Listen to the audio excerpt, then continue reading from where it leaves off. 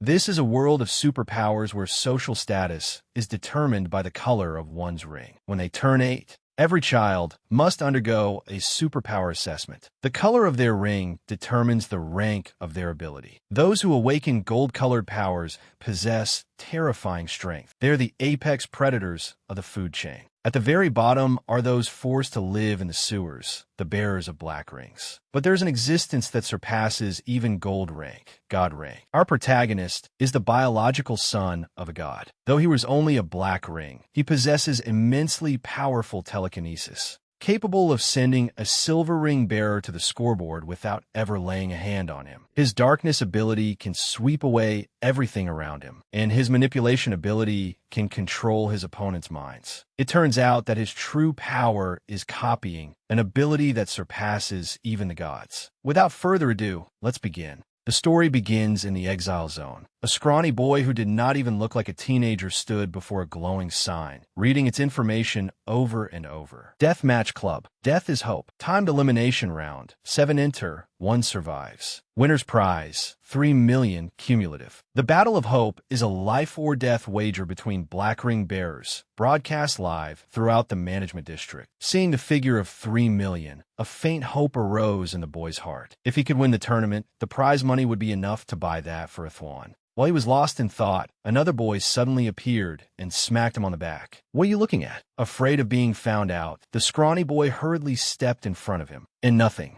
HM, Deathmatch Club. The other boy leaned over, frowned, and read the sign. Death is hope? Damn it, what hope is there after you die? That kind of slogan was definitely dreamed up by those bastards in the authorities. When all is said and done, they treat our lives as a game, making us slaughter one another for their entertainment. Worried his little brother might have been tempted by those words, the older boy turned and asked suspiciously, "You're not having any stupid ideas, are you?" Without hesitating for even a second, the scrawny boy immediately shook his head. "Good, that's good. It wasn't easy for me to raise you." Suddenly remembering something, the boy asked, "Oh, right. Did you get the rations?" "Of course." He smiled. "We can finally have a full meal tonight." As he spoke, he slightly lifted his cloak, revealing 2 ration boxes strapped tightly to his body, as well as the temporary mechanical arm attached to his severed right arm. The moment the scrawny boy saw what was beneath his clothes, his cheerful expression changed at once. A thwan's arm could not hold out much longer. A thwan warily looked around before quickly covering it again. "It'll be a huge problem if someone sees our rations. All right, let's hurry home." With that, he grabbed his younger brother by the collar and pulled him away. On their way home, they suddenly heard an argument. A weak man's voice pleaded, "No, that's mine." But a young thug was trying to snatch away what he held. "Want to die? Let go."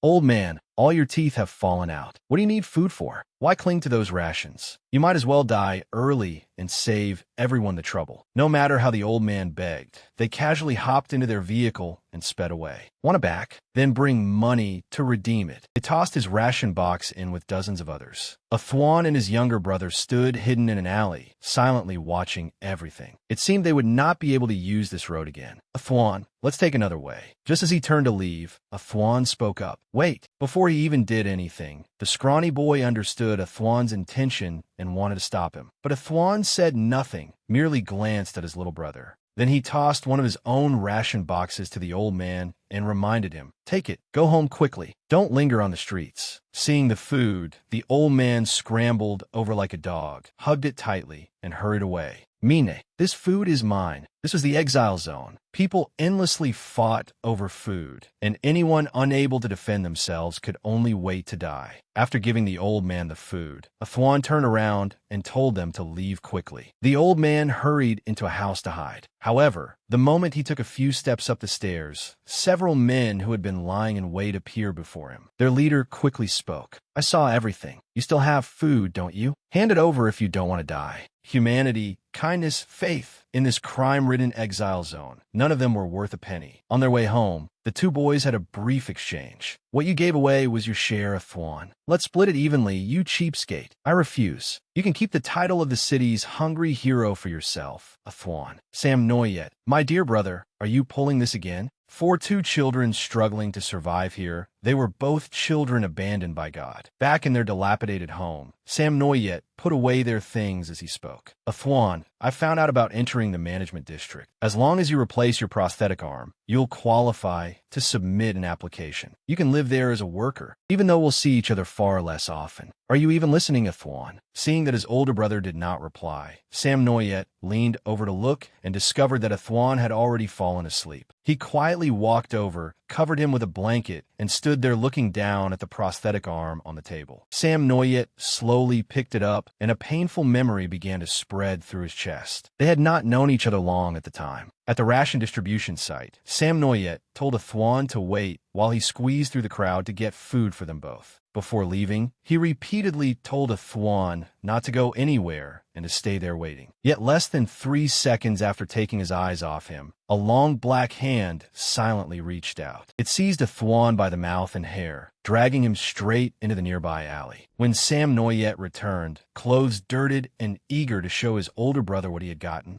he found that Athwan was no longer where he had been. Sam Noyet anxiously looked around for him until he heard faint whimpering from the alley. Terrified, he froze in place and stared deep inside. Then, shocked beyond belief, he dropped the ration box in his hands. Athwan's face was deathly pale as he lay in a pool of dark red blood. Sobbing, he begged, "Noyet, save me." Beside him stood a strange man with blood still smeared around his mouth, laughing gleefully. Like a madman, he held up Athwan's severed hand before Sam Noyet and cruelly asked, "Do you want some too?" What followed was a nightmare. Sam Noyet was terrified, tears spilling from his eyes as he let out a cry of agony. Even now, recalling it, he could still feel how real it had been. Looking down at the mechanical arm in his hands, Sam Noyet clenched his lips and his expression darkened. If only he had not left Athwan there alone, things would have been different. Sitting silently on the opposite bed, Sam Noyet thought for a long time before gently placing the prosthetic arm back where it belonged. "Athwan, wait for me. I owe you this arm, Athwan.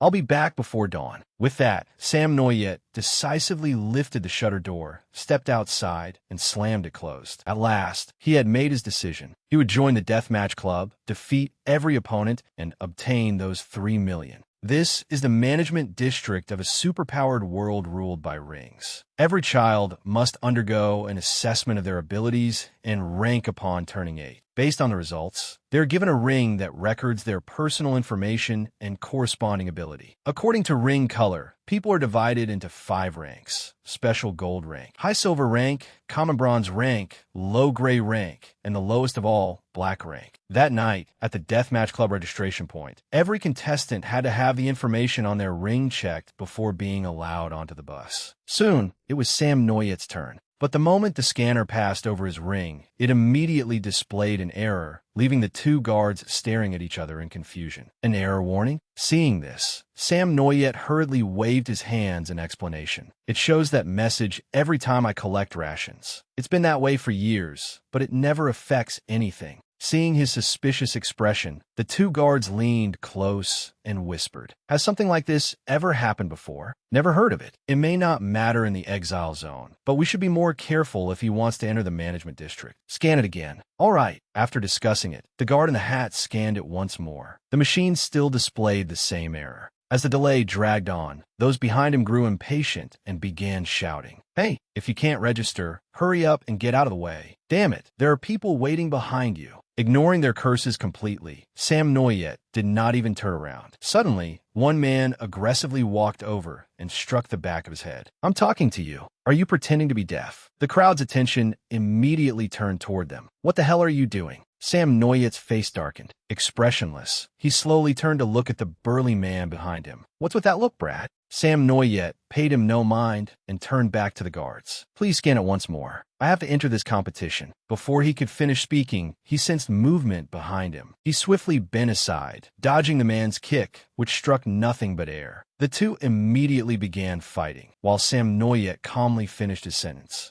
Seeing that, the crowd could not help laughing. "This kid's pretty good. Yeah, you little brat." Humiliated, the man clutched his groin and struggled to stand. "Looks like I underestimated you." With that, he drew a dagger from his waist and prepared to attack. But the guards quickly stopped him and let Sam Noyet board the bus first. Then, With a dark expression and a mocking smile, one of them told the man, "You can kill him once you reach the arena. There's no need to rush." The man snorted coldly and glared at the guard with a villainous look. "What are you acting so high and mighty for? You're only common rank. Aren't you still just the authorities' watchdog?" As the contestants boarded one by one, several people outside the station spoke enviously. "They really have no eye for talent. They picked that skinny little runt instead of me. No matter how you look at it, I'm stronger." Matches are only fun when there are strong and weak contestants. Just imagine it, a beautiful boy dying miserably in the arena. The ratings would definitely skyrocket. Ha ha ha. I can't wait to watch him get beaten to death. Fed up with their grating voices, a long-haired man sitting among them suddenly spoke. "It's because there are too many idiots like you that people without superpowers are branded black rank and left to be mocked by ability users." With that, he stubbed out the cigarette in his hand. Then he rose and headed toward the bus. "You should be grateful you weren't chosen. At least that means you get to keep breathing a little longer, idiots." Thoroughly insulted by the man, the group angrily cursed back at him. "What did you say? Who are you trying to act tough for? You were rejected too. Don't leave. Explain yourself." The man casually walked with his hands behind his head. "Oh, I just happen to want a cigarette here." Suddenly, one of the two seemed to recognize him. "Wait, he looks familiar."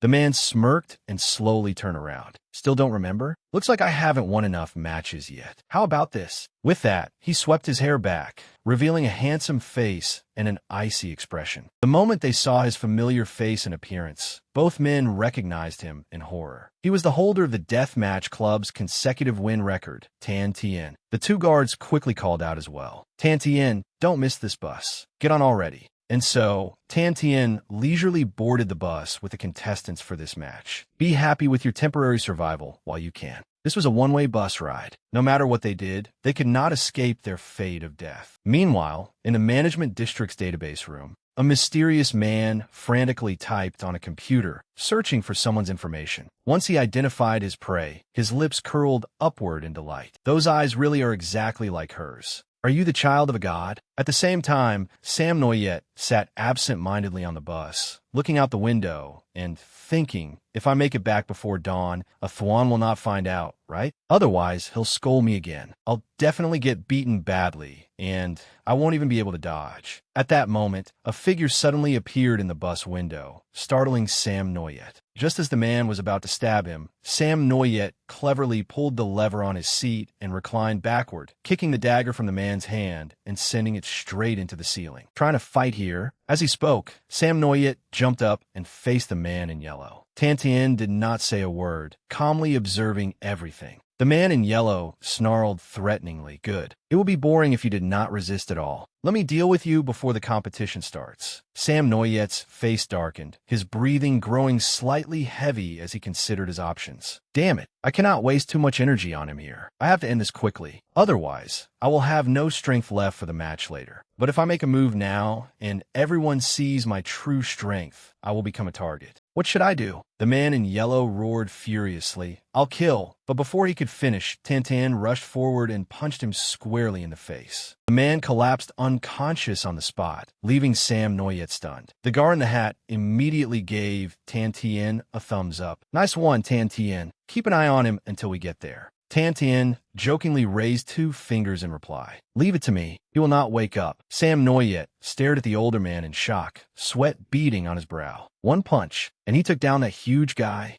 If I meet this man in the same match, I have absolutely no chance of winning. He timidly said, "Thank you," only for Tan Tien to tease him. "Thanking an opponent? You really are an innocent kid. But you're lucky. You won't face me for now, unless you win tonight's match." But just then, the dagger Sam Noyet had kicked into the ceiling suddenly fell and struck Tan Tien on the head, leaving him thoroughly embarrassed. A few minutes later, the bus arrived before a massive gate and passed through a long tunnel. In an instant, a luxurious city appeared before them. Sam Noyet was immediately captivated by its dazzling beauty. He pressed himself toward the window, his eyes sparkling as he stared without looking away. A city entirely different from the exile zone stood before them. This was a place of privileged living, the management district. Looking at the enormous statue before him, Sam Noyet could not help exclaiming, "It's incredible." After counting everyone, the guards loudly ordered them all to follow. The scene quickly shifted to a blazing arena. packed with countless spectators cheering excitedly. Sam Noyet and the people who had just arrived on the bus entered a long corridor. There, he suddenly witnessed a horrifying sight. Two guards were pushing a cart piled high with corpses. From the bloodstains and the color of their skin, it was obvious they had only just died. Sam Noyet stood silently watching. Those were the participants who had died. The two guards quickly approached a rolling door and removed the cloth covering the corpses. They swiftly opened the door, then coldly dumped all those worthless bodies below. Like trash, they were discarded into the pitch-black depths underground. At a certain estate, a female steward stood before a grand gate and announced to the person inside, "The foretold day has arrived, young master. You may set out now." In the contestants' waiting room, the atmosphere was utterly silent and stifling. Sam Noyet carefully observed each of his opponents. That man had a sword, knuckle dusters, and a dagger. The other two had a staff and a club.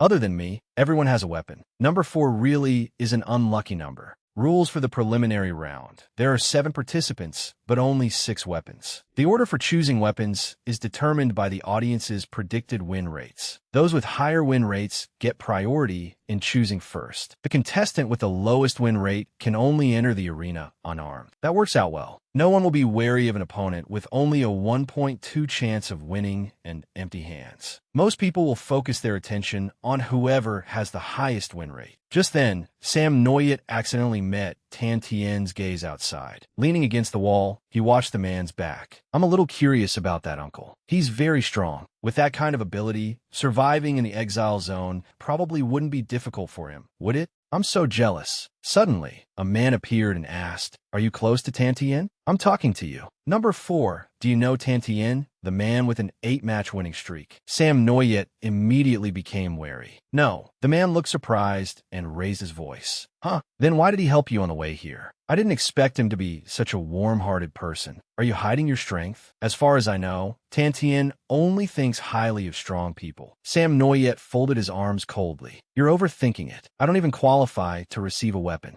Number 3 suddenly moved close to Sam Noyet, silently pressing a gun against his lower abdomen as he whispered, "You'd better not be lying to me. Otherwise, I won't let you off." Though Sam Noyet's face remained calm, his heart was racing. Hey, threatening someone before the match? At that moment, a beep sounded, signaling the start of the match. Number 3 grinned, put his gun away, and said before entering the arena, "Good luck." Before they stepped into the arena, 2 guards suddenly stopped them to announce an additional rule. "Contestants, to ensure the match is entertaining, please put on the devices we have prepared for you." As they spoke, they produced miniature bombs and held them out before the contestants. Number 3 snorted and stepped forward first. "You people sure have a lot of tricks. You never mentioned this before. Consider it a special gift." Hearing the guard's tone, the contestants grumbled in displeasure. "What? Is this some kind of joke?" Soon, it was Sam Noyet's turn to enter the arena. Amid the excited cheers, a slaughter was about to begin.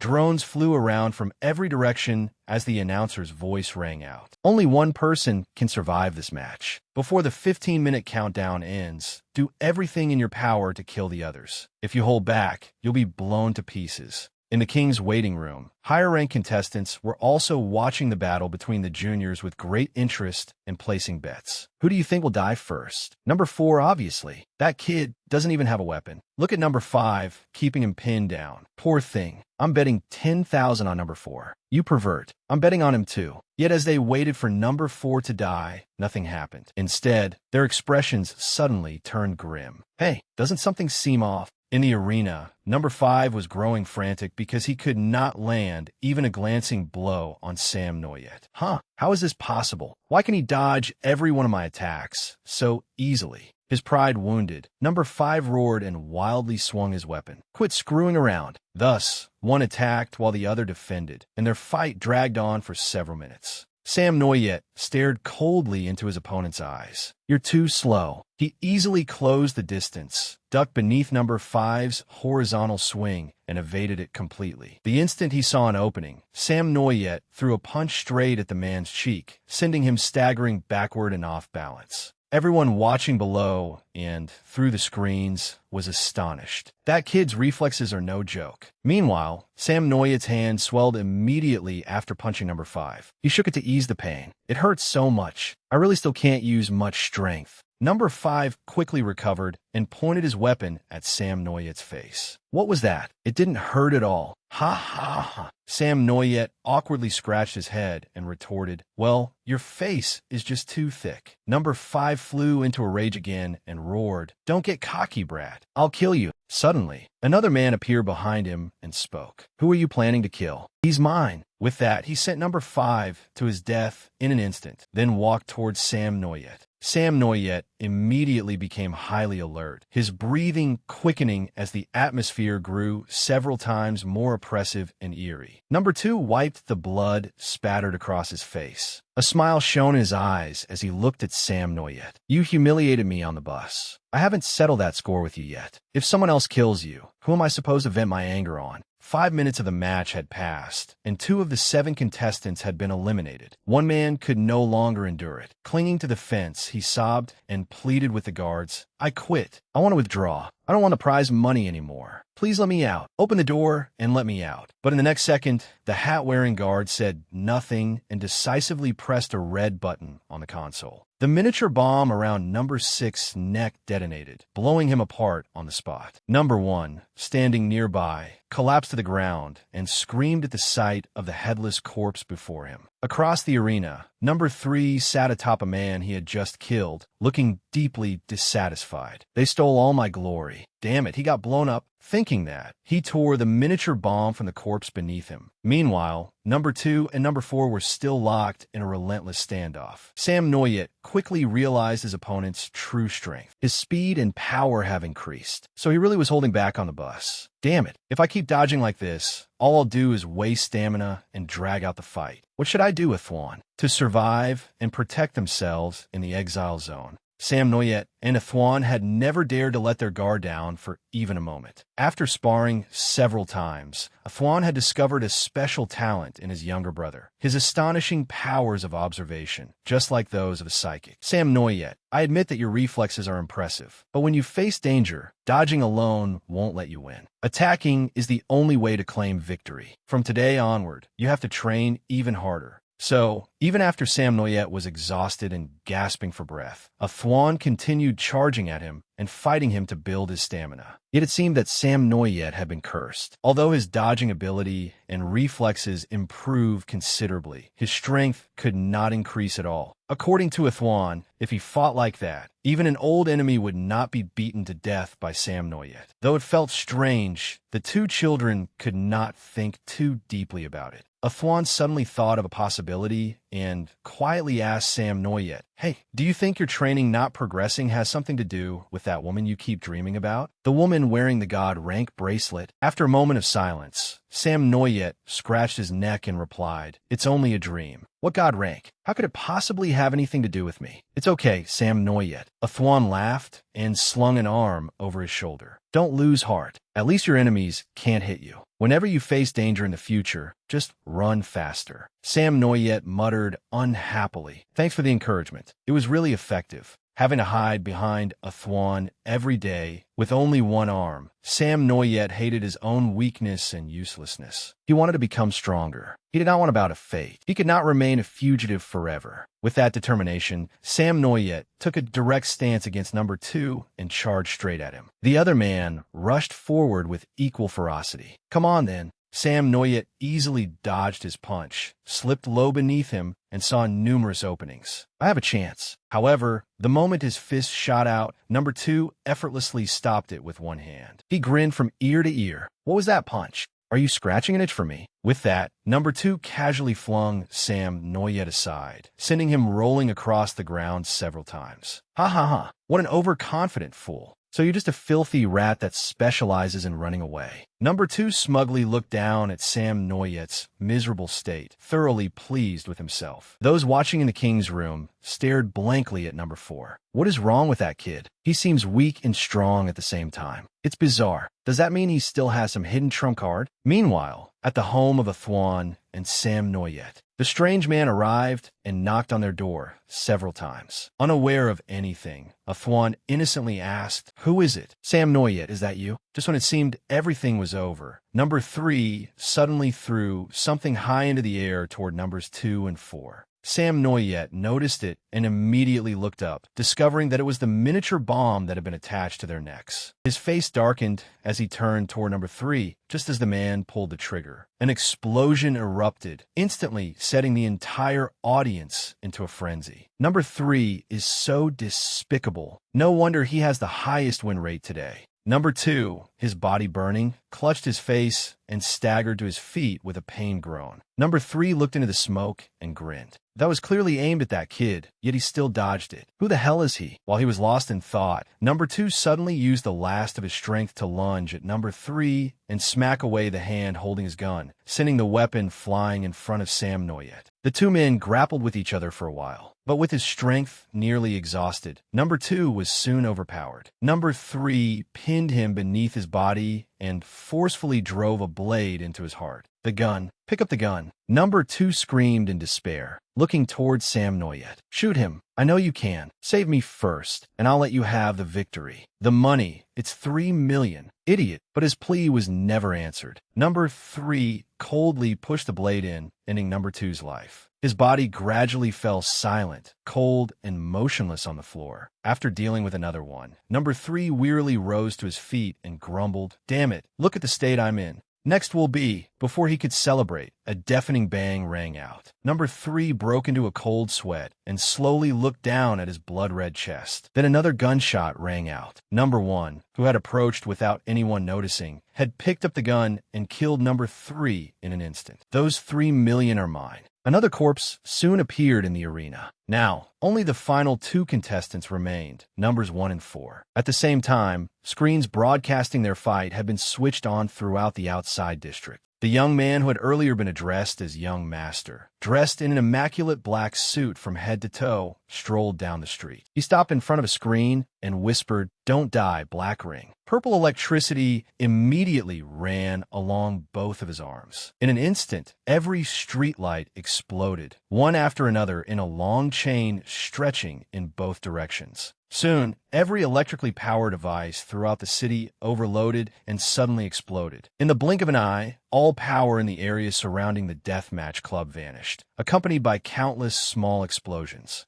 The man curled his lips in delight as crackling electricity sounded behind him. Back in the arena, Sam Noyet gradually regained his senses and silently rose to his feet. "I won't give those 3 million to you." Number 1 smirked confidently and aimed his gun at Sam Noyet's face. "Huh, there are only 2 of us left. I have a gun, while you're empty-handed. What makes you think you can compete with me?" Sam Noyet gritted his teeth through the pain and forced himself upright. "In my current condition, I really don't seem to have any chance of winning. But this isn't the time to give up. I worked too hard to make it this far." The audience's shouts echoed endlessly in his ears. "The game is over. Number 1, hurry up and shoot him." Number 1 obeyed and immediately pulled the trigger. Sam Noyet did not dodge. Taking a deep breath, he sensed the movement of the object approaching him. "Athwan is still waiting for me to come home. I can feel the bullet coming toward me. There's even the smell of rust mixed in with the scorching air." Too slow. With intense concentration, Sam Noyet simply tilted his head aside and avoided the bullet as it flew directly before his eyes. Number 1 froze in terror, while curses erupted from the audience above. "Hey, Number 1, what the hell are you doing? You missed from that close." Number 1 was so shocked that he dropped his gun. Stammering, he asked, "Why you? How can you dodge a bullet? Are you really a Black Ring?"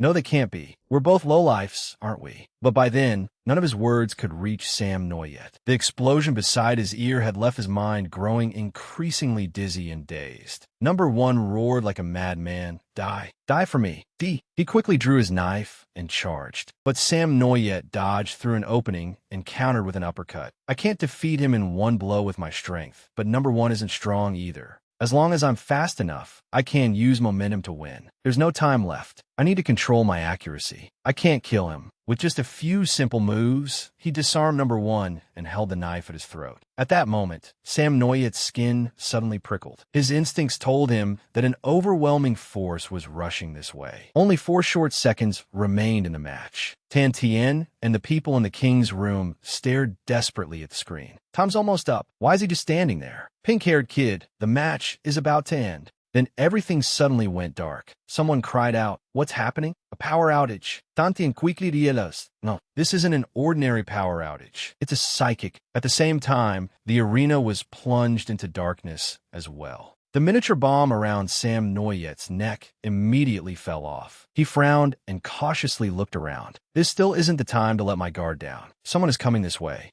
Suddenly, a guard opened the door and called out, "Number 1, Number 4, there seems to be a problem with the power supply, so the match is temporarily suspended. Hurry back to the waiting room with the audience and await further notice." Number 1 trailed after him, asking, "So who counts as the winner? We fought so hard. Who gets the money? I almost died. How about splitting it evenly? Just give me $1.5 million. After the higher-ups discuss the prize distribution, they will give you an answer." As they walked together, Sam Noyet suddenly stopped. When he turned around, he saw an unfamiliar man speaking to him. "You look awful. Black Ring, aren't you going to thank the person who saved your life?" "Saved me? What?" With blood obscuring his vision, Sam Noyet looked vaguely at the man. Then he suddenly passed out. The man said nothing, clicking his tongue in frustration. Too weak. He casually slung Sam Noyet over his shoulder and headed straight for the main road without the slightest concern. A guard spotted him and immediately shouted, "Who are you? Put him down. Participants are not allowed to leave the club. Didn't you hear me? He is the property of our club." The moment the guard placed his filthy hand on the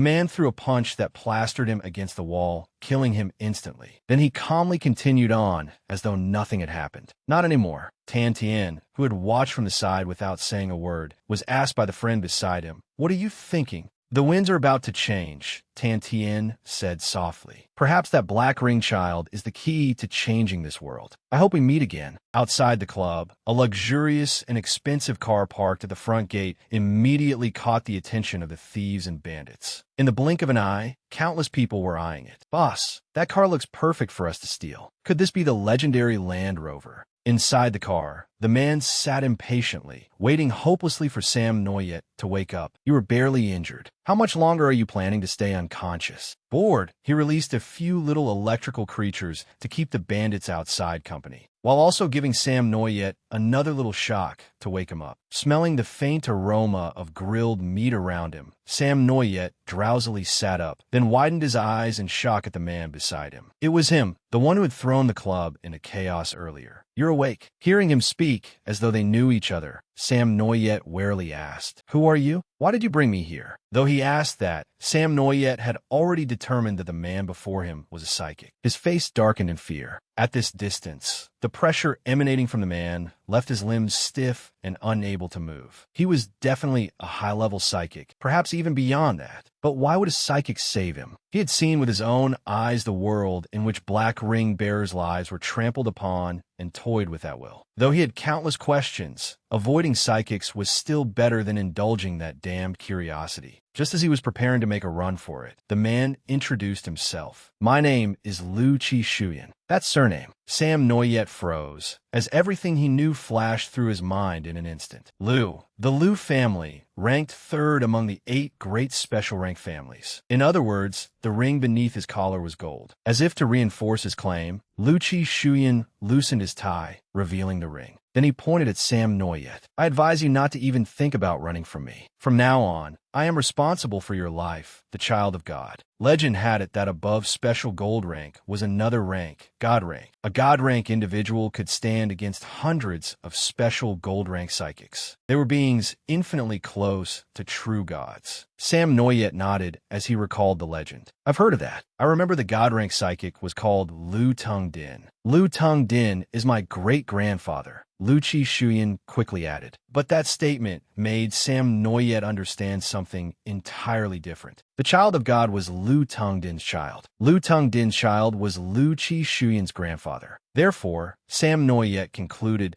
that he himself was Lu Chi Shuyan's grandfather. Hearing that conclusion, Liu Shuyan regretted not turning Sam Noyet into minced meat earlier. He knocked Sam Noyet on the head and explained again, the version of the God rank legend you heard isn't entirely accurate. Since the first psychic appeared, there have been a total of 3 God rank individuals. My great-grandfather, Liu Tongdin, and Lord Vu Noyet possessed the powers of prophecy and immortality. The third was a man who disappeared shortly after being confirmed as God rank. And you are the son of Lord Vu Noyet, the psychic with immortality. Sam Noyet vaguely pointed at himself. I'm not black rank. Stop messing with me. A child of God? That's ridiculous. As soon as he said that, he suddenly remembered. Wait, that dream. Could the woman in that dream have been my mother? Seeing Sam Noyet's deathly pale face, Liu Shuyan calmly explained everything and promised to keep him safe. Your face has already spread across the management district through the live stream. It will soon reach Heavenly City as well. Before long, those who want to kill you will begin appearing one after another. A whole new battle is about to begin. On the way back to Sam Noyet's home, the atmosphere was extremely quiet. Liu Shuyan occasionally glanced at Sam Noyet's expression. Is it hard to accept reality? He asked, breaking the silence. Why did you risk entering the preliminary round? You should have been fully aware of your own strength. Sam Noyet replied awkwardly, because I needed money. Money. Sam Noyet suddenly asked him to pull over, then stood in front of a cheap secondhand prosthetic store. The owner immediately recognized him. You're back again? So, did you bring the money this time? Sam Noyet nodded, then stared at Liu Shuyan until the man's face heated up. What are you looking at me for? Am I money? Without any shame, Sam Noyet morally pressured him. Didn't you say you'd take responsibility for me? Left with no other choice, Liu Shuyan gave in and told the shop owner, get him the best one. While waiting for it to be wrapped, Sam Noyet explained, I have a childhood friend in the exile zone named Thwan. He is common bronze rank, so he never needed to remain in the exile zone. But because I was here, he used his inconvenient arm as an excuse to stay and refused to leave. I wanted to win the competition and buy him this arm. That way, Thwan could move normally, then go to the management district and find a legal job. Liu Shuyan said nothing, merely watching Sam Noyet silently. But do you know how many people's fates the match you entered will change? After leaving the store, he carefully warned him, anyone associated with you could become their target. If you truly want what is best for him, you need to leave him as soon as possible. Holding the prosthetic arm boxed tightly to his chest, Sam Noyet replied anxiously, let me go back and explain the situation to Thwan first, then we can discuss it, okay? Besides, I still have many questions for you. When they arrived at the home Sam Noyet shared with Thwan, Liu Shuyan decided to wait in the car so as not to affect them. Sam Noyet happily ran inside. Seeing how disheveled he looked, Thwan would surely be angry. But he deserved to be scolded. No, this wasn't the time to worry about that. He had to first tell Thwan about special rank and his identity. What expression would Thwan make after hearing all this? And this too. He could hardly wait to see Thwan's reaction when he received the gift. Filled with excitement and joy, Sam Noyet gently pushed open the door and slipped inside. Thwan stopped sleeping. Look what I brought back. And there's more. You'll never guess. Before he could finish, Sam Noyet tripped over something beneath his feet. Looking down, he discovered that it was Thwan's prosthetic arm. Worse still, there was a pool of blood on it. An unfamiliar man's voice rang out, instantly making the atmosphere suffocating and terrifying. You finally came back. I've been waiting for you for a long time. Sam Noyet. If I hadn't seen you with my own eyes, I would never have believed you were hiding in this filthy place that psychics can't even be bothered to set foot in. What a clever idea. With that, the man snapped his fingers, turning on every light in the room. It is an honor to meet you, child of God. The scene before Sam Noyet was utter chaos. Blood was everywhere. Ignoring the man's buzzing words, Sam Noyet could see only Thwan's cold body lying alone on the floor. He completely lost his mind. His face turned bloodless as he repeatedly called Thwan's name. The man delightedly stood up and spread his arms proudly toward the sky. I'm the first person to discover you. I am the person closest to a god. But Sam Noyet had no sanity left to hear him. His breathing gradually became ragged, and it felt as though thousands of knives were repeatedly cutting into his heart. Utterly shattered, he dropped the gift box he had treasured all his life and wanted to give a Thwan. A choked scream tore from Sam Noyet's throat. Seeing him lose control, the man glanced down at the small, long, cold body at his feet. Oh, this person? Without the slightest concern, he stepped on a Thwan's body and casually asked, "Someone you know?" Sam Noyet staggered over, then collapsed beside his older brother, desperately shaking him. "Thwan, I'm back. Wake up, please." Seeing Sam Noyet's miserable state, the man was somewhat surprised. "Are you crying? Are you serious? For this lowly piece of trash? Useless fool." Growing impatient, the man grabbed Sam Noyet by the collar. "Someone like you deserves to be a god's descendant? What a disappointment." Then he punched Sam Noyet into the wall. He had not stopped there. He immediately used his power to yank Sam Noyet back and tighten his grip around his neck. "Hey, did I get the wrong person? Are you really this weak?" At that moment, Sam Noyet's mind went blank. Tears streamed down both sides of his face. The thing he treasured most had been destroyed. He clearly could have dodged, but there was no longer any meaning in doing so. Image after image of a Thwan's radiant smile filled Sam Noyet's mind. That purity had been paired with such a cruel and twisted fate. In agony, Sam Noyet asked himself, why? Why wasn't I the one who died?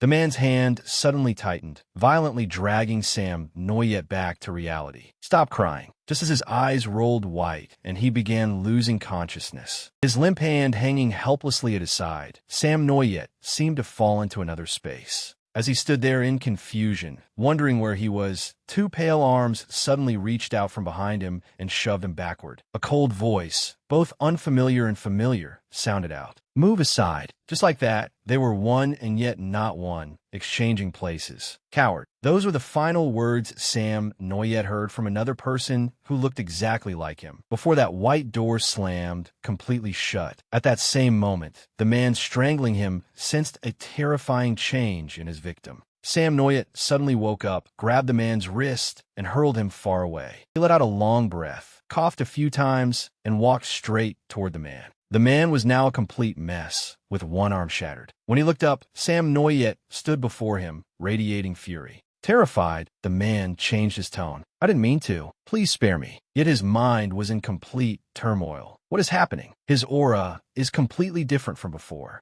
The man trembled as he begged, "I know I was wrong." The atmosphere abruptly fell silent, only to be shattered by his sudden betrayal. How can this be? He viciously charged at Sam Noyet. But before he could even touch him, his entire body suddenly stopped. He stared at Sam Noyet in horror. His own hand no longer obeyed his control. This was telekinesis. Every object around Sam Noyet rose into the air and floated around him. Sam Noyet coldly punched the man in the face, sending him flying once more. He slammed into the wall and coughed up blood. Sam Noyet followed up by hurling every object at him, giving him no chance to escape. Once, twice, 3 times, he kept throwing things without stopping. Terrified, the man desperately dodged despite the severe injuries covering his body. Gritting his teeth, he looked back at Sam Noyet. He had seen Sam Noyet wearing a black ring and let his guard down. Damn it, I should have killed him instantly earlier. Wait, telekinesis has a range limit. As long as I widen the distance between us and make it to the open ground outside, he won't be able to do anything to me. However, that beautiful plan vanished in an instant. Lu Chi-shuyan appeared out of nowhere, murderous intent rolling off him as he blocked the man's path. "You made such a mess here and still want to leave?" The man desperately backed away. Lightning affinity, a scar on his face, a gold ring. He's Lu Chi-shuyan.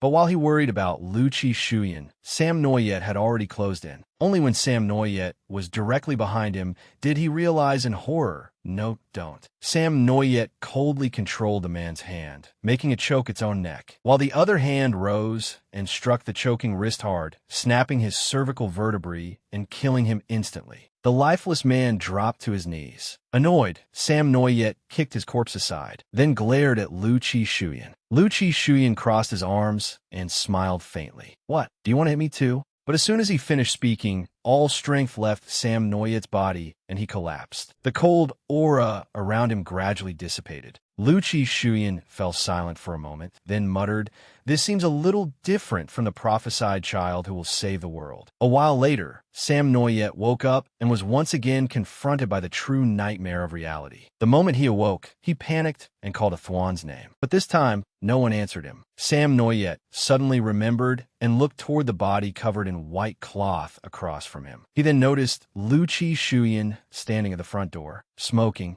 Lu Chi Shuyan turned back to ask, "You're awake?" Sam Noyet had no strength to answer. He staggered toward his older brother's bed. Trembling, he pulled back the cloth. Athwan's gentle and innocent face now bore only an expression frozen forever. Despite being covered in injuries, Sam Noyet could only hold the body in his arms, wanting to take him somewhere more beautiful. But he had almost no strength left. The moment he lifted Athwan, he fell to the ground. Lu Chi Shuyan could not interfere, nor did he dare intrude on this heartbreaking moment. He took a deep drag from his cigarette, his gaze heavy as it lowered. He watched Sam Noyet's thin figure carry Athwan outside. Sam Noyet did not cry at all. He simply held his older brother tightly in his arms. He placed him beneath the most beautiful tree outside their home, gathered a fistful of damp soil, then unwillingly let it fall, gradually covering Athwan's beautiful face. Just like that, he said nothing. He merely sat beside it from dawn until dusk, burying his face in his sleeves as he looked down at the simple grave he had built himself for his older brother. Suddenly, a clear voice rang out. "How much longer are you going to cry and mope like this?" Sam Noyet slowly raised his head. Once again, he saw Athwan's radiant smile encouraging him. "Pull yourself together." Athwan was a little son, so warm and kind. Even as he left this world, he could not bear to see his little brother hurt. One tear, then another, fell and soaked into the ground. Sam Noyet could no longer hold back. He sobbed before Athwan's grave like a child. Much later, Lu Chi Shuyan, who was sleeping in the car, suddenly heard someone knock on the window. He hurriedly rolled it down and was startled to see Sam Noyet's swollen face. "You cried that much," Sam Noyet suddenly said. "Athwan died because of my identity." "You cheeks dead." "Yes, I won't try to comfort you with empty words. It's true that he died because of you, but you didn't choose your fate either. Besides, now isn't the time to blame yourself. Things like this may happen again in the future. If you don't want them to happen again,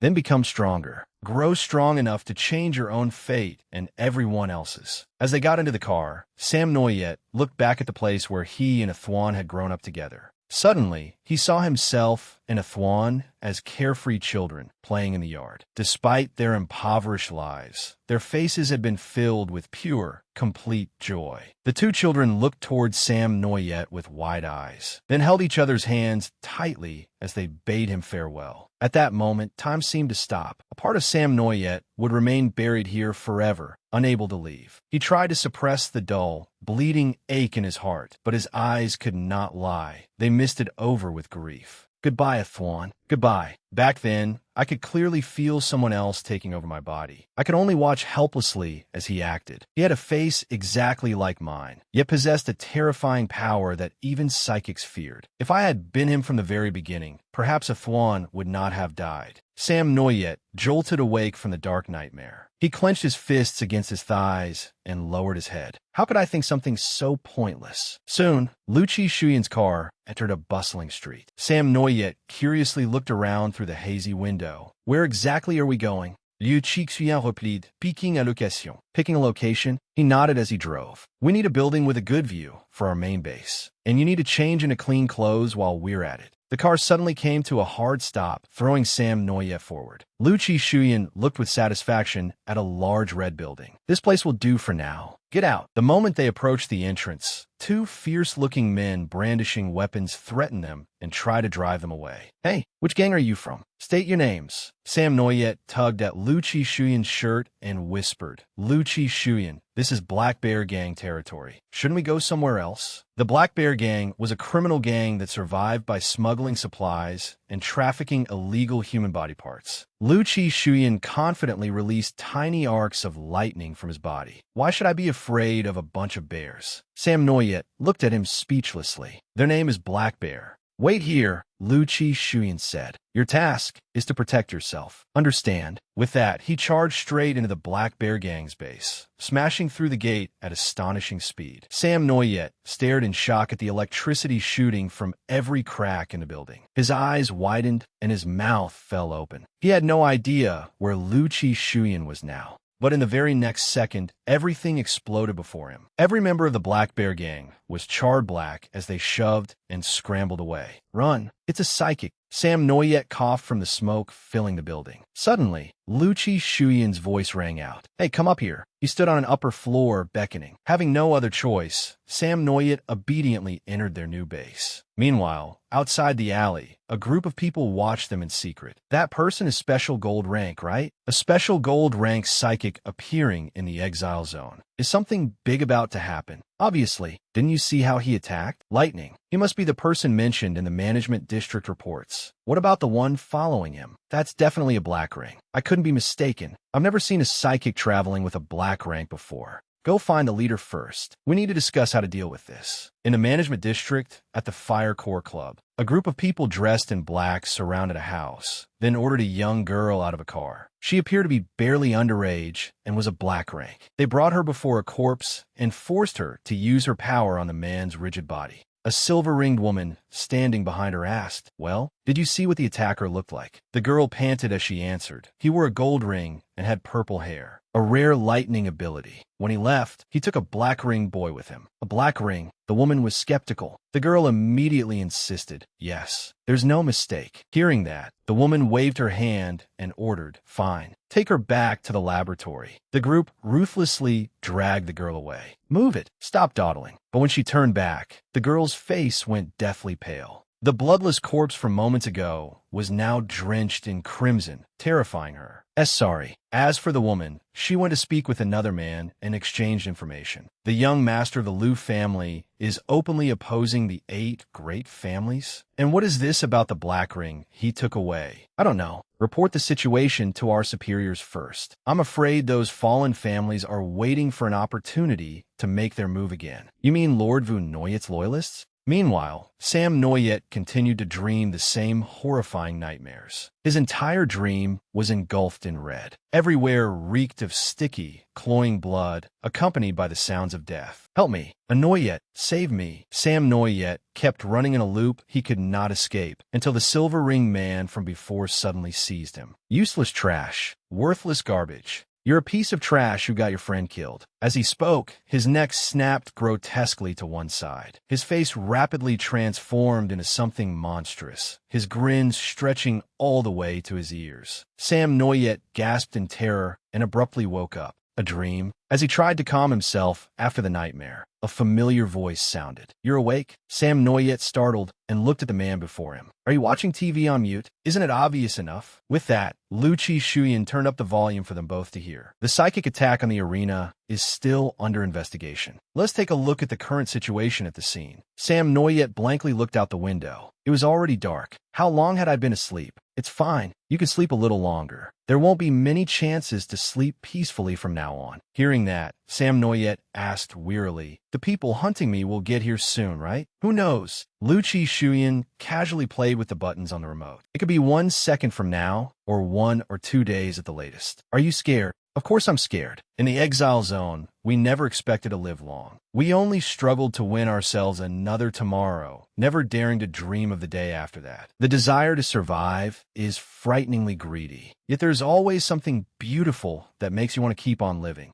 As Sam Noyet sank into his thoughts, Lucci Shuyan's voice suddenly pulled him back. What are you spacing out for? Sam Noyet scratched his head and said awkwardly, Lucci Shuyan, I know you're strong, but what if there are too many enemies when they come? I don't want to drag you down. As his voice grew quieter, Lucci Shuyan could not help laughing. He leaned over, a slight smile curving his lips. Who said I'm the only one by your side? Just then, a temporary group chat message appeared on his phone. For people had read the location he sent, but I'm really curious what the 4 of them will choose. Will they honor the promise made 18 years ago and come protect you? Will they ignore whether you live or die? Or have they already pledged allegiance to the Lamb family? Choose. Sam Noyet was confused. What do you mean? Aren't those 4 our teammates? At that, Lucci Shuyan's mood suddenly darkened and his eyes lowered. Back then, there were 6 families loyal to Lord Vu Noyet. Besides my Liu family, there were the Han family, Chu family, Ta family, Bui family, and Ha family. Lord Vu Noyet's faction believed the rings had intensified the evil in people's hearts. She wanted to create a society in which psychics and ordinary people could coexist peacefully, but others did not agree. They fiercely opposed it. Tear down the wall? Why should those lowly people be allowed to live on the same land as us? What utter stupidity! Furious, the Han family spoke up against them. This is the council hall, not a place for you to vent your rage and behave recklessly. Opposing them were the most powerful people, especially the Lam family. Who is really behaving recklessly here? Vu Noyet? Later, the Lam family allied with many unranked families and launched a war. Lord Vu Noyet foresaw the approaching danger. She summoned the elders of the 6 families. That was the first time they saw you, Sam Noyet. Holding her child in her arms, Vu Noyet looked at everyone with her beautiful face and said, I know this request is exceedingly selfish and dangerous, but I beg you, do not forget our mission. Once we compromise, psychics will become an existence capable of destroying the world. 18 years from now, the bullying, oppression, and disregard for life shown by psychics will be even more brutal and merciless than in our present era. The worlds inside and outside the wall will be completely different. This is the consequence of allowing psychic power to expand without restraint. Today, I place the power of choice in your hands. I only hope that, when war breaks out again in the future, your descendants will save this child. He is about to fall into a deep sleep, but I assure you, when he awakens, he will surely be the one to set this society's order right. I leave him in your care. After the first generation campaign failed, the special gold rank faction tightened its control over the rings. Lord Vu Noyet was captured by the Lam family, and they burned everything that bore any trace of her. Heavenly City underwent earth-shattering changes, and the 8 great families were completely reshuffled. The Lam family split apart all the families loyal to Lord Vu Noyet and monitored the every move of the 6 families. Thus, for the following 18 years, the descendants of the 6 great families, burdened with this mission, had to pretend not to know one another even when they met in public. We could not contact one another at all. We could not let the Lam family discover our intentions. Lu Chi Shuyan recounted everything with frustration. After 18 years, how many people still remember this plan to protect you? No matter how many come, I can handle them all. After a brief silence, Sam Noyet suddenly asked, I disappointed you, didn't I? Liu Chixuyan en soir de Tizingli. Yes. I really wanted to see what the child the god spoke of, the one who could change the world, would be like. The result is pretty ordinary. I'm a little disappointed, but I don't regret coming. At that, some life returned to Sam Noyet's ashen face. He smiled faintly, then stood and walked away. Thank you. You must be hungry. I'll go find something to eat. Elsewhere, inside a storage room in the base, Sam Noyet wearily sat on the floor with his back against the door. He gripped his trembling wrist and recalled his mother's words. I assure you, when he awakens, he will surely be the one to set this society's order right. Remembering how his whole life had been nothing but running away, being used in experiments, being beaten and abandoned, Sam Noyet found he did not have the courage to face reality. Mother, I'm not the child who can save the world like you said. I can't even protect myself, but I refuse to accept it. Sam Noyet's gaze suddenly changed. He bit his lip and clutched his chest as he thought of what this world had done to Ithwan. Who knew how many psychics were still targeting him? There was no more time to be cowardly. I need to pull myself together. The instant that thought crossed his mind, a sudden tremor struck. Feeling something, Sam Noyet immediately rolled away from where he had been sitting. The next second, a pillar of fire erupted violently. Sam Noyet broke into a cold sweat at the sight. Fire! At the same time, Lu Chi Shuyan sensed what was happening. You're here, boy Tin Hoa? Have you become an enemy? The flames relentlessly pursued Sam Noyet, putting him at a severe disadvantage. These flames are clearly coming after me. What do I do? She found my location so quickly, yet I have not even seen the attacker. Are these tracking flames that can sense someone's aura? That fireball, it can split apart too? I need to hold on until Lu Chi Shuyan gets here. No, am I really just going to blindly rely on others to protect me? Always running away. Damn it, I've had enough. With grim determination, Sam Noyet charged straight toward the fireballs. He calmed down and assessed his surroundings. The flames are following my movements. I need to make them unable to sense my aura. If I conceal my aura, seize that brief moment, and trace the flames to their source, I can catch whoever is controlling them. Come on. Sam Noyet glared and stood motionless. Without blinking, he stared fixedly at the flames charging toward him. Athwan, you were right. If I keep avoiding everything, I'll never win. Come at me. A deafening explosion erupted immediately afterward. On the opposite building, a shadowy figure stood waiting calmly. She suddenly sensed something. His aura disappeared, but then she was startled by a sound behind her. Sam Noyet, his entire body scorched and his face pale, rushed toward her. His hoarse voice rang out, "Found you." The two stood silently facing each other. The strange atmosphere was so intense that Sam Noyet trembled. He was anxious, but had not considered what he should do next. The girl's face drew ever closer, her presence overwhelmingly fierce. Suddenly, she smiled and said something that stunned Sam Noyet. At the same time, Lu Chi Shuyan, sitting inside the base, smiled with satisfaction. Sam Noyet stared blankly at the woman in front of him. I passed. He forced himself to stand, even though his body was falling apart. I can barely stand, but I absolutely cannot collapse in front of her now. How pathetic. I was only just acknowledged. Suddenly, Lu Chi Shuyan sprang out of nowhere, grabbed Sam Noyet by the back of the neck, and lifted him up. Before Sam Noyet could thank her, Lu Chi Shuyan struck the back of his neck hard. Once Sam Noyet passed out, Lu Chi Shuyan said to Bui Tin Hoa, "Let's talk." She answered softly, "All right." Inside the base, Bui Tin Hoa bluntly stated the harsh truth. Hyperperception? Put simply, it just means his reflexes are a little faster. He is Lord Vu Noyet's son, yet he inherited such a useless psychic ability. Our future sure looks promising, doesn't it? I'm going home. Lu Chi Shuyan listened to her tirade and thought, what a venomous tongue. Then he offered a different opinion. I don't think so. When he faced your sneak attack earlier, he concealed his aura at the precise moment the flames engulfed him, then found your exact location. Someone else might not have dared to make such a risky judgment. That's only because I went easy on him. Bui Tin Hoa crossed her arms and probed. You think highly of him. Did something happen before I arrived? At that moment, the image of Sam Noyet killing the Silver Ring Man flashed through Lu Chi Shuyan's mind. He smiled faintly and replied vaguely. There were indeed some interesting things. What? Nothing. He continued, we haven't seen each other in 16 years. From the looks of you, your training must have been grueling. It was nothing. As Bui Tin Hoa spoke, she raised a hand to touch the large scar on her neck. Someone with a scar on her face has no right to talk about me. It's almost dawn. I wonder whether the next person to arrive will be friend or foe. Lu Chi Shuyan teased her. It'd be best if they came without such a sharp tongue. Who are you talking about? Scene shifts to Heavenly City. At the council hall of the 8 great families, 2 silver-ringed people stood in an elegant pavilion, looking down at the colorful convoy below and whispering to one another. This council hall had been deserted for many years. Now that it was reopening, something major was surely about to happen.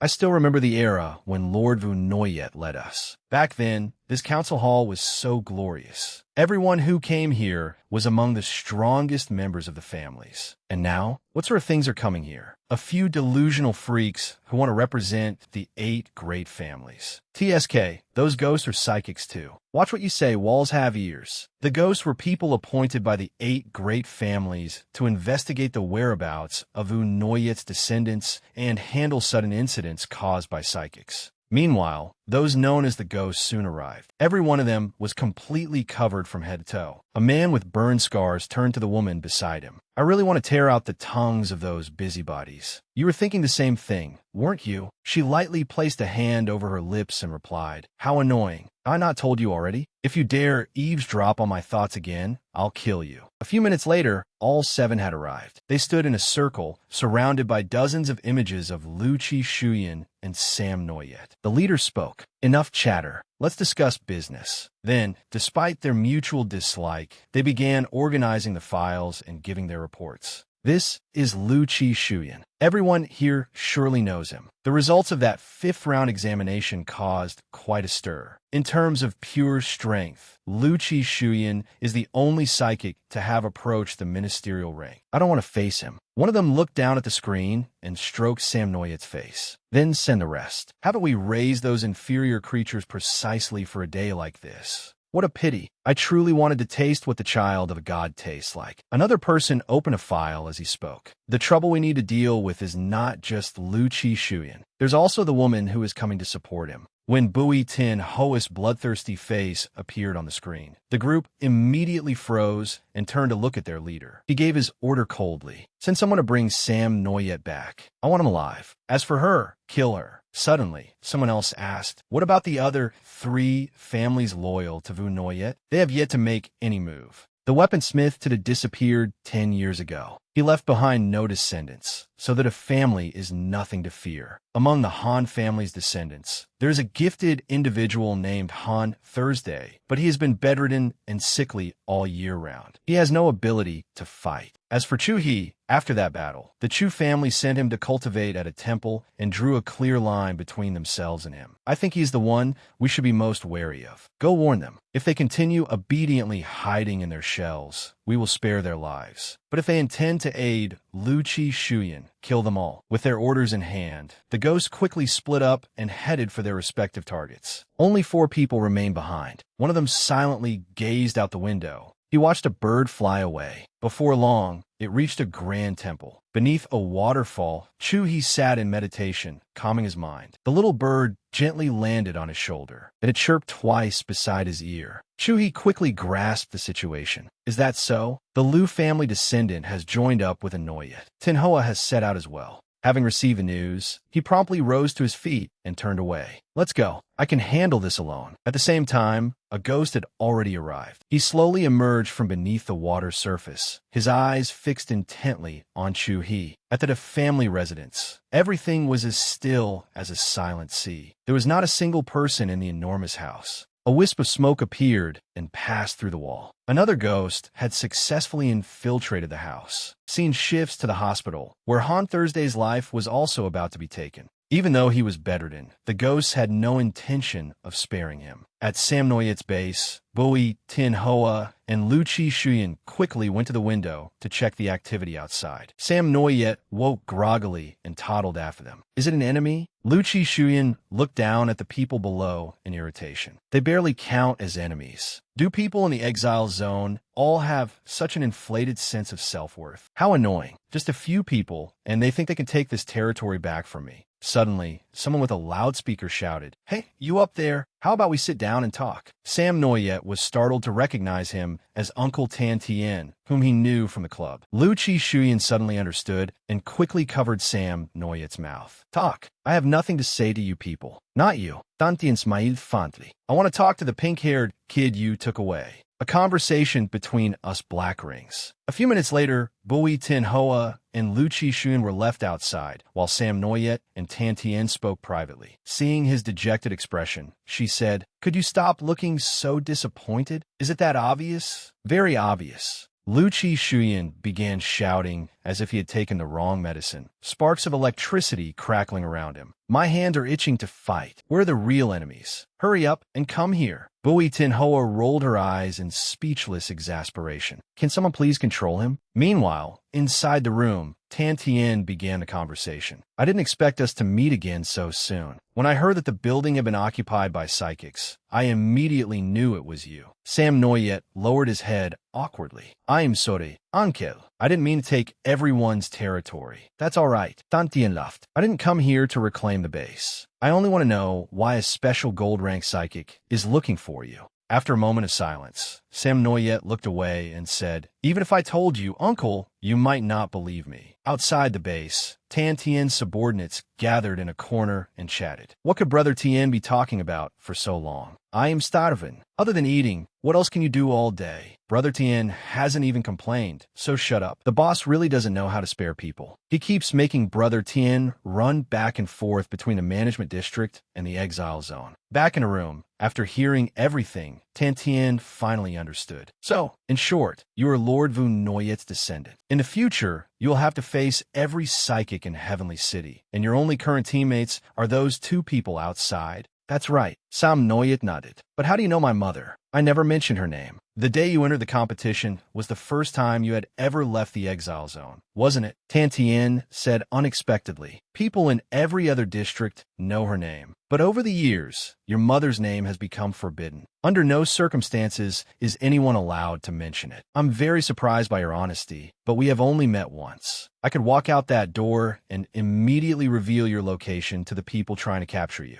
Aren't you afraid? The atmosphere in the room suddenly softened. Looking at Sam Noyet's gentle yet resolute face, everything seemed easier to bear. You wouldn't do that. My intuition tells me that you are someone I can trust, Uncle. Don't let my appearance fool you. My intuition is pretty accurate. Is that so? The corners of Tan Tien's mouth curved upward as he lowered his gaze to look directly at him. In just 2 short days, this boy's eyes had changed so much. Then he said, as a gift in return for your honesty, I have a clue about your mother that I want to tell you. Sam Noyet froze in shock. My mother. Tan Tien began recounting part of his past. 20 years ago, I applied for a construction job in the management district. The site's location and purpose were kept completely secret. We were absolutely forbidden from removing our blindfolds before arriving. As time passed, I gradually realized that what we were building might have been a prison. I accidentally passed by a room and saw inside. It was a prison meant to hold only one person. As I passed by those gold-ringed people, I overheard them say this. It must be completed as quickly as possible. The cage of God. I suspect she may be in prison there now. Of course, it is only my speculation. But if it is true, then your mother is still alive. At the same time, at the family residence, the ghost could not sense the breath of any living person and was about to turn around and leave. But as he passed a room, he suddenly sensed an extremely faint source of energy inside. He immediately used his power to pass through the door. Seeing a child inside, he burst into laughter. Ha ha, is this a joke? Didn't they say that a family had no descendants left? What exactly are you? Hearing a voice, the boy immediately opened his eyes. The ghost stopped laughing. Oh, did I wake you? The boy stared at him and began analyzing. Unknown individual. Data acquisition, 20%. The ghost leisurely approached him. You're not wearing a ring. Even we did not know you existed. Who exactly are you? What is your connection to the family? Hey, are you deaf? I'm talking to you. Can't you hear me? Suddenly, the boy's eyes lit up brightly, and the number displayed in them reached 100%. Then he unexpectedly spoke a name. Changnon. At the sound of that name, the ghost froze, his eyes widening in shock. How do you know my name? Answer me. As soon as he spoke, he flashed behind the boy, preparing to attack. But with a single move, the boy raised his hand. Trangon's entire body was seized by an invisible force and exploded. Fortunately, he was still able to pass through the wall and escape death. At the same time, all the cables attached to the boy's body were released. Clutching his wound, Trangon anxiously prepared to flee. How can this be? That shockwave fired from his palm. It is the power of the dead La Tan Quang. How can there be such a descendant in the family? This is bad. This is completely different from the intelligence we have. I have to report the situation here immediately so the others can be on guard. Hurry. Vu Noyet's remnants are not simple. Suddenly, mist surrounded him. Trangon warily looked around, searching for the source of the strange phenomenon. Then a hand gently landed on his back. The boy had appeared behind him without him knowing when. With a muffled burst, Trangon was killed. At the same time, the battle on Chu He's side had begun. The female ghost controlled water, shaping it into spheres and hurling them straight at him. Chui did not waver in the slightest. He calmly raised a hand and stopped the torrent of water. He gathered it into beautiful birds that soared through the air before dissolving into a light shower. Then he said, if you must blame someone, blame yourself for coming to my territory. The female ghost exclaimed in astonishment. What? He neutralized my attack so easily. Suddenly, Chu-He tossed his weapon into the air. In the next instant, he appeared beneath the female ghost and unleashed a merciless barrage of punches. Like a stone skipping across water, she sank and rose, sank and rose. She was completely unable to resist Chu-He's fierce, relentless assault. With the final strike, he sent her flying away, making her cough up a mouthful of bright red blood. At the same time, he swiftly caught the weapon he had thrown into the air. Chu-He pinned her down, drew his sword, and held its blade against her throat. Terrified, she opened her mouth and asked, what psychic power are you using? Chui's answer was a humiliating truth. When I fight the weak, I never use my psychic power. At an ancient temple stood a towering Buddha statue.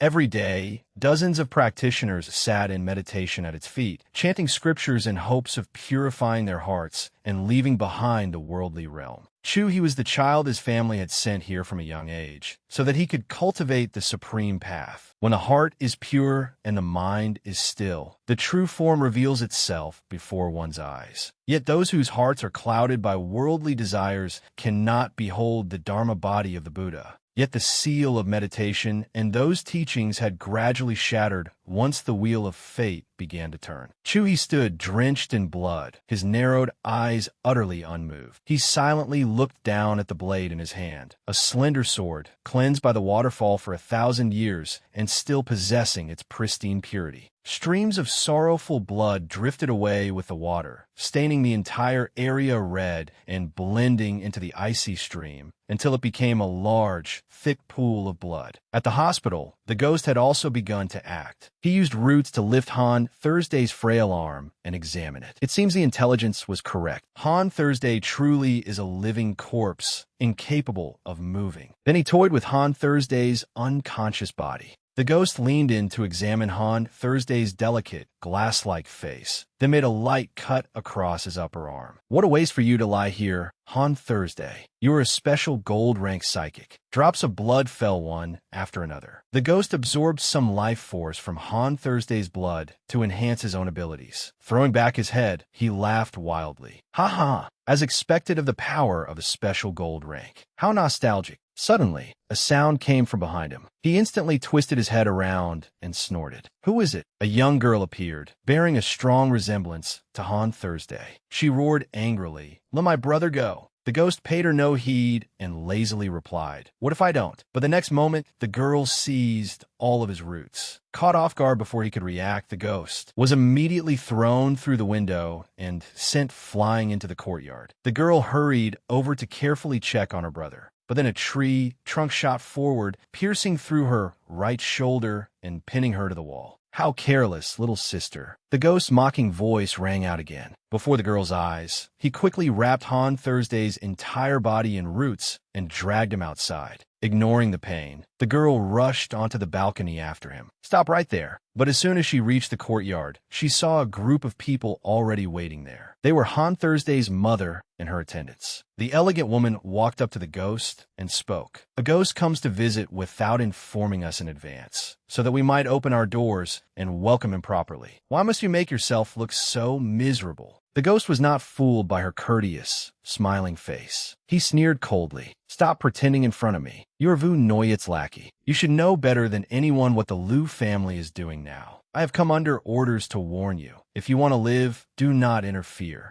We must have Vu Noyet's descendant. As he said this, he deliberately tightened his hold around Han Thursday's body as a warning. The woman's expression darkened, and killing intent radiated from her. I do not care about anyone else's descendant. Release my son at once. He is only an empty shell without a soul. The ghost shrugged, then violently tossed Han Thursday into the air. Catch him, and I'll give him back to you. The girl froze as she watched the scene unfold before her. Soudainement, her moteur chutait. Olu hurriedly leaped forward and caught her brother, while the ghost seized the opportunity to vanish. The woman promptly ordered her servants. There is no need to chase him. Take a Thursday back to his hospital room first. Olu held her brother tightly, ignoring the words of those around her, as she asked in hurt disbelief, did Mother truly mean what she said? That she does not care about the descendants of other families? Is our Han family really going to stand by and do nothing? Brother once said that psychics must have appeared to make this world a better place. I don't understand the rest, but things aren't better at all now. That ugly bastard hurt brother so badly. Why are you being polite to him, Mother?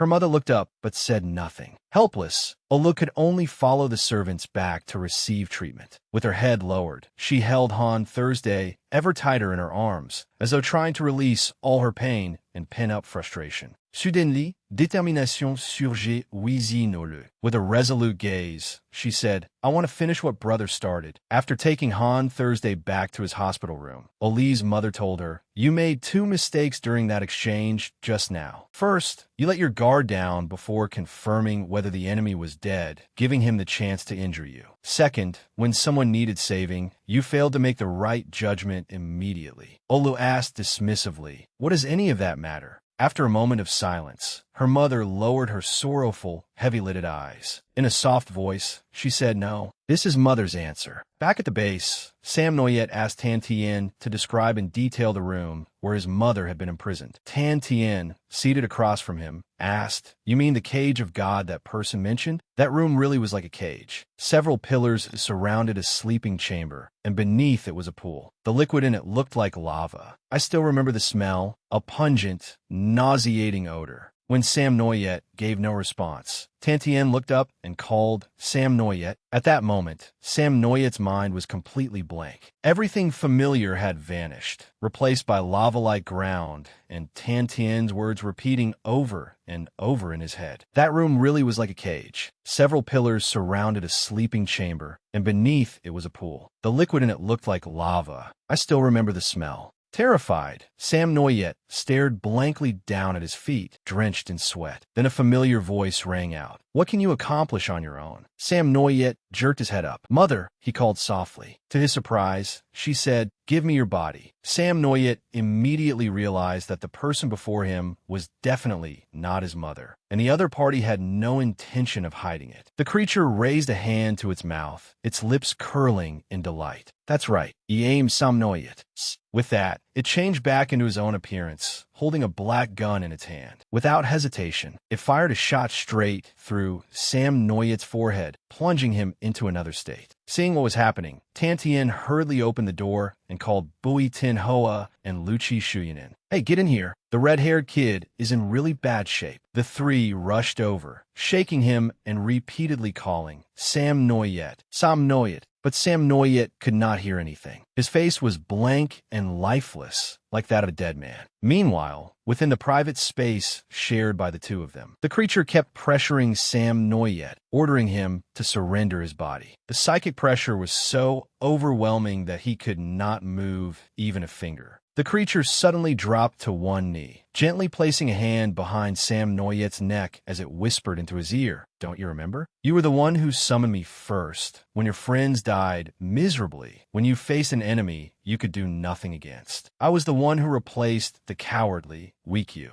Only I can win the next battle. Give me your body. I definitely won't disappoint them. Sam Noyet was in a difficult position. He frowned, trying to say something, but under its psychic power, he could not even make a sound. The creature gradually lost patience. It grabbed Sam Noyet's wrist and pulled him closer, forcing him to look directly into its eyes. Come on, open your mouth. Say you're willing to hand over this body, coward. Suddenly, the white door beside them began to shake. Clicking its tongue in annoyance, it said, there are truly too many people interrupting us. After that, Sam Noyet gradually came to. Tan Tien, Bui Tin Hoa, and Luchi Shuyan surrounded him, talking over one another. I told you, he likes my electricity more than fire. First, check whether you shocked his brain stupid before saying that. Sam Noyet, are you okay? Can you hear us? We'll meet again soon. As those words ended, Sam Noyet escaped the dream and returned to the real world. He suddenly grabbed Luchi Shuyan's hand tightly, startling everyone into freezing in place. Then Sam Noyet called his name. Liu Chi Xuyan. What? You think I did something wrong? He immediately shifted the blame to the person beside him. Tin Hoa told me to shock you. But what came next was even more shocking. Sam Noyet suddenly proposed a fight, making the two rush over in alarm to examine him. Damn it, did I shock him too hard after all? His body temperature is normal. Knowing they had misunderstood, Sam Noyet said for himself, I'm perfectly fine. I need psychic power. Only fighting can awaken mine. Please fight me. The atmosphere immediately fell silent as the three stared at one another in disbelief. Then Tin Hoa and Chi Shuyan huddled in a corner, trying not to laugh. He really doesn't know his own limits. That's not all. This is practically an insult to me. Still, training with him isn't a bad thing. At least show him the brutality of the plant type. The enemy will be here soon, though. Be careful not to waste too much stamina. Whose stamina? Mine? You think I'd lose stamina because of him? He's so weak. The fight will be over before I even finish warming up. Embarrassit, samnoyet mutat.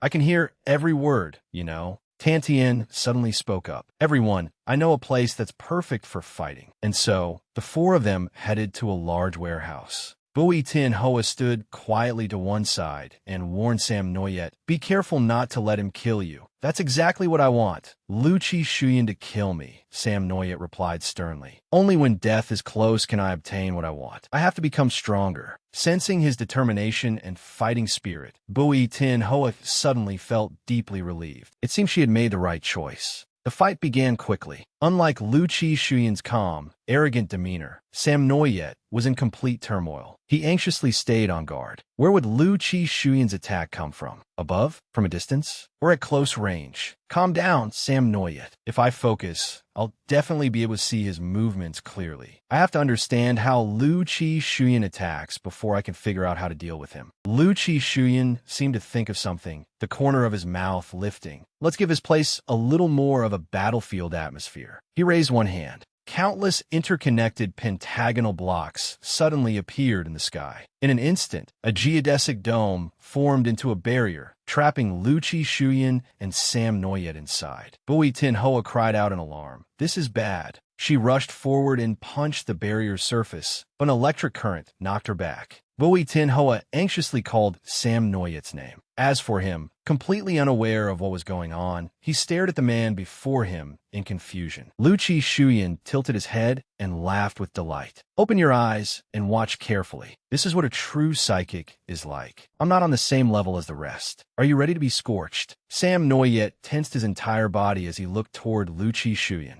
But the instant he blinked, Lu Chi Shuyan's hand, crackling with electricity, had already appeared before him. Sam Noyet's eyes widened. When did he? The next instant, a powerful electric current shot into his body and sent him flying. Sam Noyet's entire body was scorched, and tiny arcs of electricity still crackled across him, leaving him completely numb. At my level, I simply can't see Lu Chi Shuyan's movements clearly. He's only using one hand. Lu Chi Shuyan smirked, each heavy step pounding against the ground. Hey, hang in there. My warm-up hasn't even started yet. Outside the barrier, Bui Tin Hoa continued, trying her hardest to break through Lu Chi Shuyan's barrier, but she could not even leave the slightest mark on it. Tan Tien stepped forward. I've met quite a few psychics, but this is the first time I've ever seen one as terrifying as Lu Chi Shuyan. Bui Tin Hoa was silent for a moment before replying. Yes. After all, he's the one closest to a god. 16 years ago, on the day of the rank assessment, Lu Chi Shuyan's power stunned everyone present. Even without knowing who he was, they could not help but be awed by that power. Which psychic is that? The pressure is overwhelming. It's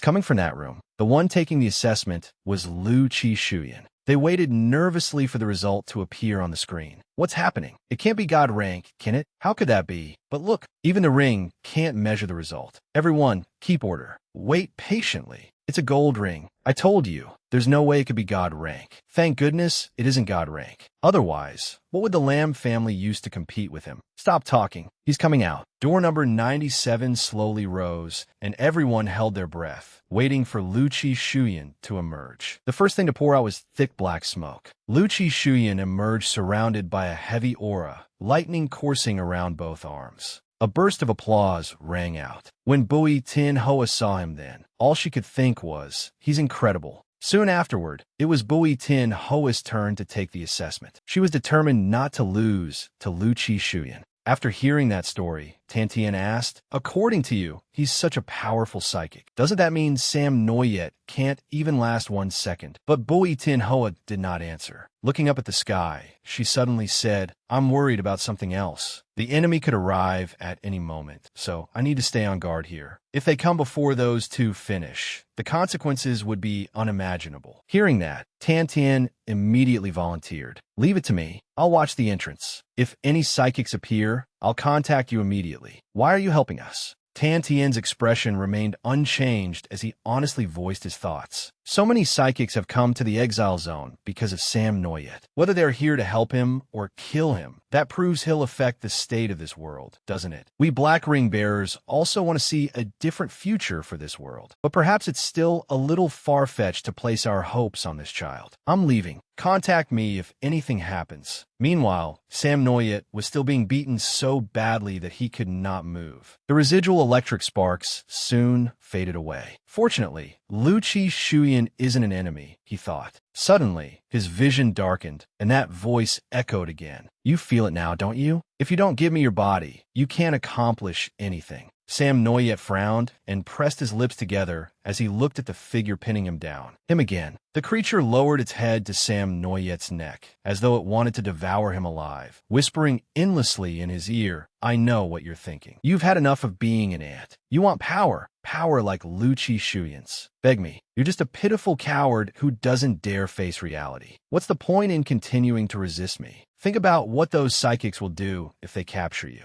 You'll suffer a fate worse than death. Just as they treated your mother, they'll imprison you. Countless people will line up to drink your blood and eat your flesh. Come on, give yourself to me. I'll destroy everything for you. Wipe out every last psychic. All of them. Those words suddenly made Sam Noyet recall a forgotten piece of his memory. He opened his mouth and boldly said, You are not me at all. Otherwise, you wouldn't have forgotten what he once said. That day, an enormous fire broke out. Far from that area, people seemed unconcerned, celebrating as usual. They danced and sang around a barrel fire. The joy was reflected in Athwan's eyes, but Sam Noyet felt no enjoyment at all. An old man suddenly approached and handed the two of them a loaf of bread. Come here. This is for you two to eat. Athwan cautiously asked, If we eat your share, what will you eat? Smiling, the old man rubbed both their heads. I'm old. I can't eat much anyway, so take it. You can repay me after you join the Black Bear gang. Athwan smiled, thanked him, and accepted it. Then Sam Noyet suddenly asked, Athwan, let's stay here. No. Seeing his older brother refuse, he immediately pouted. Why? This place is so nice. Nice? Listen carefully. The screams haven't stopped at all.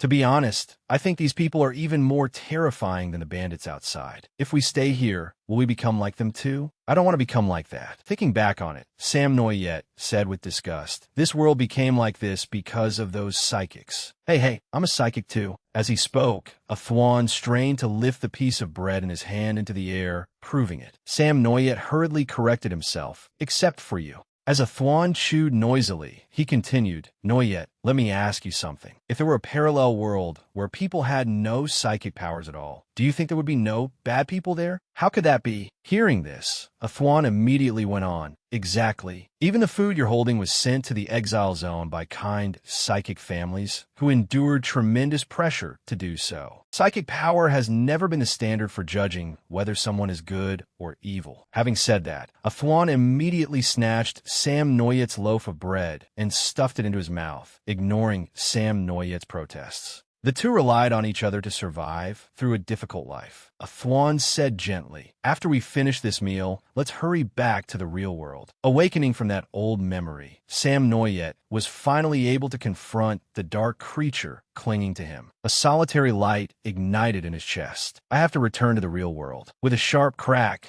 the dream world shattered like glass, returning Sam Noyet's body to reality. Lu Chi Shuyan suddenly sensed a surge of energy rising from his opponent. Sam Noyet, battered and ragged, braced himself on his knees and staggered to his feet. Lu Chi Shuyan, this isn't over yet. Seeing the predatory gleam in Sam Noyet's eyes, Lu Chi Shuyan's entire body tingled. Electricity instantly erupted within him. Unable to restrain himself, he exclaimed, Now, this is getting interesting. Back at the entrance to the management district, a group of people dressed entirely in white emerged one after another. The exile zone. How nostalgic. It's unbearably noisy. There were 6 of them in total, just enough to face our side. On the highway, an ambulance raced urgently onward. Someone inside was hurriedly making a report over the phone. Yes, we rescued him. Goei's injuries are more serious than expected. Furthermore, we found no trace of anyone else at the scene. I suspect the attacker may already have gone to the exile zone. Our next step is, before he could finish, the voice on the other end interrupted. They won't get there. The mixed bloods will stop them. At the entrance to the management district, the mixed bloods were already waiting. They grumbled among themselves. This gate opens way too slowly. How embarrassing. Can you shut up? Fine. Leave those two to us. A gate guard looked at them and thought, are they prisoners? I don't remember the management district having a prison for black ring bearers. The black-haired woman suddenly spoke. Hey. Then she vanished in an instant, reappearing before the guard with her sword pressed to his throat. What are you staring at? Do you think I don't know? Though he was already trembling in terror, she glared at him. She heated the device on the man's face until it exploded on the spot. She angrily stomped on the man beneath her feet. Look at this. Do you still dare? Seeing this, the other guard drew his gun and aimed it at her, but it was completely unusable. The girl glared back at him, only to be reminded by a handsome man in the group. Stop fooling around, Thea. Get to work. The situation has changed. 2 people need to return to the management district and stop the special gold rank from reaching the exile zone. The leader, with both hands in his pockets, asked briskly, who's going? Haza sheathed his sword and hurried off with another man whose face was wrapped entirely in cloth, taking the assignment. First one there wins. The purple-haired woman watched them and remarked, youth really is full of energy. With the assignment settled, they headed off in 2 separate directions. Meanwhile, in the management district, Chuhi was rushing toward the base to meet up with the others. He hurried forward, passing through the experimental and research sectors. Suddenly sensing danger, Chuhi stopped, then decisively unsheathed his sword and assumed a highly alert stance. At the same time, in a distant building, the black ring was crouched on the ground, drawing something. Only an idiot would confront a special gold rank head-on. It wasn't easy getting out for once. What if I die? I only need to stall for time. I just have to kill one black ring. If they had acted faster, this wouldn't have become my problem. Stroke after scribbled stroke took shape, until, as soon as he finished speaking, the drawing suddenly lit up. The high-rise buildings outside unexpectedly began to collapse, as everything crumbled in an instant. Startled, Chuhi crouched slightly to brace himself against the sudden tremor before emerging from below. The people inside the building looked around in fright. Did everyone feel that? It seems like an earthquake. It's not an earthquake. The buildings are moving. Chuhi's eyes darted around tensely as he searched for the enemy. Not this way, and not this way either. His face darkened as he frowned in irritation. The buildings moved faster and more violently, forming 4 walls in an instant, surrounding Chuhi. He immediately understood their intent. Lowering his body and gathering strength, he said, trying to trap me? I don't have time to play hide-and-seek with you. In the blink of an eye, he escaped the enclosure. But just as he was about to move, the black ring altered his drawing and controlled another building to block Chuhi's path. Thinking quickly, Chuhi dropped down, clinging to the walls as he dodged. Buildings kept appearing out of nowhere, making it difficult even for Chuhi to evade them all. By the time he neared the ground, his head was already spinning with exhaustion. Chuhi let out a breath and landed below. Irritated, he looked up. I'm back at the starting point again. At the same time on the bridge, the family boy was also heading toward the meeting point. Suddenly, a notification appeared. Warning, the energy core in your legs is malfunctioning. Please land immediately. He had no choice but to stop and look down beneath the bridge. Thea was already waiting there. She waved cheerfully and called out, come down here, robot. Meanwhile, back at the base, Bui Tin Hoa had received a call from Tan Tien. Thanks for letting me know. Tan Tien, find a good place to hide. It's fine. You don't need to come back and help me. After hanging up, the atmosphere around her immediately became heavy. Bui Tin Hoa irritably pulled a hairpin from her head. What a pain. I hate having to look up at other people. I'm talking to you lot. Who wants to die first? Or do you all want to come and meet together? I'll entertain every last one of you. The purple-haired woman laughed. My, what a big mouth. Bui Tin Hoa glanced toward the barrier and thought, I need to buy time until Sam Noyet's power awakens. But even if it succeeds, Sam Noyet will most likely be like his mother, possessing an ability geared toward telekinesis. The weakness of that type of psychic is obvious. Lord Vu Noyet was the same. If it really comes to a fight, it will still be up to me and that Lu fellow. While Bui Tin Hoa cautiously calculated her options, the mixed blood group casually chatted among themselves. I haven't been back for so many years. Why is this place even worse than I remember? It's always been like this. Damn it, could you not use that nostalgic tone when discussing the exile zone? It brings back too many bad memories. After observing them for a while, Bui Tin-Hoa realized, so they're all black rings. Just as father said, 14 years ago, at the Bui family residence, after a day of hard training, Bui Tin-Hoa was heading back to her room when she noticed that her father's room was still lit. Curious, she knocked and entered. Seeing his beloved daughter, old Bui reminded her, "You're still growing. Don't train day and night like that. You need to balance work and rest, understand?" Here we go again. Bui Tin-Hoa sighed inwardly before replying. "I'm young, so I recover quickly. You're the one who should be more careful. You shouldn't stay up so late either. I don't want to lose my father while I'm still young." Quite the sharp tongue. She continued, "You should drink hot tea, father. Every time I come in, there's nothing but cold tea on your desk. How many times do I have to tell you?" But when Bui Tin-Hoa brought the tea over, she unexpectedly saw the stack of documents on his desk. They were all information on the great families. Lowering her head, Bui Tin-Hoa softly asked, "Where have they hidden Lord Vu Noi yet? We've clearly investigated for so long." Hearing this, old Bui set down his teacup. His hoarse voice carried a trace of sorrow. "Yes, where could it be? I want to know the answer as much as you do. The peace of sitting here and drinking a hot cup of tea poured by my daughter was bought with Lord Vu Noyet's freedom." The room quickly fell silent. Suddenly, old Bui stood and opened a display screen. "Right, look at this again. Does the symbol on this vehicle look familiar?" Bui Tin-Hoa promptly answered, "This is a specialized transport vehicle from Heavenly City. But these images seem to have been taken in the exile zone." "That's right. These were intercepted from the exile zone," old Bui added with a nod.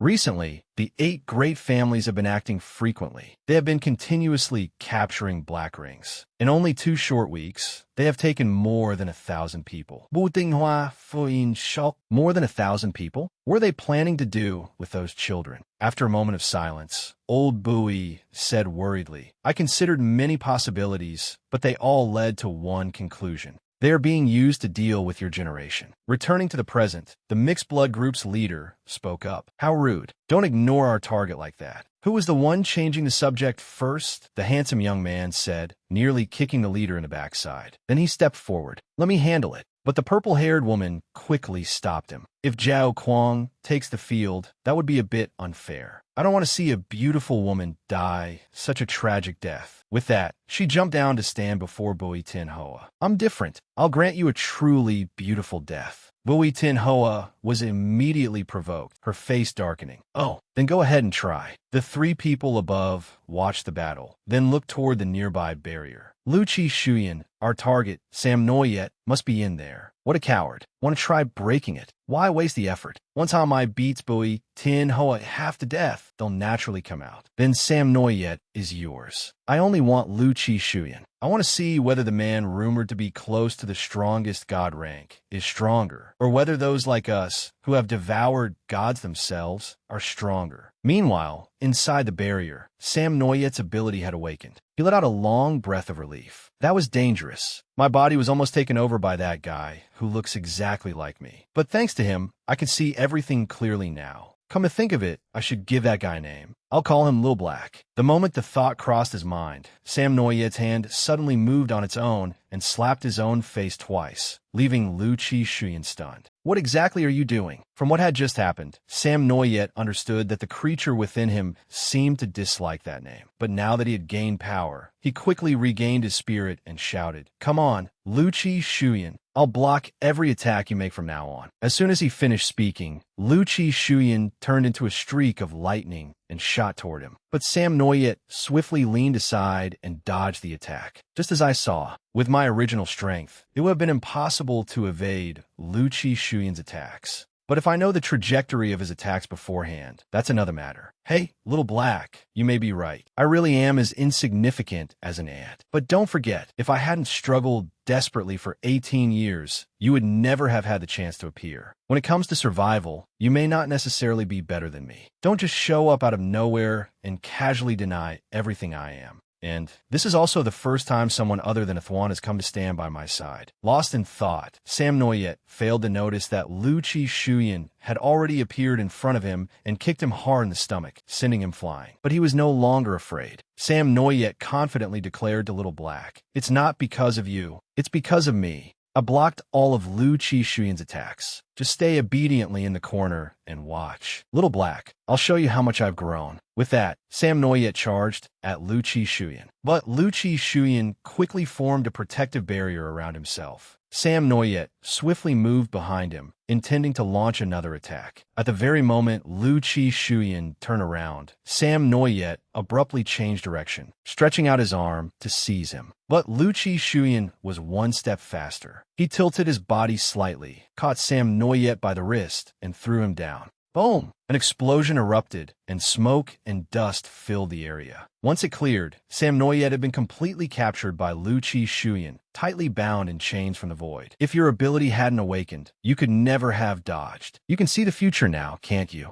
Hamai smiled as she addressed her opponent. Bu Dinghua, Zai, before we fight, can you answer one question for me? I refuse. Don't refuse so quickly. You haven't even heard the question yet. We received 2 missions. First, capture the god-ranked descendant Sam Noyet alive. Second, take your life, Bui Tin Hoa. Satisfy my curiosity and secretly tell me, why do the 8 great families want the life of someone like you? You're not even special gold rank, just a mere silver ring brat. Do you have a grudge against them? Or is there something else special about you? The moment that question was asked, the atmosphere around Bui Tin Hoa suddenly became suffocatingly dense. Her lips parted as she muttered, "Ah, brat." Then flames burst forth violently from the anger within her. Just a mere silver ring brat. Hamai's teasing expression became even more amused. Oops, it looks like I said something I shouldn't have. Bui Tin Hoa did not waste another word. She hurled a fireball directly at her enemy, burning off a section of Hamai's hair.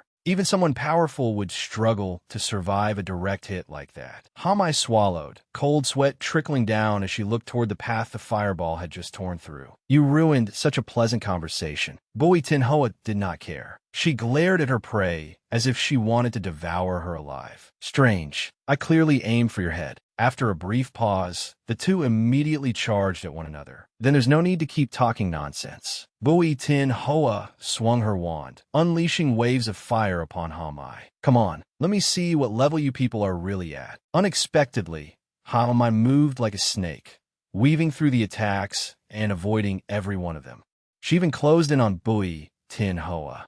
Your accuracy needs more work, Silver Ring. Already irritated, Bui Tin Hoa became even more enraged. Her jaw clenched, and her eyes blazed with fury.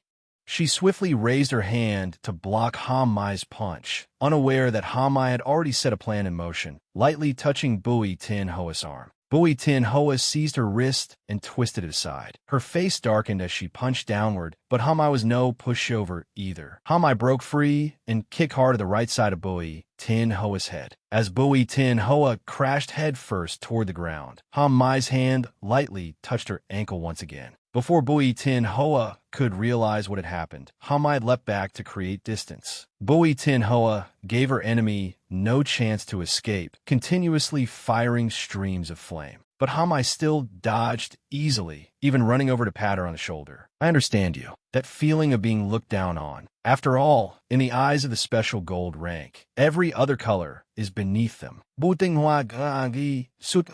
Hamai seemed delighted by that, dodging as she grinned mischievously like a child. Suddenly, Bui Tin Hoa heard the sound of a gun being cocked. Without hesitation, she created a fiery ring above her head, and pillars of flame erupted from the ground to surround her. I don't like people who attack from behind. You on the platform there. The leader laughed. She blocked them all. Ha, Zhao Kuang. Looks like your little trick was discovered. Zhao Kuang said nothing. His eyes darkened, and the hand holding his gun dropped to his side. Hamai continued to evade Bui Tin Hoa's attacks with practiced ease. She closed in and lightly touched Bui Tin Hoa's waist. Those 2 scars on your back must hold an unforgettable memory. Tell me about them. As she spoke, her hand also touched Bui Tin Hoa's face. Bui Tin Hoa immediately raised a wall of fire, separating herself from her enemy. For an instant, Hamai could not see her and looked around in search. Where did she go? Suddenly, she felt scorching heat behind her. Gusts of wind rose, but none of them brought any relief. Bui Tin Hoa abruptly appeared behind Ha Mai and coldly asked, "Have you said your last words?" She raised both hands. Her wand floated between them, radiating a blinding light. "Suddy, Samnoyat. I planned to buy you some time, but now I need to end this quickly. She has made me angry." Thousands of other wands suddenly appeared around Bui Tin Hoa. With a wave of her hand, every one of them locked on a Ha Mai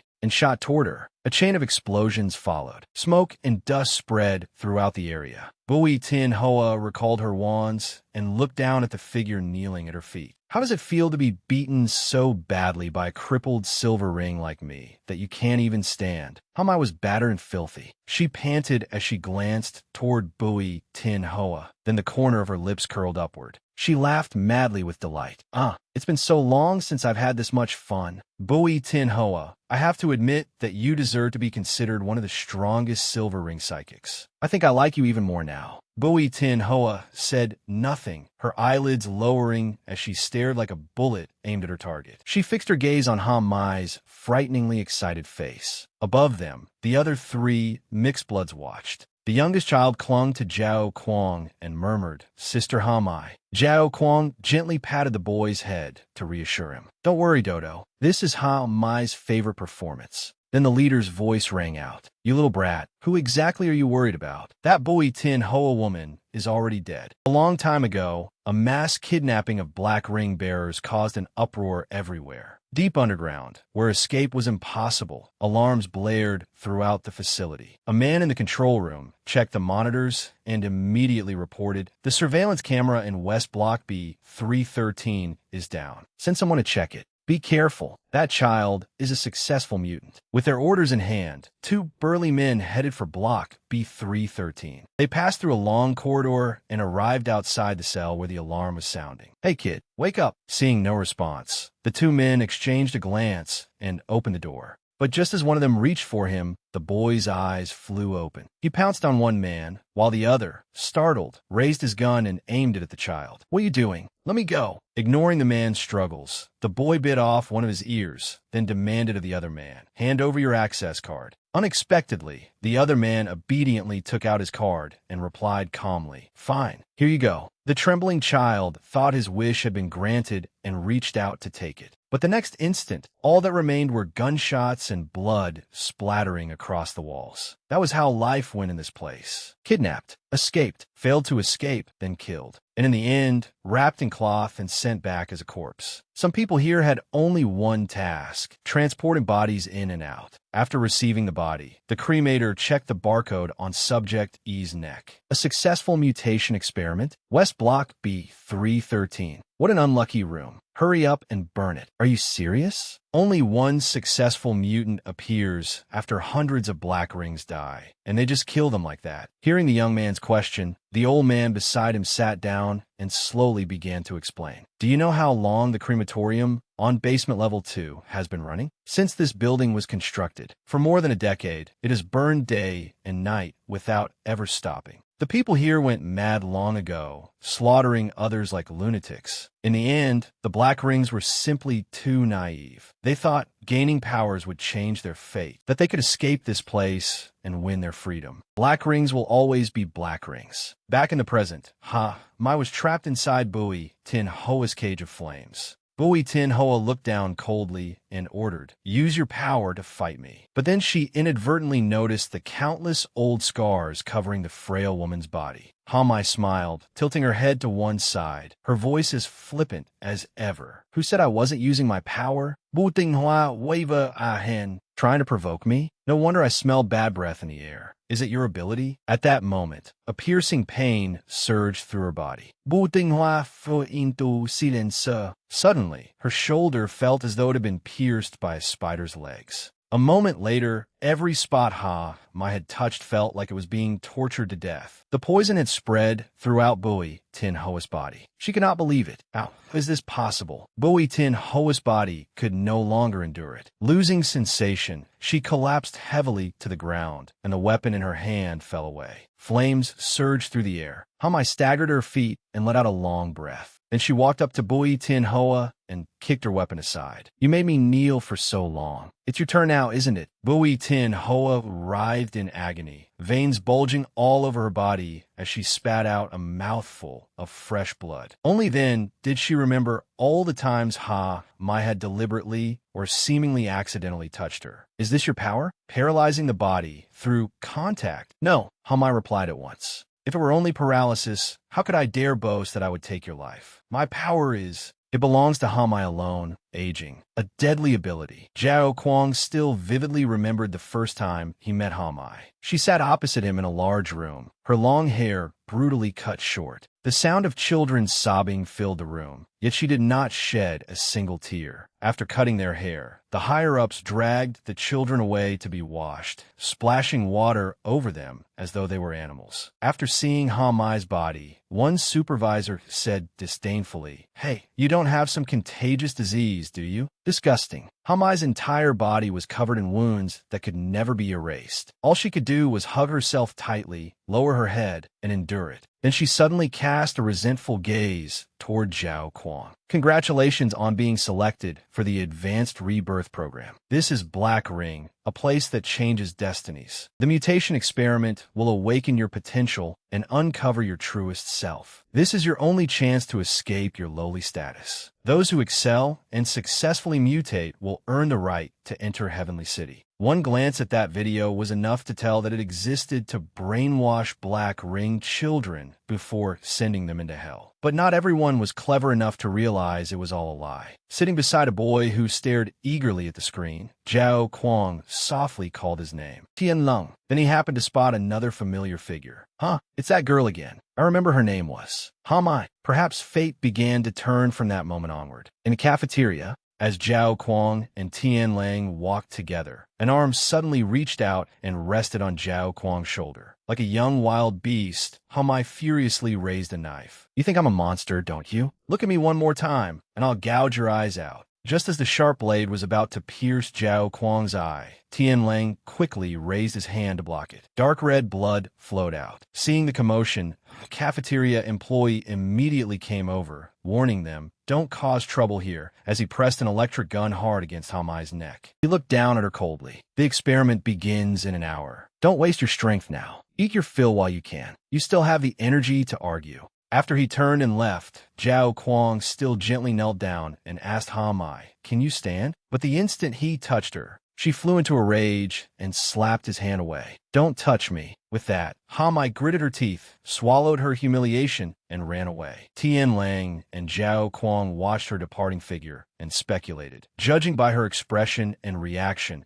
she must have belonged to the 3 Silver Lakes before coming here. Stop looking. I am starving. After they had finished eating, the children were taken to another room for injections. Row after row of children, packed as densely as ants, entered their assigned rooms according to their numbers. Zhao Kuang's room happened to be directly opposite Ha Mai's. As he passed her, he gathered all his courage and said, I stared at you back then because I thought you were very strong. I'm sorry for touching you without permission." Seeing that Zhao Kuang truly bore her no ill will, unlike the others, Ha Mai merely looked back at him. Then, after turning away, she softly said, "Stay alive." Under those circumstances, it might have been the kindest thing those children could say to one another. Zhao Kuang understood her, and she understood him as well. "Yeah, I hope we can both make it through this mutation." As time passed, the higher-ups grew drowsy and returned to the monitoring room. There, they sat listening to the screams of the children brought in, those fragile cries, the warm tears gradually turning cold, the groans and scratching from every direction. The children had to endure forcing things into their bodies that should never have been there. They all had to be sacrificed to a filthy project in exchange for nothing at all. No matter what appeared on the screens before them, the higher-ups' cold-blooded and ruthless nature had long seeped into their bones. They calmly turned off the sound because the children's cries were too shrill and irritating. Several hours later, the first survivor to speak was Tian Lang. He walked to the glass wall and repeatedly called Zhao Kuang's name. "Zhao Kuang, Zhao Kuang, are you dead? Hey, Zhao Kuang." Zhao Kuang was drenched in sweat, utterly exhausted and gasping for breath. His eyes briefly lit up before dimming again. Zhao Kuang slowly sat up and answered, "I'm here." Hearing his friend's voice, Tian Lang happily raised his voice. "If you died, I'd look down on you, you know." "Zhao Kuang, I'm here. I'm not dead yet, though your shouting nearly killed me." Zhao Kuang set his bare feet on the cold floor. Then he slowly walked toward the glass wall. Looking at Tian Lang's bright face, he tapped on the glass and called toward the room opposite. "Hey, Hamai, are you there?" Hamai was covered in blood, lying motionless face down on the floor. Hearing Zhao Kuang's voice, her fingers moved slightly, signaling that she was still alive. Zhao Kuang breathed a sigh of relief. "That's great." But a sudden noise outside made him sharply turn his head. The employees had arrived far sooner than expected. This section did pretty well. 3 survivors, 310, 312, and 313. Everyone in the 2 neighboring sections died. Pan Lang, Zhao Guang. Oh, that little girl named Han Mai survived too. They went straight to room 313, bent down to examine Han Mai's condition, and turned her over. "Is she the first girl to survive this quarter?" "Let me see. She really is." The high-ranking man from before had always been cold and indifferent. But as he looked down at Han Mai's frail body, drenched in sweat, his depraved desires rose. He told his companion to wait outside, despite being warned not to act before they knew what ability Han Mai possessed. His desire overwhelmed his reason, and he did not care, decisively sending the other man away. The atmosphere that followed became unbearably strange and heavy. Everyone stayed in their own corner, occupied with their own business. Only 5 living people and countless corpses remained in the vast room. Tian Lang had awakened his ability and sat there playfully experimenting with it. But Zhao Kuang was different. His room was directly across from Han Mai's, so he saw every detail of the revolting events happening on the other side. Zhao Kuang's face darkened further and further, his clenched hand trembling violently. "We survived the mutation, yet we still couldn't change our fate. As expected, it was all a lie." After the man had finished abusing Hamai, he adjusted his waistband and walked outside. But upon seeing him, the other man immediately shouted, "Hey, what happened to your face? Your neck too." That was the first time Hamai's power erupted. The man screamed in terror as he looked down at his body, already consumed by poison. Like a flower, he bloomed and withered in an instant. The other high-ranking man panicked and hurriedly called for help. "Call the base. This is West Block B313. I repeat, this is Block B313. We need immediate reinforcements." Immediate reinforcements. Back in the present, Mai held Bui Tin Hoa in her arms, slowly bringing her hand closer. "Next, once my palm touches your chest, I'm sure your heart will stop beating immediately." Ut Bi Bu Ting Hoa. At the Han residence, determined to continue carrying out her sickly brother's mission in his place, Olu quietly went to the garage to destroy the security camera and sneak out. Standing hidden off to the side, she tried to aim carefully. Easy, easy. But because her strength was extraordinary, even a light toss was enough to destroy the obstacle in front of her. Olu silently screamed and rushed over to support the collapsing pole. By chance, the camera fell right in front of her.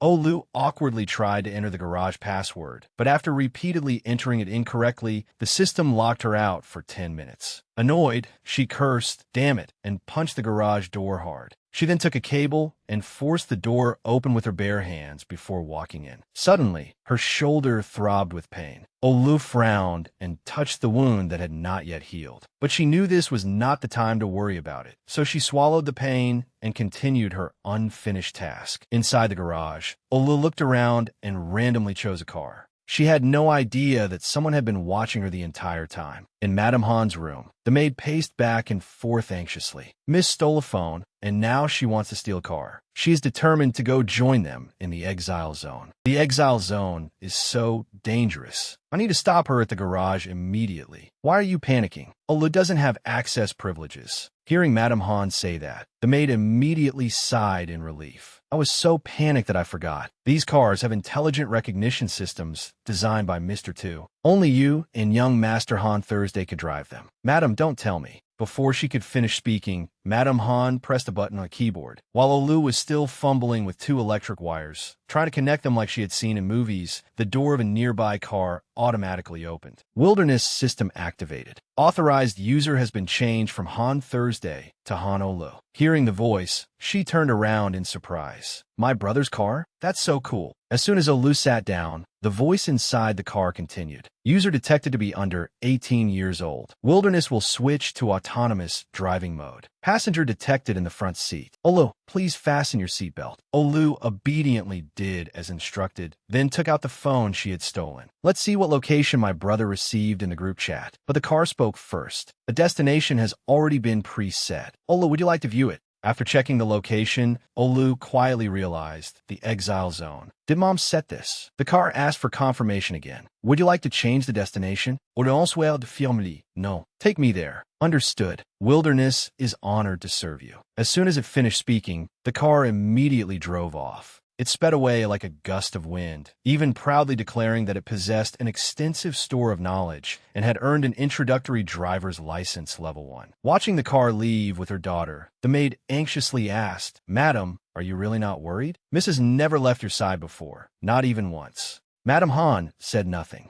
Her beautiful yet weary eyes lowered as she recalled the days she spent with Vunoyet, listening to her hum by her ear. Little tree, bask in the sun. Grow little hands and grow up quickly. Madame Han smiled as she held her round belly and asked, Where did you learn that nursery rhyme?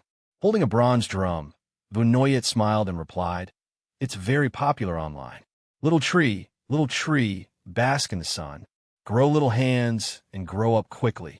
Come safely into this world. Your godmother will always be waiting for you. Back then, everything had truly been peaceful. Being beside Vunoyet was like being beside the morning sun, so warm and gentle. But then that moment arrived, and the two of them had a terrible argument. Vunoyet's once gentle and clear face was now stained with gloom. All the goodness they had once shared seemed to have been erased. Madame Han only remembered slapping Vunoyet across the face before finally breaking down and screaming. I will hate you forever. Lost in that painful memory, Madame Han's mood sank. But the woman beside her quickly pulled her back. Madam, are you all right? I'm Fina. I just remembered some things from the past. Madame Han gazed into the distance and softly said, The future can be changed. It definitely can. A while later, Olu finally left Heavenly City and arrived at the entrance to the exile zone. The city here was the complete opposite of the luxury she had known. Olu had never left home before, and now, alone, she found everything she saw strange and fascinating. But she quickly realized that she had not come out to play. Moreover, this was no longer the management district. It was now territory controlled by bad people. Olu held the phone in her hand and pressed the record button. Hello, brothers and sisters. My name is Han Olu. I'm 14 years old, and I'm Han Thursday's younger sister. For certain special reasons, my brother couldn't come, so Mother sent me to help everyone instead. After finishing, she nervously sent the message. Looking out the window, she wondered to herself, they'll forgive me for leaving without saying goodbye, right? On the way to the designated location, Olu waited and waited, but did not receive a single reply. Then Gwen Da's voice sounded. The group chat automatically shares users' locations. I recommend that you directly check the locations of the others. Embarrassed, she nodded.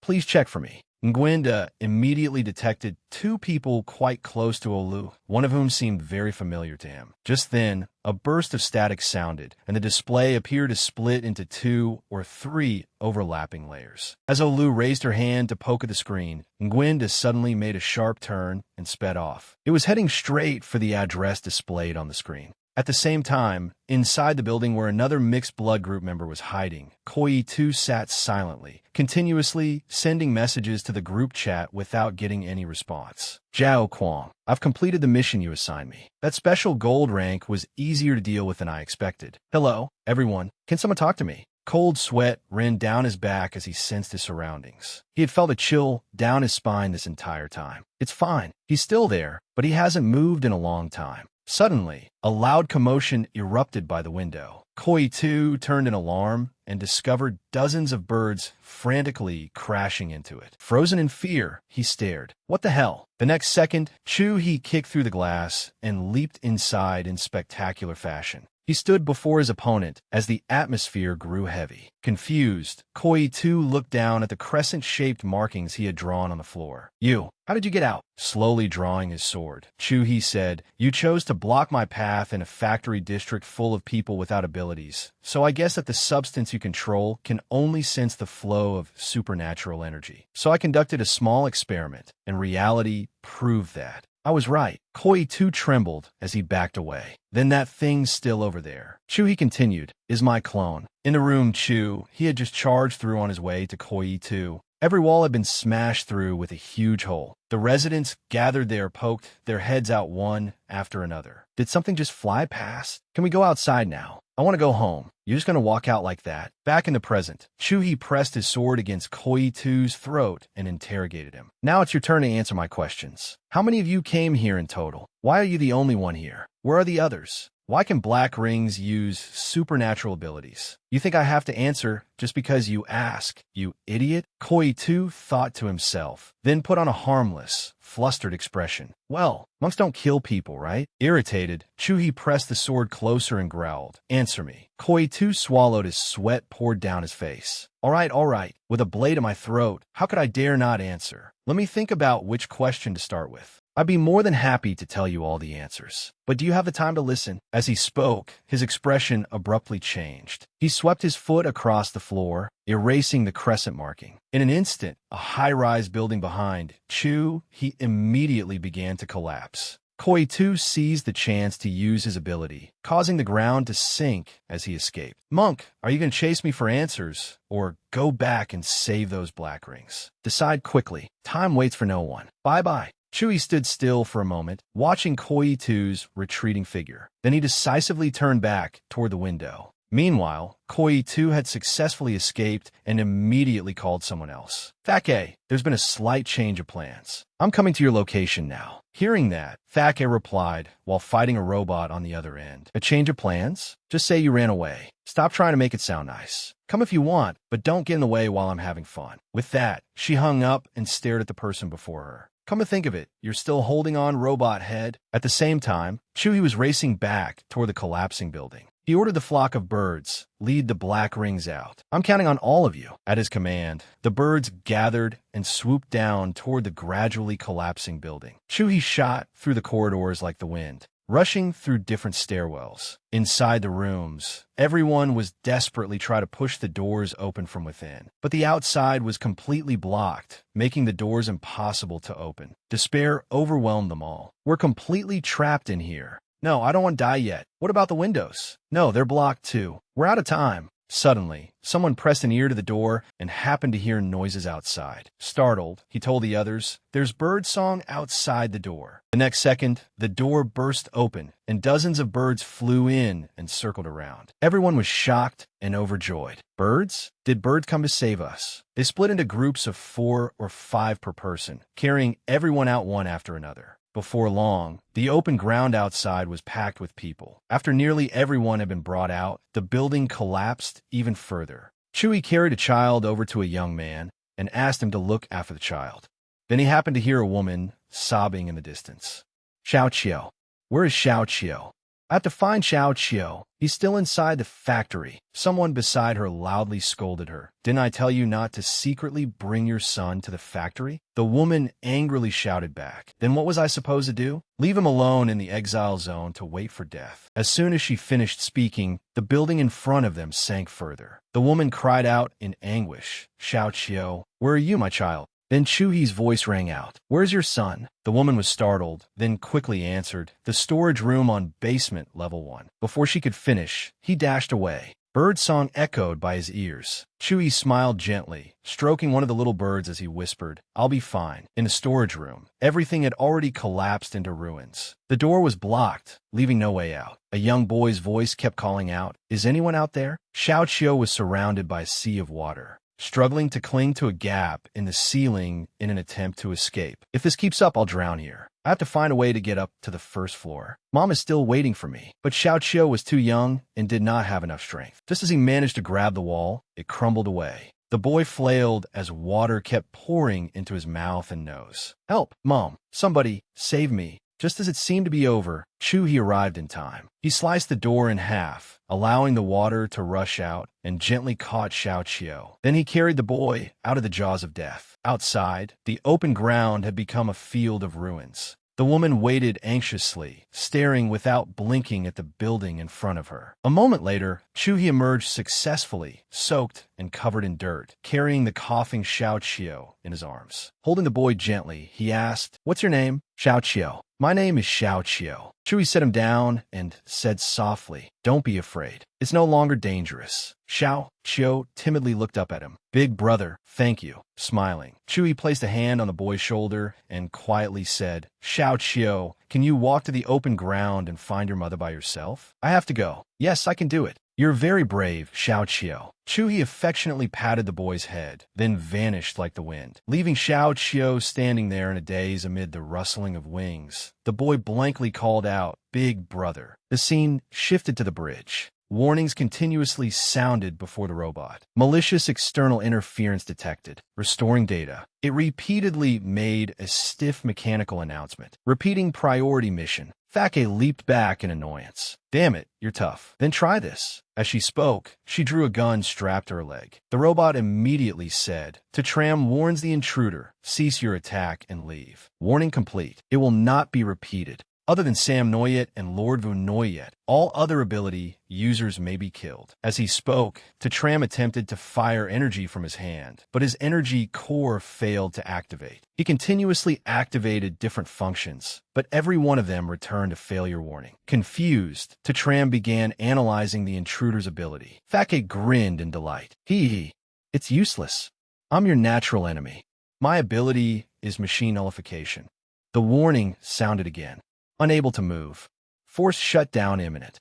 Fake took the opportunity to fire. Bang! Before the shutdown was complete, the robot caught the enemy's bullet with one hand. His purple eyes turned pitch black, and then he vented steam as he completely powered down. Fake stood frozen in shock, as expected of Master 2's secret weapon. Surely the Master of Weapons won't mind if I take you apart to study your construction? Then again, how would a dead person know whether to mind?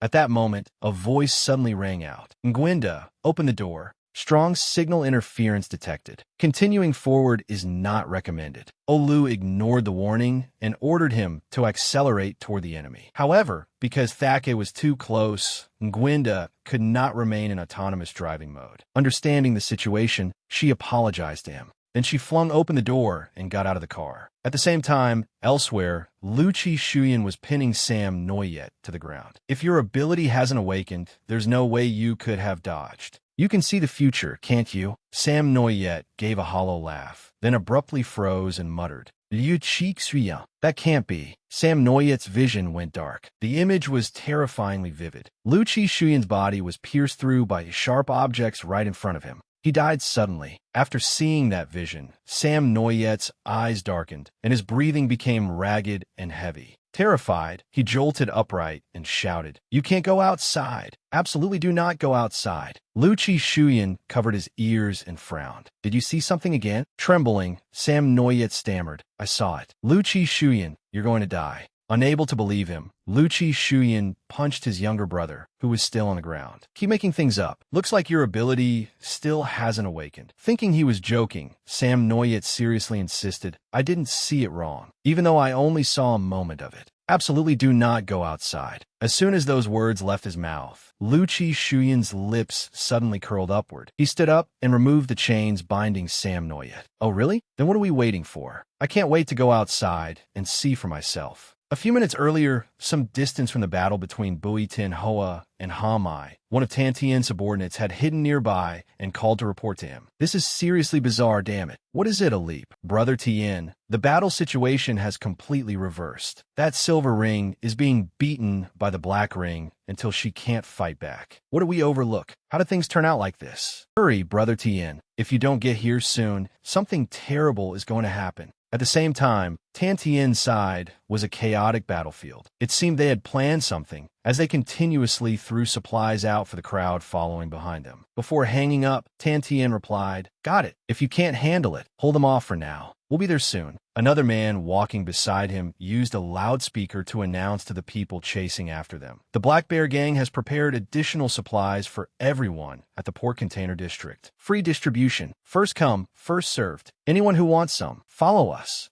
Driven mad by hunger and hardship, the residents shoved and squeezed through one another as they chased after them. "Food! Give me some food!" Not only them, but members of other gangs also quietly followed along to see what was happening. The hat-wearing man beside Tan Tien frowned in fear. "Brother Tien, if we reveal the location of our supplies like this, the boss lady will definitely kill us if she finds out. She'll chop off our heads and put them in her display cabinet." Tan Tien smirked and smacked his subordinate on the head. "Us? Just you." The man resigned himself to his fate, obediently sitting to one side and muttering to himself, saying, "We're going to support ability users. The boss lady won't believe an excuse like that. Either way, I'm dead. I'll die if I go to the port, and I'll die if I return to the gang. This has to be a dream. It's only a dream." Meanwhile, Tan Tien was even more confused by Bui Tin Hoa's battle. He silently thought, Bui Tin Hoa can't defeat a black ring? This is truly strange. Could their black ring be nothing but a bluff? If even a high-rank ability user loses, then we'll only meet the same fate if we go. After thinking for a moment, Tan Tien slapped the front of the vehicle. Full speed ahead. Then he held his head with complete disregard. Screw it.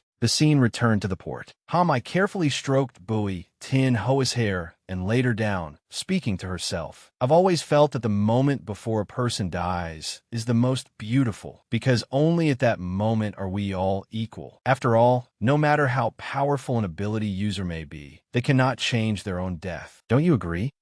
Saw thee. I forgot you no longer have the strength to speak." Bui Tin Hoa weakly forced out a sound. "You." Hamai leaned closer curiously and heard the other woman's broken question. "What is your name?" Bui Tin Hoa's vision gradually darkened, and her enemy's face slowly faded from sight. All she heard was Hamai's incomprehensible response. Why would a dead person ask something like that? Sinking into a dark void, Tin Hoa suddenly heard her father calling her name. Like a child, she looked all around for that figure. "Father? Father, where are you?" Then the scene shifted to a long time ago. Bui Tin Hoa lay in a hospital bed, staring at the familiar ceiling before slowly sitting up. The first thing she felt was the sharp pain coursing through her entire body. Bui Tin Hoa blankly looked toward the light and saw a pile of clutter on the table. The afterlife wouldn't have bandages for the dead. "It seems I survived." She quietly climbed out of bed, walked to the table, and picked up a pair of chopsticks broken in two. Bui Tin Hoa gently ran her fingers over them. Then she suddenly heard a voice outside the door. "Chi-man, did you fertilize my vegetable garden today?" Startled, she slowly crept to the door and eavesdropped on their conversation. "Bui Fai-nin, you're being lazy here. Why don't you go work in the field yourself?" "No, I'm waiting for the girl to wake up. If she wakes up and no one is by her side, she'll feel uneasy. Stop using that child as an excuse. You're obviously just being lazy.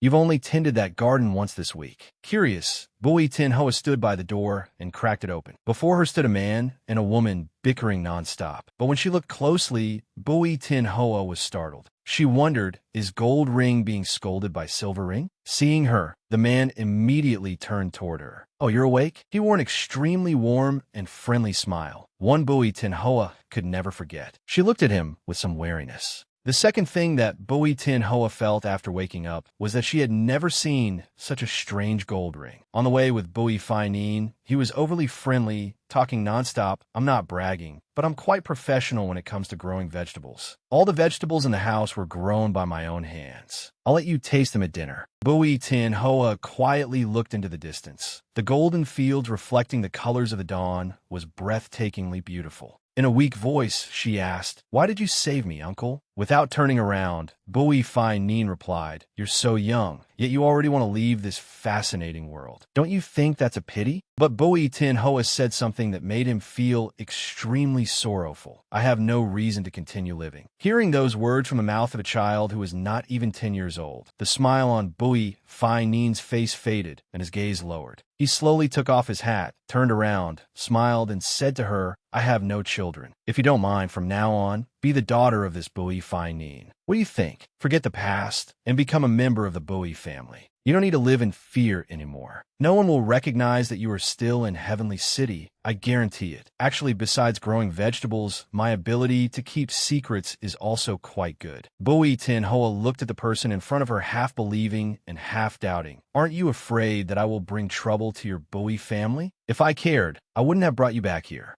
Tin Hoa knew that everything had a price, so she only asked softly, "What do you want me to do for you?" Bui Fai Nin realized that the girl was too guarded, so he used his sincerity to slowly win her trust. After a moment of silence, he said, "Must I have some purpose for you to be willing to stay? If so, protect a child just like you, a child who will have infinite potential in the not-too-distant future." Just like that, Bui Tin Hoa followed Bui Fai Nin everywhere, helping him farm. One day, she accidentally heard chirping sounds behind a bush. Bui Tin Hoa discovered a small bird with an injured wing that could not fly. She gently picked it up, then stared at it. It seemed to be in a lot of pain. "Don't be afraid. The pain will be gone soon." Seeing Bui Tin Hoa about to do something foolish, Bui Fai Nin quickly ran over. Hey, seriously, hand it over to father. She asked curiously, "What are you going to do? Burn it to death?" "Of course not." Bui Fai Nin coughed in surprise, and then, before his daughter's bewildered eyes, he warmed his hands as a gentle flame poured out. Bui Tin Hoa was astonished, her eyes wide as she looked at her father's hand. He smiled and said softly, "Metal, wood, water, fire, earth, wind, lightning, yin-yang, and even sound. As long as they are high-rank ability users, they can control a certain element to varying degrees. And in Heavenly City, high-rank ability users are countless. But do you know why only a few can become special rank among ability users? I believe the key lies in comprehending the duality of abilities. The bird that was seriously injured earlier was now fully recovered, spreading its wings and flying away. Never before had she seen anyone who could produce such a flame. Was that a resurrection flame? The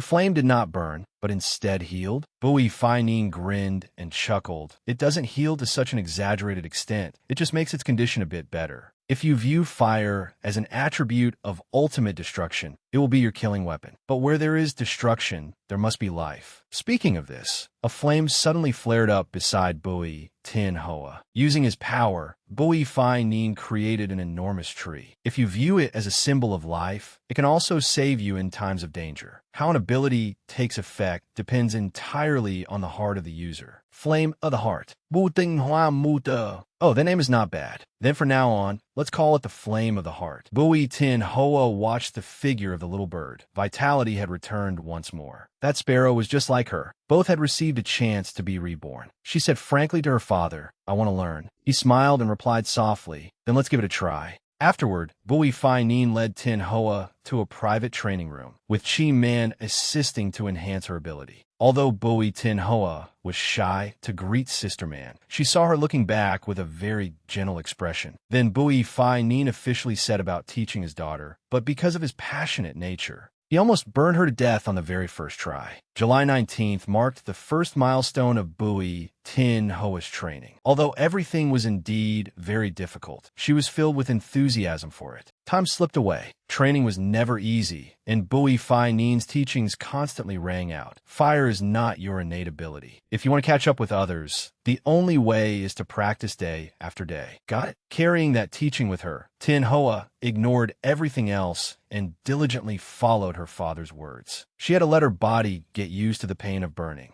Seeing her perseverance and effort, Chi Man beside her was also worried and constantly encouraged her in silence. Keep it up, eldest miss." That period of time was truly wonderful. It could be said to be the most grueling yet happiest time for Bui Tin Hoa. She had someone by her side to care for, protect, and have fun with her. More time passed, and after a hard day's work, Bui Tin Hoa went to the chair to cover Chi Man who was fast asleep with a blanket. Thank you for your hard work. Eldest Mississippi. Tin Hoa sat down, looking at the gentle face of the woman who had just talked in her sleep, and whispered, "You too. Thank you for accompanying me." Not long after, the flame of the heart no longer caused pain to Tin Hoa. Bui Fai Nin gently patted her head and advised, "Don't force yourself. Even if you don't master the flame of the heart, you can still become an outstanding ability user in the future." Hearing this, Tin Hoa's mood sank. Is it something only special ranks can do? While I am simply not qualified to comprehend its mysteries. But even so, at this point, Tin Hoa's thoughts immediately shifted. She clenched her fists and said to Bui Fai Nin, "It is still too early to talk about giving up. Please continue to teach me, father." He grinned and replied happily, "Of course." From then on, Bui Tin Hoa's entire life was focused only on training, regardless of day or night. No matter how much time passed, even during meal times or while bathing, Bui Tin Hoa still trained enthusiastically, to the point of being reminded by Chi Man, "Eldest miss, you have been bathing for a very long time. If you bathe any longer, your skin will peel off." Even before going to sleep, Bui Tin Hoa still concentrated on training the flame of the heart, to the point of setting the bed sheets on fire. She hurriedly ran outside and screamed, "Sister Man, fire extinguisher." Because of that incident, in Bui Tin Hoa's training room, there were more than 30 fire extinguishers that Chi Man had prepared. The training grew harsher, but Bui Tin Hoa loved it immensely. The only phrase she kept repeating after every failure was again, again, again, again, again. "Father, one more time." In a pitch-black space, the only bright thing was a candle flame. Bui Tin Hoa stared blankly at the birthday cake in front of her, then looked up at Bui Fai Nin and Chi Man, who were happily talking and laughing. "Today marks the 1-year anniversary of your arrival at our home. Look, it's the strawberry cake you like. Obviously, you are the one who likes it. Now is not the time to argue with me, okay?" "That's true." At the same time, they popped the party poppers and shouted, "Happy 1-year anniversary! Congratulations to the eldest miss on turning 10 years old." Bui Tin Hoa opened her eyes wide, looking up at the colorful air, and then looked down at her father. He smiled gently, holding a bright red box out in front of her. "I'm giving you this gift. Wasn't the weapon you always carried with you before broken? I asked a friend to make an identical pair. He's the best weapon crafting master in the city. I had to beg him for a long time to get it. Do you like it?" After a moment of silence, Bui Tin Hoa bowed her head and said softly, "I won't let you down, father. I will definitely protect that child well." The corners of Bui Fai Nin's lips curled up with a hint of sorrow mixed in. "You silly child, this is for you to protect yourself. Come here, take it quickly." Chi Man also happily chimed in, "Yes, eldest miss, take it quickly. Pick it up, eldest miss, there can be no more delay." As soon as the words were spoken, in front of Tin Hoa's eyes was only an empty table, and darkness began to rush in. Staggering up in fear, she said, "Sister Man, no." Her father's image gradually faded away. He spoke to her in a hurry. "Don't be afraid. All of this is just an illusion. There's no time left." Even though his daughter was crying and screaming, "Father, please don't." Bui Fai Nin repeated with the same resolute gaze, "Catch it, Tin Hoa." The moment her small hand reached for it, her father's figure completely vanished. Bui Tin Hoa was terrified, holding her head and screaming no. Her entire body collapsed to the ground, and then she slowly crawled back up. "Don't!" Suddenly, in front of her, amidst the pure blackness, a bright red color appeared. Bui Tin Hoa screamed, struggling to break free from the binding ropes, and reached out toward where the light was. "Don't run." She tried to escape, running headlong with all her speed. She kept running, chasing after the gift her father had given her. Finally catching it in her hand, Bui Tin Hoa panted, her body drenched in sweat. Then she looked down at the object she was holding. What was this? The red chopstick suddenly turned into a thread. Tin Hoa looked blankly under her feet. Where was she? Suddenly, a sharp pain shot through her, and Bui Tin Hoa screamed as she collapsed to the ground. She tightly clutched the red thread to her chest, but the flame that burned down the prairie could not get close. Tin Hoa, your destiny right now lies in your own hands. How is it? Do you like this name? Yes, I like it. Returning to reality, after asserting that she had killed Bui Tin Hoa, Hamai turned around and said to Zhao Kuang, "Hey, you wanted to confirm the death, right?" Zhao Kuang startled and shouted, "Hamai." The very next second, a hand suddenly grabbed her ankle tightly. Hamai whirled around in surprise. But a pillar of fire erupted even faster, burying both of them in a sea of flames. Inside the barrier, Liu Shuyan and Sam Noyet seemed to still be able to feel that tremor. On Tin Hoa's side, they might have started fighting. Judging by the sound, that seems to be the case. Sam Noyet frowned and stole a glance at the person in front of him. He absolutely could not let brother Liu Shuyan die because of him. Unexpectedly, Liu Shuyan turned around with dissatisfaction and reminded him, "Stop using that stupid brain of yours to imagine my death." He narrowed his eyes, then slowly muttered, "The only one who could kill me has long been dead." Outside the barrier, it was now a sea of flames. Hamai was blasted away by Bui Tin Hoa, crashing heavily into Zhao Kuang. Anxiously supporting her from behind, he asked, "Hamai, can you still stand?" But ignoring that concern, Hamai only replied coldly, "Scream all you want, but who told you to meddle in my business?" Hearing this, Zhao Kuang could only regretfully say, "I'm sorry." Waves of heat flared up, burning everything in sight to ashes. From within the flames, a figure quietly approached them. Bui Tin Hoa took heavy, powerful steps on the ground, her voice hoarse as she uttered, "You still haven't answered my question. I want to know the name of the one who reduced me to such a miserable state." Seeing that the enemy was still standing and had more than enough strength to fight like that, both Han Mai and Zhao Kuang opened their eyes wide in astonishment. He looked down at her and then up at Bui Tin Hoa, who was walking toward them. The greatest advantage of Han Mai's ability was the information asymmetry. Once the opponent became wary of her touch, she would lose the initiative and the advantage would be gone. For Bui Tin Hoa to be able to break this dead end was indeed very impressive. How could someone of this strength be only a silver ring? Perhaps this was also related to her being the target of the 8 great families. Suddenly, Mai staggered forward, her voice panting, "Zhao Kuang, let me go." Startled, Zhao Kuang held her hand tightly to stop her. "You cannot continue." But at that moment, his pupils contracted. Zhao Kuang could not. Having been together for a very long time, he knew all too well that the smile Hamai wore was exactly what she had always desired. With no other choice, his hand had to let her go. In the end, Zhao Kuang could only watch her enter hell all by herself. Hamai dragged her heavy feet step by step, the blood dripping onto the ground, instantly turning into spreading poison. It seems that if you don't get the answer, you won't be able to rest in peace. Bui Tin Hoa, you must remember it clearly this time. My name is Hamai. Hearing her name, Bui Tin Hoa smiled slightly. Too ordinary, it doesn't suit you.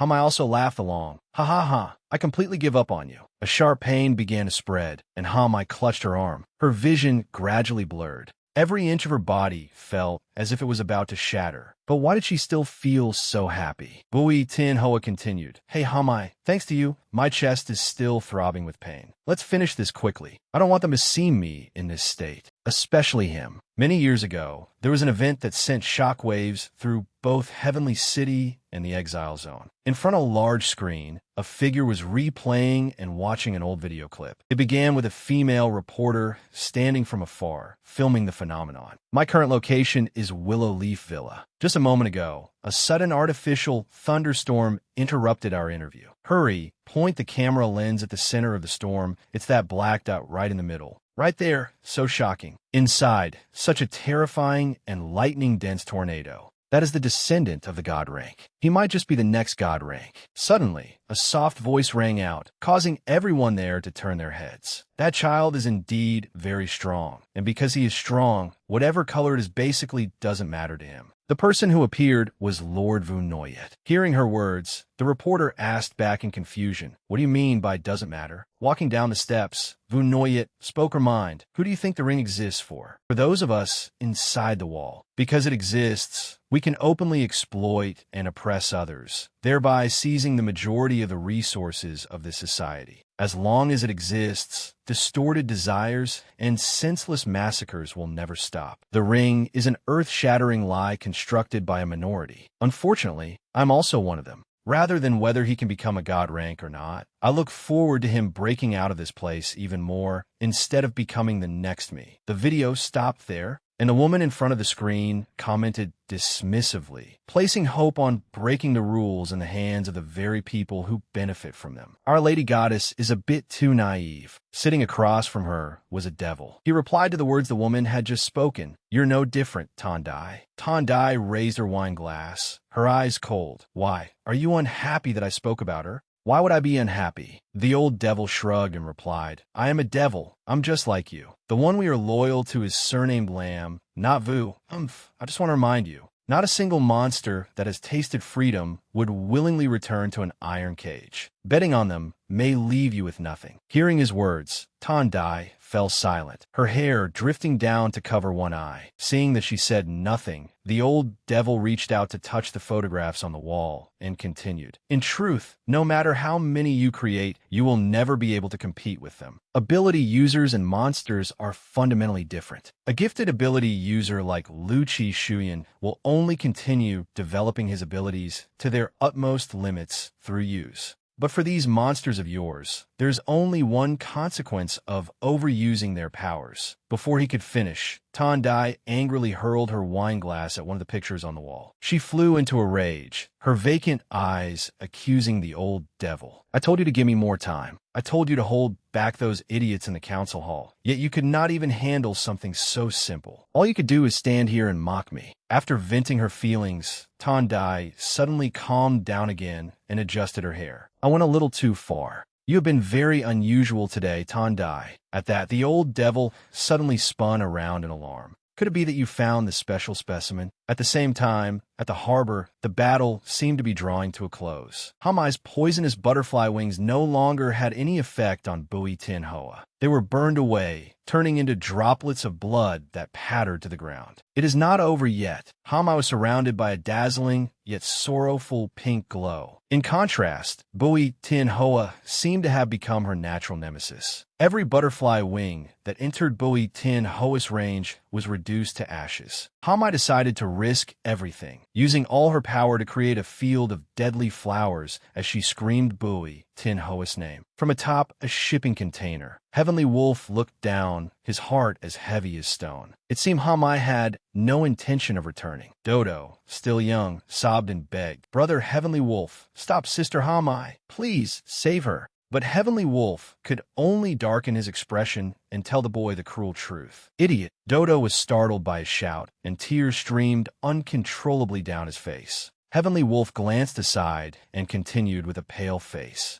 "How many times can you save her? She would not be grateful to you." Zhao Kuang could do nothing either. He could not bear to watch his friend sacrifice herself, but neither could he stop her from fulfilling her wish. In the final moment, Zhao Kuang could only lower his head. Hamai was battered and barely able to stand. Her flower vines rushed forward, tightly binding the area around Bui Tin Hoa. Yet Hamai could not reach her through the flames. Bui Tin Hoa lightly waved her wand and spoke her final words to her opponent. "This is truly a beautiful sight, but unfortunately, I will not lose to the same person twice." Just like that, Hamai's entire body was burned away like a flower. Meanwhile, the group led by Tan Tien had arrived. His subordinate took the lead and ushered people over. "Everyone, follow me. I will take you to collect the supplies." Amid the chaos, flower petals drifted through the wind. A child looked up and saw a beautiful butterfly wing slowly withering away. Only thick smoke and scattered flowers remained at the harbor. Bui Tin Hoa suddenly fell backward as she stared at the dark figure emerging through the smoke. What kind of monster is that? Then, having exhausted all her strength, she collapsed to the ground. Unexpectedly, it was one of Dodo's giant stuffed rabbits. After stopping Bui Tin Hoa, the boy quickly shrank it back down and ran toward his companions. "Brother Zhao Kuang, Sister Hamai, she is still alive." Zhao Kuang held Hamai tightly in his arms. His eyes reddened as he looked down at Dodo. "I'm sorry, Dodo. I pushed you too hard. Are you hurt anywhere?" The boy obediently shook his head and replied,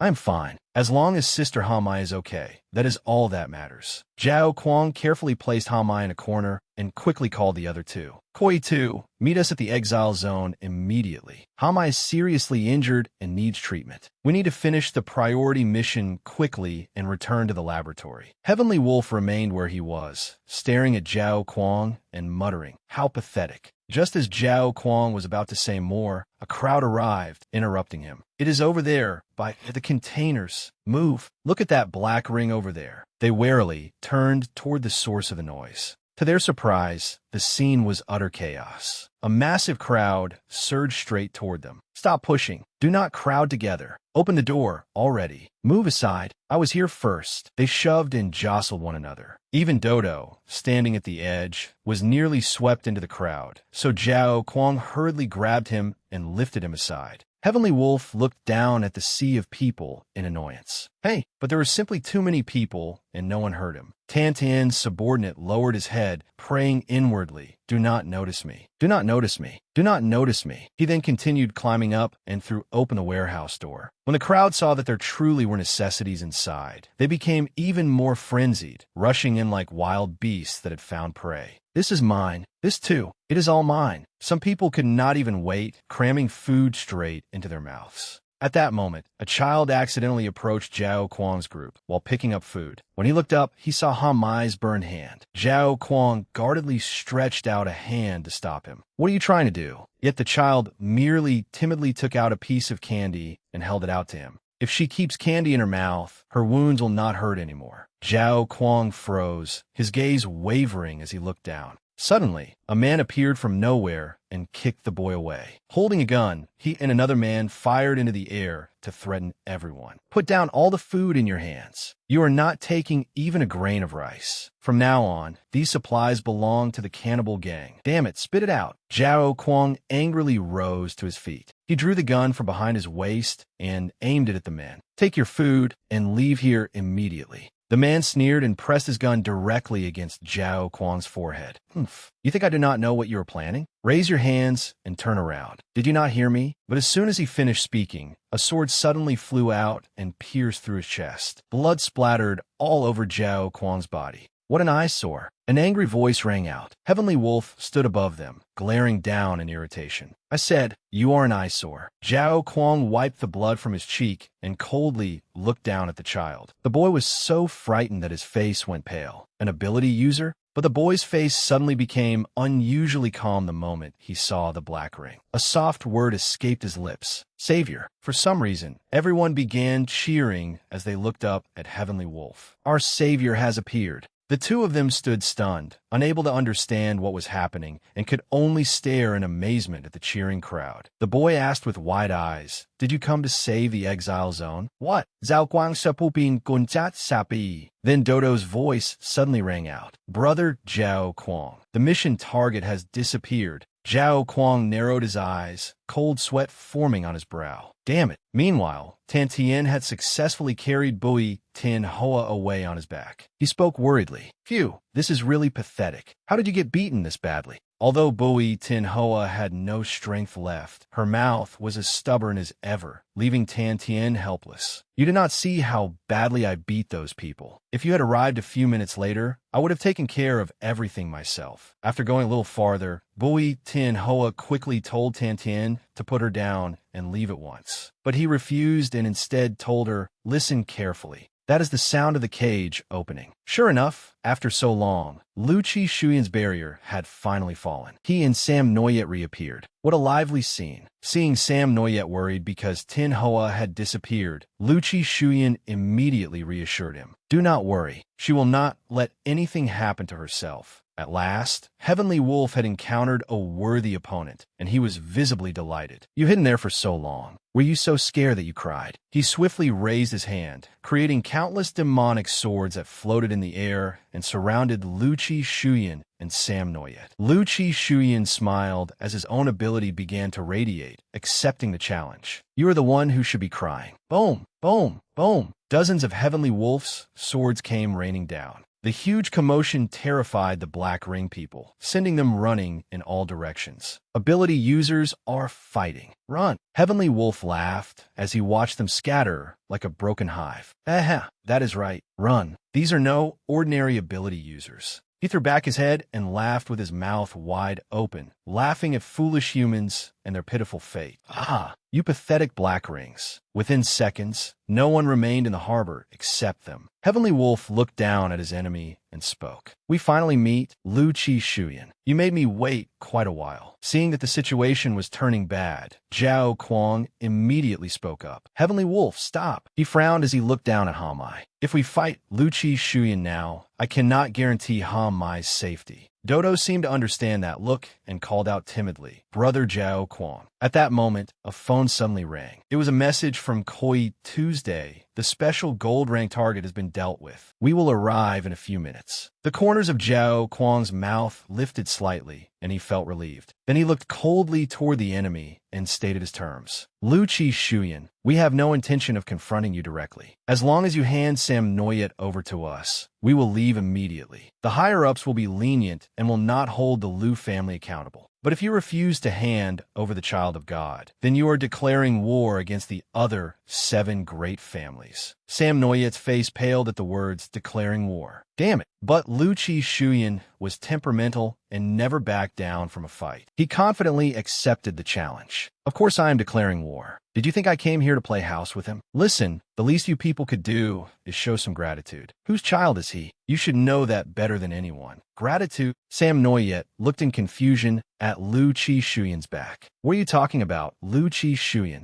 Lu Chi Shuyan frowned and looked toward Heavenly Wolf. His ability, he vividly remembered the day Lord Vu Noyet had been surrounded by demonic swords. One of her eyes had nearly been consumed, turning pitch black, while she repeatedly said, "Do not come any closer." Lu Chi Shuyan made up his mind, took a breath, and slowly spoke. Noyet, listen carefully. Anyone who wears a black ring, yet can use abilities has survived until now by being sustained with Lord Vu Noyet's blood. Sam Noyet's mind went blank upon hearing those words. He stood frozen in shock, unable to believe his ears. They survive on her blood? Heavenly Wolf sneered, tilting his head to one side. Oh, it seems the child of God knows nothing. Do you need me to explain it to him personally? Shut up. Sam Noyet and Lu Chi Shuyan shouted in unison. With a dark expression, Sam Noyet questioned him. Lu Chi Shuyan, are you saying their abilities come from my mother? What else is there that I do not know? After a moment of silence, Lu Chi Shuyan began explaining. What I know is also limited. Back when Lord Vu Noyet was imprisoned, the Lam family proposed studying her immortal ability to help more ability users extend their lifespans. Other than our Lu family, which refused to participate, every other family sent a high-level ability user. But the experiment failed. The 7 people involved received Lord Vu Noyet's blood. Yet not only did they fail to gain immortality, they turned into neither human nor monster and nearly died. Afterward, the laboratory turned its attention to black ring wearers, who were more numerous and easier to control. I just never expected those despicable wretches to truly succeed. Then what about the laboratory's location? You must have investigated it. Lu Chi Shuyan shook his head. We found nothing. It is like a ghost. There is not the slightest trace of it. At this, Sam Noyet's vision darkened again. His mind was a tangled mess, unable to process anything else. You found nothing? Among the 8 great families, the Lu family ranked 3rd in overall strength. Even after 2 major reshuffles, it had never fallen from its position. The Lu family was the 3rd greatest family. They clearly knew about his mother's circumstances, yet had no way to investigate her whereabouts. Even a powerful family like the Lu family was helpless and could only stand by and watch. What power was really shrouding Heavenly City? Lu Chi Shuyan, Tin Hoa, and the other protectors had protected him. Did that mean they were fighting against a Heavenly City like this? Was this the enemy he had to face? Thwan, myself, and Mother. Sam Noyet clenched his fists. Then he slowly loosened them. Lu Chi Shuyan seemed to understand how he felt and could only remind him carefully. Sam Noyet, do not waver. They sent these people here to break down your psychological defenses. No matter what rules govern this world, our generation will be the one to break them. Sam Noyet's choked voice rang out. Rules? I do not understand any of that, and I do not care. I keep dreaming about her. She is waiting for me. No matter how difficult it is, I have to save her. Relieved that his young master had not fallen apart, Lu Chi Shuyan smiled faintly. With only you as you are now, I am afraid there is no hope. But with those words from you, Everyone will certainly help make it happen. By the way, suddenly thinking of something, the two leaned close and discussed it. Those people must know where the laboratory is, right? We just need to capture them and interrogate them. What a coincidence. I was thinking the same thing. Heavenly Wolf's face twisted with displeasure. Suddenly, the sound of a bird cawing made Zhao Kuang look up. The bird shook itself and dropped a white bomb. Worried for the Liu family's young master, Sam Noyet immediately shouted, "Watch out," and push him aside. But unexpectedly, the direction he pushed him toward was exactly where the mine had been dropped. Liu Shuyan and Sam Noyet both froze for several seconds. Unable to help himself, Liu Shuyan thought of someone and cursed loudly. "That bastard Chuhi." Just then, a familiar voice rang out. "Looking for me?" Everyone turned toward the same direction at once. Chui's group had finally arrived, and they had even brought Koi Tu and Thake with them. The scene rewound to when Tenhoa was still fighting desperately. After rescuing the Black Ring group, Chui hurried back to find his phone and turn it on to check it. The first thing he saw was a voice message from a team member. "Are you all there? My name is Han Olo. I am 14 this year, and I am Han Thursday's younger sister. Due to some special circumstances, my brother could not come, so Mother sent me to assist you instead." Hearing her message, Chui's expression changed, and he mentally cursed, "What foolishness." Then he urgently asked the flock of birds to guide him to Oli's location. Meanwhile, Ngwenda could no longer maintain autopilot mode. It staggered and crashed directly into the barrier on the bridge. Thake looked in shock at the figure charging toward her. Olu angrily clenched her fists and leapt at her to attack. "Do not hurt him." With a loud crash, Thake went pale from shock. Cold sweat soaked her body. That was dangerous. Only when she came to her senses did she realize she was still alive and was even being held suspended in someone's arms. Thake looked up in surprise and saw that Koi Tu had appeared at some point. He reminded her anxiously, "Do not just stand there waiting to get hit." Both of them were panting heavily. Thacia asked Curse to confirm. Their opponent is just a little girl, right? Probably. On the other side, Ollie had already shattered the wall Cursed had created. Her hand was sunk deep inside it. Her eyes turned cold and dark as she slowly pulled her hand out. She looked down at her hand in annoyance. She had almost. Just then, Sujan successfully rebooted and woke up. Ollie turned around in alarm and asked, "Are you hurt?" She hurried over to check on him. Sujan looked at Ollie for a while, then called her name. "Han Oli." Ollie replied awkwardly, "Just call me Ollie. When people call me by my full name, it feels like I've done something wrong." Suddenly sensing something, Sujan used his infrared vision to see through the wall and discovered what the enemy was planning. He warned her, "Watch your footing." On the other side, Thacia and Curse were arguing. "What are you doing?" "I don't want to run away. I can control the robot perfectly well. We just need to join forces and kill that girl. If I'd been 1 minute later, you would have died. Staying alive is more important." With that, Curse controlled part of the bridge and lifted it into the air. Sujan quickly grabbed Ollie's hand and told her to hold tightly to the railing. He extended his mechanical arms and launched them outward, anchoring Wilderness to another section of the railing as well. Within moments, the middle portion of the bridge had completely collapsed. Neither of them could move and could only remain stranded there. Sujan rapidly assessed the situation. The bridge is severely damaged. This section will collapse in 1 minute. He then calculated the distance between them and Cursed and Thacia. After thinking it over, Sujan explained his plan. "If I enter that woman's control range, I'll be forced to shut down. Their powers pose no threat to you. I'll throw you over there first to make sure you're safe. You need to find the right landing point. We only get one chance." Ollie nodded and got into a combat-ready stance. But just as Sujan took off, he was immediately pulled back, while Ollie remained as steady as a mountain, completely unmoved. She scratched her head sheepishly as she looked at the stunned Sujan. "Oh, I forgot. It's a long story." At that moment, another section of the bridge broke away and sank lower. If they truly fell, it would be difficult for them to escape. Suddenly, Wilderness's voice rang out. "Wilderness hates water. Think of something." Seeing this, Ollie and Sujan spoke at the same time. "I've got it. There's still a way to get across." Seeing them huddle together, Thacia frowned and tried to see more clearly. What were they doing? "I don't know." A sense of unease suddenly rose in Curse's heart. He quickly pulled her away. "Hey, Thacia, let's run." On the other side of the bridge, Ollie had climbed back inside Wilderness and sat in the driver's seat, while Sujan sat on the roof, tightly binding them all together with cable. "Ready?" "Okay." The instant the bridge collapsed, Ollie floored the accelerator. together with the laser fired from Sujan's arm. All three of them shot into the air and flew straight toward Curse Group. Wilderness screamed in terror. Wilderness is scared of heights. Phaecia saw the sight and immediately burst into laughter. Are you kidding me? You won't make it across. Godi. Just as Sujan had said, the moment they entered Phaecia's ability range, both Wilderness and Sujan were forced to stop operating. The three of them instantly lost momentum and fell. Curse cried out in alarm. Phaecia, run! Fortunately, Jushi arrived just in time. He rushed in like a whirlwind and slashed through the air several times. Then he sheathed his sword, turned around, and gave a remarkably gentle smile. Looking at the group he had saved in time, he said, "You all did well." A few minutes later, Ollie and Sujan had successfully captured the two targets. Ollie darkly threatened them. "Don't try any dirty tricks. If you secretly use your powers, I'll punch you." Phaecia did not care and opened her mouth to argue. "Don't get cocky, brat. Once I'm free, I'll tear you to pieces and drain your blood for a bath." Sujan added, "Could you be quiet and talk less? Or should we gag her?" Agreed.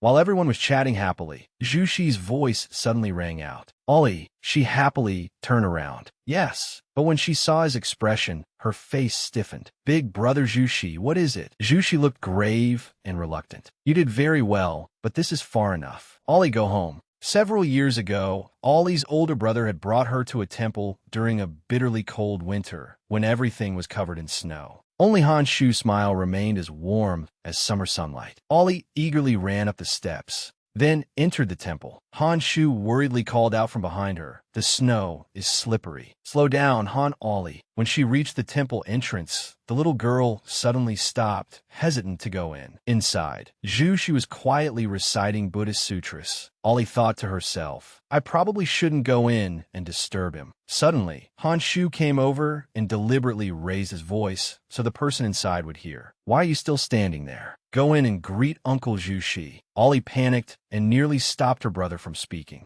But Hanshu only went further, making Jushi stiffen. "What? You don't like being called uncle? Then you can call him old man instead." A few minutes later, Hanshu let his sister go outside to play in the snow, while he went over and sat beside Jushi. He gently set down a gift box, then pushed it toward him. "Here, vegetarian pastries." Jushi immediately pushed it back. "I appreciate the thought, but I can't accept this." Knowing how stubborn he was, Hanshu had no choice but to resort to a trick to make Jushi accept it. "Oh, you wouldn't accept it even if it was made by my mother? These were given to my family by Annie. I couldn't bear to eat even one bite. I thought that in weather this cold, poor she must be shivering alone in this temple, so I should bring them to you. Maybe Annie hoped I would give them to you too." Hanshu's words struck Jushi deeply, leaving him no choice but to awkwardly reach out and accept the gift. He sighed. "All right, I understand. Spare me already. Did you come all this way just to bring me vegetarian pastries?" Hanshu clasped his hands and narrowed one eye. "Stop being so full of yourself. Of course, that's not the only reason. I came to speak with Master Shanjing." Jushi laughed as he looked at his friend. "Isn't that me too?" Time quietly passed once more. After hesitating for a long while, Hanshu spoke. "Jushi, would it be all right if I stopped being a guardian?" The atmosphere immediately became completely silent. Jushi stared at Hanshu in disbelief, his pupils contracting. Seeing his expression, Hanshu quickly continued, "Look how scared you are. I am joking. You never joke about something like this." Jushi realized something was wrong and anxiously asked, "What happened?" Hanshu's expression changed, and his voice trembled. "Ollie's ability disappears." "Her ability disappears?" "Yes. Every day after night falls, she becomes no different from an ordinary person. We all know that Lord Vu Noyet was targeted because of immortality, eternal life, and power. The walls, every conflict until now, has stemmed from human greed. And now, Ollie's ability vanishes for no apparent reason. Once others discover the truth about her lost ability." As he spoke, Hanshu clenched his fists, painfully forcing out each word. "I don't dare imagine the cruel torment Ollie would have to endure. Will she become a second Lord Vu Noyet? Will she become a sacrifice in their struggles?" Jushi frowned, about to say something, but Hanshu cut him off. "Jushi, I'd already made up my mind before I came to see you. There's still 2 years until the day of prophecy. Before then, I will find a way to investigate why her ability disappears. You have to help me keep this secret. If I find the cause before then, I will continue fulfilling my duties as a guardian. And if there are no results, then I will withdraw from the guardian program and take my sister away from here, Han Shu answered firmly. You can call me a coward or say that I'm running away. I'll accept it all. Zhu Shi, to me, the child of God is merely an unfamiliar child. Please forgive me. I only want to be a selfish older brother. After speaking with Zhu Shi, Han Shu and Ollie quickly said goodbye and headed home. Ollie obediently bade him farewell. We're leaving now, big brother Zhu Shi. Seeing her chubby cheeks, Zhu Shi could not resist reaching out to gently touch and pinch one. Han Shu, a true little sister fanatic, pinched her other cheek in annoyance. Hey, I'm her only brother. Don't call him big brother. Zhu Shi chuckled. You can call me eldest brother. Yes, eldest brother Zhu Shi. Ollie obediently replied. Then she turned and punched Han Shu. Let go. Not only did it not hurt him, he seemed to thoroughly enjoy his little sister's punch. Oh my, our Ollie has gotten even stronger. Before they left, Zhu Shi carefully reminded them, be safe. We're going. And so, Zhu Shi stood on the terrace, watching the Han siblings walk away with both joy and worry in his heart. What a selfish older brother. Winter passed and spring arrived. Zhu Shi unexpectedly received a message from Han Shu. It contained only a short line. Please take care of her for me. Back in the present, after tightly tying up and stuffing the captured mixed bloods into the trunk, Su Zhan looked toward Zhu Shi and Ollie. Their conversation did not seem to be going well, and the mood was extremely tense. It was better not to go over there. Understanding this, he got into the car first and waited for the two of them to resolve their issue. At that moment, Zhu Shi was carefully planning how to send Ollie home. He told her, we can't go back the way we came. Follow us through this door first. Then I'll have Wilderness wait for you to leave through another exit. Stay in contact with me on the way until you get home safely. Get in the car. Suddenly, Ollie tightly grabbed his wrist and stopped him. Eldest brother, Zhu Shi, do you see me as an independent person? Faced with her sudden question, Zhu Shi had no idea how to answer. Seeing that he said nothing, Ollie lowered her head and continued. I know what fighting means, and I understand what will happen if I fail. I thought it through carefully before coming here. Please don't see me only as the younger sister or best friend who needs protection. I am Han Ollie, a special gold rank ability user. I voluntarily accept my brother's position and become a guardian. Please let me take his place. Hearing her heartfelt words, Zhu Shi froze, seeing a reflection of himself in her. Ollie's face had flushed red, but her eyes were utterly resolute. Then she lowered her head.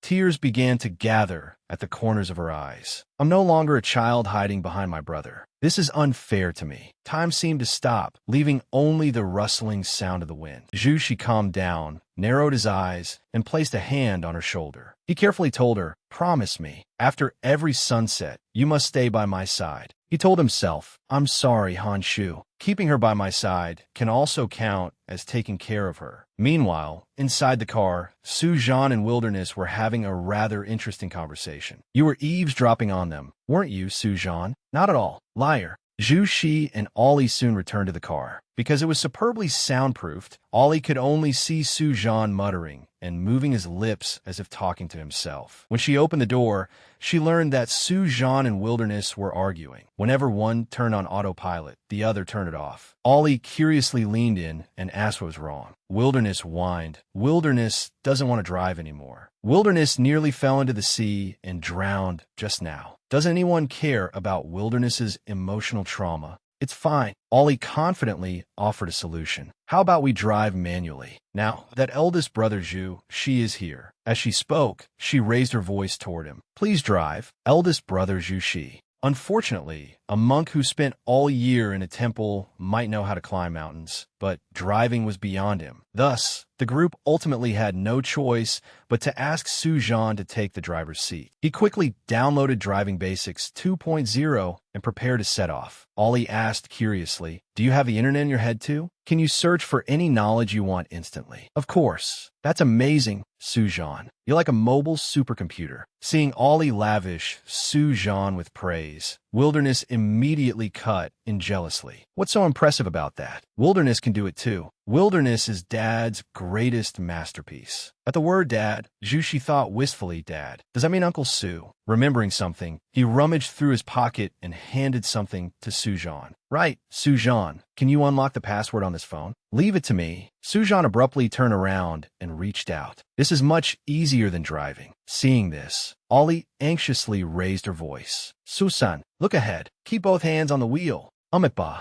This journey is going to be a turbulent one for this monk. The scene shifted to a luxurious room. Someone with clairvoyant powers had been following Zhu Shi's group from the start. Seeing the outcome, he complained in dissatisfaction. These mixed bloods are far too weak. Did Tan Dai spend all that money just to create these useless things? What a waste. I thought I'd get to watch an entertaining massacre. Behind him, a severely disfigured man, soaking in a bath, replied, Keep watching. Be patient. The development the family head is waiting for hasn't happened yet. The man with the silver ring turned back and smirked. Hey, do you know something? Hurry up and tell me. The man lowered his head, but squinted one eye as he hesitantly replied. The family head personally selected all 6 of them. Big Brother never makes a decision unless he is certain. There must be some ability or connection among those 6 that I don't yet know about. As he spoke, he suddenly crushed the stone in his hand in anger. Bitterly, he roared inwardly. He never explains anything clearly to me. He just makes me keep guessing, over and over. He even handed the laboratory over to someone from a different family. Calming down, the man said to the silver ring man, Just watch the situation and keep monitoring them. He wearily leaned back and looked at the ceiling, accidentally seeing his ugly reflection in a large mirror. He immediately ordered, Call someone in and take down this mirror. Back at the harbor, Xiaoyu looked happily toward the people who had just arrived. They were the rest of her teammates. Upon seeing Xiaoyu, Sujan immediately locked onto his protection target. Other than weakness in all 4 limbs, there are no obvious abnormalities. Her mental condition is relatively stable. Zhu Shi vigilantly assessed the surroundings. This is not the time to catch up. Xiaoyu looked in shock toward Lu Jichuan. He was even more surprised than she was. What kind of team is this? A robot, a monk, and miners. Behind them, Cursed and Facia struggled fiercely. Su Den Li, good look Dawat Jiao Guang.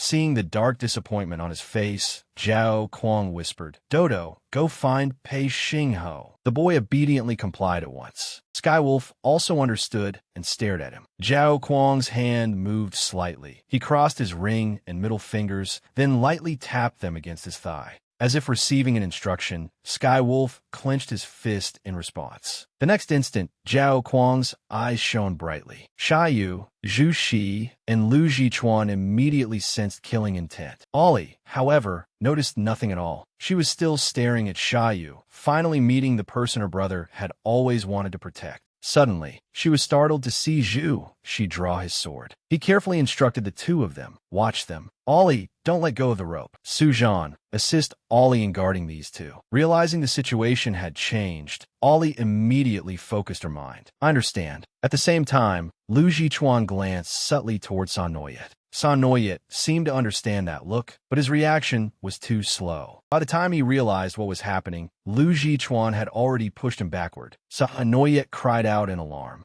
then found himself enclosed in an inescapable cage of lightning. What is this? Knowing San Noyet was furious with him, Lu Jichuan still could not allow his child's life to be threatened. He turned confidently and said, You'll be completely safe in there. Don't overthink it. I'll be back soon. Skywolf swiftly made his move as well. Black dust flew everywhere, surrounding Lu Jichuan. The moment he spoke, dense, sinister energy spread through the air. Zhu Shi frowned and cut them apart, but there were too many, and they were quickly surrounded. Noticing those currents of energy trying to carry Cursed group away, Ollie immediately rushed over and shattered them. Don't even think about taking them. Skywolf grinned with delight as the sinister energy flooded toward Lu Jichuan. But Lu Jichuan was no pushover. He pierced it with lightning, tearing holes through it and easily breaking free of the encirclement. Just as expected, Skywolf looked down with interest. In an instant, Lu Jichuan had vanished,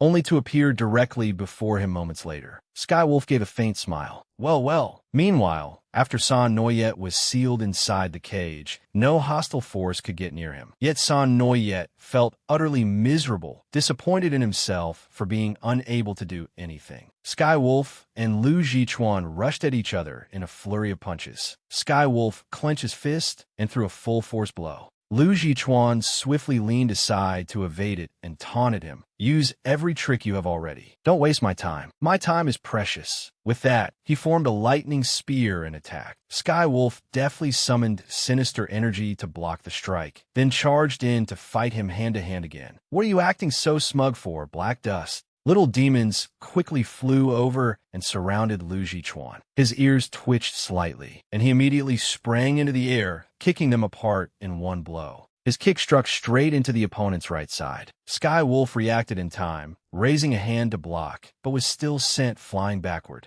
Lu Jichuan smiled smugly as lightning crackled around his body. Don't think turning dust into evil ghosts can fool me. Sky Wolf's eyes shifted. He immediately summoned a circle to shield himself from Lu Jichuan's attack. Then Lu Jichuan's voice suddenly rang out. Where are you looking? While Sky Wolf was distracted, Lu Jichuan had already closed him before him. He drove a numbing punch straight into Sky Wolf's abdomen, sending him crashing into a wall with a tremendous boom. The entire wall shattered. Sky Wolf coughed violently, looking ragged, with something sharp impaling his abdomen. Furiously wiping the blood from his mouth, he snarled, Damn it! If I hadn't been distracted controlling Black Dust to deal with those three, how could you have hurt me? Sky Wolf drew a sharp breath and gripped the object, piercing his stomach, then ruthlessly yanked it out, spraying blood everywhere. He quickly forced himself back up, staggered to his feet, and flung the object behind him. Enjoy your smugness while you can, Lu Jichuan. At the same time, Kirst and Thacio were still tightly bound, waiting to be rescued. Suddenly, a powerful force dragged Ollie backward, startling her. Oh no! When Su Zhan turned around, Ollie had already disappeared from view.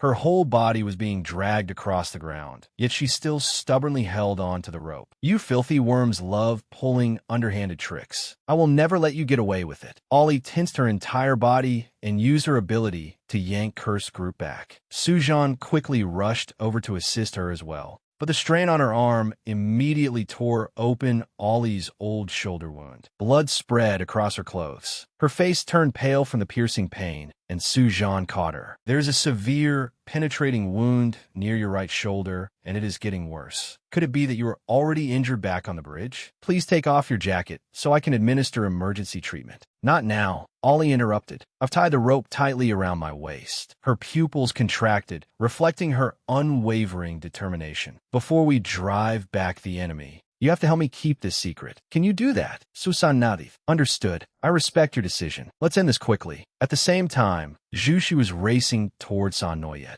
but the enemy encirclement was too dense. Every layer he cut through was immediately replaced by another. Zhu Shi frowned in irritation, tightly gripping his sword hilt. Noyet has been left alone. I have to get to him quickly. Even though he could see San Noyet right in front of him, Zhu Shi could not reach him at all. He clicked his tongue and repeatedly called out Noyet's name. At that moment, Little Black appeared again, buzzing beside San Noyet's ear and tempting him. Coward! That arrogant Lu Jichuan clearly looks down on you. He locked you in this tiny 1-meter cage, shaping you into a weakling who can only stand there and watch. What are you waiting for? Don't you want to prove them wrong? You think what I said makes sense too, don't you? Just let me out, and this farce will be over immediately. It isn't something he shaped me into. It is the truth, San Noyet retorted. Little Black frowned and abruptly turned to look at him. What? I'm the weakest and most useless person here. That is completely true. San Noyet accepted the reality with a choked voice. I should be their target. Little Black's expression grew even uglier. What? Are you proud of that? San Noyet ignored Little Black and anxiously looked outside. They clearly knew he was the weak point in this battle. Yet despite being outnumbered, they stubbornly confronted the stronger enemy head-on and left him aside. Wasn't that incredibly foolish? I have a bad feeling. This is strange. At that moment, San Noyet recalled his conversation with Lu Jichuan before the battle. Open your eyes and look carefully. Look even more closely. All you ever talk about is death. You're such bad luck. Since they shared the same body, Little Black seemed able to know what San Noyet was feeling. He grabbed San Noyet's shoulder and pulled him back. What are you talking about? Explain it clearly. San Noyet shut his eyes tightly, then irritably brushed Little Black's hand away. Get lost. You're too noisy. Little Black had nothing to say. His face reddened, and then he slowly vanished. Now San Noyet was alone in the space. He calmed himself and clutched his chest. His eyes suddenly changed into a beautiful icy blue. More carefully, it's not that I can't do anything. San Noyet's body was suddenly pushed backward, as though his soul had been separated from it. Before he realized it, he had wandered into another space. San Noyet looked around in confusion. Before him stretched an endless row of rooms, red lights flashing everywhere. The inside of every compartment was a deep blood-red color. Where exactly is this? He wondered. He looked down at the hand pressed against the ground. In the blink of an eye, the space turned scarlet again, and a handful of black-red sand lay in San Noyet's palm. He tensely scanned his surroundings, fully alert. Black dust. Damn it, I must have ended up in this strange space because I still haven't mastered control over my ability. First, I need to find a way out of here. San Noyet hurriedly stood and was about to leave when brilliant red light engulfed him again. Startled, he looked to the side and discovered a child sitting curled up on a bed inside one of the compartments. The room kept changing from white to red, stirring San Noyet's curiosity. Why is there a child here? Though he knew this was abnormal, San Noyet still boldly warned the boy, "Hey, kid, this is an area for ability users. It's dangerous. You need to leave here with me right away." As he spoke, San Noyet walked over and shook the boy. "Kid, can you stand up?" Seeing no response, San Noyet grew nervous and raised his voice. "Hey, kid," he thought irritably, "this damned alarm." The instant that thought crossed his mind, the alarm stopped. San Noyet froze and turned to look up at the ceiling. Then the child's voice suddenly rang out. "You can enter the 5th layer of my consciousness. It seems you are not as weak as you look." San Noyet immediately let go of his hand. He backed away warily. "Consciousness? Who are you?" The child slowly moved, relaxing his body from its previous curled-up posture. He lowered his face toward the ground, then gradually raised it and answered, "Zhao Kuang. You should remember my name well." The sight of his starlit eyes made San Noyet stiffen in shock. Then Zhao Kuang continued, "Because we are both children of God." He suddenly grabbed San Noyet's hand. "Come on, let's talk somewhere else. I don't like staying here for long." San Noyet was confused. "Wait, you need to explain." Before San Noyet could finish, the space abruptly changed again, transporting them into another room. San Noyet was startled to realize it was the old place where he had lived with Achan. Zhao Kuang looked somewhat surprised and lightly patted the sofa where he was sitting. "So this warehouse is the safe place in your consciousness? It is not much different from my room, square and neat, like a toy box." San Noyet frowned, remained silent for a moment, then spoke with a trace of anger. "Get up, don't sit on that sofa." As he said this, his gaze suddenly became heavy and his voice caught. "At the very least, don't touch it." The atmosphere immediately fell silent. A faint sound suddenly reached San Noyet's ears, causing him to abruptly turn around. Gunshots. Zhao Kuang smiled and stood. "Sorry for bringing back unpleasant memories. Let's change locations and continue our conversation." San Noyet suddenly grabbed his hand and demanded, "What exactly are you doing to my eyes?" "I don't understand." "You're lying," San Noyet stated. "You were stalling for time. You kept me here only to stop me, didn't you? That place from before was not your consciousness at all. And this place is not mine either." Zhao Kuang delibaten plitidet tobe inosen. "Why would I want to stop you?" "Because you know perfectly well that I can see through your scheme." The moment San Noyet said that, Zhao Kuang's expression froze. His previous false smile faded,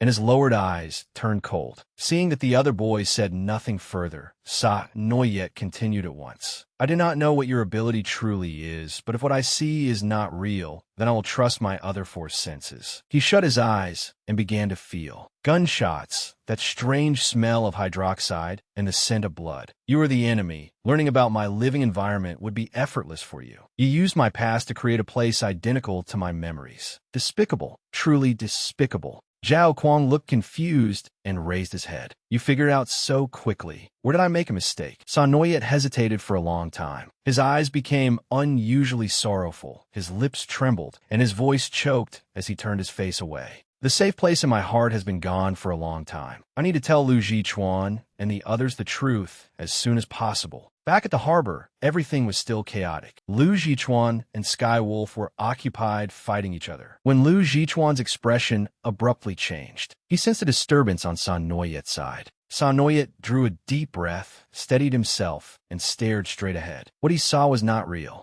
With that thought, San Noyet began stepping out of Lu Jichuan's cage. The instant he emerged, black dust immediately surrounded him. San Noyet gathered all his strength, tore apart the veil before his eyes, and shouted, "It isn't real!" Everyone turned toward him in shock. Sangria. Meanwhile, Pei Xinghe was concentrating on healing himself. He sat against the wall, repeatedly pressing the flame of the heart against his injuries. Qin Tian suddenly sat beside him to keep watch. This is the first time I've seen flames with restorative power. How strange. Sensing Qin Tian's gaze, Pei Xinghe immediately turned to glare at him. Qin Tian asked, "How much longer are you going to keep blowing on yourself like that?" "Blowing? Healing takes time. Do you think I'm made of iron?" Pei Xinghe turned away indignantly, unaware of what Qin Tian was thinking. Right, his mouth was made of iron, all right? Suddenly, Qin Tian stood and said tensely, "At this distance, they will find us soon. My subordinate's car is right outside. Let me get you out of this battlefield first. Once we reach safety, you can take your time healing."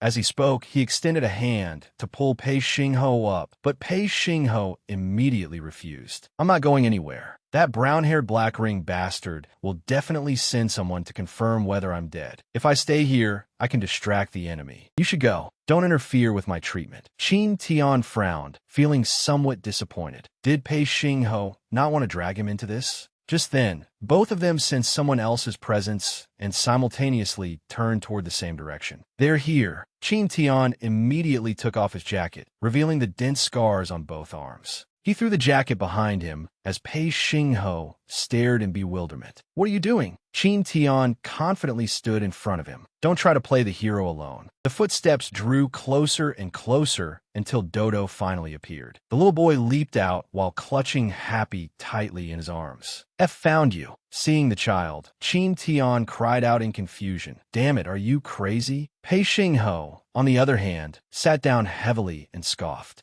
He's yours." Back at the harbor, everyone was panicked and worried for San Noyet after he threw himself into danger. Yet the space abruptly changed, everything becoming bright colors like a child's drawing. The houses, the ground, the cargo containers. Everything suddenly inverted and floated above San Noyet's head. All the others stood motionless, suspended in the air. Lu Jichuan, Su Zhan, Zhu Shi, and Ollie. Looking around, San Noyet was unnaturally calm. "Understand, it's a dream." Zhao Kuang's voice suddenly rang out. "I didn't expect you to guess that this was a dream." Very clever. Hanging upside down, he brought his face close to San Noyet's and asked, "The world before your eyes is falling apart. Aren't you afraid?" San Noyet frowned and replied, "If it is a dream, what is there to fear? Your ability is probably to create dreams within other people. As long as those under your control fail to realize it, they sink deeper and deeper until they cannot escape. But once they realize it is a dream, they can break free of your control. However, controlling many people in a dream must have some limitation, which is why you created a dream within a dream to trap me separately. You used this so-called consciousness space to prevent me from realizing the truth and try to prolong the time I remained in the dream. Am I right?" "Not entirely. Zhaoguang Ansu Vaguli. I never intended to trap you in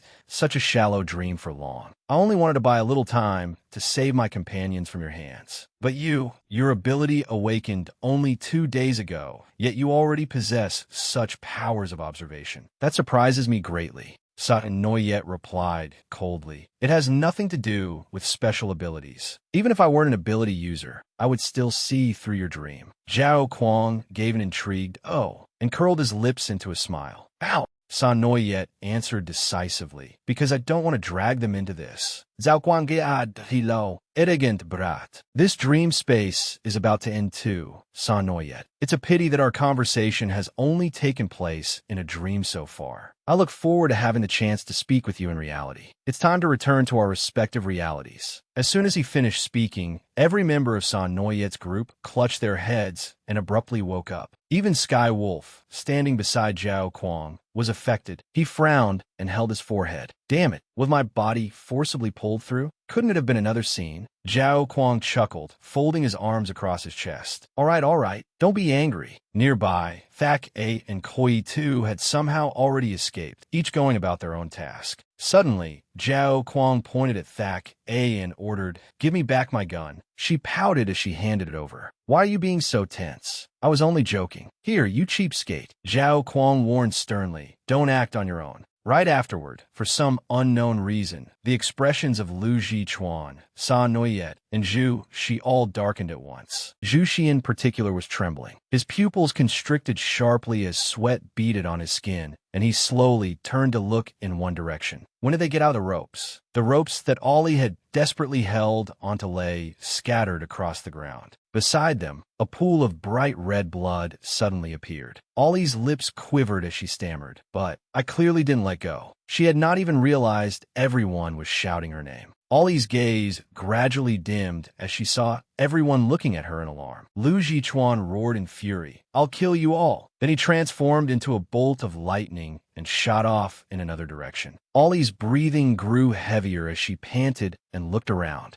She saw Zhu Shi's deathly pale face. "Eldest brother Zhu Shi, are you angry with me?" Then she slowly looked down. Her vision began to blur, and blood dripped onto the ground. Ollie's body could no longer hold on. She lost her balance and fell backward. But a hand quickly caught her. Sujan's voice sounded out. "Don't be afraid. Sujan is here." Activating treatment mode. The bullet passed through the lower left abdomen. Hemostasis is now underway. Ollie clenched her teeth against the pain and choked out. "The rope was still tied around my waist just now." Sujan clicked his tongue, never taking his eyes off the wound on her abdomen. "I know. Please don't speak for now." Watching from the side, Thake smiled faintly. I should have given her another shot. Zhao Kuang and Sky Wolf turned to look at each other in silence. A few minutes earlier, just as San Noyet's group had reunited, Zhao Guan hat svipli siknan Sky Wolf. It was a signal the two had agreed upon since childhood. The battle situation was unfavorable. He would pull everyone into a shared dream next, and Sky Wolf was to hold them off. Sky Wolf answered by clenching his fist, meaning he understood. Before activating his dream-weaving ability, Zhao Kuang had carefully told him, "It's a little unfair to leave you alone against all four of them, but don't die in the dream, Sky Wolf." Sky Wolf was not afraid in the slightest, his gaze resolute. "No matter how many come, it won't be a problem." And so Zhao Kuang created a shared dream scene with a 5-minute countdown, drawing everyone inside. After everyone sank into the dream, he walked over to San Noyet and observed the child of God. He looks much more ordinary than I imagined. But just as he reached out to touch him, Lu Jichuan's lightning ability activated, knocking Zhao Kuang's hand away and injuring him instantly. He glared resentfully at Jichuan. He can use this kind of ability even while asleep? This Lu Jichuan really never stops surprising people. It was not only Lu Jichuan. Sa Noyet's body could somehow still move slightly as well. That made Zhao Kuang even more excited. What the hell? Him too? These two are truly troublesome.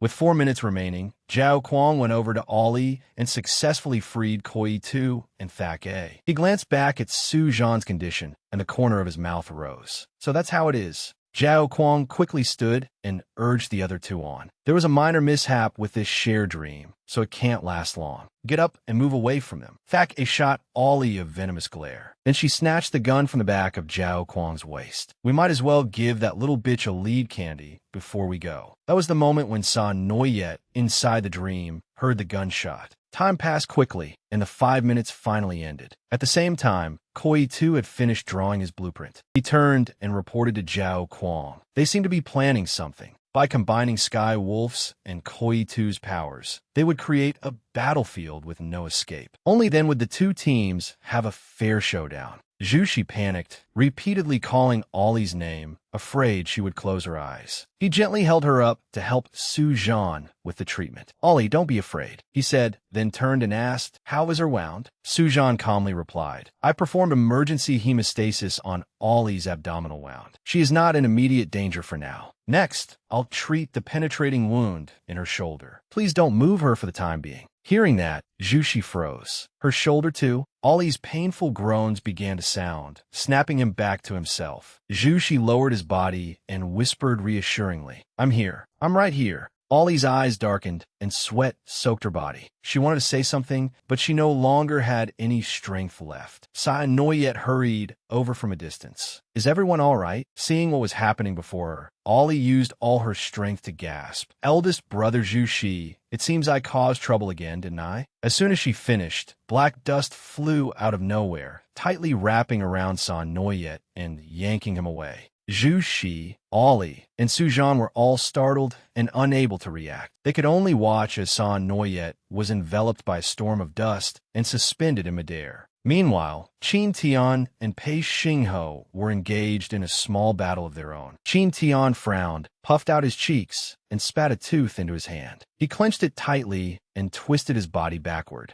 Then he threw a punch directly at Happy in front of him. Qin Tian pinned it down and threatened fiercely, "You dare knock out my tooth? Today, I'll show you the strength of an 8-time consecutive tournament champion." But Pei Xingho suddenly spoke up to stop him. Qin Tian turned back in confusion. He saw Pei Xingho tilt his chin toward the other side. Only then did he clearly see Dodo's condition. The boy's face was bruised and filthy, leaving Qin Tian dumbfounded. "What happened?" "My fist didn't hit the kid. Only when he heard Happy the rabbit toy crying out beneath him did he uneasily back away and run over to Pei Xingho. Hey, the kid seems to be linked to that cheerful toy. When I hit the rabbit, the kid gets hurt. What do we do?" Pei Xingho silently looked toward Dodo and thought, no wonder they sent this child alone. That man had already calculated that we would not have the heart to harm a child. And the boy doesn't seem to feel the pain from that punch. Has he lost his sense of pain? He suddenly asked, "Hey kid, what's your name?" When Dodo heard Pei Xingho ask that, the image of him fighting Mai flashed through Dodo's mind. Startled, the boy shrank back and tightly hugged Happy's arm. Seeing the boy trembling, Pei Xingho laughed. Don't worry. It's not like I beat everyone half to death just because I asked their name." Dodo relaxed his guard a little and obediently answered, "My name is Dodo." Pei Xingho continued, "What about your surname?" "I don't have one." Hearing that, he thought, another person without a surname. Then he continued, "Dodo, you saw how I dealt with your companion, just now. If you don't want an up like her, leave now." Dodo clung to Happy even more tightly and answered firmly, "I can't leave. Brother Zhao Kuang said you have to die. I have to complete this mission." Pei Xingho was speechless and reminded him, "You alone want to fight the two of us?" Though Qin Tian's conscience would not allow him to hit a child, he still put on a fierce front to cooperate. "That's right, brat. Don't think I won't deal with you just because you're young." Dodo ignored them, stubbornly clinging to Happy and refusing to leave. Pei Xingho had no choice but to suppress his anger and sit down to explain things to Dodo. If I'm not mistaken, when ability users overuse their powers, their bodies develop intense rejection reactions. It's like a disposable plastic cup that was never meant to hold boiling water. "Do you really understand what you are doing?" Dodo squeezed his eyes shut and shouted, "I understand." Seeing that, Pei Xingho calmly asked again, "Will you kill me even if it costs you your life?" They must have promised you a wonderful future, right? "As long as I die, that older brother will agree to go back with you." Dodo spoke in a trembling, childish voice, his heavy gaze lowered. "Heavenly City will recognize our new identities. We'll be adopted by a family and get to live in Heavenly City, where everyone is an ability user. Heavenly City." At that, the boy's lips trembled, tears threatening to fall as he pleaded with Pei Xingho, "Please cooperate. We promise we won't hurt anyone else." After hearing Dodo's words, the two of them did not know how to respond. They could only stand there blankly, looking at the child before them. Suddenly, a soft laugh came from Pei Xingho. Then, as if he had snapped, he stopped treating his own injuries and burst into wild laughter, making both Qin Tian and Dodo's expressions change. Pei Xingho impatiently reached into his hair and pulled out his wand. "Talking is useless. Come at me." Qin Tian was startled and ran over to stop him. "Pei Xingho, wait. This child is not even 10 years old. His way of thinking is closely related to the environment he grew up in." Before Qin Tian could finish, Pei Xingho coldly pushed his shoulder aside and told him to move. His gaze did not waver in the slightest. "My teammate is suffering because of me, and you want me to sympathize with this child? Just because he is a child?" Qin Tian was left speechless and could only watch Pei Xingho's back. "I'm in no position to save every single one of them." He walked straight toward Dodo. Then flames surged forth, flame of the heart. Dodo knew he could not avoid a fight and immediately ordered his stuffed animal, Happy, bite him. But how could a child under 10 possibly contend with an expert like Pei Xingho? Before Happy could act, Pei Xingho had already launched 2 streams of fire. He used blazing flames to burn Happy, while using Flame of the Heart on Dodo's body to spare the boy's life. Dodo sobbed as he watched the gift Zhao Kuang had given him burn before his eyes. No, don't hurt Happy. The flames spread and blazed through the narrow alley. Qin Tian did not dare say a word, sweat pouring down his face. He looked toward Pei Xingho with a shudder. This man was terrifying. After a while, the fire was extinguished. Tears pattered onto the ground as Dodo sniffled and choked out a question. Why? He looked in utter despair at Happy's blackened body on the ground. Suddenly, a small, pale hand reached out and picked up Happy, placing it back on his lap. Pei Xingho sat before Dodo and spoke softly. Dodo, there's a limit to using your young age to exploit others' sympathy. Don't make me regret giving you a way to live. With that, he got up and walked away, leaving Dodo to Qin Tian. Until the stuffed animal recovers, the boy probably won't be able to use his ability for the time being. To save a child with twisted beliefs, kind words alone were useless. Real action was needed. Qin Tian looked after him, wanting to say something, but Pei Xingho immediately cut him off before he had the chance to open his mouth. He walked forward step by step, then gradually accelerated. Pei Xingho rushed at full speed toward the harbor. He prayed inwardly, Hold on, I'm coming. At the harbor, black dust once again enveloped everything. Zhu Shi urgently told Su Zhan to stop the treatment and switch to attack mode so they could save San Noyet in time. Meanwhile, Lu Jichuan, some distance away, quickly turned back to join the battle. He hurled himself straight through Sky Wolf's curtain of black sand. Then he unleashed a crescent-shaped bolt of lightning that blew black dust away. At the same time, Lu Jichuan shouted Zhu Shi's name to locate him. Seeing Lu Jichuan urgently reach out toward him, Zhu Shi immediately understood and carefully handed him his thunder-flying sword. Without hesitation, Lu Jichuan took his stance, drew the sword from its sheath, and swung it horizontally. Combined with his lightning, the slash shot straight toward the vortex as he roared furiously, Give San Noyet back! San Noyet was struggling against his bindings at the time, his eyes widening as he watched the beam of light fly toward him. The instant it severed black dust, San Noyet lost his support and fell. He screamed in fear. But fortunately, Lu Jichuan arrived in time. He flashed over, caught him, and landed gently. San Noyet looked behind him in shock, unable to believe that Lu Jichuan had blocked all of it. His crackling lightning, like a spiderweb, stopped black dust from spreading. Lu Jichuan steadied San Noyet and complained angrily, You really are good at causing trouble for others. I was gone for only a moment. Hearing him grumble, San Noyet weakly replied, Sorry for making you worry. Who said I was worried about you?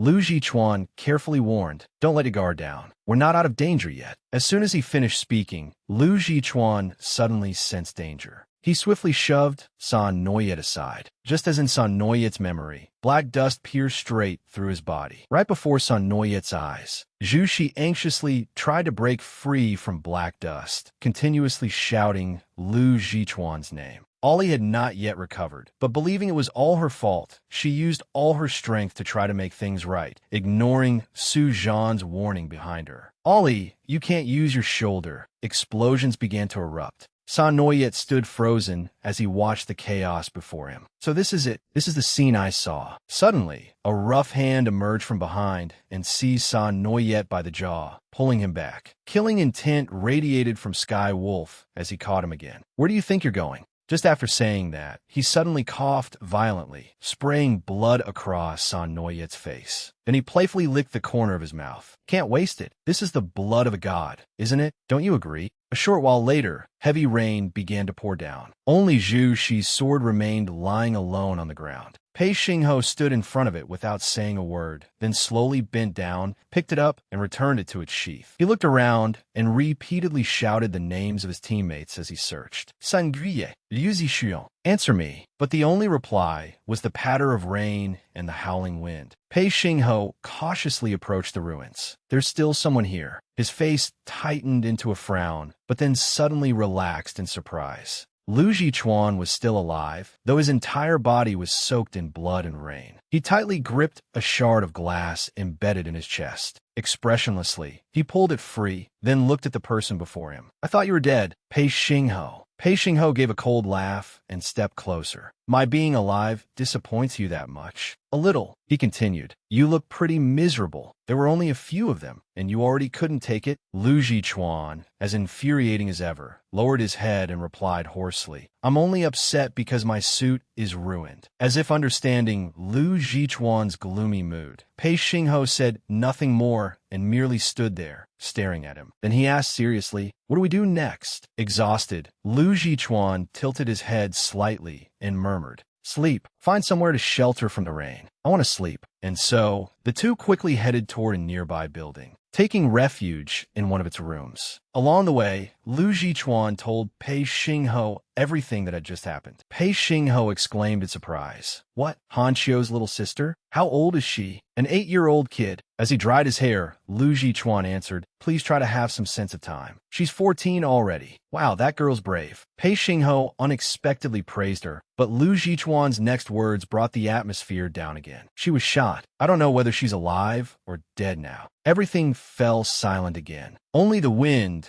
and the crackling electricity around Lu Jichuan could be heard. Then he added, "San Noyet, Zhu Shi, and Uncle Su's life's work, Su Zhan, are all still in that floating building." The mood grew even darker. Pei Xingho silently walked over to a chair, flopped down and crossed his legs. Turning slowly toward the window, he said, "I hate rainy days. They remind me of the day we underwent our ability assessment. The air smelled just as damp and rotten then." He turned to Lu Jichuan and asked, "Do you remember what happened after that ability assessment?" Lu Jichuan fell silent for a moment, then pulled the towel off his head and replied, "How could I remember something from that long ago?" Pei Xingho's eyes lowered at those words. Looking somewhat bitter, he turned his face away. "Thank you for forgetting that day." His body covered in purple bruises, Lu Jichuan lay with his back to Pei Xingho and asked curiously, "Our teammates are trapped, yet I'm lying here wasting time. Why aren't you pressing me about it?" Leaning back against the wall with his arms crossed, Pei Xingho calmly answered, "You called them teammates. That means you're as worried about them as I am. If you still want to rest in a situation like this, then you must have your own reasons." Suddenly, a quiet voice spoke. "I am scared." Hearing Lu Jichuan say that, Pei Xingho froze. His lips curled down in unconcealed disdain. "Huh,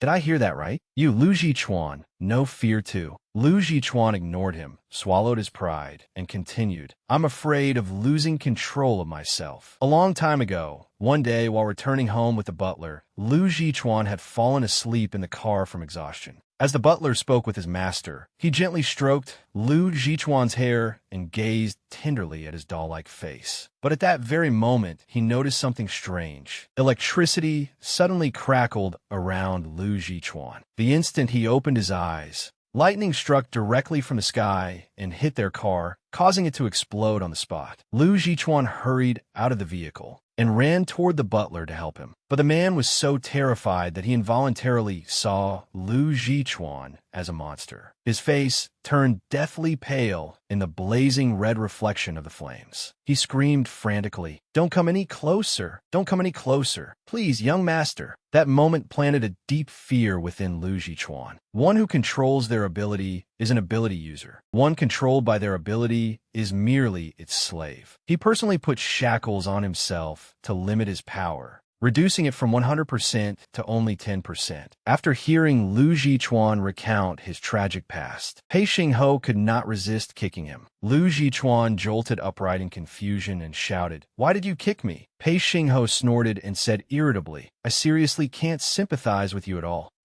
Is this any different from people who eat delicacies every day whining, 'I'm stuffed to death. I really don't want to wake up and eat at some outrageously expensive 5-star restaurant again'? Your ability controls you. You suppressed 90% of it. Let me experience what it feels like to have an ability that never runs out." As he spoke, Pei Xingho repeatedly kicked Lu Jichuan until he could only raise his arms to shield himself. Hey, I'm still injured." Pei Xingho raised his voice and shouted straight into Lu Jichuan's face, That attitude is exactly why you got hurt. Reflect on yourself. Are you the only one living in torment? If you don't want the people important to you to get hurt because of you, then work harder to protect them. Why seal yourself away? Lu Jichuan fell silent, listening intently to Xingho's words. San Noyet has always trusted us without a shred of doubt, even when we risked our lives to save him. How much courage does it take to entrust your life to strangers you've only known for a few days? And what about us? What have we done right? We let a few words from the enemy provoke us so easily, leaving ourselves full of openings in battle and nearly getting ourselves killed. And you're still drowning in the past, unable to move forward. How are we supposed to win like this? In the end, what makes us think victory is a given? Ring star ratings? If ratings could determine the outcome, then I should have sent every last one of them packing by myself. But, Lu Jichuan, if even we blindly believe that ratings decide everything, then what right do we have to change this world? 10%. That's right. Not just you, me too. At that, Pei Xingho seemed to laugh at himself, laughing for Lu Jichuan as well. In the end, perhaps San Noyet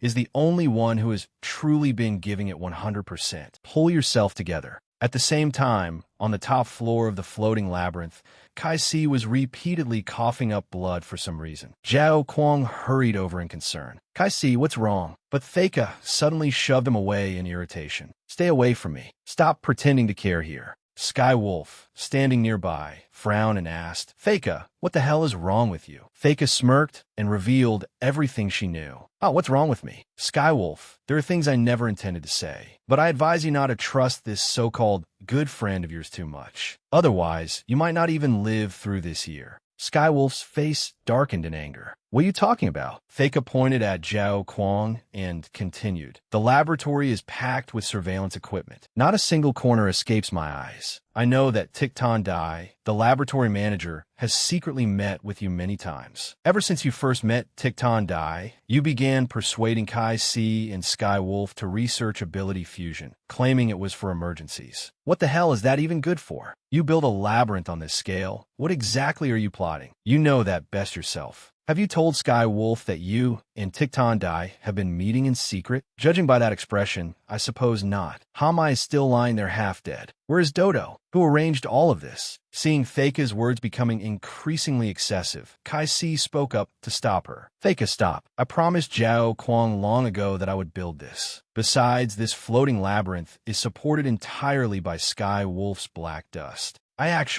Before he could finish, Faika interrupted, I can't be bothered with you anymore. In any case, no one knows where his heart truly lies. Sky Wolf was left speechless and turned to Zhao Kuang in disbelief, wanting an explanation. But Zhao Kuang simply turned and walked away without answering. I'm going to check on San Noyet and the others. Faika muttered unhappily, T6, whenever we get to the important part, you want to run away. Suddenly, Hamai's voice rang out. Let me. Everyone startled and turned to look at her. Hamai pushed herself up, her body blackened all over, and forced herself to stand. Let me answer you. Back in the makeshift room occupied by Pei Xingho and Lu Jichuan, Lu Jichuan was carefully warning him about his condition. When I'm exhausted, there's a high chance I'll lose control. And I haven't slept since last night. Pei Xingho impatiently interrupted. How long? How long do you need to sleep? Lu Jichuan shook his head. I don't know. Move farther away from here first. I don't know what will happen after I fall asleep. Ignoring him, Pei Xingho gave Lu Jichuan a sharp smack on the head. Sleep already. You talk too much nonsense. Lu Jichuan lost his balance and fell onto the bed. He then turned to face the wall and asked Pei Xingho, Aren't you going to run? Pei Xingho merely stomped his feet in place, making a show of running, whether Lu Jichuan noticed or not. Reassured, Lu Jichuan slowly closed his eyes. The storm still raged outside, but gusts of wind had begun to rise. Pei Xingho stood by the window, looking out at the bleak scene. Quietly concerned for Lu Jichuan, he wondered whether the other man had fallen asleep, then looked toward his broad bare back, which was covered in wounds. At that moment, the window suddenly flew open. Lu Jichuan's energy had risen to 28%. Pei Xingho sensed something ominous, and his expression changed. A bolt of lightning struck from the sky, blasting apart the ceiling above them. With his hair in disarray, Pei Xingho shouted in terror, Lu Jichuan, don't fall asleep. The storm grew increasingly violent. Lightning crashed again and again right in front of Pei Xingho. Lu Jichuan's energy had reached 45%. Dark clouds gathered in ever greater numbers, churning into a devastating thunderstorm. Pei Xingho desperately shouted for Lu Jichuan, but he could not hear a thing. Lu Jichuan's energy kept growing stronger, reaching 49%. That was the moment. He slowly opened his eyes. On the top floor of the floating labyrinth, Zhao Kuang tried to stop Hamai from saying any more. Let Hamai rest. Once this is over, I'll personally give you the answers you want. But before he could finish, Sky Wolf angrily cut him off. If you don't explain everything clearly, no one is taking a single step out of here. He was so enraged that black dust poured out in thick waves, overwhelming the others. Skywolf stared at Zhao Kuang with blazing eyes and ordered Hamai, "Continue, Hamai." At the same time, on another level, San Noyet was still unconscious on the floor. Su Zhan sat beside him, repeatedly poking at his body with several robotic arms as it assessed him. He was struck by lightning earlier, and the burns on his body haven't healed yet. Ollie sat on a level above them and looked down. Lightning and fire? That sounds familiar. Su Zhan continued. They are all external injuries, nothing too serious. However, for an adult male, his muscle mass is far too low. Conclusion: he is a weak man. Hearing that, Ollie breathed a sigh of relief. Oh, don't scare me like that. My blood was flowing faster than ever. Su Zhan suddenly looked up and warned her. You're the frightening one, Ollie. With that black dust earlier, the more we resisted, the tighter it constricted. You must have realized that the moment it touched you. Using your astonishing strength to break free would only worsen your injuries. The next time there's an emergency, please know your limits. Ollie pouted and muttered. I know already, and you still call it monstrous strength. Looking upward, she voiced her thoughts. Even if my injuries become more severe, even if it's only a pointless struggle, I have to try before I know. I don't want to just sit still and do nothing. One of Su Zhan's robotic arms slowly reached out and lightly pinched her cheek. Just then, San Noyet began to groan. Ollie bent down and called out, Brother San Noyet, get your butt up first. Then, remembering something, he sprang up and shouted, Everyone! He abruptly raised his head straight into Su Zhan's face. But because Su Zhan was a robot, San Noyet was the one who took all the pain. Clutching the back of his neck, he rolled around on the floor. Only then did Su Zhan offer a reminder. Be careful, Ollie said helplessly. Isn't it a little late to say that now? Hearing someone call his name, San Noyet gradually calmed down. He lay on his back and saw that only Ollie and Su Zhan were there, causing countless melodramatic scenarios to spring into his mind. Maybe Pei Xingho, Lu Jichuan, and Zhu Xi have accepted their fate and are walking step by step toward heaven. At the thought of that scene, tears streamed from San Noyet's eyes. He covered his face and sobbed. Are there only 3 of us left? Seeing him make up a whole story and collapse into despair, Ollie and Su Zhan had nothing to say. They stared expressionlessly at the tearful young man throwing a tantrum on the floor. After a while, Ollie asked, Didn't you scan him? An oversight, Su Zhan promptly admitted. I forgot that the brain is also a part that should be examined when assessing the completeness of a human. Ollie immediately grumbled, Why do you always overlook the important things? A few minutes later, San Noyet had finally calmed down. Sniffling, he sat still while Su Zhan treated him. Everyone is still alive? Really? But I saw Lu Jichuan get sent flying toward the factory district with my own eyes. Su Zhan quickly analyzed the situation for San Noyet. At the time, the enemy's ability flow was almost entirely focused on creating the floating structure and binding the 4 of us. The attack that knocked Lu Jichuan away did not have enough lethal force. Ollie nodded and added, That's right. Don't worry, Brother San Noyet. Su Zhan's analytical ability is incredible. If he says they're fine, then they must be. Besides, it's already been over half an hour since we were captured here. This place has remained very quiet. Hearing that, San Noyet lowered his gaze, recalling the image of Sky Wolf coughing blood not long ago. So, that person was using his ability too much back then. Suddenly remembering something, he immediately stood and headed toward the stairs. Ollie, let me come up and look at your injuries. Ollie hurriedly stopped him. I'm Fina. Don't come up here. But it seemed he was already too late. The moment San Noyet stepped onto the 3rd stair, his body slammed hard into some invisible boulder. Ollie shut her eyes, unable to bear watching, then anxiously covered her face and asked, "Are you all right, Brother Sanoyet?" Dazed, Sanoyet held his head and waist. What the hell is wrong with these stairs? Sujan lay atop a floating rock in the middle of the room. As Ollie explained, it doesn't allow anyone to leave their own floating area. You can think of it as looking like a staircase, but it does not actually function as a way through. The matter here can sense everyone's movements. Only Sujan can move about freely. We figured out the rules here thanks to Brother Zhu Shi. Hearing Zhu Shi's name, Sanoyet asked in alarm, "I haven't seen him. Where's Brother Zhu Shi?" Ollie suddenly fell silent. After everyone was captured in the labyrinth, Zhu Shi had tried every possible way to escape. He rapidly moved between levels, passing through the invisible rocks as he ran up and down the stairs. But there were too many of them, and no one knew when they would appear. Zhu Shi was struck by several massive explosions. His entire body was drenched in sweat as he panted, his stamina gradually fading. He anxiously looked around and assessed the situation. This building is completely different from the management district we were in before. It feels as though we're inside a monster's stomach. Thinking that he could not escape, Zhu Shi angrily punched the ground. Just then, Ollie's voice rang out, startling him. He quickly found her on the level below, beside Sujan. Ollie smiled and reported her condition to reassure Zhu Shi. "It doesn't hurt that much, so don't worry. I can see you whenever I look up. That makes me feel so much safer." Seeing that his best friend's little sister was still safe, Zhu Shi breathed a sigh of relief, the corners of his lips lifting slightly. Sujan suddenly spoke up. "Strange. The enemy is letting us heal and rest here. It's hard to understand what they're planning." After thinking for a moment,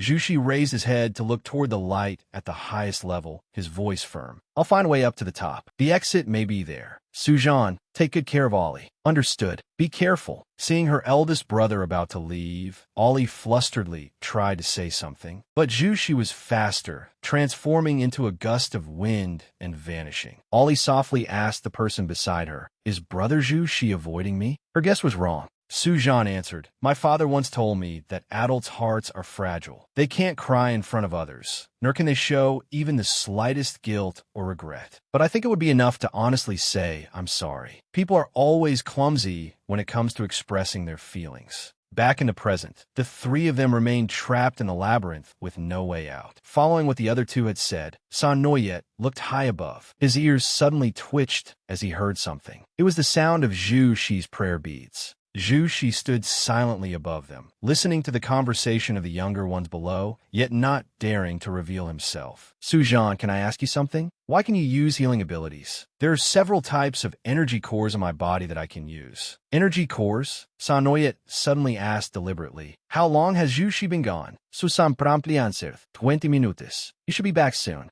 Then Sujan's robotic arm suddenly extended upward, grabbing Zhu Shi by the wrist and pulling him out. Sitting on a rock, Sujan said innocently, "What are you doing up there? Come out." Zhu Shi's face went blank. His pupils trembled slightly as he looked down at Sanoyet and Ollie below. Sanoyet smiled and met Zhu Shi's eyes. "Zhu Shi, I finally have a chance to talk to you. We've met before, haven't we? It's hazy, but I've always felt that it was a very happy time." Zhu Shi smiled in reply. "We came too late, Sanoyet." Sanoyet gently answered him. "It's all right." Suddenly, a sharp pain struck him. Sanoyet lost his balance and collapsed to the ground. Everyone's anxious calls gradually faded from his ears. Sanoyet's entire body went numb, and sweat poured down like rain. An image of Little Black strangling someone suddenly flashed through his mind. It turned around and glared furiously at Sanoyet. "Who gave you permission to spy on me? Get back where you belong. Don't flatter yourself. These people didn't come for you. Trash like you doesn't deserve companions." With that, Little Black vanished. Sanoyet hurriedly replied to the others, "I'm fine. Maybe that dream from earlier disturbed me, so my head hurts a little." Sujan offered to examine him, but Sanoyet refused. He fell silent, then slowly pushed himself to his feet and said, "There are some things I want to tell all of you. If I don't say them now, I'm afraid I won't have the courage to say them later. I'm not at all like the person everyone expects me to be.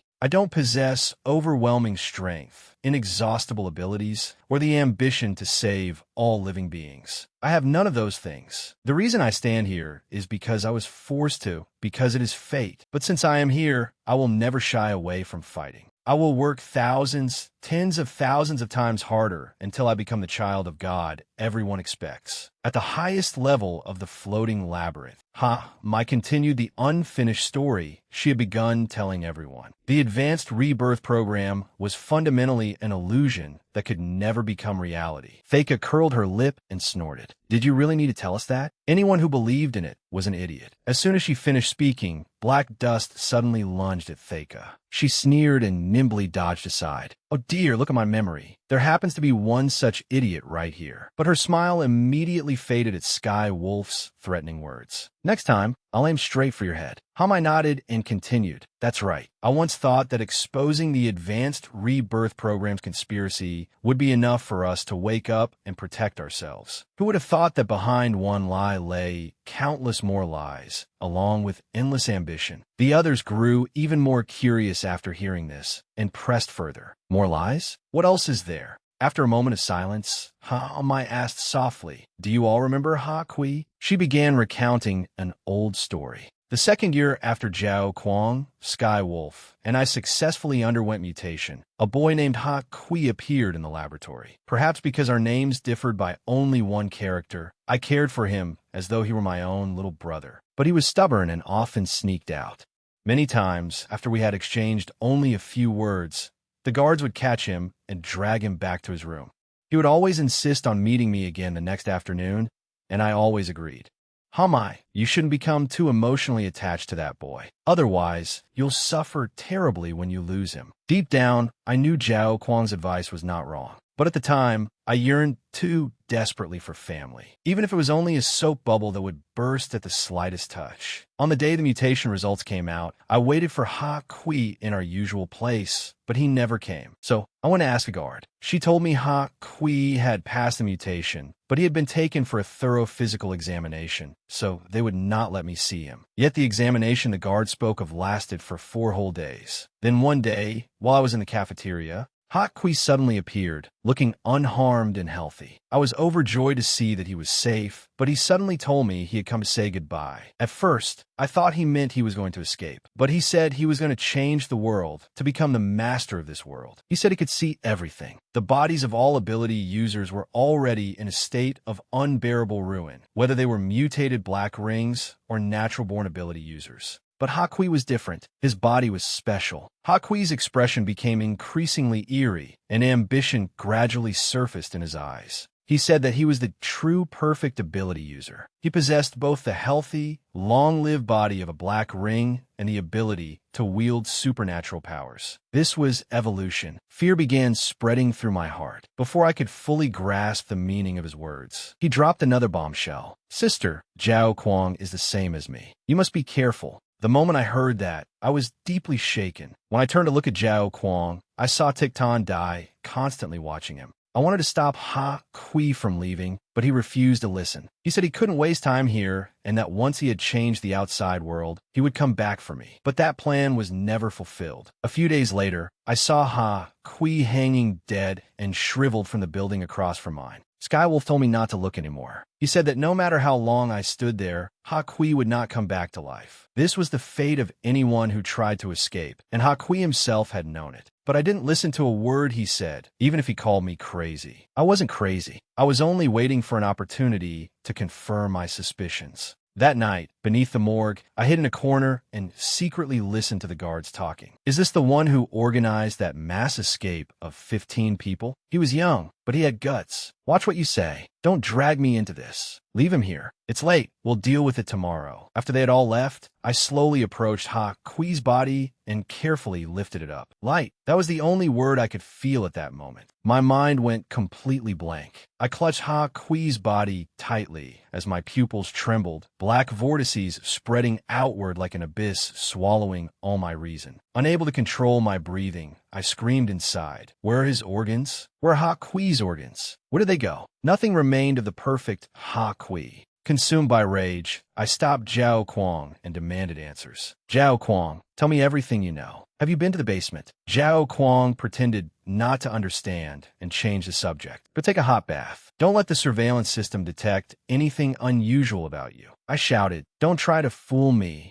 If you're asking why Ha Kui died, Anyone who organizes an escape ends up like this. That isn't what I'm asking. Knowing he could not keep it from me forever, Zhao Kuang decided to reveal the truth he had kept buried. Hamai, why do you think they continued researching so many black rings, even in peacetime? The more black rings possessed abilities, the more destabilizing factors emerged. They constantly wanted to break free of the laboratory's control. Yet the laboratory not only continued its research, but its technology became ever more advanced. Why do you think that was? Still can't guess. What they truly wanted to create from ability users was not killing weapons, but medicine to prolong their own healthy lives. Obedient killing tools were merely byproducts. At our core, all of us were in the weaker position, forced to serve those who monopolize power. The more one contributed to those in power, the more perfect one became, and the slimmer one's chance of fighting for freedom. Even at his death, Kui believed he possessed the power to escape this place, didn't he? In the end, weeds can only dream of becoming ancient trees that blot out the sky. Unable to endure it any longer,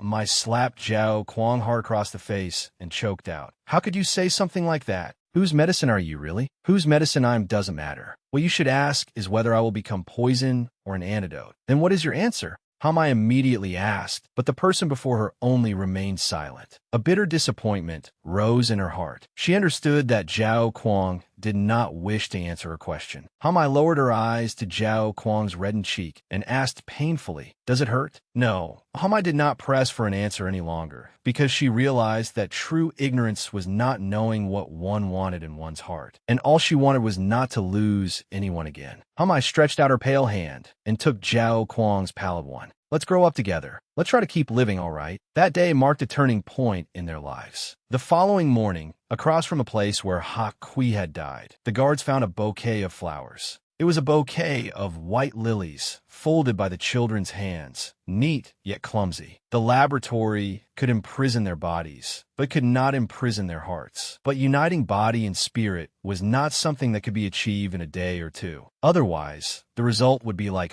Kui, a blossom that bloomed in the morning and withered by night. Sometime later, Zhao Kuang's group successfully developed a way to combine Sky Wolf's and Koi 2's powers, something even natural-born ability users might not have been able to accomplish. The two of them chattered excitedly beside him. Now no one can stop us from becoming the Advanced Rebirth Program, right, Zhao Kuang? Zhao Kuang, what do we do next? Zhao Kuang stared at the Rubik's Cube before him, slumped over the table, and muttered, "Once you fall into someone else's rules, all you can do is circle within their game." Though the others did not understand, Hamai watched everything. She knew how profound the meaning behind his words was. Later, Sky Wolf became the most outstanding mutation representative among the Black Rings. He proudly raised his head and looked down at the people below. Zhao Kuang's group, above, noisily discussed it among themselves. Look at Sky Wolf's smug face. Sky Wolf is so handsome. Though in some ways, Sky Wolf really is more suited than Zhao Kuang to be the outstanding representative. It's still surprising that the higher-ups didn't choose Zhao Kuang. Have you fallen out of favor? At that moment, Hamai coldly looked toward Zhao Kuang, her sharp eyes filled with sorrow. She wondered what sort of rules Zhao Kuang was constructing in his mind now. On the day they received their mission, Hamai took advantage of everyone's inattention and pulled Zhao Kuang aside to speak privately. They arrived in a hall-like room and stood before a three-dimensional old tree. Hamai immediately asked suspiciously, "Why would Tikton Dai let you take part in such a dangerous mission? After all, you..." At that point, an image from the past suddenly surfaced in Hamai's mind, and she decided not to mention that memory again. Raising her head, she told him plainly, "You're more important than the rest of us. How could she possibly be at ease with you going along?" Zhao Kuang lightly closed his eyes and lowered his head. Tikton Dai is only a silver ring. There are many matters inside and outside this laboratory that are not hers to decide. Everyone is a puppet. Only the ones we serve differ. Besides, without her, I would not have been able to buy so much time to do what I wanted to do. Hearing that, Mai continued, "Even if she cannot interfere with major decisions, you should not have been on the mission roster unless you wanted to go yourself. Why? To protect us. Don't be fooled, you don't need my protection anymore. You, Koi 2, and Sky Wolf. Each of you has more than enough ability to protect yourselves. I joined this mission only to satisfy my own curiosity. I want to see with my own eyes whether the child of God, living in the exile zone, has had the halo of his identity erased by this city of sin. Hamai, sometimes I have very dark thoughts. I hope the child of God has fallen into exactly what I imagine him to be. By the time people long for him to change the world, he may have already become just one criminal among countless others. The hope everyone has painstakingly sought may actually be nothing but an empty shell. If that were true, we would not have to suffer so much torment. Hamai cannot say anything. She only watched the other person sink into his own thoughts. So Zhao Kuang could have thoughts like that too. The atmosphere became even quieter as Zhao Kuang gently reached out and touched a branch. To be honest, I'm a little reluctant for life here to end. I suddenly realized something. Capturing the child of God will be our final chance to prove that black rings have value. Is that it? I should have realized it long ago. It isn't hard to understand. At first, ability users used black rings for experiments because their bodies strongly rejected God's blood. Yet while we were striving to push past the limits of black rings, another breakthrough was occurring at the same time. That is everything I know. Back in the present, everyone was stunned after learning the truth from Hamai. Sky Wolf looked toward Zhao Kuang, who had remained silent from beginning to end, and asked chokedly, "Why did you hide this from me?" Zhao Kuang still refused to say anything. He turned to look at Koi Tu and signaled him. "There's no time left. Koi Tu, take me to San Noyet." Koi Tu timidly raised his hand and did as Zhao Kuang asked. A door suddenly appeared behind Zhao Kuang. Sky Wolf frowned. Anger and hurt mixed in his voice as he shouted, "Do you even consider me a friend?" Zhao Kuang grasped the doorknob and answered softly, "When this is over, I'll formally apologize to all of you." Elsewhere, Lin Dao Tu's lackey suddenly learned everything through his ability. He hurriedly pulled up his pants and rose to his feet.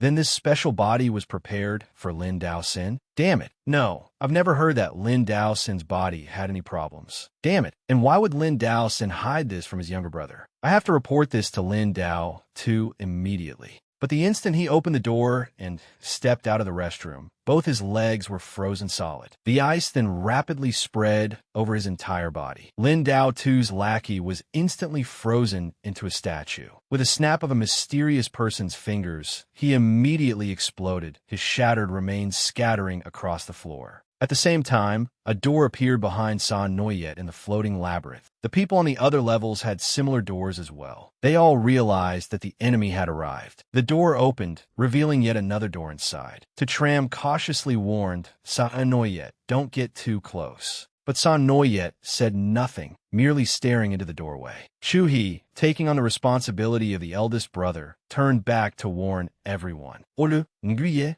don't act rashly. Let me go in and assess the situation first. If I'm not back after a while, then..." Before he could finish, San Noyet interrupted him. "Wait, we can't just walk into the enemy's trap without any preparation." He pondered for a moment. Strange. They could have attacked us directly. Why go through the trouble of setting such elaborate traps? This ceremonial corridor, these doors, and even these stairs, were they deliberately giving us a chance to communicate and exchange information? How could that be? Maybe they want us to experience the despair of seeing one another while being unable to reach our teammates. No, it can't be that complicated. It's arrogance. Having come up with a bold idea, Noyet smiled and turned to the others. "Everyone, let's turn the enemy's labyrinth into our home ground. Are you all good at hide and seek?" Outside the labyrinth, a raging storm still battered the world. Thunder streaked across the sky, and gale-force winds howled. Tan Tian stood frozen in shock, staring at the weather, while his subordinates behind him shouted, "Brother Tien, let's get out of here. This place is way too terrifying." Brother Tien.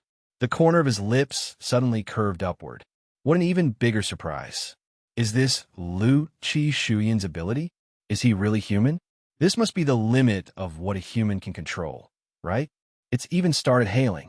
Everything before his eyes was as though the world itself were answering Lu Qi Shuyan's call. Meanwhile, Bui Tinhua was still struggling desperately to wake him. But before she could say anything, a bolt of lightning suddenly shot straight toward her. Startled, Bui Tin Hoa leaped away at once. Thunder, lightning, wind, fire. How far has Lu Chi Shuyan's ability evolved? 100%. Although she was happy for her friend, the eldest brother's power was affecting Bui Tin Hoa's body. She used fire to block Lu Chi Shuyan's unconscious attack. She slid backward, narrowly evading the strike, but she could not escape the destruction and trembling all around her. Bui Tin Hoa looked behind her. The room that had been intact moments ago had been torn apart by lightning. This is bad. If he can't control this power, forget rescuing San Noyet. He'll be devoured by his own strength. Her body was covered in cuts, blood streaming down both arms. Determination burned in Bui Tin Hoa's eyes as she silently prayed for her friend. Wake up, Liu Chixuya. Find the determination not to hurt your teammates. You can definitely do it. Suddenly, a pillar of white ice crashed down from the sky, blocking the purple lightning attacking Bui Tin Hoa. The sky quickly returned to normal, and Bui Tin Hoa panted heavily. She looked down at the room they had just occupied, which was now completely ruined. She raised her head and saw that the rain had stopped. Then she drew her weapon and looked toward the rubble not far away. Everything was eerily silent. Then a tremor blasted the debris away. Bui Tin Hoa smiled, her eyes curving gently. See, you got it under control, didn't you?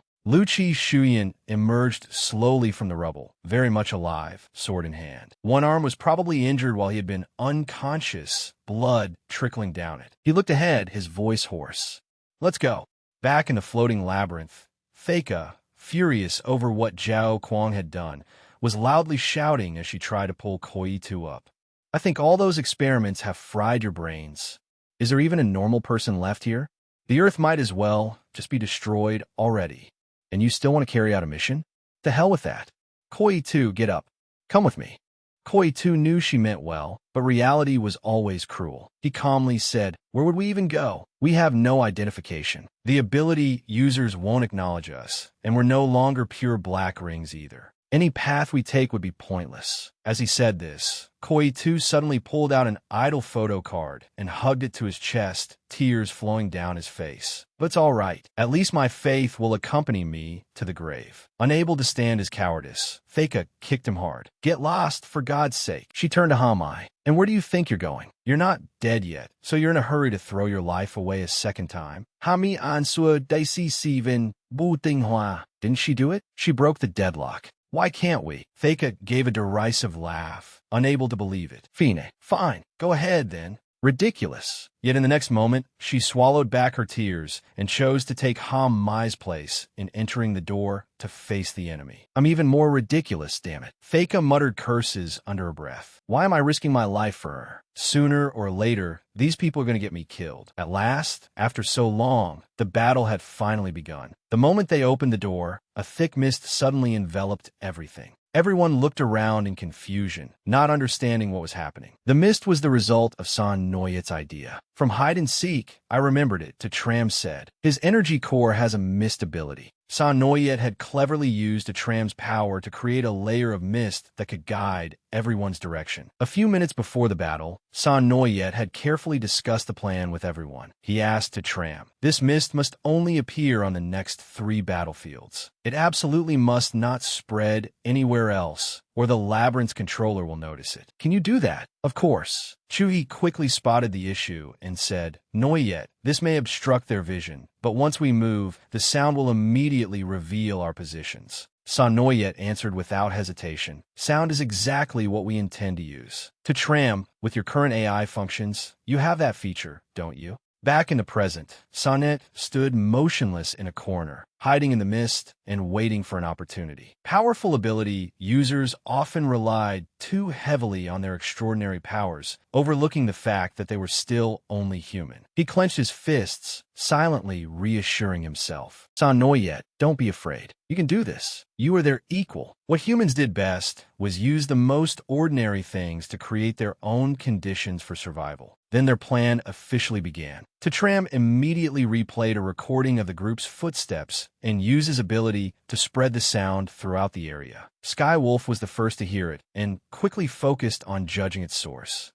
There are people over there too? For people? Number 7 people, 11 people, 14 people. While he was still startled by the rapid footsteps coming from nowhere, Chewie suddenly emerged from a mist and charged forward, driving a punch directly into Skywolf's face. Skywolf was sent flying. Chewie stood silently amid the mist, his gaze utterly emotionless. If I had my blade here, but this is fine too. With that thought, he said, let's have a match. On Theka's side, she was also ambushed, clutching her stomach as she vomited blood. Theka flew into a rage and screamed, "Come out, you bitch! You dare pull this on me!" She warily looked left and right, but could not find her opponent. Suddenly, Theka's hair was yanked sharply backward, and Oli's displeased voice rang out. "Who are you calling a bitch? I have a proper name." She pulled Theka's head back and glared down at her angrily. "It's time to settle the score for that bullet you gave me." With a loud crash, dust and smoke billowed up again, while Theka's agonized cries echoed throughout the space. On Zhao Kuang's side, he was still standing motionlessly, observing the situation. San Noyet used the same tactic as everyone else, suddenly leaping out and charging at his opponent. In this game of hide-and-seek, we are both the ghosts and the ghost hunters. Zhao Kuang cautiously retreated, his eyes sweeping across every direction as he remained on high alert. Suddenly, his pupils widened when he saw a fist rushing straight toward him. Zhao Kuang immediately twisted aside to evade it. Then his entire body tensed as he focused on finding the attacker's location again. "Where are you? This little trick is useless, San Noyet." The thought had barely formed when San Noyet's voice suddenly sounded right in front of him, accompanied by a fist appearing at close range. Zhao Kuang's mind went blank, leaving him no time to react. "Stop looking. I'm right here." With a loud smack, San Noyet's full-force punch slammed into Zhao Kuang's refined face, sending him flying backward. He lost his balance and fell flat on the ground. San Noyet shut his eyes tightly, suddenly whimpering as he clutched his hand and screamed inwardly. "It hurts so much." Dazed, Zhao Kuang clutched his head and sat on the ground, drawing his long Japanese swords. The corner of his mouth lifted bitterly. "It doesn't hurt at all. Why doesn't it hurt?" Zhao Kuang staggered to his feet and lost control, shouting, "Is this your strength? Aren't you the child of God? Does someone like you deserve to be your child? Why? Why?" Everyone's words began to surface in his mind. He had always been compared with others. Zhao Kuang had spent his entire life enduring contempt and regretful sighs. Zhao Kuang's ability is very similar to that lord's. Not only his ability, even the boy's facial features resemble him somewhat. He is the precious child most similar to Lord Vu Noyet. What a pity that he is a black ring. That's right. So what if he resembles Lord Vu Noyet? He still isn't truly the child of God. Thinking of everything he had suffered over the years, Zhao Kuang could not accept reality. He clenched his fists and muttered bitterly, "Strength like this can't protect anything." The mist grew increasingly dense, blocking all of Zhao Kuang's vision. At that moment, San Noyet appeared before him once more and swung his fist, giving his answer at the same time. "Even if my fist is weak, it doesn't matter how many more times I have to throw it." Elsewhere, Skywolf was also struggling against Chewie. He could not keep up with his opponent's movements, and in fury, he released black dust, spreading it everywhere. The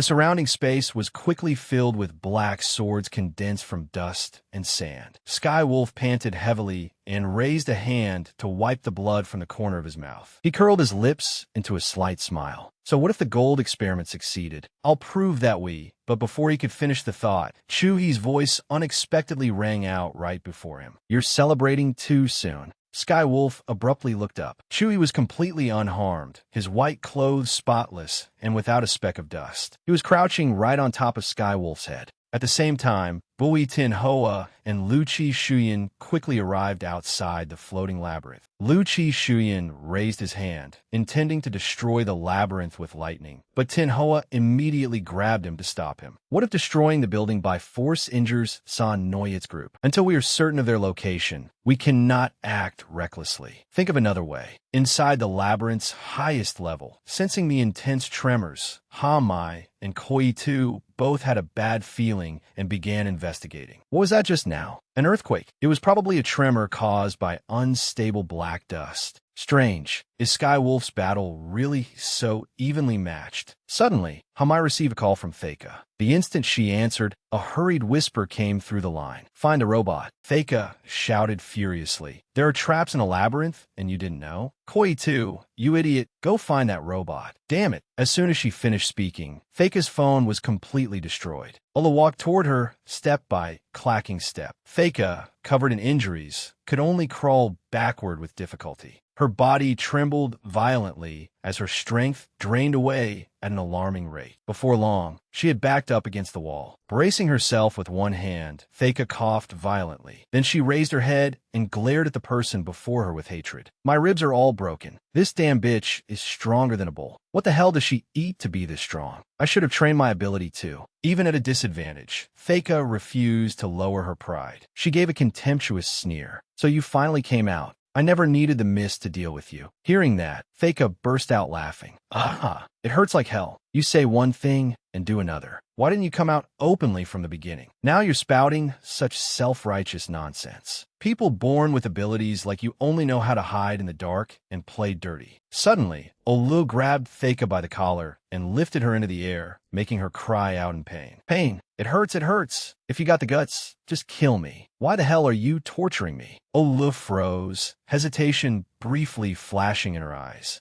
Seeing that reaction, Theka mocked her even more. What? You've never killed anyone before? I'm a coward. Olu did not answer. Her mind seemed to calm down again. Then she slowly spoke to the trembling Theka. No, I'm not killing you because this punishment is enough for me. Theka looked at her in confusion. What? Olu released her, kindness and resolve both evident in her eyes. With your skill at controlling firearms, that shot could have killed me. But you deliberately missed, didn't you? I'll spare your life today. But if someday in the future you dare point your gun at my teammates, I will make sure you die without a burial place. At the same time, Koi 2 immediately rushed off to search for the robot. Damn it, how did I fail to notice? He quickly reached the level where he had previously imprisoned a tram, but all that appeared before him was a thick blanket of white mist. At that moment, a pair of glowing eyes slowly emerged from the mist behind Koi 2 without any warning. The attack was incredibly fierce. One side kept firing while the other continuously dodged. Tram made bang-bang sound with his mouth and attacked Koi 2 with his palm pointed straight at him. Other than dodging and defending, Koi 2 had no idea what else to do. In just moments, he had been locked onto by Tram.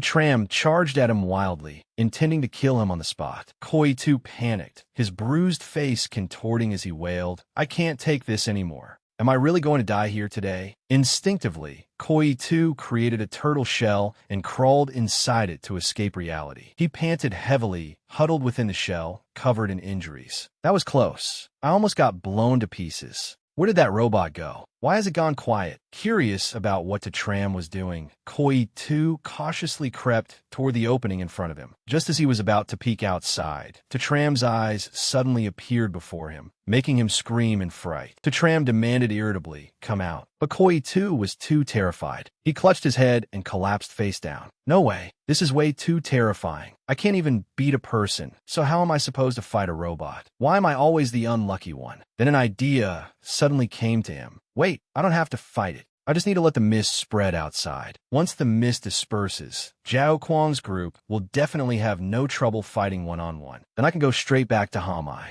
Hamai will protect me. I really am a genius. Acting on the thought immediately, Koi 2 began controlling the labyrinth, causing the mist to slowly leak outside. Tram noticed it and turned to look.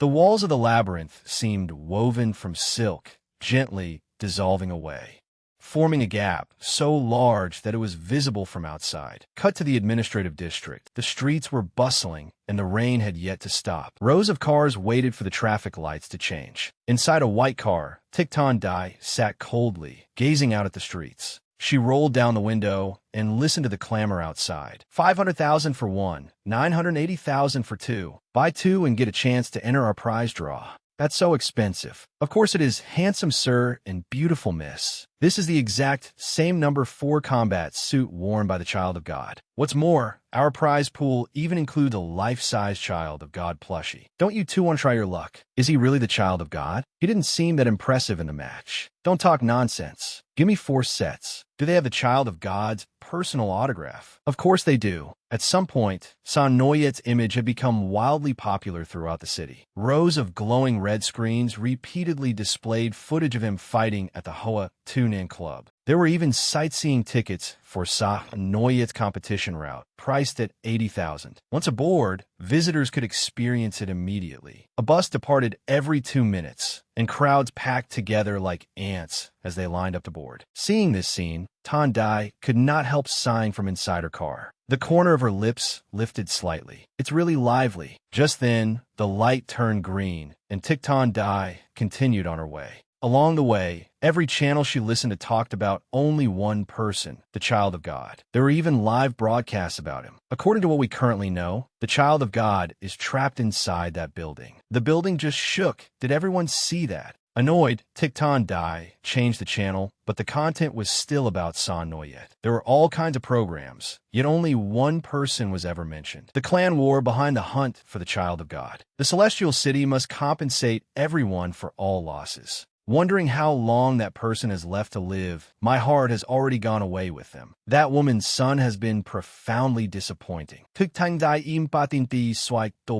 anyone online discussing the Black Ring ability users? But the answer she received was still related to the Child of God, Son Noyet. Tan Dai gritted out an order for the car's speakers to be shut off, then stepped on the accelerator and sped down the road. At the special checkpoint leading into the Celestial City, Tan Dai suddenly saw a woman standing in the rain before the main gate. Regardless of whether anyone cared, the woman stood there voicing her fury. We are only one bridge away from that place. Why can't we lend them a hand? When will this era, which entrusts power to a single clan, finally end? Are we really going to stand by indifferently while a child's life is turned into entertainment? How can you raise a blade against a child? You call yourselves celestials, yet you cannot even tolerate the child of an old friend. Stand up. As long as one person is willing to stand up, more people will rise with them. Tandai did not know what she was thinking. Her blank face followed a poster fluttering away in the wind. Its focus was still only that one person, the Child of God. Thich Tan Dai drove up to the elderly woman and asked, "What do you want to do?" The woman slowly removed the scarf from her head, revealing an old bronze bracelet. Then she solemnly told Tan Dai, "Even if we do not know one another, as long as one more person from Hawaii Island is willing to step forward, we will still have a tomorrow." With that, the old woman extended her hand toward Thich Tan Dai. Tan Dai medley stay silenti. A faint glimmer of hope rose on her gloomy face as she looked into the distance. She softly said, "Get in."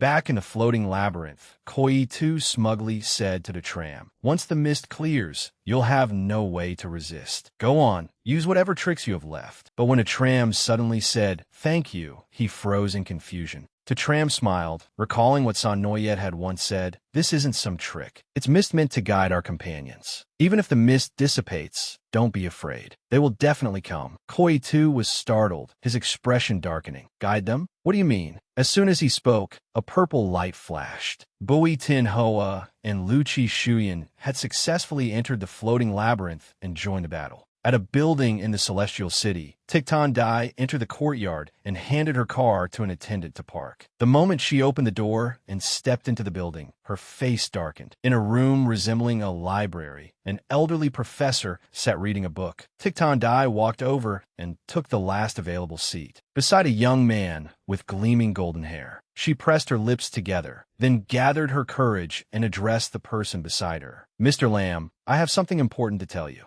Unexpectedly, the man called Mr. Lamb had the handsome appearance of a young man in his 20s. He softly shushed her as a reminder. Hearing that, Thich Tan Dai clenched her hands and quietly answered, "Yes." A while later, the bell by the door rang, and everyone gradually departed. Lam Dao Sin clasped his hands behind his back and instructed his people to see the professor safely home. Then they exchanged a few words while watching him leave. "Professor, our family head hopes you can return next week to hold another book sharing session. Would you be free next weekend?" "Of course. It is my honor to discuss my thoughts on books with Mr. Lamb." "Very well. Please watch your step on the stairs, Professor." After everyone had left, Thich Tan Dai and Lam Dao Sin sat facing each other at a tea table by the window. One other person remained by his side. Tan Dai did not beat around the bush and went straight to the point. "Mr. Lamb, I know you used my experimental medicine to create an entirely new team in the celestial city? Are they silver rings, or were they perfect golden rings from the start? Given your personality, your test subjects must at least be. If you had a better option, why not use your own people? For a critical mission like bringing back the child of God, shouldn't you choose the team with the highest chance of winning? At that, she nervously paused and looked up slightly. The first thing she saw was the cold, venomous serpent-like expression of the man standing beside Lam Dao Sin. Lam Dao Sin did not rush to answer. He pushed a teacup forward and ordered the butler, "All right, pour the tea." "Yes, family head." The butler slowly poured tea from the pot into his master's cup. "You want to capture the child of God because you want to see whether his body is the same, don't you? In any case, I will complete this experiment for you." But Black Ring ability users are different. The value of their abilities is beyond anything naturally gifted ability users can compare to. This is humanity's greatest achievement in defying heaven. "Mr. Lam, if you say the word, my creations can return intact, right?" Lam Dao Sin finally reacted, his proud voice rising. "Is that how you ask someone for favor?" Hearing that, Tiktan Dai did not dare hesitate. She immediately lowered her head as instructed. "I beg you, Mr. Lam." The corners of Lam Dao Sin's eyes curved upward. He laughed, then pushed a book in front of Tandai. "Do you like fairy tales? Open it and read." Nervously, Tandai wanted to refuse. "Mr. Lam, I did not come here to read." Before she could finish, Lam Dao Sin coldly ordered, "Open it." With no other choice, Tandai obeyed. Yet when she opened the book, every page was blank. "Look more closely," Lam Dao Sin said. Suddenly, golden energy filled the room, making the book turn page after page. Images gradually appeared in the book. It told the story of a brave knight who overthrew a tyrannical king and became the new king himself. Not long after ascending the throne, the knight realized a grave problem. If he wished to bear the responsibility of protecting the kingdom for the long term, a lifespan of mere decades was nowhere near enough. He wanted longevity, no, immortality. He wanted to live forever, just as the previous king had. Only then could he protect this place eternally. Thus, the king needed many perfect bodies. Whenever one body was damaged, he would switch to the next. Once ambition emerged, it could not be restrained, and the king's condition worsened by the day. He learned that among the lowly outsiders was an apothecary highly skilled in the art of medicine. Making an exception, he brought her into his kingdom, gave her everything she requested, and assigned her the task of concocting medicine. But the king never expected that, rather than being grateful for all he had given her, the apothecary would plot to kill him, make him fall into a deep sleep from which he would never awaken, destroy his soul, and then replace him by becoming him. The king knew of the apothecary's terrifying scheme, but he had no intention of killing her. Because the king had thought of a more interesting punishment. Lam Dao Sin set down his teacup, propped his chin on both hands, and smiled bewitchingly. The apothecary lost because she forgot that. The king knows everything. Hearing his story, Tiktan Dai slammed the book shut in disbelief. "You call this a fairy tale? It is nothing but a fabricated story filled with lies." Protecting the kingdom was only an excuse for him to pursue his personal desires. Besides, you said the king gave the apothecary everything. Tandai's expression changed, and words spilled uncontrollably from her mouth. "Do you mean slaughtering her entire family? Or beheading her parents and presenting their heads to her as gifts? Forcing her family into rankings she never cared about? Was that what you call giving her everything? Did you ever ask what she truly wanted?" Seeing her agitation, the butler beside them immediately reached into his pocket, but Lam Dao Sin swiftly stopped him. Impatiently, he said coldly, "Tandai, only useful family members need to be kept. You would rather give up that special body just to punish me?" Lam Dao Sin's "No, how could I bear to? I simply want to see you in despair, just like you are now." Unable to bring herself to beg the man before her, Tandai said bitterly, "You have seen it now. End this farce, will you?" Suddenly, the butler leaned close and reported, "Family head, our people have arrived at the Bowie family's main gate and await orders. Should we act?" Lam Dao Sin took out his phone, stared at it for a moment, then said, "No need. There is no one left there." Then he answered the phone. "How long has it been since we last called each other, old friend?" On the other end, Bowie Fai Neen spoke in a gratingly contemptuous tone while pretending to be affectionate. "It has probably been around 20 years, hasn't it, my dear big brother? I miss you so much." Lam Dao Sin retorted bitterly, then asked, "If you missed me, you could have come to see me. What do you mean by secretly keeping something I threw away?" The moment the question ended, Bui Feinin immediately hung up, showing the other party no respect at all, turning his personal grudge into a solid mass. Mr. Lamb ordered the butler, level the Bui family. Elsewhere, Bui Feinin happily tossed his phone onto the table. Let that perverted old man die of rage. Have you contacted Han Dong yet? Lu Chunam frowned and shook his head. She refuses to answer my calls. Forget it. Han Dong can take care of herself. We do not need to hold her back. As they talked, they looked up at the screen and reminisced. This child really resembles Lady Vu Noyet, doesn't he? Yes, especially Lady Vu Noyet when she was young. I still remember how weak her punches were at first. Who would have thought she would become so formidable later? That's right. I'm really looking forward to his growth.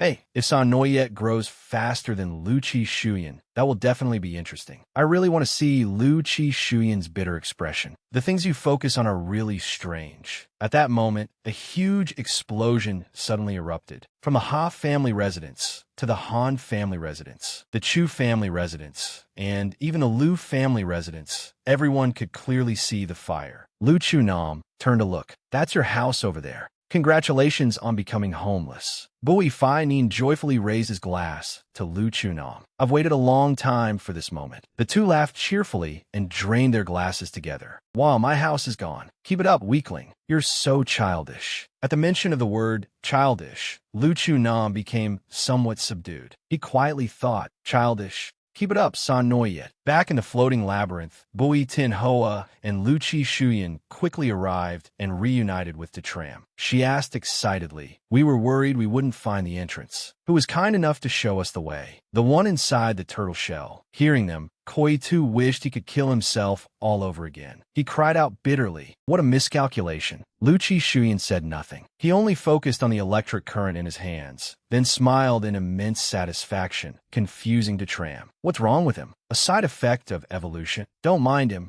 Lu Chi Shuyan quickly returned to normal and asked where San Noyet was. Startled, Koi Tu refused to let them in. He had made the door disappear, then created dozens more doors to deceive them. Lu Chi Shuyan, however, was completely unruffled. The corner of his lips rose as he aimed directly at the tiny hole in the turtle shell and fired a bolt of lightning. Unable to withstand a single blow, Koi Tu's shell shattered instantly. With panic in his eyes, he lay naked and exposed before his enemies. Save me. Meanwhile, in San Noyet's area, Zhao Kuang remained completely uninjured after taking several of his punches. As he walked, he called San Noyet's name like a wild beast stalking its prey. Zhao Kuang deliberately raised his voice to lure San Noyet out. Now that all the mist is cleared, what are you going to do next? Or perhaps you never had a plan in the first place. Elsewhere, San Noyet was panting as he hid behind a nearby stone pillar. He grimaced at his swollen fist. He had thought that Zhao Kuang, as a telekinesis user, would be physically weaker. Yet Zhao Kuang's physical capabilities and reflexes were no worse than Uncle Tan Tian's. No, they were even better. If he went out now, he would most likely be struck and fall into the dreamscape again.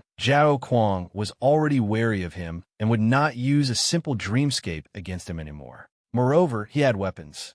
Even if San Noyet avoided the bullets, the dream world was full of traps. He was not 100% confident that he could remain conscious.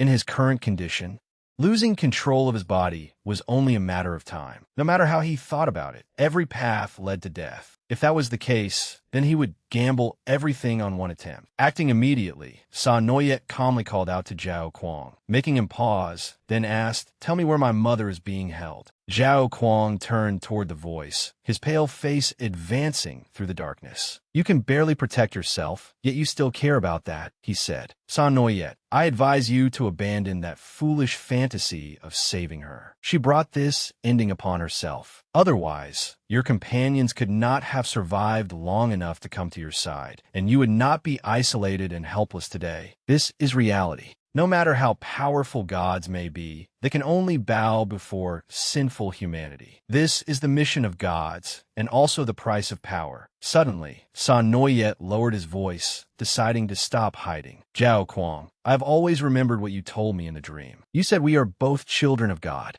Zhao Kuang did not deny it. That is the truth, the blood flowing through my body. But before he could finish, San Noyet immediately cut him off. No child would stand by and watch their mother be imprisoned without doing anything. With that, he shouted. San Noyet accelerated straight toward Zhao Kuang, leaving him both puzzled and contemptuous. This again? No matter how many times you repeat it, you still can't hurt me. But things did not go as Zhao Kuang expected. San Noyet suddenly threw his arms around him, slammed him hard to the ground, and gripped Zhao Kuang's head tightly. Zhao Kuang struggled, trying to shove San Noyet off him. Let go. What are you doing? But San Noyet stubbornly refused to release him, gritting his teeth as he bit Zhao Kuang's hand until it bled. My mother's location. If you won't tell me, I'll see for myself. Zhao Kuang cried out in pain, roaring repeatedly. Let go of me. But San Noyet knew that this was his only chance. He prayed silently, Mother, please help me. Let me see you. Zhao Kuang's eyes blazed with rage as he seized San Noyet's hand, snapping all 5 fingers on his right hand. Sangria screamed miserably. Furious, Zhao Kuang punched San Noyet in the face and sent him flying. You are not allowed to peek into my memories. Blood splattered across the floor. His hand shook violently from the pain, yet San Noyet still tried to grab Zhao Kuang's head. How ridiculous, Zhao Kuang thought, before driving his foot into San Noyet's stomach, making him cough up blood. Taking advantage of the opening, Zhao Kuang pinned his opponent to the floor, clenched his throat, and snarled. Give up. If you raise your hand again, I'll kill you. San Noyet was not afraid in the slightest. He stubbornly snorted. Even if I die, it doesn't matter.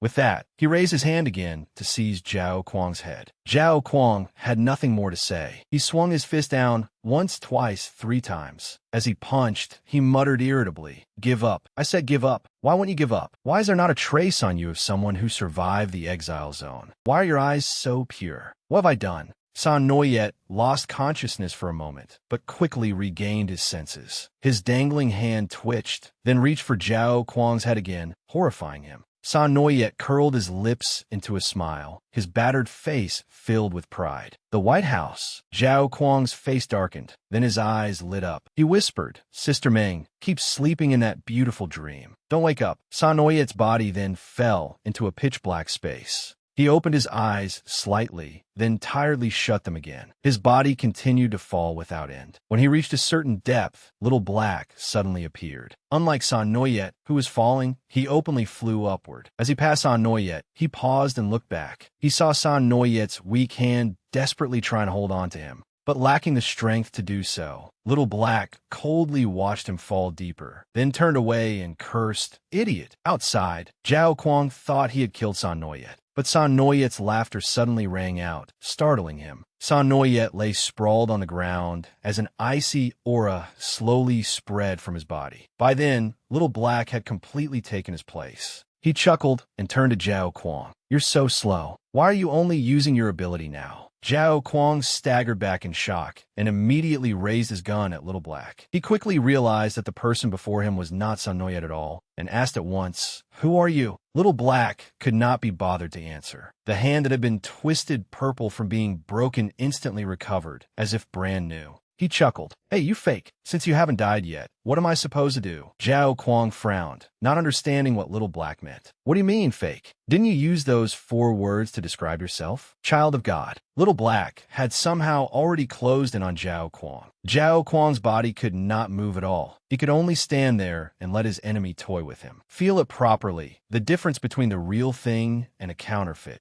As soon as he finished speaking, Little Black hurled Zhao Kuang into a row of pillars, then used his power to lift every object into the air. He walked step by step toward Zhao Kuang, who lay motionless, dazed and badly injured. Little Black's silhouette was hazy amid the dust. Zhao Kuang tried to move, widening his eyes as he attempted to use his ability on Little Black. But Little Black had already guessed it. Sister Meng, right? Is this how it works? As he spoke, one of Little Black's eyes transformed to look exactly like Zhao Kuang's, causing Zhao Kuang's face to darken in terror. Seeing his despair, Little Black burst into delighted laughter. Don't be so tense. I'm only copying its appearance. I don't know how to use your ability. but this level of mental power is useless against me. Just as he was reveling in his own strength, a soft laugh rang out. Ah! Little Black dropped his smug expression and looked down at his opponent. Laughing, Zhao Kuang forced himself upright and dragged his battered body as he raised his gun. I knew it. The scales of fate have never been balanced. The more you struggle, the more pathetic you become. Knowing he could not escape, Zhao Kuang fired his gun, making one final stand against the dozens of objects Little Black sent flying toward him. At the same time, Sa Noyet was trapped in an illusion and had yet to find a way out. He followed the flow of water, constantly calling out as he searched for his companions. Is anyone there? Liu Ji Suin, Bu Dinghua, Mr. Gao, Evelyn.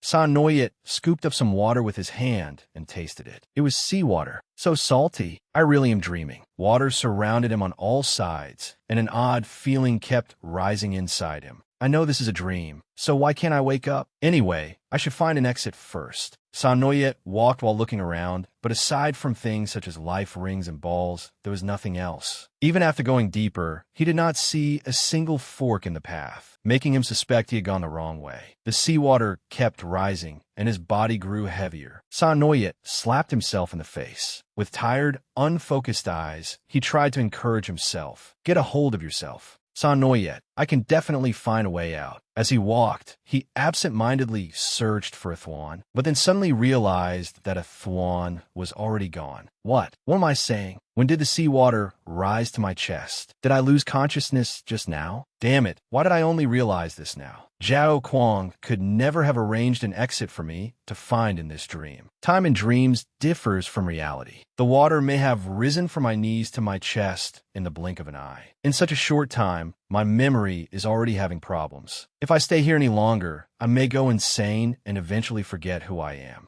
How do I escape a dream with no exit? Think of something. If I were in a dream that had an exit, could I get out? Sa Noyet desperately tried to think of a way, and then an idea flashed through his subconscious. His own dream. But how could he enter his own dream? The air fell silent, leaving only the relentless sound of waves crashing one after another. Sa Noyet lowered his head and stared at his reflection in the water. Should I try dying once? But he anxiously scratched his head and reconsidered. Seriously, even in a dream, I can't take that kind of risk. It's too dangerous. As he said this, Sa Noyet's gaze suddenly lowered. He gently brushed his hair and stared into the depths of the water. Then he lightly jumped up, took a deep breath, and said, "Whatever. If ed."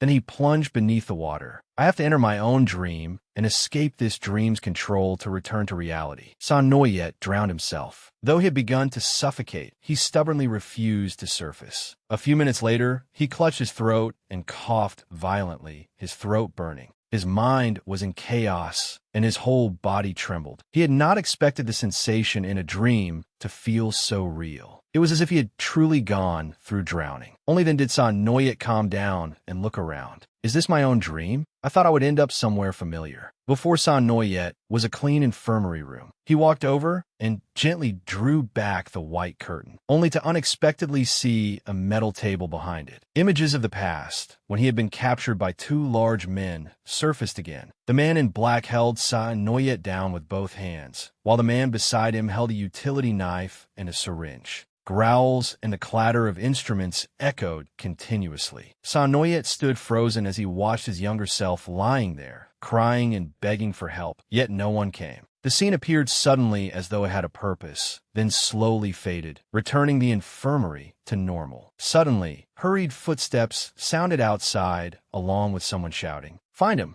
The target is wearing a gray shirt, jeans, and canvas shoes. We don't know how this black ring infiltrated the place, but kill him immediately once you catch him. Split up and search. Sa Noyet secretly peeked through the curtain and listened to the commotion outside. Gray shirt, jeans. Isn't that me? Why am I still being hunted in a dream? Forget it. I need to get out of this building first. Sa Noyet hurried away from the main entrance and rushed to the window. But when he opened it, he discovered that he was on the top floor. At least drowning would leave a complete corpse. Falling to my death. Forget it. There has to be another way. A few moments later, a nurse ran out, holding up a broken lipstick and crying out indignantly. Sa Noyet used the chance to help her touch up her appearance. He changed into a nurse's uniform, slipped past the guards, and darted into the elevator. Nearby, two elderly people wearing gold rings happened to see Sa Noyet cheerfully wave at them. One of them could not help pointing at him and praising him for being incredibly cute. Inside the elevator, Sa Noyet finally got a chance to breathe. He frowned as he thought about this place. Is this a clinic? I have never seen a hospital where patients wear gold rings, while the guards hunting me are silver ring class. There is no reason I would dream of a place like this. This place feels even more like a dream. Just then, two female nurses entered the elevator while chatting, making Sa Noyet immediately turn to face the wall. A black ring infiltrated Celestial City? Is that true? I'm not sure, but that important person is at our hospital today. It wouldn't hurt to be more careful. Celestial City? Sa Noyet was utterly shocked, his entire body stiffening. A female nurse suddenly grabbed his shoulder and asked, "Which department are you from? I've never seen you before."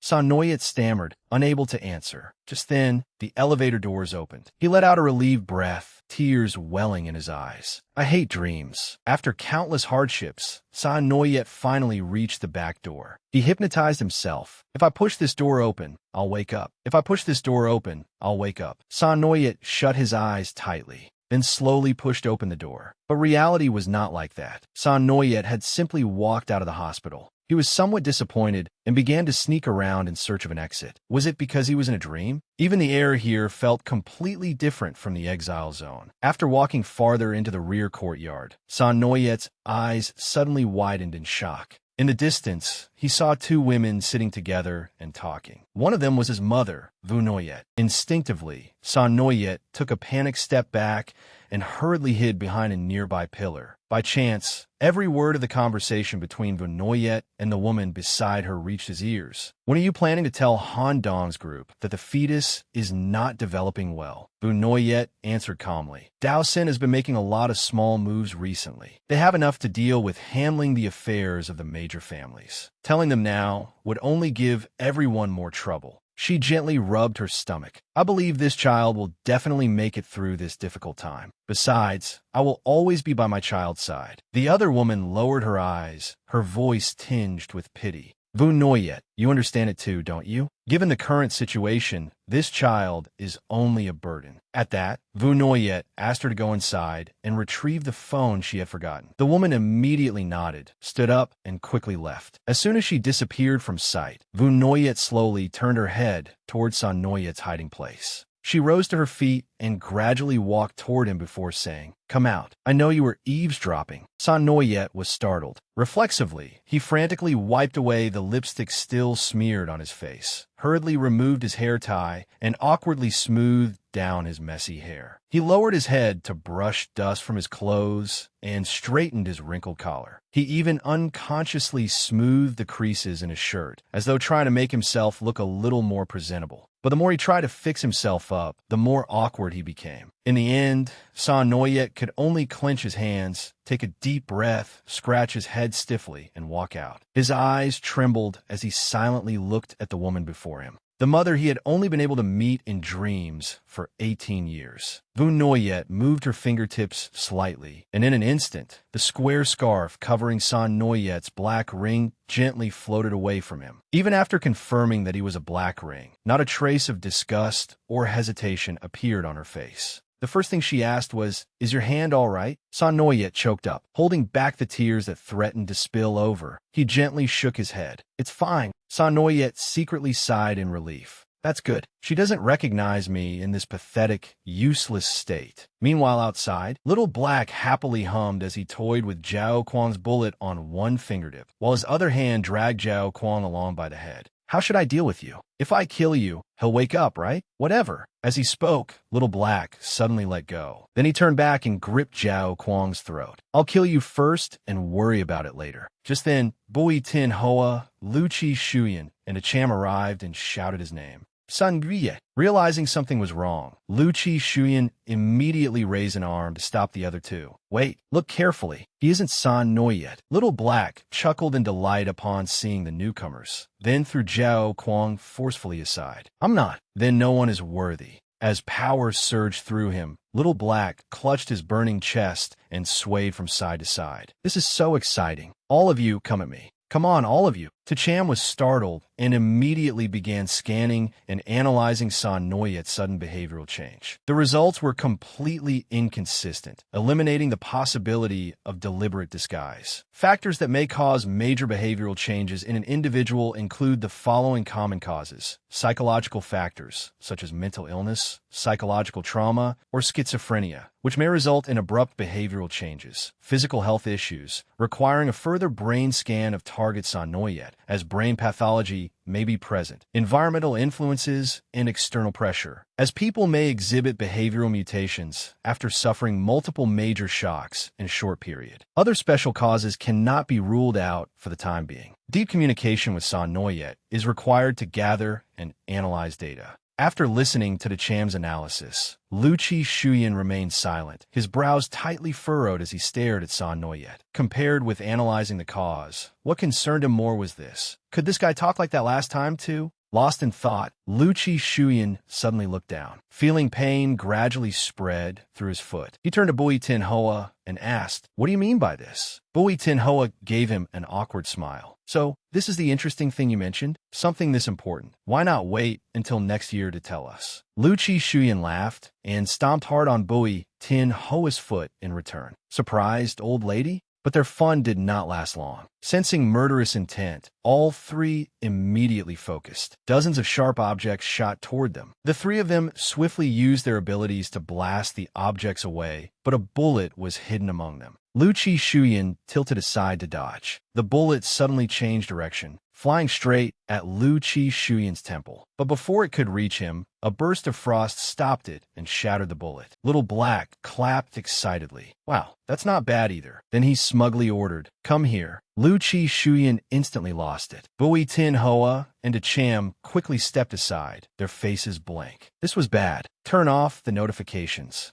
You're ordering me around now?" Liu Shuyan erupted, power at 49, rage at 2000. Little Black tilted his head and replied calmly, "Is there a problem? Isn't that what you exist for?" Afraid he would get worked up and beat Little Black to death, Bui Tin Hoa and Sham immediately held him back and reminded him, "Liu Shuyan, wait. Remember, San Noyet is our protection target. Do not do anything excessively harmful to him. Use a gentler approach to guide him back to normal." Fine. Liu Shuyan smiled as he stepped forward. "I'm just going over there to have a proper talk with him." Yet inwardly, 1,000 variations of fuck echoed through his mind. Liu Shuyan. "What?" Bui Tin Hoa's expression hardened as she warned him sternly. "You haven't forgotten that San Noyet has superhuman senses, have you? As long as that body still belongs to him, the pain he feels may be dozens of times greater than an ordinary person's, perhaps even more. Absolutely do not hit too hard." Seeing the two of them staring at him pleadingly, Liu Shuyan sighed. He had no choice but to agree. He then continued toward Little Black. A few seconds later, Tacham spoke. "There are traces of San Noyet's life signs in this body. Match rate 0. Bui Tin Hoa turned and asked, "Can you analyze a way to restore San Noyet to normal?" Tacham scratched their head and began calculating. Bui Tin Hoa kept looking anxiously toward San Noyet. The moment the fight began, Liu Shuyan launched the first attack. He fired a powerful bolt of lightning straight at Little Black. Sensing Liu Shuyan's strength, Little Black slid rapidly backward, bending slightly at the waist, then sprang in a zigzag pattern across the objects floating in the air, successfully flipping away from the explosion caused by Liu Shuyan's attack. But Liu Shuyan was no less swift. He quickly caught up with Little Black, and the two began attacking each other wildly. Suddenly, Tacham detected a living entity and immediately approached the combat zone. Then they carried Zhao Kuang back to Bui Tin Hoa. Observing him, they said, "His condition, 7 fractures caused by impact force dispersal." Bui Tin Hoa patted Zhao Kuang's face to wake him, then coldly asked, "What happened just now? Where's San Noyet?" Zhao Kuang sneered and refused to answer. "So you didn't know he could look like this?" Bui Tin Hoa immediately pressed her sword against Zhao Kuang's broken leg, making him cry out in pain. "If you don't want to be burned to ashes, answer obediently." Zhao Kuang gritted his teeth and slowly said, "He was hit by my dream healing ability, and he fell asleep." Suddenly feeling warmth radiating toward him, he looked down. "What are you doing?" Wu Tinhua pressed her heart fire against Zhao Kuang's body and answered, "Can't you see I'm treating you? Since you put him to sleep, you are responsible for waking him up." Zhao Kuang shook his head slightly. "Stop patting me. Single target dream healing is an irreversible ability. Even if you kill me, he will never wake up." The moment San Noyet fell asleep, his soul died. At that, Zhao Kuang thought to himself, "Can you bring the dead back to life and create another miracle?" He continued, "Isn't this a good thing for you? San Noyet, standing before you right now, is the child of God you have always wanted." The battle between Lu Chi Shuyan and Little Black remained incredibly fierce. Little Black leaped through the air like a monkey, without showing the slightest sign of fatigue. Not bad at all. Completely different from those pieces of trash. As he spoke, Little Black used telekinesis to trap Lu Chi Shuyan inside a mass of dirt and stone,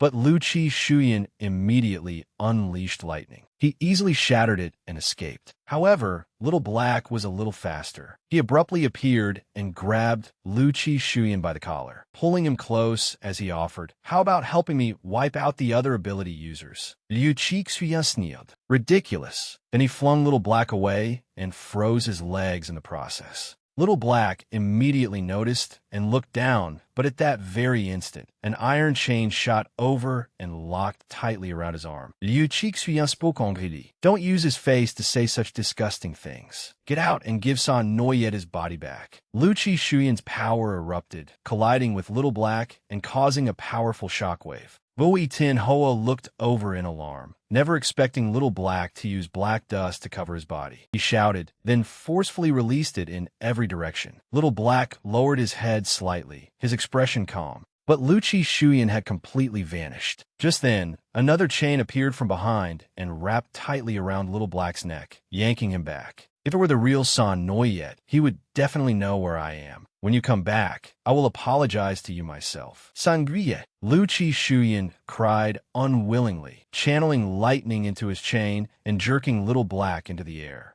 Little Black's miserable screams echoed outside, making Koi Tu tremble as he wondered what was happening. Isn't that San Noyet's voice? Why are they attacking one of their own? At the same time, another door burst open, and Thak A's shrill cries rang out. "Put me down. You might as well kill me instead. Can't you hear me? Put me down." Olu carried her over her shoulder and warned impatiently, "Keep making noise, and I'll break your other leg too." Believe me, upon seeing Koi Tu, Thak A immediately twisted around and raised her head to look at him. What met her eyes was Koi Tu's tear-streaked face as he kept calling her name. Olu set Thaka down and instructed Koi Tu to watch over her. "Her leg is broken." He looked up in confusion. "Huh, you broke it." Olu silently looked at the hole in the wall, guessing that Lu Chi Shuyan had probably arrived. She then worried about Chu He's situation. Suddenly, Thak A and Koi Tu's whispered conversation reached her ears. "What happened to your injuries?" Lu Chi Shuyan's group did this. "Damn those bastards." Olu punched the wall so hard that it shattered.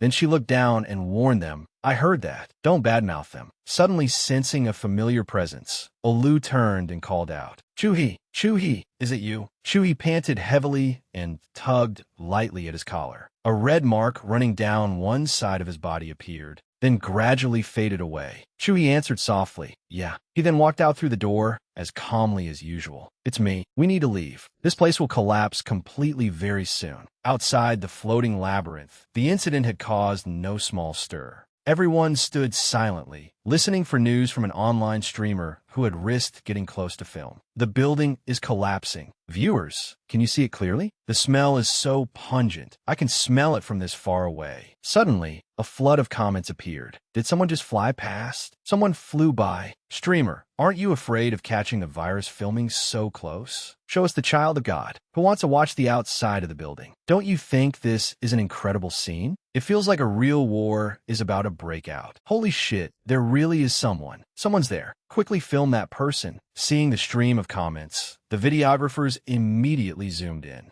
They discovered two people embracing as they flew down from above. Looking more closely, they were even more shocked to realize that one of them was Black Ring. The sky was dark, red ash drifted everywhere, and thousands of people knelt in prayer, terrified that war would break out. Dudu was held tightly inside the car by Tan Tien and forbidden from leaving. He sobbed as he stared toward the labyrinth. Lam Dao Sin calmly sipped tea, treating everything as entertainment. Inside the labyrinth, the red ash spread farther and farther. Zhao Kuang, covered in blood, looked up at the sky as the live stream was immediately shut down. Koi Tu carried Thake outside with Ha Mai and carefully told them, "You two take care of yourselves. Do not separate under any circumstances. Once I pick up Tian Lang and Zhao Kuang, I'll come right out." Suddenly, a hand reached out and grabbed him. Koi Tu, wait. What is it? Ha Mai, what? Her face darkened as she anxiously cautioned him. "You must be careful." Thake nodded beside her and added, "That's right. Watch where you're going." Koi Tu looked at them silently, then lightly patted his chest and pointed at himself confidently. "Don't worry. The ability to clean up a mess is also one of the important standards for judging a successful man. Ha Mai, Thake, none of us will be left behind." Thake watched Koi Tu slowly rise into the air, curled her lips, and waved him off. "Go already. Why are you showing off?" Koi Tu's face turned as red as an eggplant from embarrassment, and he hurried away. "Why did I say something so embarrassing? This is mortifying." Thake watched his retreating back and muttered, "If he keeps babbling, we'll all be crushed to death." She suddenly looked down in surprise. She saw Ha Mai clutching her hand tightly. Ha Mai's hoarse voice sounded out. "Let me hold your hand for a while, please." Ha Mai frowned, her heart tangled with anxiety. Her face was visibly growing exhausted and pale. Meanwhile, the labyrinth was collapsing, with massive chunks falling from above. Chu He and Olu hurried to search for everyone. Along the way, he carefully protected his little sister. Very soon, the two reached the door of the room where San Noyet was. But the moment they rushed out, Oli's face darkened in horror at the sight before her. "What is going on?" "Sangria." Bui Tinhoa was about to explain, but Chu He was faster. He transformed into wind and rushed forward, shouting Lu Chi Shuyan's name before slashing across. Lu Chi Shuyan demanded irritably, "Move. There's something I need to confirm." Chu He roared angrily. "What could you possibly need to confirm that requires hitting him that hard? Explain yourself clearly first. Otherwise, I won't let you get near San Noyet." Suddenly, San Noyet's moans made both of them turn around in shock. "It hurts. It hurts so much. Didn't you come to protect me? Why are you treating me like this?" San Noyet trembled as he reached out, his voice pitiful. "Brother Chu He, can you help me? They're all bullying me." As soon as he finished speaking, blazing anger appeared in Chu He's eyes and flames spread around San Noyet's body. Lu Chi Shuyan immediately shouted, "Step back." Chu He, Little Black, staggered to his feet and wiped the blood from his forehead. "So, was my imitation not convincing enough? Phew, I thought I was about to get kicked out. That scared me to death." He glared coldly at Lu Chi Shuyan's group. "I'll give you one choice. Follow me or die." Tacham froze, their eyes repeatedly scanning and analyzing the San Noyet before them. "Follow me or die. Follow me or die. Follow me or die." Overload warning. Overload warning. Beginning supplementary memory download. Seeing that something was wrong with Tacham, Bui Tinhoa and Olu turned back in alarm. "Tacham, what's wrong?" A torrent of memories noisily flooded into Tacham's mind. "Welcome, everyone, to the annual Eastern Martial Hall Tournament. I am your host, Han Thursday. If Sun Titch likes him, then as your master, I will make an exception and accept him. Why do they all have one while I don't? 18 years really is too long. Was this place very lively in the past? Don't you think this ginkgo forest looks a lot like you? Who see faithfully upholds the guardian's vow, striving against the monsoon winds so as not to fall. Let fate take its course. I can manage by myself. Because you are a gentle child, you need a sharp blade to protect yourself." Supplementary memory download, 99. This option cannot be closed. For years earlier, at Eastern Martial Hall, Chu He was still young and had left his hometown to cultivate under his master. His master asked him, "Sun Titch, do you still remember what I warned you about?" Chu He, following behind him, replied, "Yes. After I descend the mountain, many people will watch my every move, so I must keep my distance from friends." Suddenly, his master stopped. Realizing he had misspoken, Chu He immediately corrected himself. "Old friends." His master called helplessly, "Sun Titch." Chu He lowered his head sorrowfully, clasping his hands behind his back. "Sorry, master. I must keep my distance from people of the other families." His master continued walking and said, "Sun Titch, do not blame me for being strict with you. Do you understand?" He continued to remind him, "At the temple, I can keep you safe. But once you descend the mountain, you will be on other people's territory. You must be cautious in everything. In truth, I understand that every year, You use the tournament as an excuse simply to see those two friends. But you must promise me that this year will be the last time. Suddenly, Chuhi saw a familiar figure, and his gloomy face instantly brightened. He quietly called the other person's name, Uncle Tu. He then claimed that he had forgotten something in the car, telling his master to return to the inner hall first while he followed later. Though somewhat doubtful, his master saw the child's innocent expression and allowed him to leave. It was autumn, and fallen leaves painted the entire mountain range golden. Tada stood still, gazing at a bare tree, with the corners of his lips faintly curled. Suddenly, Chui's small voice called out, "Uncle Tu, over here." Tada turned in surprise and saw a boy hiding behind a tree trunk.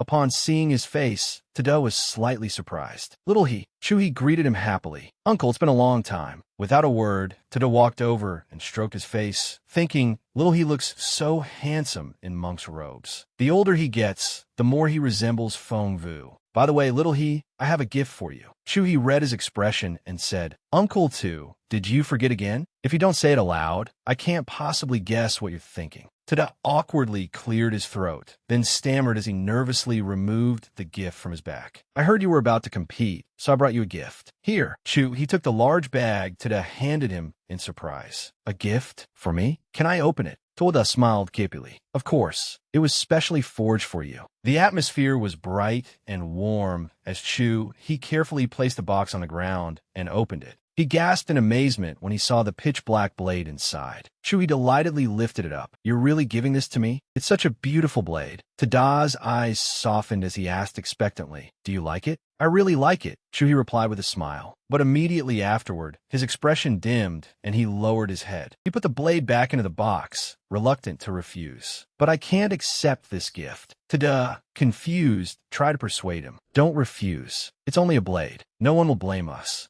This is my sincere gift to you." Seeing Tada's anxious expression, Chuhi smiled softly. "I know. Then I'll accept it. But Uncle Tu, why are you giving me a blade?" Tada gently rubbed Chuhi's hair and spoke from his heart. "Because you are a gentle child, you need a sharp blade to protect yourself." "Sorry, little he. I can't speak very fluently." Tada shook his head. Chui's clear, ringing voice replied, "It's okay, Uncle Tu. You should talk more. I really want to listen." As he spoke, Chuhi suddenly hugged the gift tightly to his chest and solemnly promised him, "Uncle Tu, I'll protect this gift with my life. I'll definitely grow into a man worthy of wielding this blade." Tada grew even more embarrassed at that, reaching behind his back to fidget with the ends of his hair. "That won't be necessary. I can still forge plenty more for you." The scene shifted to the venue of the Eastern Martial Hall Youth Tournament. With the matches about to begin, the staff hurried outside to notify the remaining participants. The seats inside were nearly full as well, and the host's voice soon rang out. "Hello, hello. Microphone test, 1 2 1 2. Welcome, everyone, to the Eastern Martial Hall Youth Tournament. I'm the tournament host, Han Thursday. Every year, I stand here and explain the rules once again. I'm sure all the uncles, aunties, brothers, and sisters here have heard it so often over the past 3 years that you're sick of it already, right?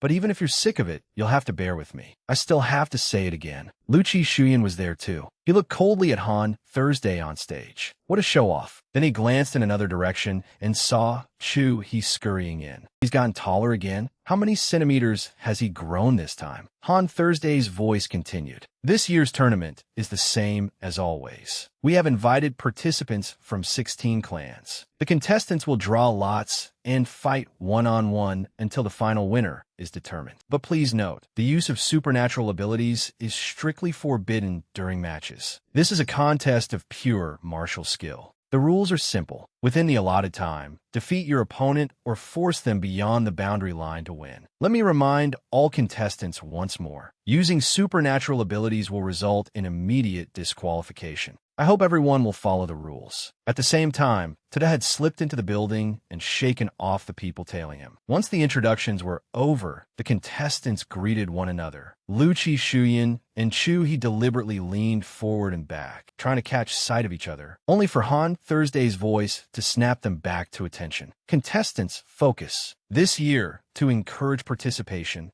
we've also prepared small prizes for every contestant who wins a one-on-one match. Just defeat your opponent, and you'll receive an exclusive Eastern Martial Hall victory medal. Upon seeing the reward, both boys wore the same blank expression. Who would care about something like that? Soon it was time to draw lots. Han Thursday carefully put protective gear on Lu Chi Shuyan, and the two secretly whispered to each other. After the fourth contestant goes on stage, find a chance to slip away. Meet us at the secret base. Did you rig a draw? Why did it have to be me against Chu-hee? That's what makes it interesting. Don't you understand audience psychology? Once he had finished adjusting Lu Chi Shuyan's gear, Han Thursday skipped over to Chu-hee, pretending to fasten his equipment as he whispered, "See you at the secret base." Are my parents coming? Idiot. If all our parents came, wouldn't that be way too obvious? That's true. Han Thursday suddenly asked, "What's in that box you brought?" "A gift from Uncle." Han Thursday's jaw dropped in envy. "What? Why do you get one?" Suddenly, Chewie noticed someone below staring intently at them. And immediately startled, he quietly reminded Han Thursday, "Keep it down. We'll talk later." Elsewhere, the silver ring who had been following Tada had completely lost his trail. He frantically searched everywhere. "Damn it, I lost him. Where did they go?" The youth tournament organized by Eastern Martial Hall was merely a carefully arranged cover. The truly important event today was the secret gathering of the first generation of Guardians. Tada had successfully slipped in to meet them, but the instant he opened the door, all three of them wore grim expressions. No one was willing to look at anyone else, and every face was tense. Tada was bewildered. Why was the atmosphere like this? Then Bui Finin's voice suddenly rang out. "Since Tada is here, let him judge. I don't think I did anything wrong." Lu Chunam angrily fired back. "Nothing wrong? Have you forgotten who made Vu Noyet suffer? There are countless children in this world. So why did you adopt the abandoned child of our enemy? How can you say that?" Bui Finin looked up sadly. The grudges of adults and children should be considered separately. Besides, I've lived with that child for a year. I know very well what kind of girl she is. Han Dong could no longer endure it and joined in. Separately? How can they possibly be separated? Bui Finin. If she hadn't failed the supernatural ability test, she would already be standing with her father against our children. You hid her away on your own, and all you've done is bring disaster upon us. Do you think you're so noble and righteous? You've turned the restraint and caution we've maintained for 4 years into a joke. The atmosphere grew increasingly heavy. Only the ticking clock remained, as though counting down the little time they had left. Tada stood frozen, having no idea what to do. "I need to say something. Say something." Suddenly, Han Dong gently rubbed his stomach, his voice trembling and choked with emotion. "You lived with her for a year and grew attached to her.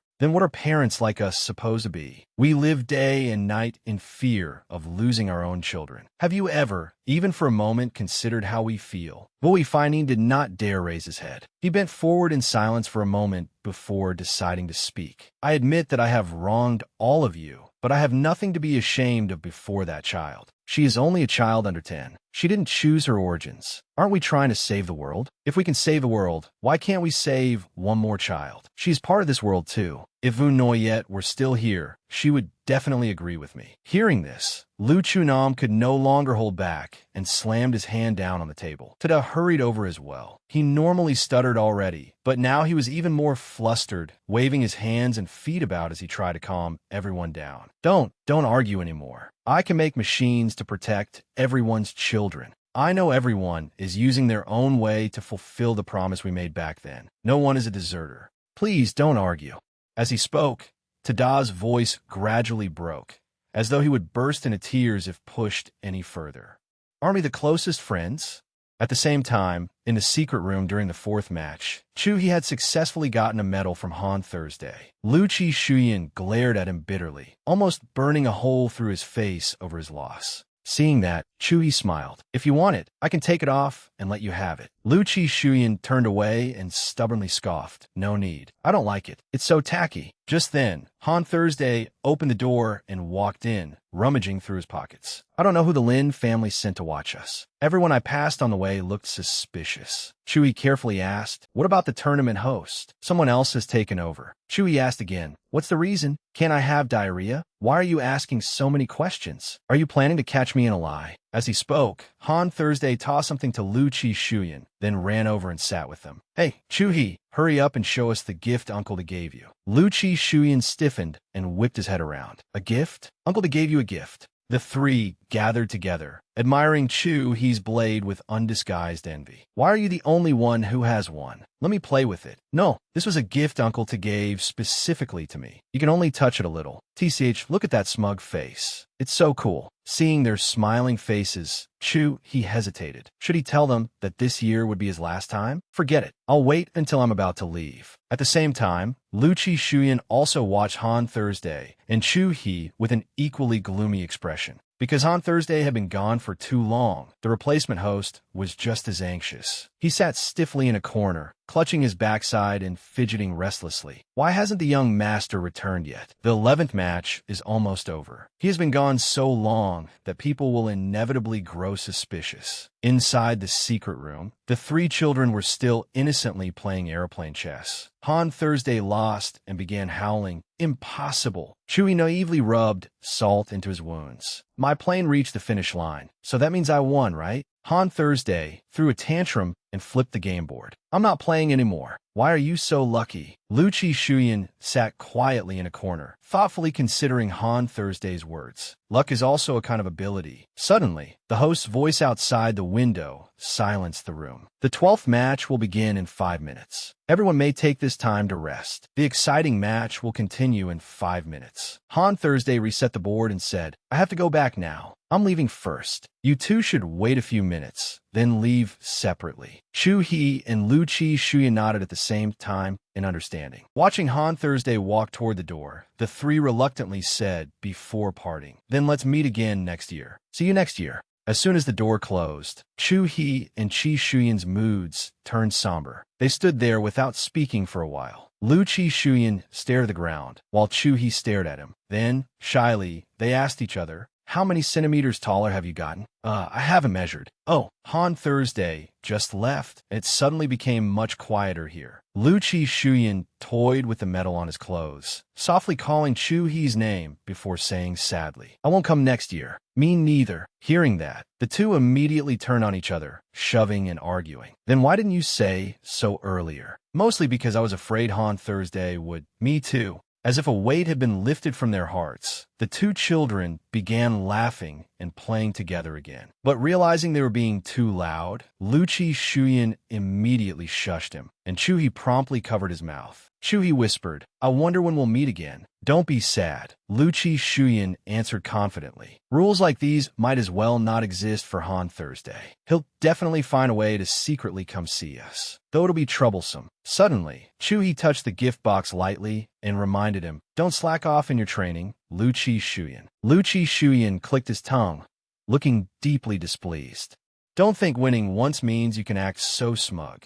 Chu He thought impassively. It was clearly 3 times. Remembering something, Chi Shuyan asked, oh, right. Do you have a phone? Chu He firmly shook his head. Chi Shuyan's face twisted in disbelief. By one, you don't even have a phone. Are you even a modern person?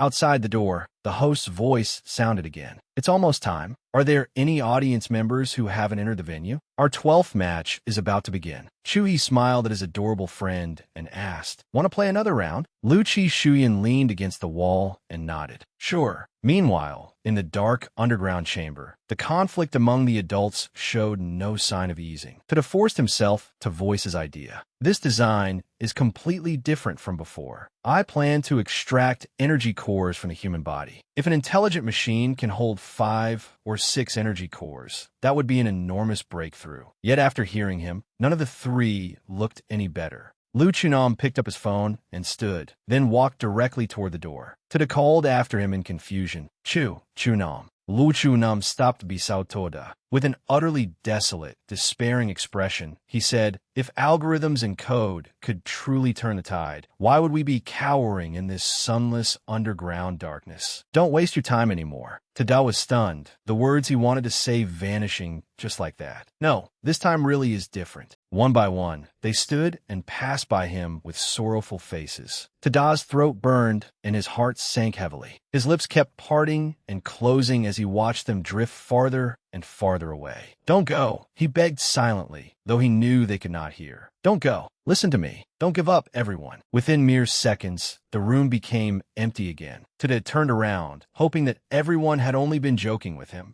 but no one was there. Everything was utterly empty. The gathering they had looked forward to had dissolved into hopeless disappointment. To the left, amid the crowded, noisy bustle, he alone looked deeply sorrowful. Suddenly, a bright voice startled him back to his senses. Why is Chuhi the only one who gets a gift? Han Thursday had appeared at some point. He pouted and pointed at himself, emphasizing every word. I want one too. Could have stopped walking. Looking down at Han Thursday's anxious little figure, stamping his feet in place, he raised a hand and patted the boy's head. Han Thursday immediately noticed and asked, "Patting my head won't make me shorter, will it? Are you okay, uncle?" Tada smiled and answered, "And no, I'm fine. You'll get one too." Han Thursday jumped up in delight, then turned toward the side and gestured. "Did you hear that?" Tada looked in the direction Han Thursday was facing in surprise and saw Lu Chi Shuyan pouting as he demanded a gift as well. "Why does everyone else have one? Where's mine?" Tada looked at the two of them and worriedly reminded them, "It's not a good idea for you two to appear together like this. It's because your back looked so sad. So don't be like that." Lu Chi Shuyan pursed his lips, a little embarrassed. "Adults shouldn't show weakness in front of children. You don't have to give me a gift. I don't lack anything. Bye." With that, Lu Chi Shuyan put on a cool act and left without hesitation. Han Thursday remained where he was, stamping his feet and giggling as he insisted, "Ignore him. I want one, I want one." The corners of Tada's lips lifted and his eyes curved softly. Though no one said thank you aloud, they all understood through his gentle gaze. After a while, Tada left,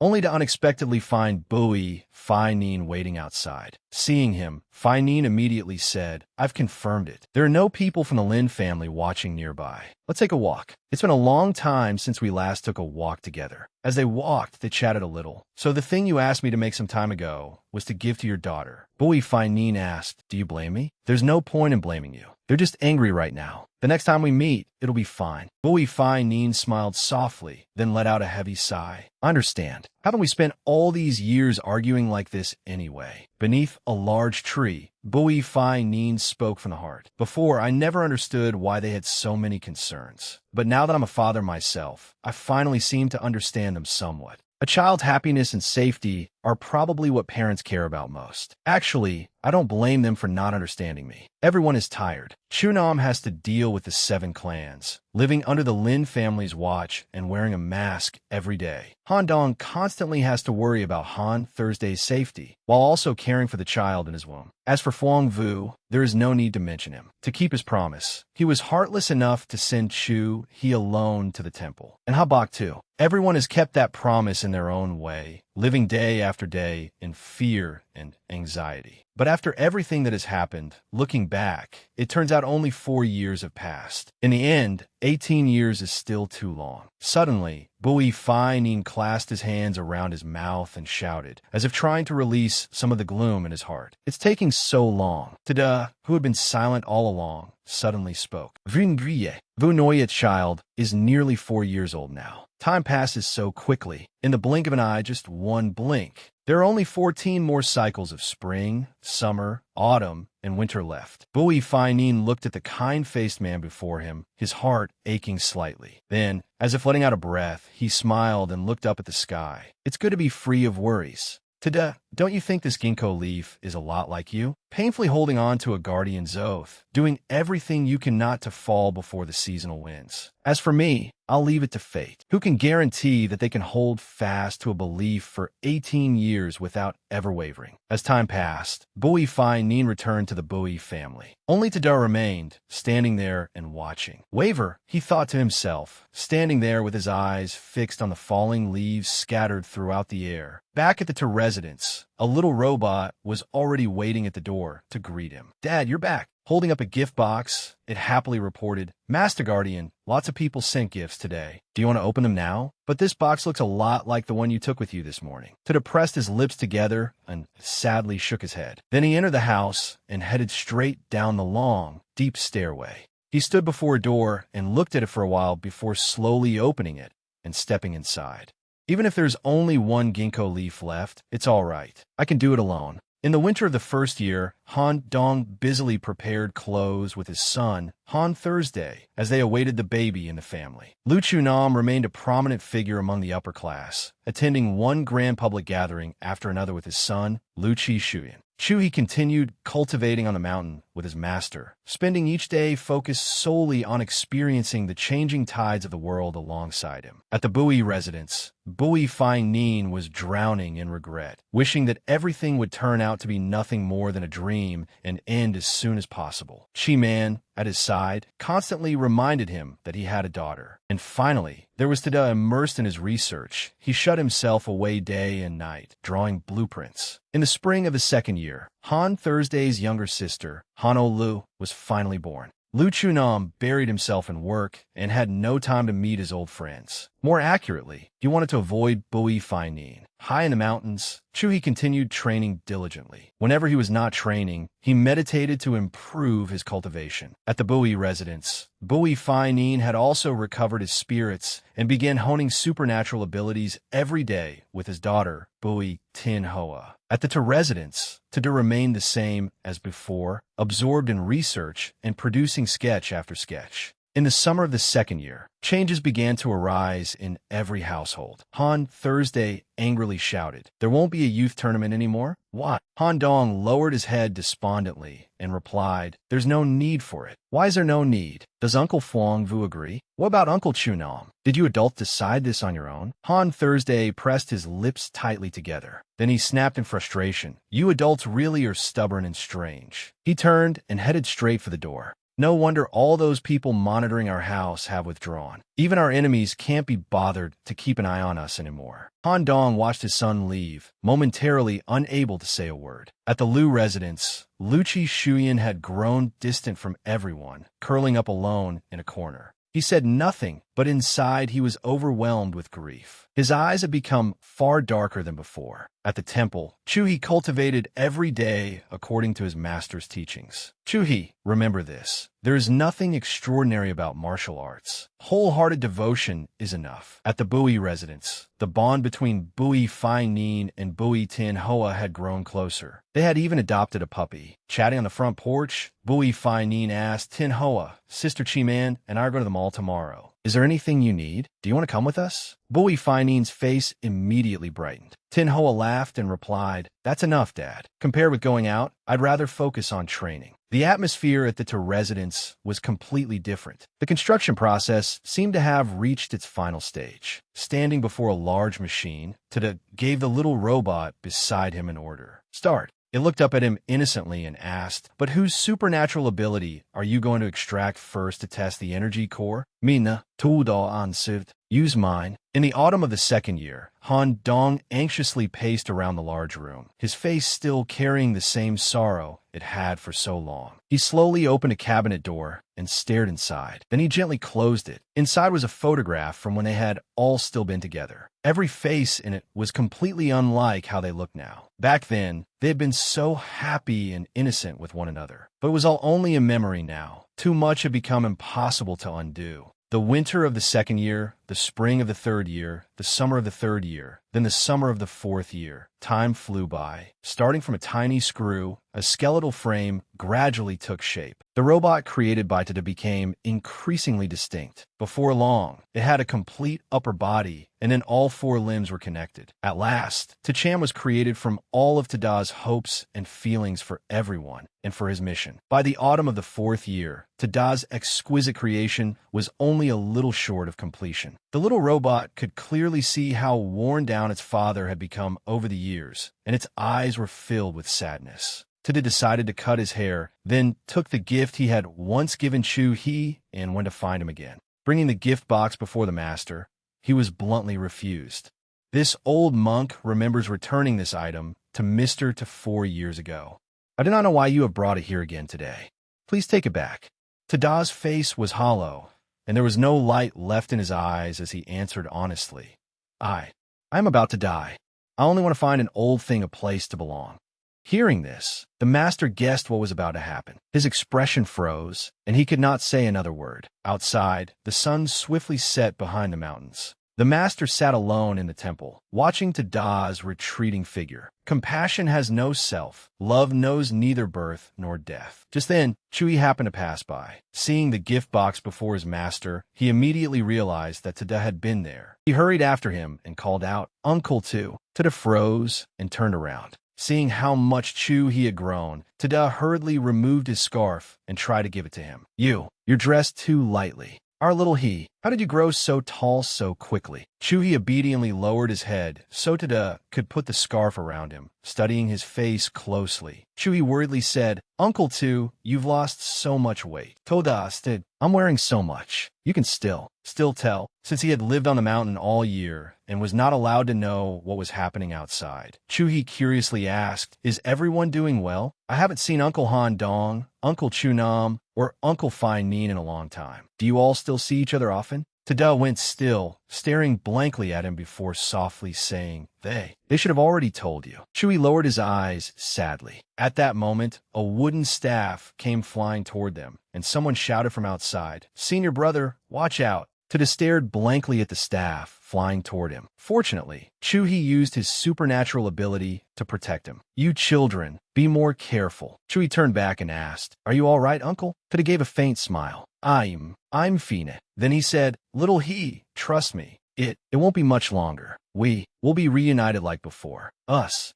old men won't let you children down. Chewie did not understand what was happening, but he opened his eyes wide and nodded. Yes, Uncle too. Back at the Han residence, Han Thursday stood dumbfounded as he tried to make sense of what was before him. He gaped at the brand new car parked in front of his house, then rushed over to sniff and touch it all over. Is this for me? Really? It's really for me. Toda nodded. It's for you. Hearing that, Han Thursday rushed forward and hugged Tada, crying out joyfully, Uncle Tu's the best. I'm the happiest person in the world now. Tada hugged him back and gently rubbed his back.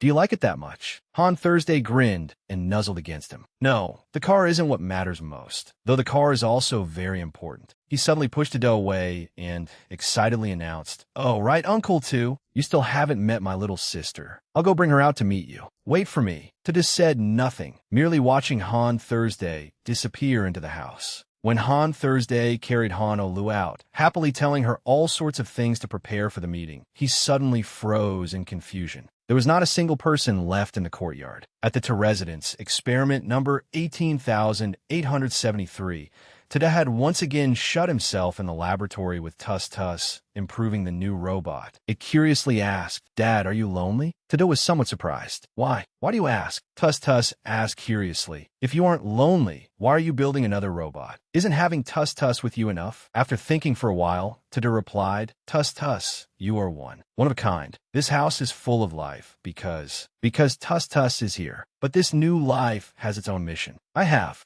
my own mission too. Hearing this, Tuss brightened up again and paced around the room. Then Tuss has a mission too. Tuss must protect the family. The next day, Tuss continued chattering beside Tada. Dad, little brother structure is much more complicated than mine. Is he going to the battlefield? As he adjusted the robot's wires, Tada said, Why? Why do you have so many questions today? Tuss approached and honestly revealed its thoughts. Because Dad needs to talk more, so your language function will not deteriorate. Tuss thinks that talking an appropriate amount every day is very necessary. If Dad doesn't talk to Tuss will be very lonely. Experiment number 20,283, Tada's robot, was finally complete. He and Tuss eagerly considered names for it. Tati, Talang, Tamak, Taloy, Tinguin. Listening to Tuss's suggestions, Tada shook his head. They're all no good. It pouted angrily. Then Dad can think of one yourself. In the end, the two decided on the name Tacham. Tacham was soon officially activated. Tada turned around in his chair and asked, Is it interesting? Tacham smiled in reply. Yes, Dad. Then he automatically activated recording mode. Seeing this, Tada immediately stopped him. No, don't record. All images of your birth must be deleted. Tacham asked in confusion. Everything about Dad too?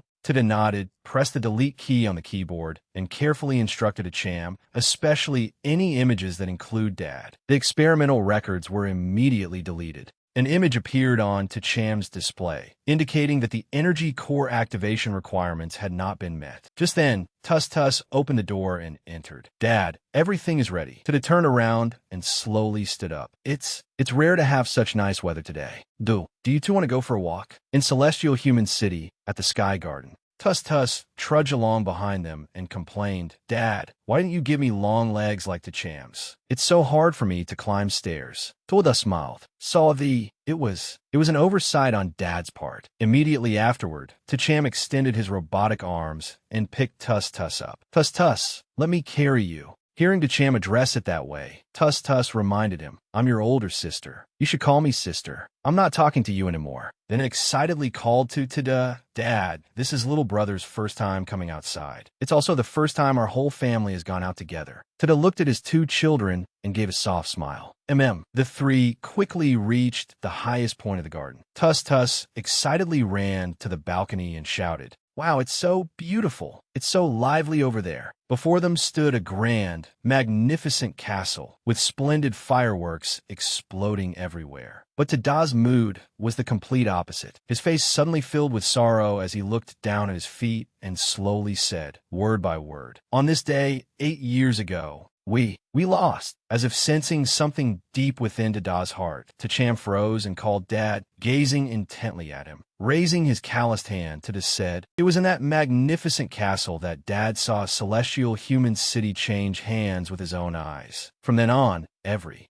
year on this day, they celebrate." As he said this, Tada clenched his hand, veins standing out across it. His voice caught in his throat. Dad truly cannot accept it." At the same time, a lavish banquet was taking place inside the castle. Everyone raised their glasses before Lin Dao Sin to offer their congratulations. Congratulations to the Lin family. Congratulations to the Lin family. Only Lu Chunam remained completely unmoved. He ground his teeth, wanting only to escape this place. The laughter ringing in his ears sounded like the cries of demons and ghosts. Suddenly, a voice rang out, forcing him to open his eyes and confront reality. "You've been sitting in that position for 8 years now. Aren't you tired of it yet?" Lin Dao Sin had the appearance of a youth, with blazing red eyes set in pale skin. Resting his chin on his hand, he smiled and deliberately asked, "Aren't you happy for me?" With that, he raised his wine glass toward Lu Chunam. Lu Chunam looked utterly disgusted as he stared down at him arrogantly. Lin Dao Sin laughed, setting down his wine glass. "How heartless. I even prepared a delicacy for you." A few moments later, an attendant brought over a tray of food, carefully covered with a lid. The instant Lin Dao Sin opened it, everyone fell completely silent, not daring to say anything as they lowered their faces toward their own plates. Lu Chunam's entire body stiffened. Everything suddenly became unbearably heavy and bleak when he saw Vu Noyet's necklace lying right before him. Lin Dao Sin deliberately asked him, "Do you like it? What should we serve next?" The atmosphere became increasingly suffocating. Everyone continued lowering their heads, not daring to utter a single word. Lin Dao Sin picked up pieces of vegetables one by one, placing them beside the necklace as he began to count. 1, 2, 3, 4, 5. That's enough dishes. Seeing Lu Chunam's expression on the verge of shattering, Lin Dao Sin happily clapped his hands and grinned in mockery. Knowing how cruel and calculating his opponent was, Lu Chunam swallowed his hatred. He clenched his hand, then picked up the glass of red wine beside him.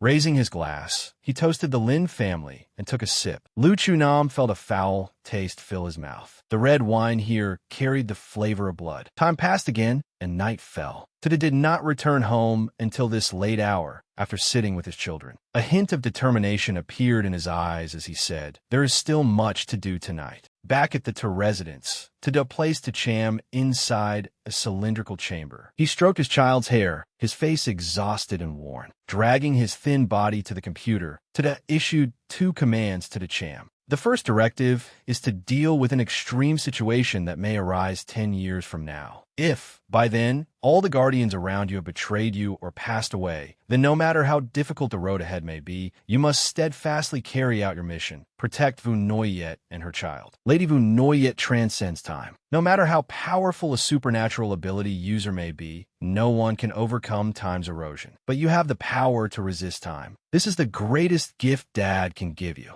When you awaken from hibernation, the first thing you must do is follow this first directive. It will be your guide. But if circumstances change in an unforeseen way, then carry out the second directive. Suddenly, a question appeared. "Dad, how will I know when I should stop carrying out the first directive?" Tada stood up and walked step by step toward Tacham. He placed his right hand over his own chest and his left hand over to Cham's chest, answering, "The answer is here." Everything gradually fell silent, leaving only the beeping of machinery. Tus stood quietly in a corner, reciting the final procedures. Sterile environment, heart removal surgery, suturing the body, transferring the living entity. It turned and called Dad. Tada had already changed into a patient gown. He walked over and stroked Tus's head. "I'll be relying on you from now on, Tus." He quickly laid down inside the chamber, counting the brief seconds he had left to live. Tus merely stood beside him, staring at its father. Then it asked, "Dad, will doing this make you happy?" Tada did not hesitate in the slightest and answered,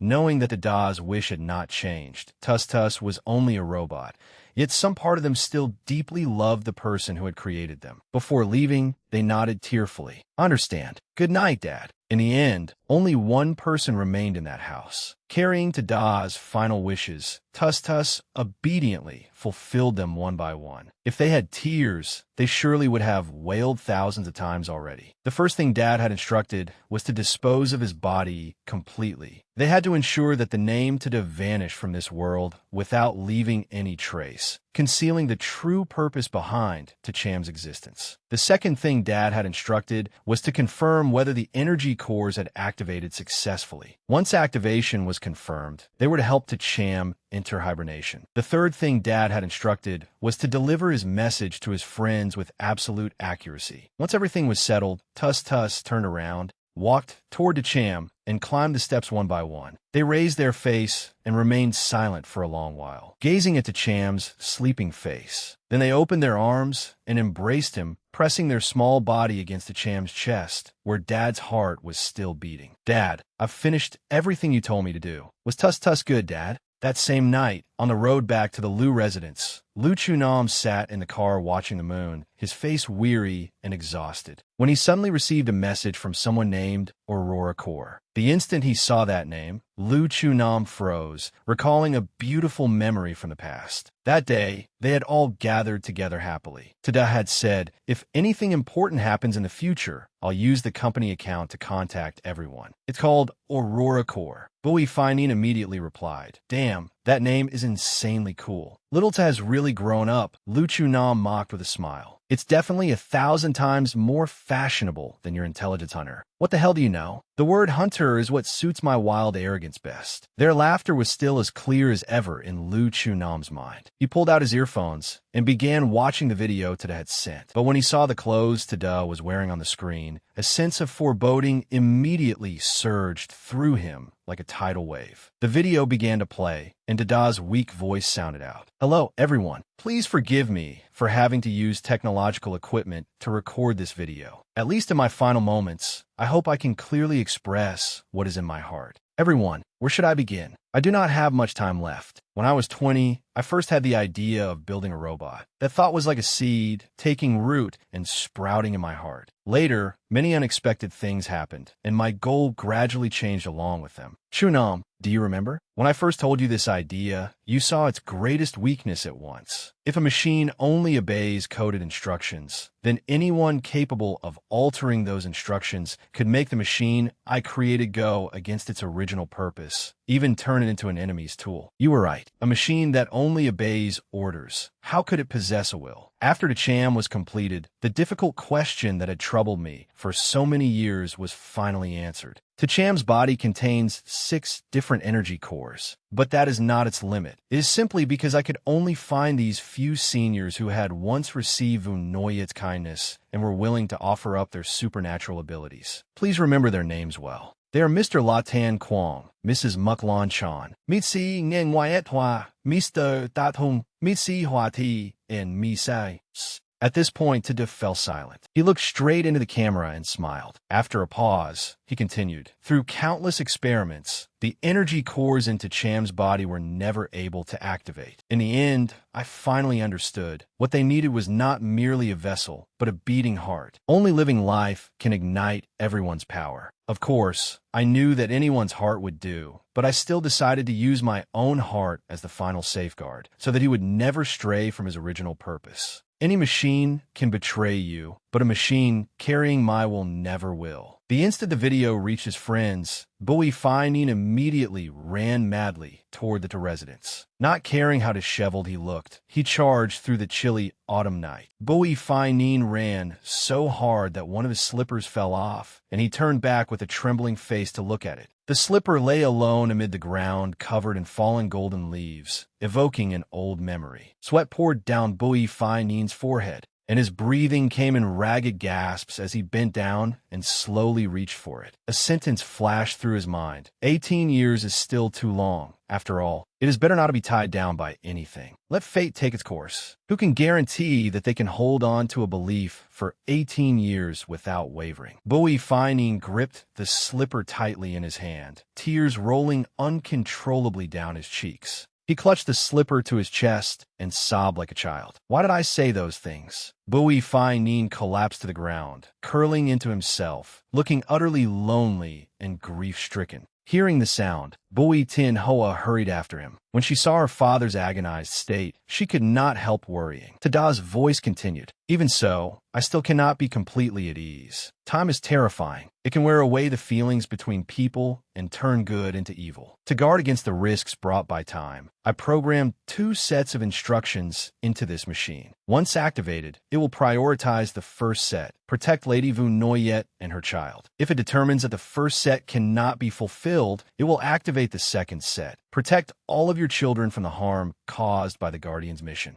My dear friends, do not retreat, do not bow your heads, and do not be lost. I have always felt that becoming a guardian is a very happy thing. I want to protect my friends. That is why I can leave so resolutely. At the Chu residence, Chu Fuangvu also could not believe it. He leaned against his wife and wept quietly. He must have suffered so much over these past 4 years. Could have placed a hand over his chest. Though his face was gaunt and drained of life, his eyes remained as bright and pure as they had always been. Do you know? Today is the day I have felt proudest in the past 8 years. Now, I can say with great pride that every single member of my family is an exceptional guardian. Do not mourn my departure. This is not death, but a precise migration. Together with my ideals, I will wait for everyone in the future. The video ended, leaving everyone overwhelmed with emotion. Lu Chunam quickly returned home and pulled his child into a tight embrace. Seeing his father's exhausted appearance, Lu Chi Shuyan asked in alarm. Lu Chunam's eyes were red and swollen. He held his child tightly, his voice hoarse. Can you promise Dad one thing? At the Han residence, Han Thursday was sleeping when he, too, was awakened by his mother's sobbing. Seeing his mother break down, Han Thursday was both heartbroken and furious. He raised his voice. Mom, who bullied you? Don't cry. Han Dong choked out 2 words, I'm sorry. Carrying Tada's final wish and his entire life, the door that had been closed was now open once more. Han Dong, Chu Fuangvu, Bui Finin, and Lu Chunam all resolved to reunite there.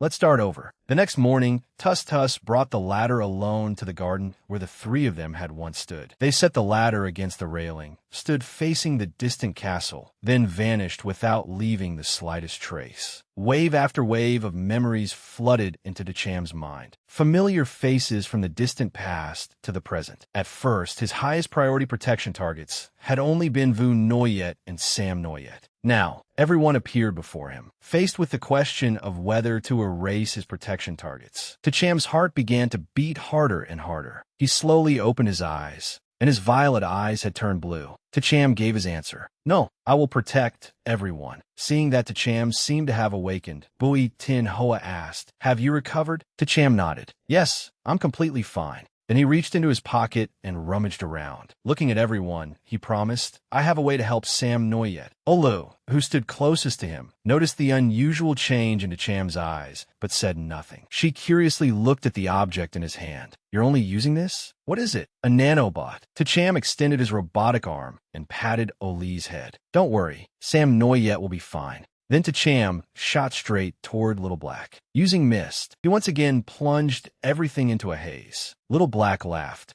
Then he slightly raised his eyes to the sky in annoyance. How much longer are you going to keep playing this same old trick? I'm sick of it. Cham's heart beat faster and faster as he swiftly activated the second energy core. Little Black startled and glanced behind him, but Tacham was a step ahead. Activating his supernatural ability, he used Phase Shift to press the nanobot into the back of Little Black's neck. Little Black felt nothing and remained where he was. Are you kidding? Boi Tin Hoa watched anxiously from afar, sweat beginning to form on her forehead. There's no external wound. Did nothing happen? No. An ordinary person might act impulsively, but every move Tacham makes must have been carefully calculated. Annoyed, Little Black turned around and prepared to attack Tacham. Stupid robot. But another hand seized his wrist in time. Little Black raised an eyebrow and snorted arrogantly. Chewie had arrived in time and stepped in front of Tacham to protect him. His expression was troubled, his brows nearly drawn together. Don't do this. Absolutely not. Looking at that face, Tacham froze for a moment before speaking. Just as I thought, Chewie is still as gentle as ever. Lu Chi Shuyan's eyelid twitched slightly. He seemed to have some thoughts about Tacham's wording, but the moment passed quickly.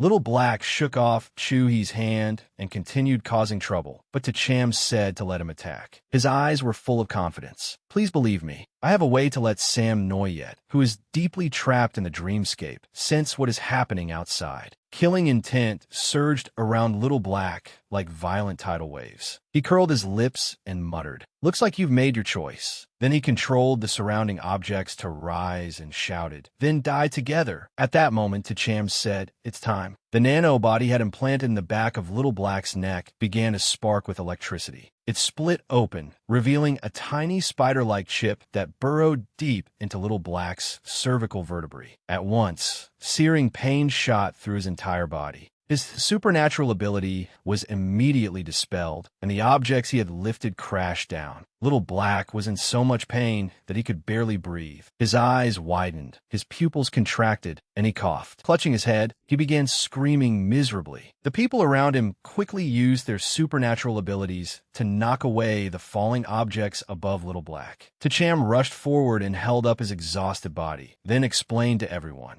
Just now, I used Phase Shift to implant a nanobot into Sam Noyet's spinal column. This supernatural ability comes from Tathom. It can transfer objects or oneself into another space while preserving their original effects. Looking down at Little Black, Tacham continued, "No matter how powerful your telekinesis is, even if it can temporarily mask the pain, the nanobot will transmit every sensory signal directly to your brain whenever you activate your ability." Little Black had used telekinesis to force Sam Noyet's heavily injured body beyond its limits while masking most of the pain. But the nanobot would transmit 100% of the real pain directly to his brain. The excruciating agony made it impossible for Little Black to continue controlling this body, which was already on the verge of collapse. The backlash you are suffering now is the price for recklessly forcing out supernatural abilities through Sam Noyet's body, regardless of the consequences. Little Black's mind was now utterly chaotic. He could not take in a single word, only desperately gulping down mouthful after mouthful of air, while drool streamed from the corners of his mouth. Supporting Little Black's body, Tacham murmured, "With pain this intense, Sam Noyet must have felt it too. The rest is up to him."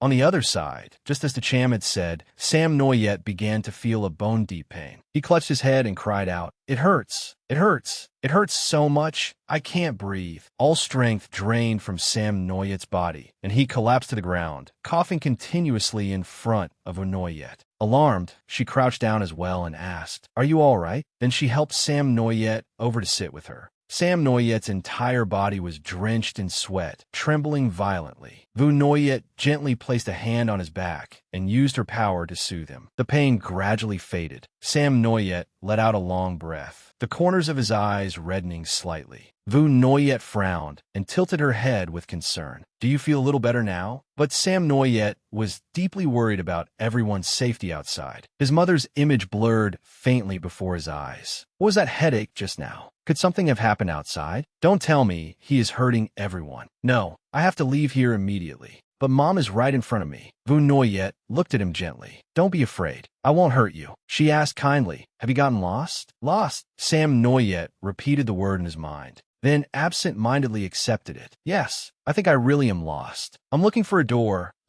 that can take me back to the real world. But this place is like a maze. No matter how I walk, I can never find the right way out. Vu Noyet asked curiously, what does that world look like? Sam Noyet lowered his head, his hands loosely clasped together, gradually tightening. It is a lonely and terrifying world. People tear each other apart there. They can fight to the death over a bag of bread. No matter how desperately you struggle, all you can do is keep yourself from starving to death. You can only treat every day as if it were your last, then watch helplessly as the people around you die, one after another. It is a place where sunlight can never bring warmth. As he said this, Sam Noyet forced out a bitter smile and turned to look at Vu Noyet. Seeing this, she asked, and yet you still want to go back? Sam Noyet answered tearfully, because I belong there. Vu Noyet smiled in praise. Is that so? How resolute. Suddenly, Sam Noyet turned to her and asked softly, may I ask you something? Do you think your child is a burden? Vu Noyet unexpectedly laughed and reached out to touch her stomach. Honestly, what mother in this world would think of her child that way? A mother only feels guilty, afraid that what she gives her child is still not enough. Like me, I am probably not a qualified mother. Sam Noyet hurriedly stammered, don't say that. If your child hears you, they will be sad. Vu Noyet chuckled in response. Is that so?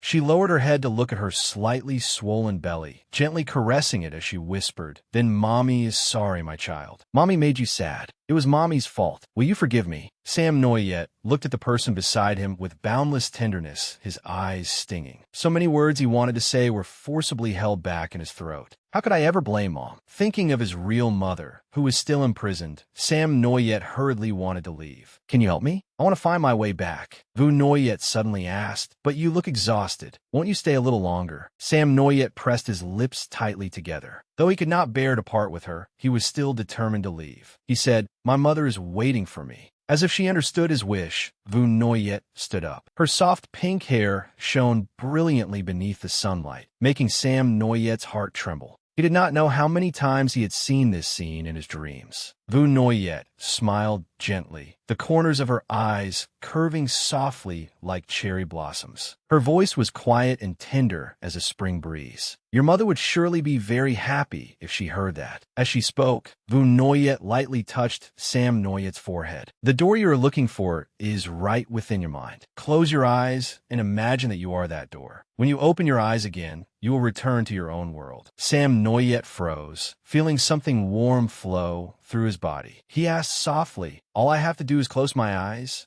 Faith will guide you. Before leaving, Sam Noyet looked directly at her, as though he wanted to etch his mother's image into the depths of his heart. I'm going back now. Mom, wait for me. You have to wait for me. Let's meet again in the real world. As soon as he finished speaking, Sam Noyet's figure gradually dissolved into tiny particles of light and vanished from the garden. The space returned to silence. Vu Noyet remained where she was, quietly watching the place he had left. The smile on her lips slowly faded, the corners of her mouth drooping slightly as a faint sorrow clouded her gentle eyes. After a long while, she smiled, a smile both happy and heartbroken. You've truly grown up. Back in reality, after Cham said that everything now depended entirely on Sam Noyet.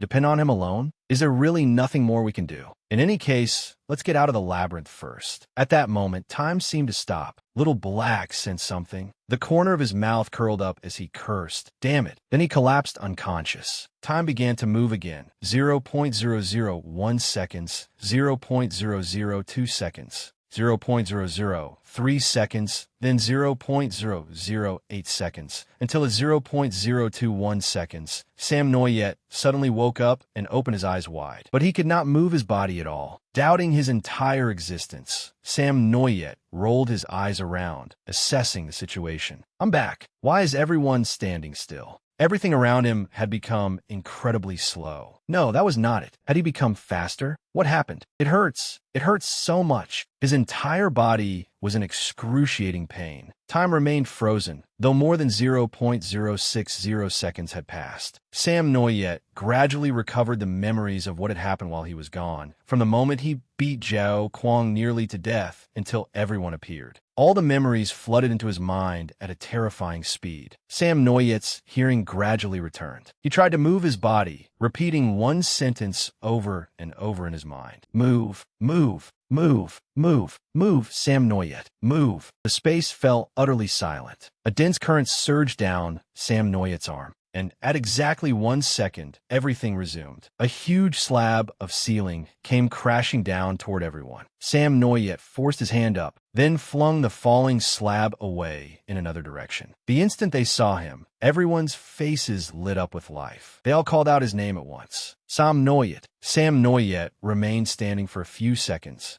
before all strength left his body and he fell backward. It hurts. It hurts so much. Everyone rushed toward him in panic, continuously calling his name. From afar, Zhao Kuang heard the commotion and struggled to prop himself up. Tacham and Bui Tin Hoa spoke one after the other. I'll remove the nanobot immediately. Let Tacham treat your wounds. Your current physical condition is not suitable for using high-intensity abilities any longer. No. Everyone crowded around Sam Noyet, making a noisy fuss. I'm Fina. I don't need treatment. Still trying to act tough? Same as ever. All right, he can still argue. I think he'll be fine. Lu Chi Shuyan, let Tacham remove the nanobot first. If you keep talking, Brother Sam Noyet will die. Zhao Kuang stared at them blankly, unable to believe his eyes. He actually did it. As soon as he said that, his body collapsed to the ground. Tacham supported Sam Noyet and carefully warned him, the nanobot is attached to your spine. It may hurt when I pull it out. Are you ready? Sam Noyet's face crumpled. Huh? Again. He gritted his teeth and began to endure the piercing pain. Beside him, Bui Tin Hoa carefully used her power to ease Sam Noyet's suffering. Alu squeezed her eyes shut, unable to watch, and stammered, "Do not be scared, Brother Sam Noyet." The instant the nanobot was pulled out, it dragged out a streak of bright red blood, along with Sam Noyet's agonized scream. His limp body lay in the arms of the young man. Tacham, the #1 culprit, asked with concern, "Do you feel better now?" Sam Noyet's hoarse, weary voice answered, "My whole body aches. My head hurts, my back hurts, and my limbs feel like they were run over by a truck. I can't move." Hearing that, everyone simultaneously turned toward culprit #2, Lu Chi Shuyan. He clicked his tongue and pointed at them. "Why are you looking at me? Anyone who failed to stop me shares the responsibility." Everyone thought the same thing without saying it. Who could possibly stop you? Suddenly, Lu Chi Shuyan called out, "Sam Noyet."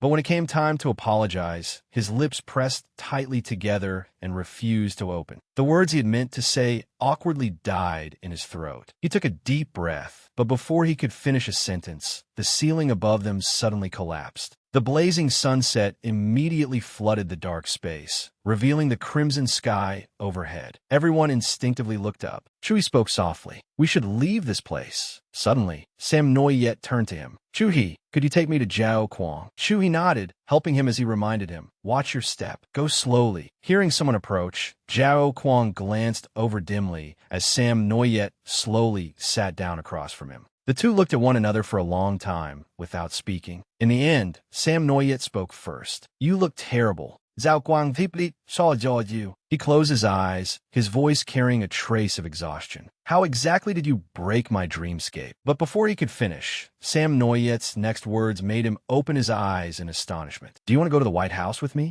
Zhao Kuang turned his head in disbelief. "Are you crazy?" But Sam Noyet merely looked at him with extraordinary gentleness. He was not angry. Instead, his eyes were clear and bright. "I guess you're like me. You have many things you want to say to her too, don't you? If we can go there together, she'll definitely be happy." Zhao Kuang froze, his mouth slightly open. His mind was nearly blank, with only Sam Noyet's voice echoing endlessly in his ears. "As long as you agree to come with me, I'll tell you how to escape the dreamscape." Zhao Kuang clenched his hands, suppressing the emotions surging in his chest. "I don't understand. Why would you do this?" Sam Noyet honestly told him what was in his heart. "I used to dream of her too. She stood somewhere far away, as though waiting for me to come to her. Her face was vague and unclear. In that dream, only her bracelet shone brilliantly, but I was afraid of that light. I ran away." After a pause, Sam Noyet lowered his head and continued, "I knew she was my mother then. No matter what, I should have run to her. Why was I too afraid to take even a single step?" Zhao Kuang fell silent, staring intently at Sam Noyet's expression from beginning to end. His gaze never lowered. How could someone cry in front of his enemy?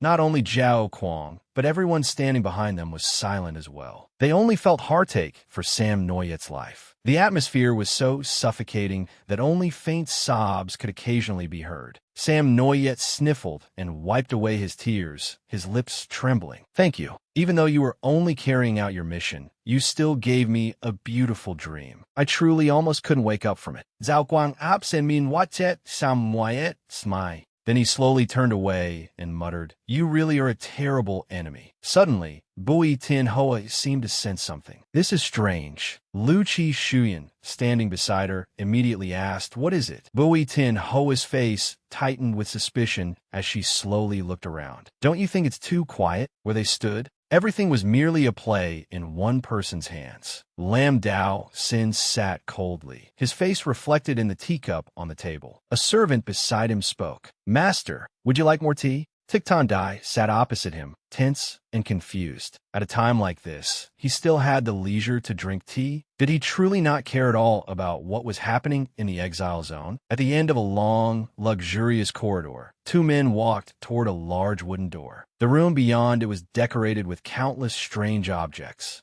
The walls were painted like a chessboard, covered on all sides with countless game pieces. In the center of the room sat a blue-haired girl who looked somewhat like Bui Tin Hoa. A golden bell rested on the floor at her feet. The girl slowly opened her gray eyes and picked up the bell. Then she used her ability, the inner spirit art. 3 strands of red thread emerged from behind her, floating throughout the room and making the 2 guards exchange horrified looks. The floor suddenly split open, revealing a bottomless abyss glowing crimson beneath it. Her red threads plunged downward, then pulled up the soul of the 1,000-mile user who had once died. His body was tightly bound, his mouth sealed so that he could only struggle and make muffled sounds. A gust of wind rose, then quickly died away. The moment his mouth was unsealed, the 1,000-mile user panted desperately and gulped down air. He gasped, "I'll tell you everything." "You don't need to." The girl immediately refused. "Your eyes are far more honest than your mouth." With that, she drew a dagger and slashed across his eyes. He instantly clutched his face and screamed in agony.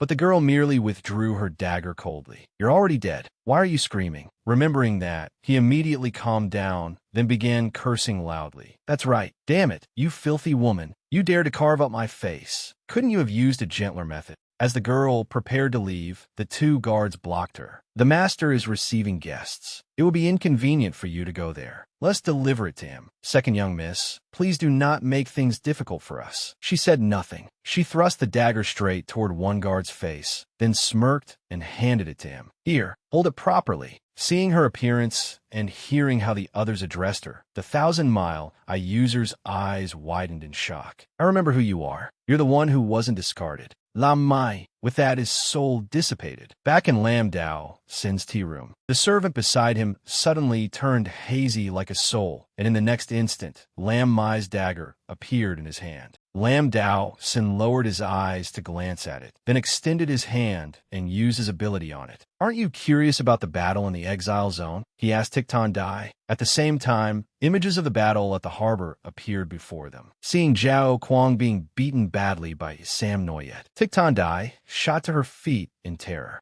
"Zhao Kuang." She looked at Lam Dao Sin in panic and accepted all blame. "Mr. Lam, the failure of the mission is my responsibility. Please send someone to bring Zhao Kuang back. I will redesign the experiment. Next time, I will absolutely make the child." But when she saw his expression, Tandai froze. "Mr. Lam, is he happy?" Clearly, all those he had sent had failed miserably. Why did he have that look on his face? Lam Dao Sing spoke with in that the child of God never disappoints us, does he? Thinking this was her opportunity, Tiktan Dai braced her hands on the table and repeatedly tried to persuade him. "Yes, Mr. Lam. As an experimental subject, Black Ring has too many limitations. But the child of God is different. Sam Noyet is the most suitable experimental candidate. Bring him back immediately. I will arrange a new round of experiments at once." She secretly sighed in relief. As long as his attention remained on Sam Noyet, Zhao Kuang would be safe for the time being. But in the next second, Lam Dao Sin's merciless words shattered Tan Dai's fragile hope. No, in Fong Ging Shong. There's no need to worry about Sam Noyet anymore. Just bring this special body back. Tik Tan Dai's expression changed, and the atmosphere instantly turned dark. What? She screamed furiously and tried to charge at Lam Dao Sin. Can't you see that boy's ability? He uses telekinesis exactly like his mother did. He may even be immortal. Isn't that what you want? Sai Someting, Lam Dao Sing. Zhao Kuang is not even half as good as that boy. The boy is obviously the better choice. His body is the one that best meets your requirements, isn't it? What exactly are you trying to do?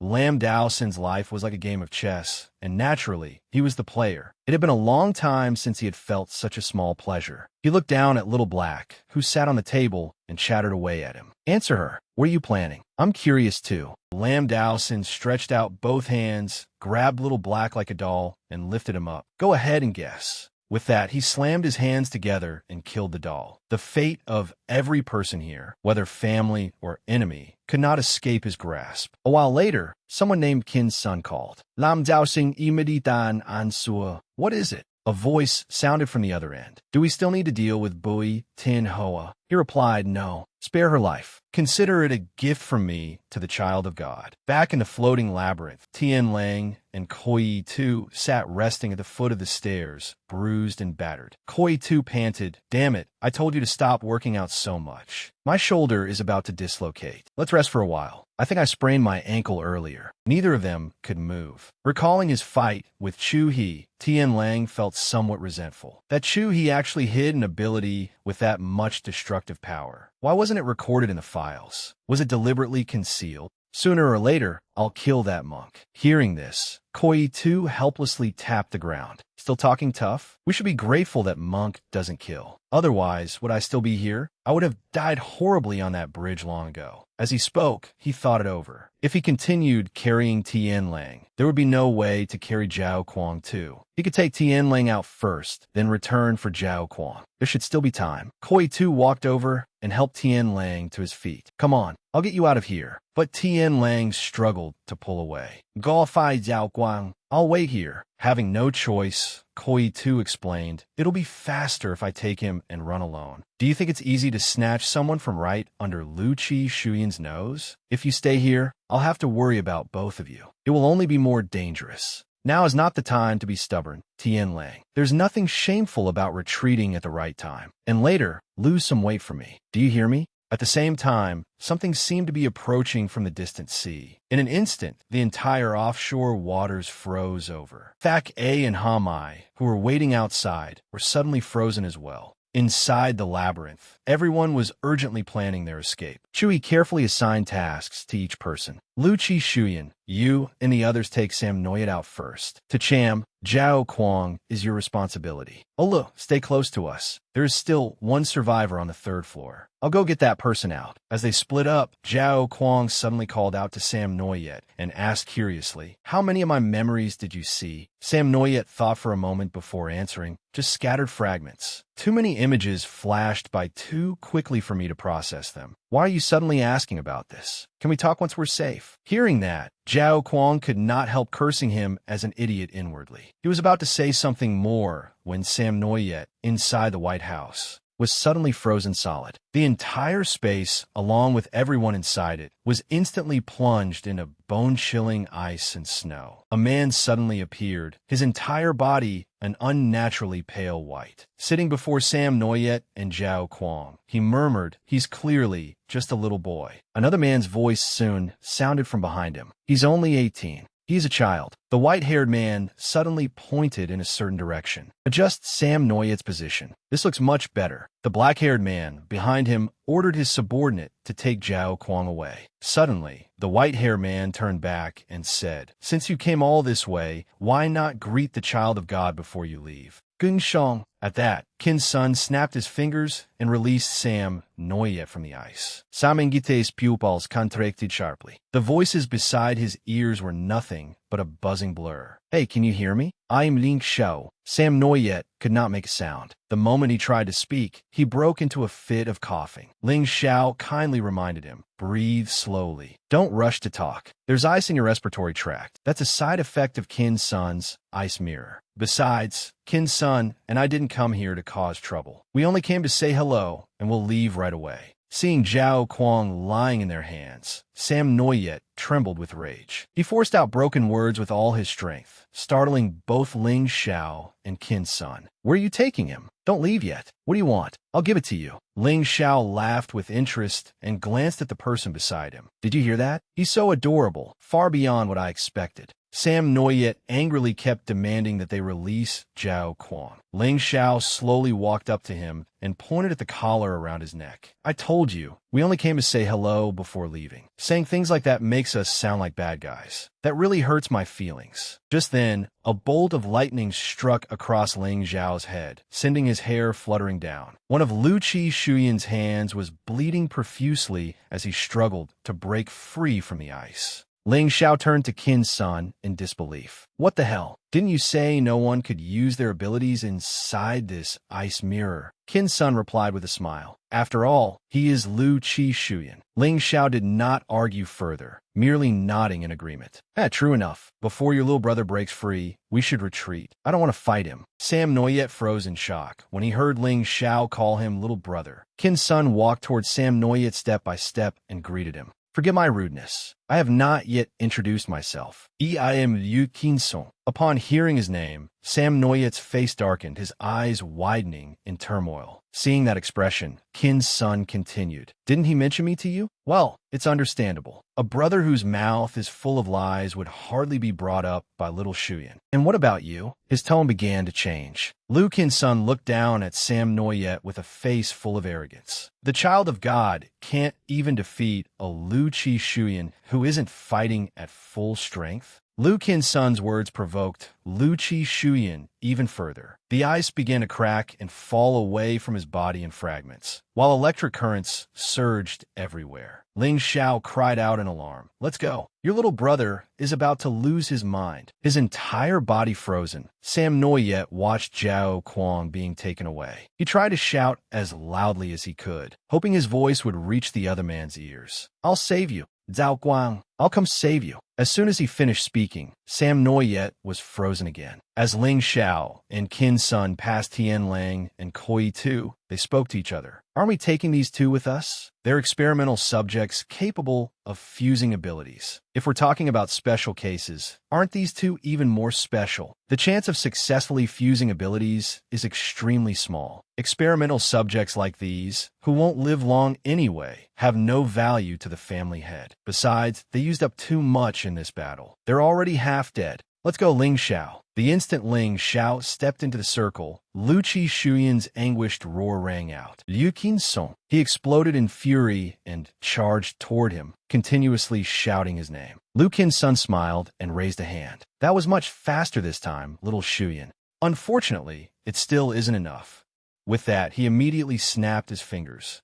Everything returned to how it had been. The entire floating labyrinth collapsed. At 9 that evening, voices were raised inside the Black Bear gang. "So what you mean is, his mother is incredibly powerful. Are you deaf? How many times do I have to explain it? He's a child of God." "Idiot. A child of God. Why did you hit me?" "So he's a child of God. So what? I've never seen one before. Aren't they all just legends? Besides, he doesn't look that impressive. Is he having a nightmare? You don't understand. The brains of people with psychic abilities are extremely active." At the same time, deep within Sam Noyet's subconscious, he sat in a white room surrounded entirely by washing machines. A clothes hanger was wedged in the gap inside a washing drum, spinning and spinning. The washing machines made strange noises, as though protesting, reminding the outside world of this discordant existence. Sam Noyet had once thought that he was that clothes hanger. He jolted awake from the dream, gasping for breath as he opened his eyes wide and stared at the ceiling. Two people stood before him, an adult and a child, chatting cheerfully with him. Yo, you're awake? Do you remember me? I'm the one who carried you out of those ruins. Don't remember? Sam Noyet abruptly sat up. Where are the others? The man replied, they're resting in the next room. Upon hearing that, Sam Noyet coughed twice. Please have someone show me the way. Suddenly, a woman's voice sounded. Handsome, if you want to leave this place, we'll need to settle some debts first. Sam Noyet turned and was shocked to see Chin Ton, beaten black and blue, sitting obediently beside the burly woman and quietly urging him to come over. The two immediately lowered their heads in dejection and began totaling everything up. The building repair fee is for the day Lu Chi Shuyan came to seize our building. Every window in the building shattered from the shockwaves and needs replacing. The 200 kilograms of supplies at the docks were used up for the diversionary tactic. Then there's the fuel cost for the trucks. All of that is included. The charges after this are even worse. Dock repair fees and warehouse reconstruction fees. While Sam Noyet was absorbed in looking at the list, the woman suddenly lifted his face. Holding up 2 fingers, she told him, including you, Chin Tian brought back 11 people. 4 of them are seriously injured. If you want to use our gang's medicine, that costs extra. Each person's daily food and lodging fee is this much. Sam Noyet innocently guessed, what, 200,000 a day? The woman smiled sinisterly, the corners of her eyes curving upward. 2 million. The compensation listed here is separate. You only get to walk out that door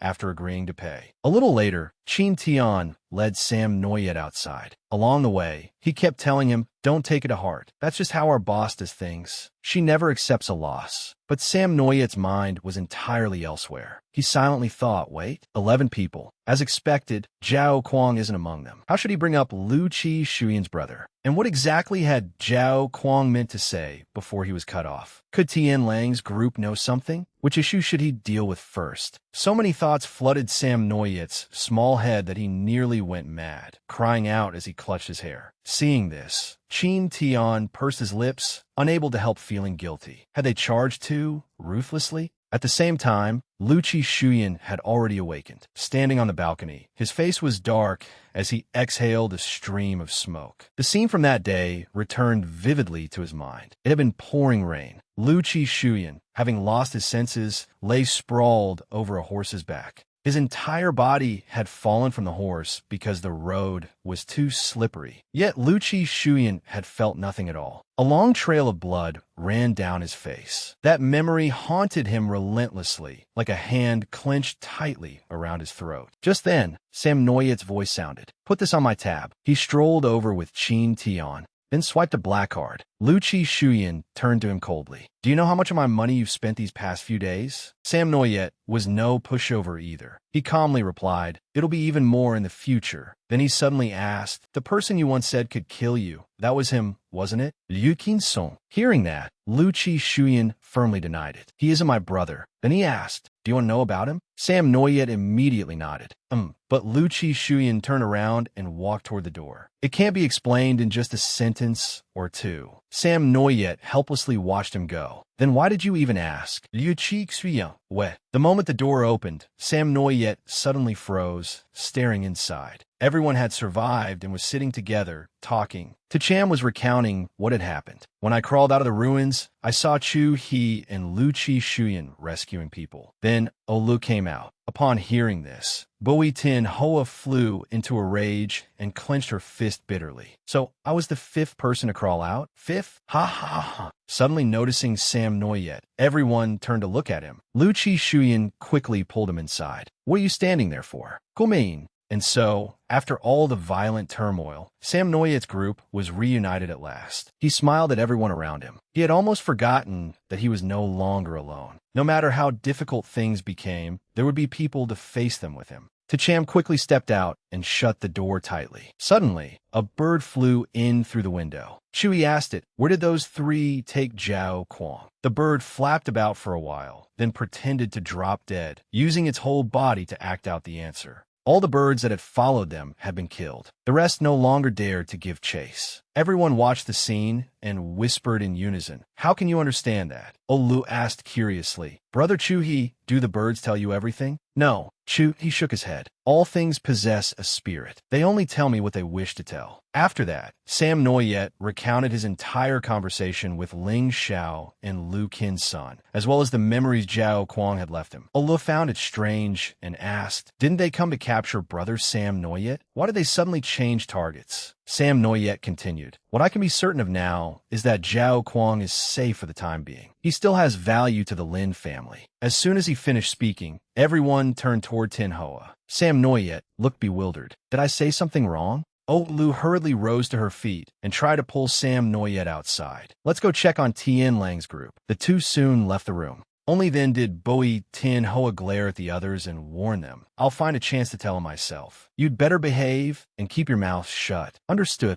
Cham obediently nodded over and over. While Chi Shuyan and Chu, he simultaneously turned their heads in different directions. Outside, Olu supported Sam Noyet as they headed toward Tien Lang's room, chatting idly along the way. Suddenly, Olu stopped. Looking up at him with some concern, she asked, Brother Sam Noyet, will you punish them? After a moment of silence, she said awkwardly, sorry. I said something childish again. Sam Noyet understood how she felt and gently patted her head. Wait for me here. I won't punish anyone. I promise. The moment he reached their room, shouting and crying assaulted Sam Noyet's ears. Where is Brother Zhao Kuang? I want Brother Zhao Kuang. Don't touch me. I hate you. I want Brother Zhao Kuang. Shut up. If you keep crying, I'll throw you outside. Stop it. Why are you yelling at child? Everyone calm down. You're the one who should shut up. This only happened because you were too slow. Damn it. If you had gotten him out earlier, none of this would have happened. My ankle was sprained at the time. After arguing for a while, Dodo could no longer endure it and burrowed into Hamai's arms, sobbing quietly. At that moment, Sam Noyet's voice drew their attention. Let's talk. Everyone jolted in surprise and turned to look at him. Tien Lang angrily attacked him with black dust, but Sam Noyet did not evade at all. He stood still and took the blow. The next second, Tien Lang coughed up a mouthful of blood and asked hoarsely, why didn't you dodge? Sam Noyet calmly expressed how he felt. You can vent your anger, but afterward, you should think carefully about what I am about to say. The plain truth is that you have been abandoned. Of course, from another perspective, you have all been freed. This door isn't locked. You can leave whenever you wish. The fact that you chose to stay means you still care about Zhao Kuang's safety. Deep down, you all understand. I was the last person to speak with Zhao Kuang, and I was also the one who saw those who took him away. I can provide you with valuable information, but in exchange, I need your honesty. Only then can we find more clues. Tien Lang's face darkened with anger as he growled. Why should I trust you? Sam Noyet lowered his head, his brows furrowed as he answered. Tien Lang, we both wear black rings, but we have long ceased to belong to them. It's ironic, but perhaps the only people who truly understand each other's circumstances right now are us. Even if we can't be teammates, we at least don't have to be enemies. I hope we can sit down and talk properly. Once you've thought it through, you can find me anytime. That night, clouds blanketed the sky, leaving the moon no more than a tiny speck. Olu leaned against the railing, lost in thought. It was her first night away from her brother and mother. Was everything all right at home? How had Brother Sam Noyet managed to persist here alone? Suddenly, Sam Noyet's voice sounded. Olu, help me for a second. My legs have gone weak. That Tien Lang is terrifying. That night, Olu tossed and turned, unable to sleep. Her eyes remained wide open. Suddenly, Dinghua Sha voice Sauda. Is it because you're sleeping in an unfamiliar bed?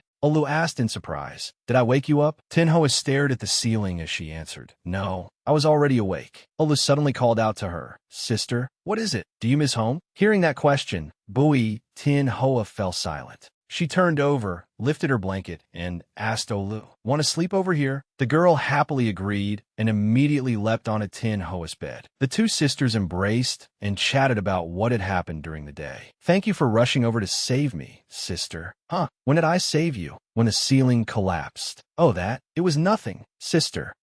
You call me sister so naturally, don't you? Fine, call me whatever you like. Having received her permission, Olu continued asking, Sister, what do you usually do when you can't sleep? Bui Tin Hoa thought for a moment before replying, Let's see. Back when I couldn't sleep, my favorite thing to do was burn the entire blanket. Really, or are you joking? Ha ha ha. Of course it's true. If I haven't burned 50 beds, then I've burned at least 30. In Chu He and Lu Chi Shuyan's room, their oversized 1 meter 90 frames caused some trouble when it came to sleeping. Lu Chi Shuyan asked listlessly, "Couldn't you ask them for a bigger bed?" Chu He lay with his legs sticking out from the bed and replied, "I asked. They don't have one." Annoyed, Lu Chi Shuyan reached for his pack of cigarettes, but noticing Chu He beside him, he changed course and picked up a can of coffee instead. "Why aren't you asleep yet?" Chu He replied, "Go to sleep. I'll wake you after I finish meditating." "No need." Lu Chi Shuyan spoke as he drank from the can of coffee. The very next second, he was fast asleep in bed. Chu He carefully used his ability to tuck the blanket around him. "You worked hard today." In Sam Noyet and Tacham's room, the two were still absorbed in training their abilities. Sam Noyet tried to control a small statue on the table and asked with difficulty, "How many minutes has it been?" Tacham immediately answered, 21 seconds. Then he reminded him, "Your nose is bleeding, Sam Noyet." Sam Noyet tiredly set the statue down. "My head hurts a little." Concerned, Tacham immediately told him, "Tilt your head back." Sam Noyet sadly pleaded, "Back in the labyrinth, I could clearly control something as heavy as the ceiling. Why can't I even control a small decoration now?" Tacham spoke up to reassure him. "Don't worry. This is a normal reaction during the ability awakening period. It's just that most people go through it in childhood. Although your ability awaken late, the situation will improve as your proficiency increases. The human body needs time to recover, just as a phone needs charging. To put it simply, Black Ring, after being modified, is like a disposable battery. Tian Lang can unleash extraordinarily powerful ability-based attacks in an instant. Kai Tu can manipulate matter, and Ha Mai possesses the power of absolute death. Thak A has a single target suppression ability, and that includes the girl named Dodo. Every time they use their abilities, their lives are worn away. Naturally awakened ability users, on the other hand, are more like rechargeable batteries. According to the scan results, Chu He is currently in the best physical condition. His year-round training will allow him to regain his combat capability within a few hours. Then there are Olo. Her recovery speed and Tin Hoas are relatively slow. She exhausted too much stamina while you have only just awakened, like a new battery discharging for the first time. Do you understand? Sam Noyet nodded. More or less. Then he curiously asked, "What about Lu Chi Shuyan? How is he doing?" Tacham thought for a moment before answering. "How should I put this? You can imagine him as a safe holding nuclear warheads. If he can control it, nothing will happen. But if he cannot, his elemental ability going out of control will trigger an unimaginably terrifying chain reaction. More than anyone else, he understands the cost of losing control." At that very moment, on the other side, Lu Chi Shuyan woke from his nightmare in terror. Panting heavily, he hurriedly turned to ask Chu He, "Are you all right?" Chu He looked at him in surprise and concern. "Me? I'm Yufina. Did you have a nightmare?" Lu Chi Shuyan covered his face and asked, "How long was I asleep?" "Only half an hour. Sleep a little longer." In other words, the more people Lu Chi Shuyan cared about, the more tightly he restrained himself. In the room across from them, Sam Noyet suddenly remembered something and asked, "Tacham, if Little Black appears again in the future, can the nanobots keep control of my body?" Tacham nodded. "Technically, it's possible, but it won't solve the problem at its root. Little Black will become wary as well." Sam Noyet continued, "I've been thinking. The reason they didn't take me away may have something to do with Little Black." "Why do you say that?" "I still haven't figured it out."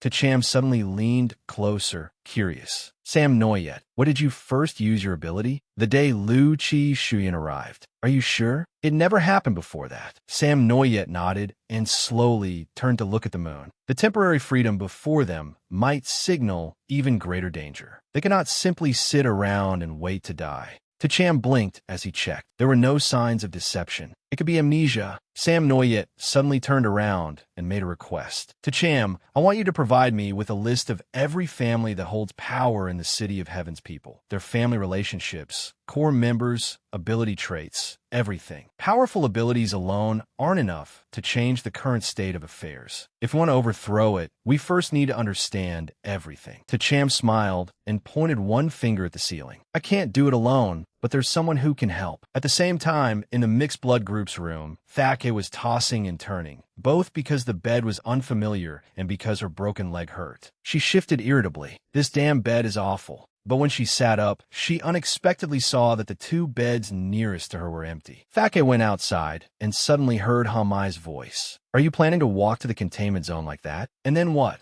Realizing something was going on, Thaka quietly hid behind the wall to listen. Then Tien Lang's voice sounded. I want to return to the laboratory and find Dr. Tick. Hamai refused to let him go. The most important thing right now is recovering from your injuries. The fact that they took Zhao Kuang proves he still has value. He must be safe for now. Hearing that only made Tien Lang angrier. He turned back and demanded, will he remain safe forever? I never expected any of you to do anything for him. If you want to recover, go ahead. If you want to side with the child of God, that's your choice. I don't care. I'm going to stop them from hurting Zhao Kuang. Knowing she could not stay there long, Thaka quietly returned to her room. She quickly lowered her voice and woke Kai Tuesday. Don't wake Dodo. Get up. Come with me. Kaitu was confused, but followed anyway. Where are we going? Slow down. As she walked, Thake explained, quit asking stupid questions. Just follow me. We'll head to the containment zone and find somewhere to take shelter first. Once we're safe, I'll find a way to make us two fake identities. Hurry up. Why are you dawdling? Can't you walk faster than someone with a broken leg? Kaitu worriedly asked. Are we just leaving everyone else behind? Thak immediately turned around and smacked Kai too hard on the back. Can you think independently for even a second? Can you afford to worry about them? Is it your place to worry? Do you even have the ability to? Before, you let Zhao Kuang lead you around by the nose, and now you want that annoying little brat to lead you around too. As soon as she finished speaking, a familiar and utterly terrifying voice sounded beside Thak A's ear, making her jump. That annoying little brat. You aren't talking about me, are you? No one knew when Sam Noyet had appeared. He clutched his wounded heart, tears glistening in his eyes. I'm an annoying little brat. Behind him stood the 5 strongest creatures in history, ready to pounce and tear apart prey at a single command. Thake immediately did a complete about-face, her face drained of all color. Tugging on Kaitu's clothes, she said, "Why are you still standing there? Let's get back to our room." The next morning, things were noisy as usual. Sam Noyet and Olu brought food to the mixed blood group and took the opportunity to inform them. Food in the exile zone is rather plain. If it doesn't suit your taste, tell me. Tomorrow, I'll get everyone some canned pork. We're going shopping today. Besides medicine, I'll bring back a few necessary daily supplies. Tien Lang had returned as well and was lying quietly in a corner to recuperate.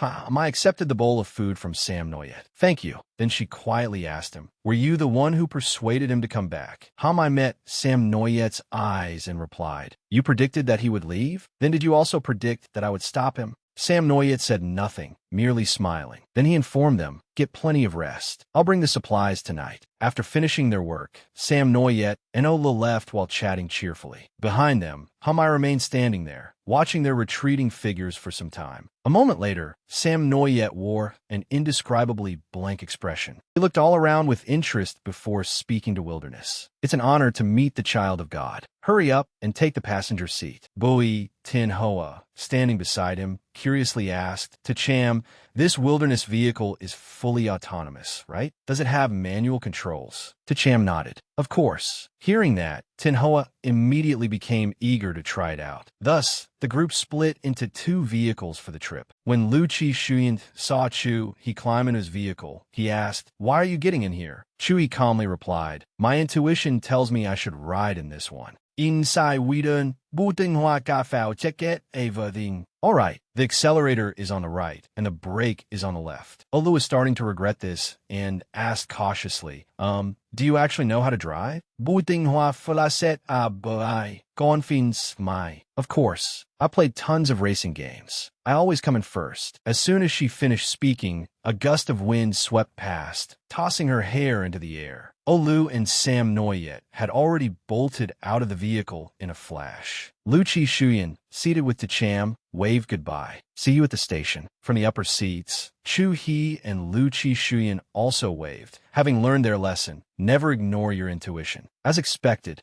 Bui Tin Hoa smiled and crooked her finger, her voice carrying the force of an order. Get back in here. And so, Sam Noyet and Oli's screams echoed all along the road once again. Even wilderness itself could not take it anymore and cried out, "Malfunction! Malfunction! Wilderness is carsick." By the time they got out, the three of them could no longer hold it in and stood together vomiting. Bui Tin Hoa heard quiet snickering and immediately turned to glare. Lu Chi Shuyan quickly looked away, pretending he was not laughing, and asked Sam Noyet, "Which way is the station?" Sam Noyet hurriedly wiped his mouth. "I'll lead the way." The group carefully began planning their disguises. As Sam Noyet handed things out, he reminded them seriously, news travels quickly between gangs in the exile zone, but ordinary people are not so well informed. Many still don't know that ability users have entered this place. We need to act discreetly. What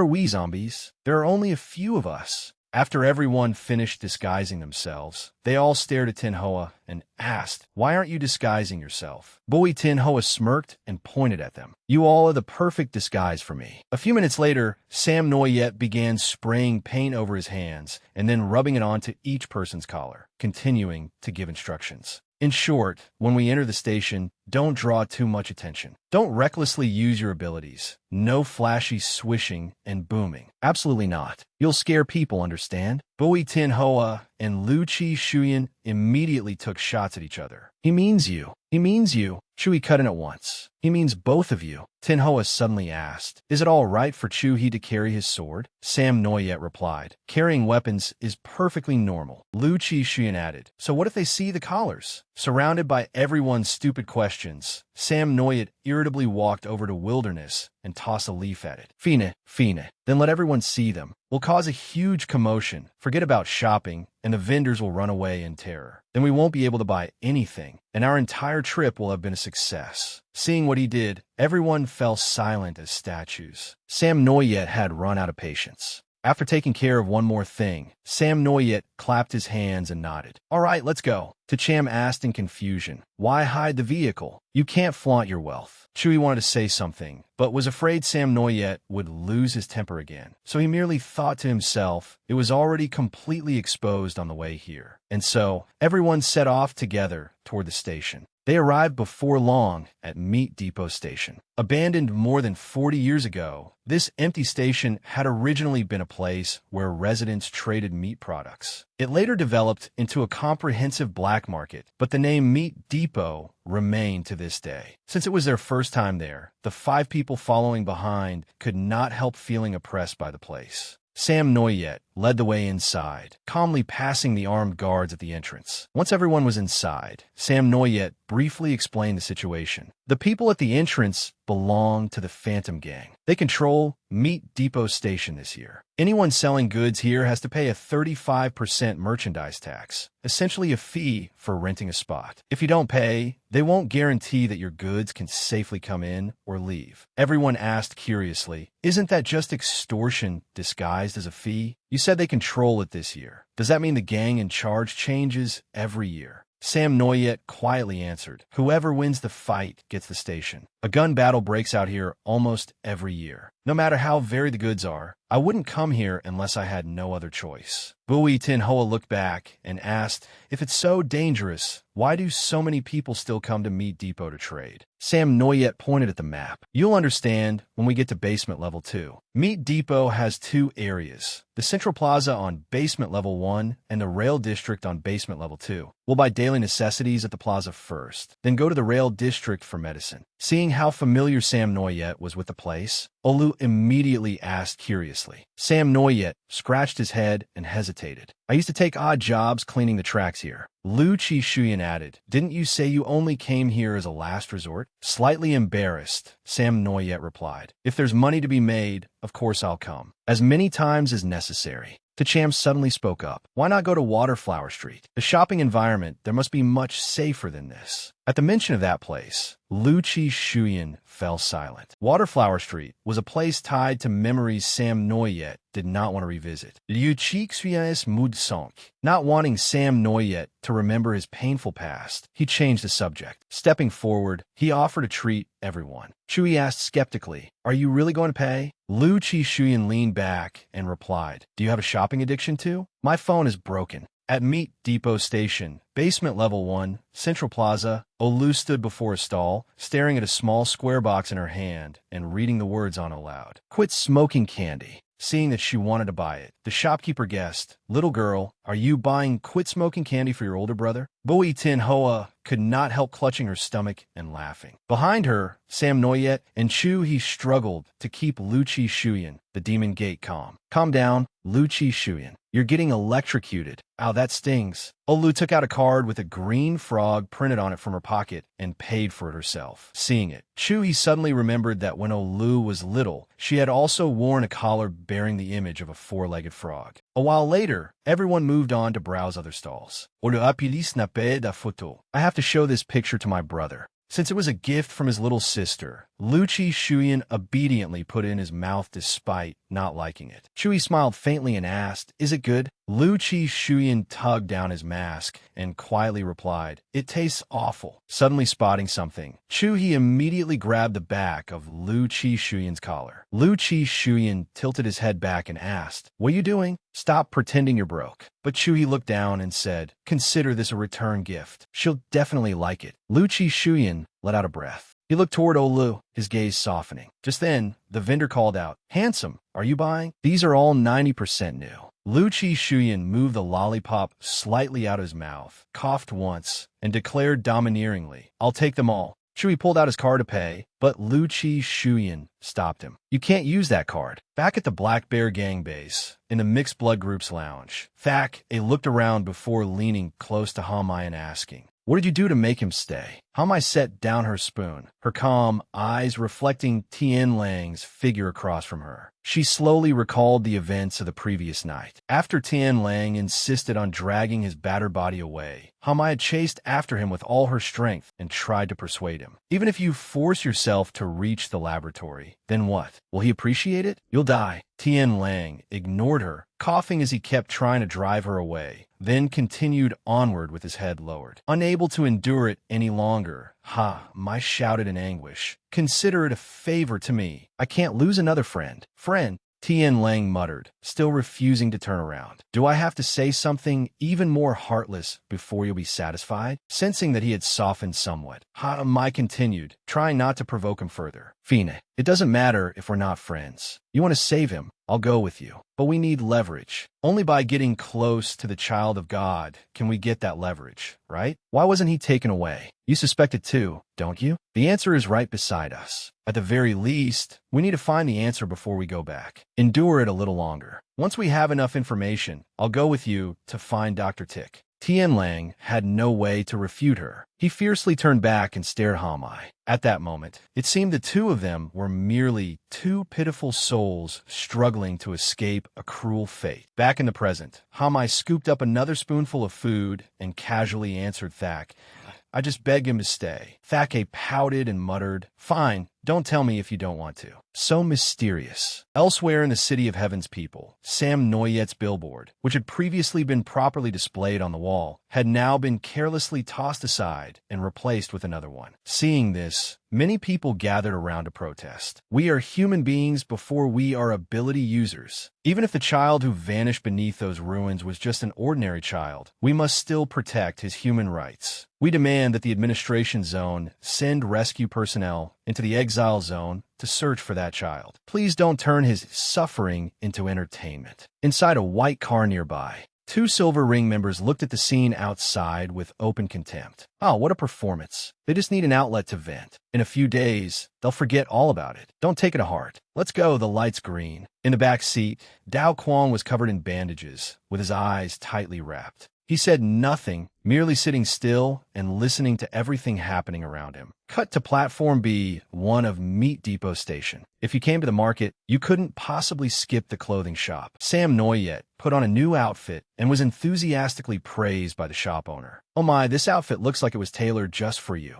You're so handsome. My shop's cuts bring out every advantage of your figure. Just look at those pecs of yours." Sam Noyet scratched his head awkwardly. "But I don't have those." Unwilling to let a good customer slip away, the owner kept coaxing him. "Oh, anyway, it suits you perfectly. Don't hesitate, buy it. You definitely won't regret it." Suddenly, someone called out from afar, and the owner hurried off, leaving Sam Noyet alone. He stood awkwardly before the mirror, turning this way and that to inspect his new clothes. Then his expression suddenly darkened, and the corners of his mouth drooped. Everyone suddenly gathered around Sam Noyet and began teasing him. "Why are you sulking? Not enjoying the shopping? Are you thinking that someone like you doesn't deserve new clothes, that you don't deserve any of this? You aren't overthinking all that again, are you?" Sam Noyet jumped, flustered. "No, I'm not." Olu cheerfully gave him 2 thumbs up. "Not at all. Brother Sam Noyet looks incredibly handsome in that outfit." Chuhi immediately added from behind, "It suits you very well." "Noyet, why are your ears so red?"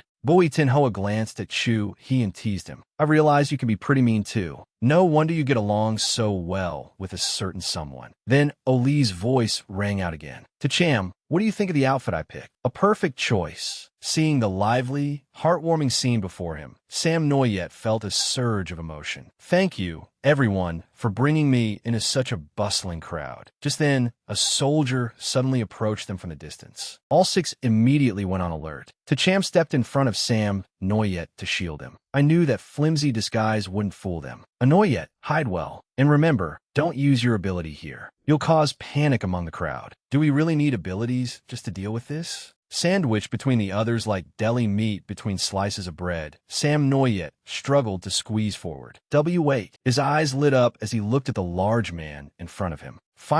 I finally get to experience this once." The man looked down at Sam Noyet blankly, then broke into a brilliant smile as he welcomed them. "Allow me to carry your shopping bags, honored guests. Would you like to have a look around the rail district? We just received a lot of excellent goods today. I can show you the way." Sam Noyet nodded eagerly and followed him. "Please lead the way." The others stared blankly for a moment, then relaxed somewhat. So he was just a shopping guide. To avoid arousing suspicion along the way, Sam Noyet stayed close to the guide. Seeing that they were unfamiliar faces, the man could not help asking about them. Sam Noyet quickly replied, "It's been a while since we last came here. The last time we visited, this Meat Depot Station was under the Silver Fox Gang's control." The guide snorted. "That Silver Fox bunch is nothing but a pack of underage brats. What gives them the right to compete with us for territory? They think they can swallow up all the business in the exile zone. A greedy bunch." Then he swept his gaze over them and asked, "Your big sister Xiong's juniors, aren't you? I heard the explosion at the Black Bear Gang's port yesterday was caused by ability users. Do you know anything about it?" The moment he finished speaking, Sam Noyet immediately pretended to be excited. "That's right. I saw it with my own eyes. More than a dozen ability users showed up, and every one of them was special class. Gold rings. They only had to lift a finger, and boom, boom, boom, the entire port blew up." The guide sneered inwardly.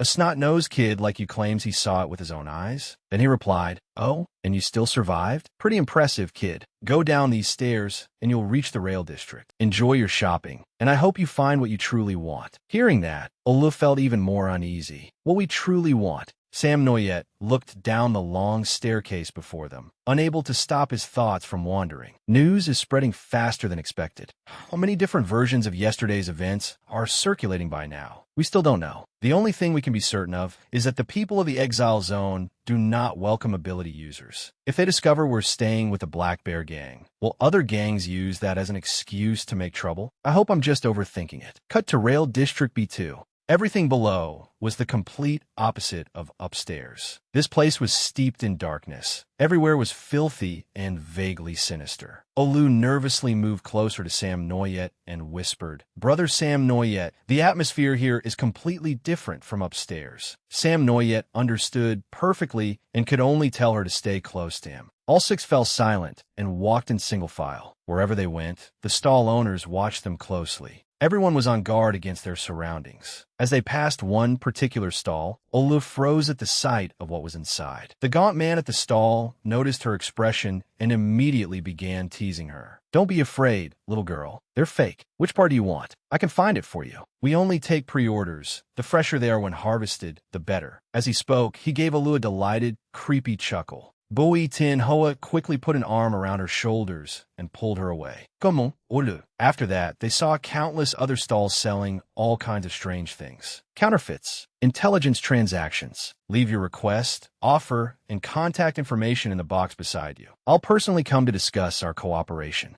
Medical license. There's only one kind of person I can't save. People who fail to transfer the money on time. After passing several more stalls, Tacham suddenly realized that the jewelry displayed there was actually disguised explosives. Seeing that he had noticed, the shop owner eagerly struck up a conversation. "Sharp-eyed little brother. That's right. They look like jewelry, but their power is comparable to C4 explosives." Interested, concerned about possible complications, Chuhi immediately pulled Tacham away. The splendor of the Central Plaza was nothing more than a false facade. The rail district was where the true laws of survival played out. On the second basement level of Meat Depot Station, gang conflicts never ceased, and their source lay with these merchants. They themselves were the Central District's resources. Arriving at a shop, Sam Noyet promptly stated his request. "I'm looking for some potent medicine that can restore physical strength." The owner asked coldly, "What's it for?" Sam Noyet was about to refuse to answer, but the owner would not sell to him unless he explained. He had no choice but to lean closer and whisper, "The Living Dead Club." The owner narrowed his eyes. "Are all of you contestants?" Sam Noyet tilted his head, a smile curling at his lips as he and the others behind him stared directly at the man.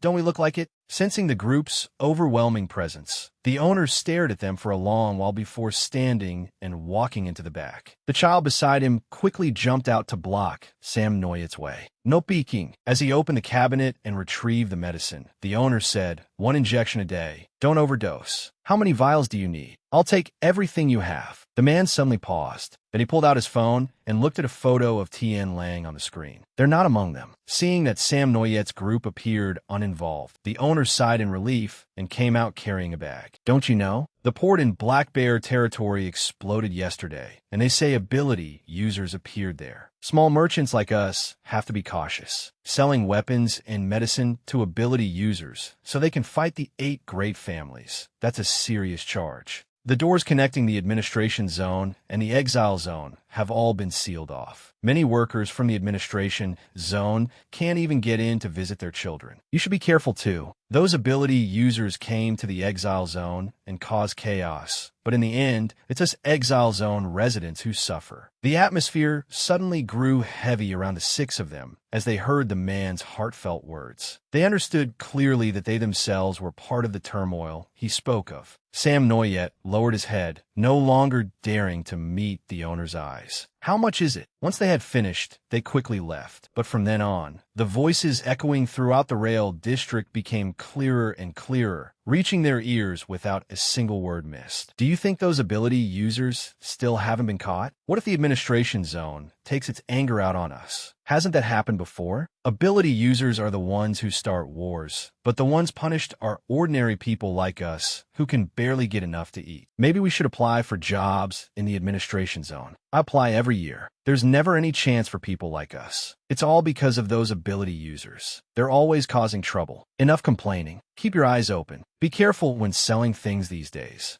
With every step, Sam Noyet's group felt increasingly weighed down. They stopped in front of a shop selling prosthetic arms. Sam Noyet could only stand there, staring blankly at them. Suddenly, a stranger emerged from nowhere and angrily shoved Lu Chi Shuyan. "Don't block the way. Move. You think this is your home? Are you blind?" Everything seemed to grow more terrifying and suffocating. Sam Noyet stood motionless, drowning in tangled thoughts. Reason is telling me that everyone is waiting to see my attitude. I should say something, or at the very least, turn around and smile to reassure them. But I can't deceive myself and pretend I don't see reality. No, That's not right. Things here did not become worse because ability users appeared. On the contrary, this place has been rotten for a long time already. Why should this sick, oppressive existence be treated as normal? What is wrong with breaking it? What they truly despise has never been ability users, but those who cannot genuinely pull them out of this terrible situation. I absolutely cannot waver now. If these hands are destined to be stained with blood, then I am willing to use my own blood to carve a path through this darkness.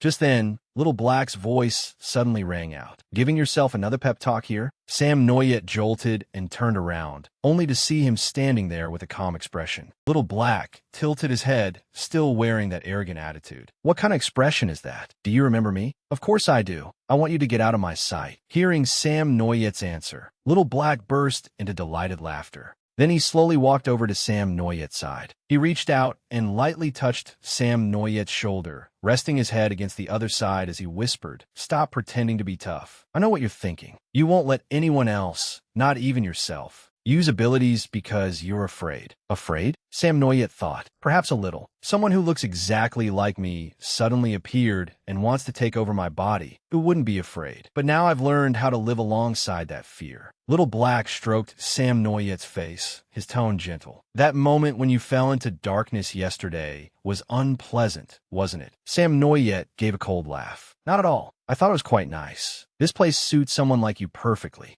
I have to go. My friends are waiting for me. Watching Sam Noyet's figure recede into the distance, Little Black could not help but laugh. What Sam Noyet meant, in short, was that until he figured out how to control him, Little Black should stay here obediently. Got it, Little Black? Escaping the dream and returning to reality, Sam Noyet groaned and clutched his head. Tacham hurried over worriedly. Another headache, Sam Noyet? Just then, gunfire erupted, and the entire area instantly descended into chaos. Several Phantom gang members rushed downstairs and shouted, "The Silver Fox gang is attacking. Guests on the lower floors, please do not panic. Jump down onto the tracks. Follow the tracks to the end, and you'll be able to evacuate." At the Central Plaza, both sides were locked in fierce combat, firing wildly at each other. Some soldiers had to fight while protecting civilians. "Hide here. Do not come out until the gunfire stops, understand?" People held their heads and hid behind reinforced stalls, trembling as they waited. From the station entrance to the inner levels, everything turned into a bloody battlefield in an instant. Under the soldiers' orders, the crowd shoved and pushed one another as they fled deeper down to the lower levels. "Guests, follow me. I'll get you out." At the same time, many others took advantage of the chaos to loot the stalls. A child was crying in the middle of the passage, repeatedly calling for her mother and father. Fortunately, Lu Chi Shuyan found her, scooped her up, and ran out with the crowd. Lu Chi Shuyan held the little girl tightly, wiping away her tears. "Calm down. Be good, don't cry." Then he turned around anxiously to search for Sam Noyet. Sam Noyet, who was nearby, heard him and immediately shouted back, "I'm fine." The crowd continued surging away. Some people still lingered, grabbing whatever goods they could, but one was unlucky enough to be spotted by a stall owner. The man viciously snatched back his bag and roared furiously, You dare steal my goods? Trying to profit from the chaos? I've seen plenty of trash like you." With that, he grabbed the nail-studded club beside him and smashed it down on the other man's head, killing him on the spot. But the man would not stop. He went around the table and repeatedly struck the thief's head with the club. "Say something, you bastard." At that moment, shaken by the impacts from all around, a huge safe on a shelf began to wobble and toppled directly toward the man. Chuy appeared just in time and caught the safe with his bare hands, saving the man's life. His whole body strained under its weight as he looked down and pleaded, "Why aren't you running?" Once the man had vanished, Olu hurried over and secretly used her ability to lift the safe off Chuhee. She looked at him darkly, unable to understand. "Big brother Chuhee, why didn't you use your ability?" Chuhee clutched his injured shoulder and smiled. "In the exile zone, we must use the exile zone's methods. Even without using abilities, we can still protect others. All those days of relentless training, weren't they for moments like this?" Spotting someone familiar, Chuhee immediately shouted, "Lu Chi Shuyan, you're in charge of maintaining order. Make sure everyone evacuates safely. Leave the upper level to Olu and me." Lu Chi Shuyan nodded and reminded them anxiously, "Be careful." Just then, Sam Noyet and Decham rushed past him as well. Seeing Chu He still standing there, his lips moving, Sam Noyet startled and carefully read his lips. "Trust me." "Trust him?" Sam Noyet stood still for a moment. Then he stopped overthinking, turned, and ran to help the others. "We're counting on you, big brother." After informing everyone, Chu He took out 2 white cloths and said to Olu, "You haven't forgotten what your brother taught you, have you?" Oli's expression turned serious, her eyes sharp as she removed her hat. "How could I forget?" The two quickly tied the cloths around their necks and slowly advanced to the upper floor against the flow of fleeing people. Amid the smoke and gunfire, Chu He and Olu tensely watched the scene before them. Then they looked at each other. Both began covering their faces and carrying out the plan they had discussed. Behind a stall, a man frantically loaded his gun, gritting his teeth and cursing under his breath as he worked. "Damn it, you bunch of bastards. None of you are leaving here alive today. Damn it, I'll risk my life against you." The moment he finished speaking, he rushed out, raised his gun, and prepared to pull the trigger. But the instant his finger touched the trigger, he froze. The gun had vanished. Startled, the man turned and looked around. He saw that Chu He had somehow snatched away his gun and was already speeding off with it. With a casual sweep of his sword, Chu He effortlessly sliced through every enemy gun in his path. Just then, a bullet suddenly tore through the air from behind him. Chu He tilted aside and, quick as lightning, raised the gun in his hand and pulled the trigger.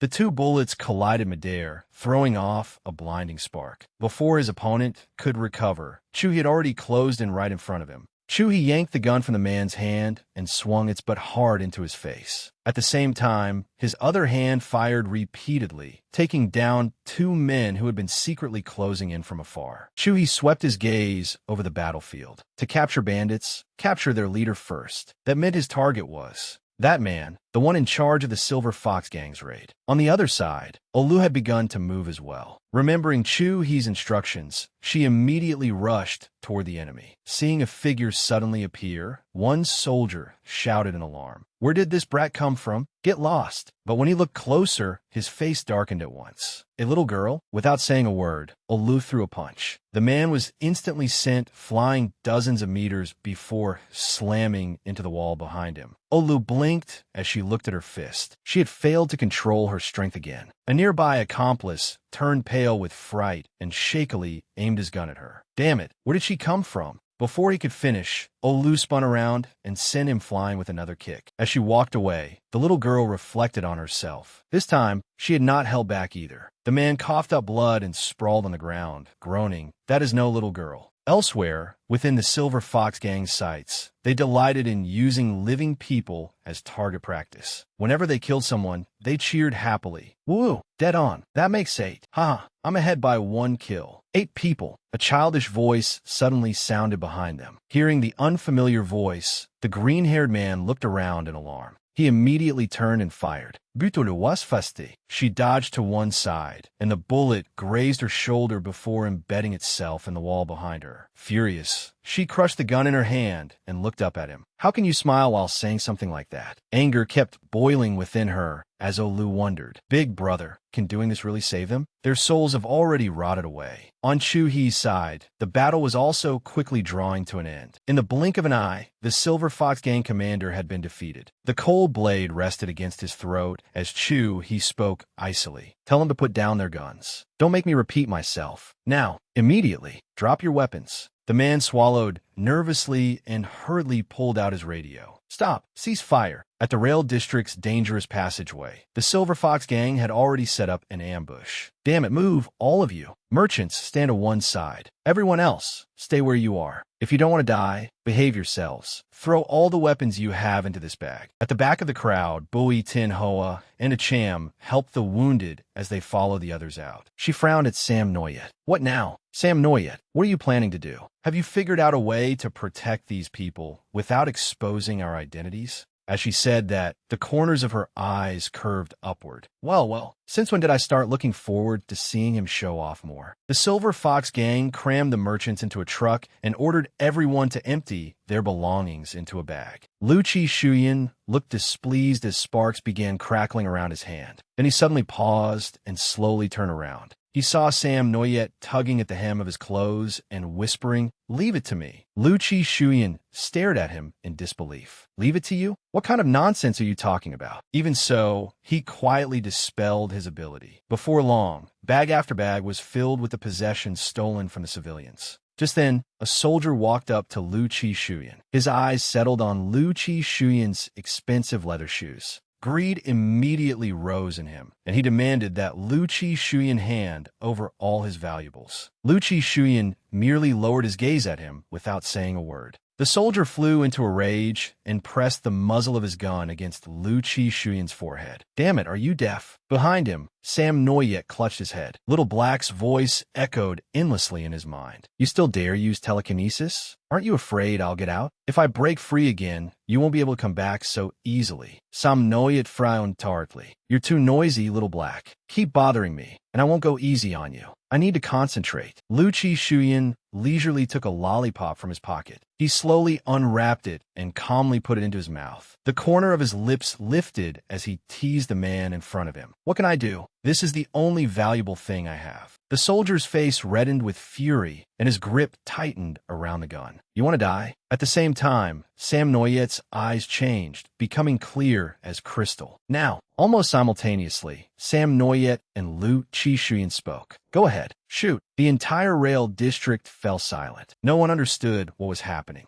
The soldier froze for a moment before his expression became ferocious. "You think I don't dare?" His pupils contracted. His eyes widened as his index finger slowly tightened around the trigger. On the lower level, Olu jerked around upon hearing it. At the same time, incessant beeping from the jewelry outside, the meat depot echoed through the lower rail district. Lu Chi Shuyan remained calm, both hands in his pockets as he shielded Sam Noyet. Looking up at the sky, he complained, "Is this candy expired? It tastes awful." Unable to fire, the soldier angrily ordered the man beside him, "Damn it, give me another gun." The man carrying a gun reminded him, "Enough. Stop messing around. The job comes first." But the soldier ignored him and continued shouting, "Quit talking nonsense. Give me your gun." Yet when he tried to pull the trigger again, that gun still would not fire. The soldier fumbled with it and checked the barrel. "What the hell is going on?" Lu Chi Shuyan lowered his head and chuckled. "Does the Silver Fox gang not even know how to maintain real guns?" Bui Tin Hoa, standing behind them, could no longer hold back her laughter. "Ha ha ha. Even robbers should show some sincerity. Such childish tricks really are Sam Noyet style." Sam Noyet's eyes gleamed as he carefully used telekinesis to manipulate the bullets inside the magazines. The Silver Fox gang members could not take their guns apart to inspect them and grew increasingly irritated. Suddenly, the merchants in the truck began to stir. One after another, they stood up and shouted, "You Silver Fox dogs!" Then they surged out and attacked the enemy with fists and kicks. Sam Noyet's group took the opportunity to blend into the crowd and fight in earnest. In the distance, the Silver Fox gang's vehicle was already waiting. Seeing that things had gone wrong, they clicked their tongues. Why did Phantom Gang reinforcements arrive so quickly? Could it be that even inside the station,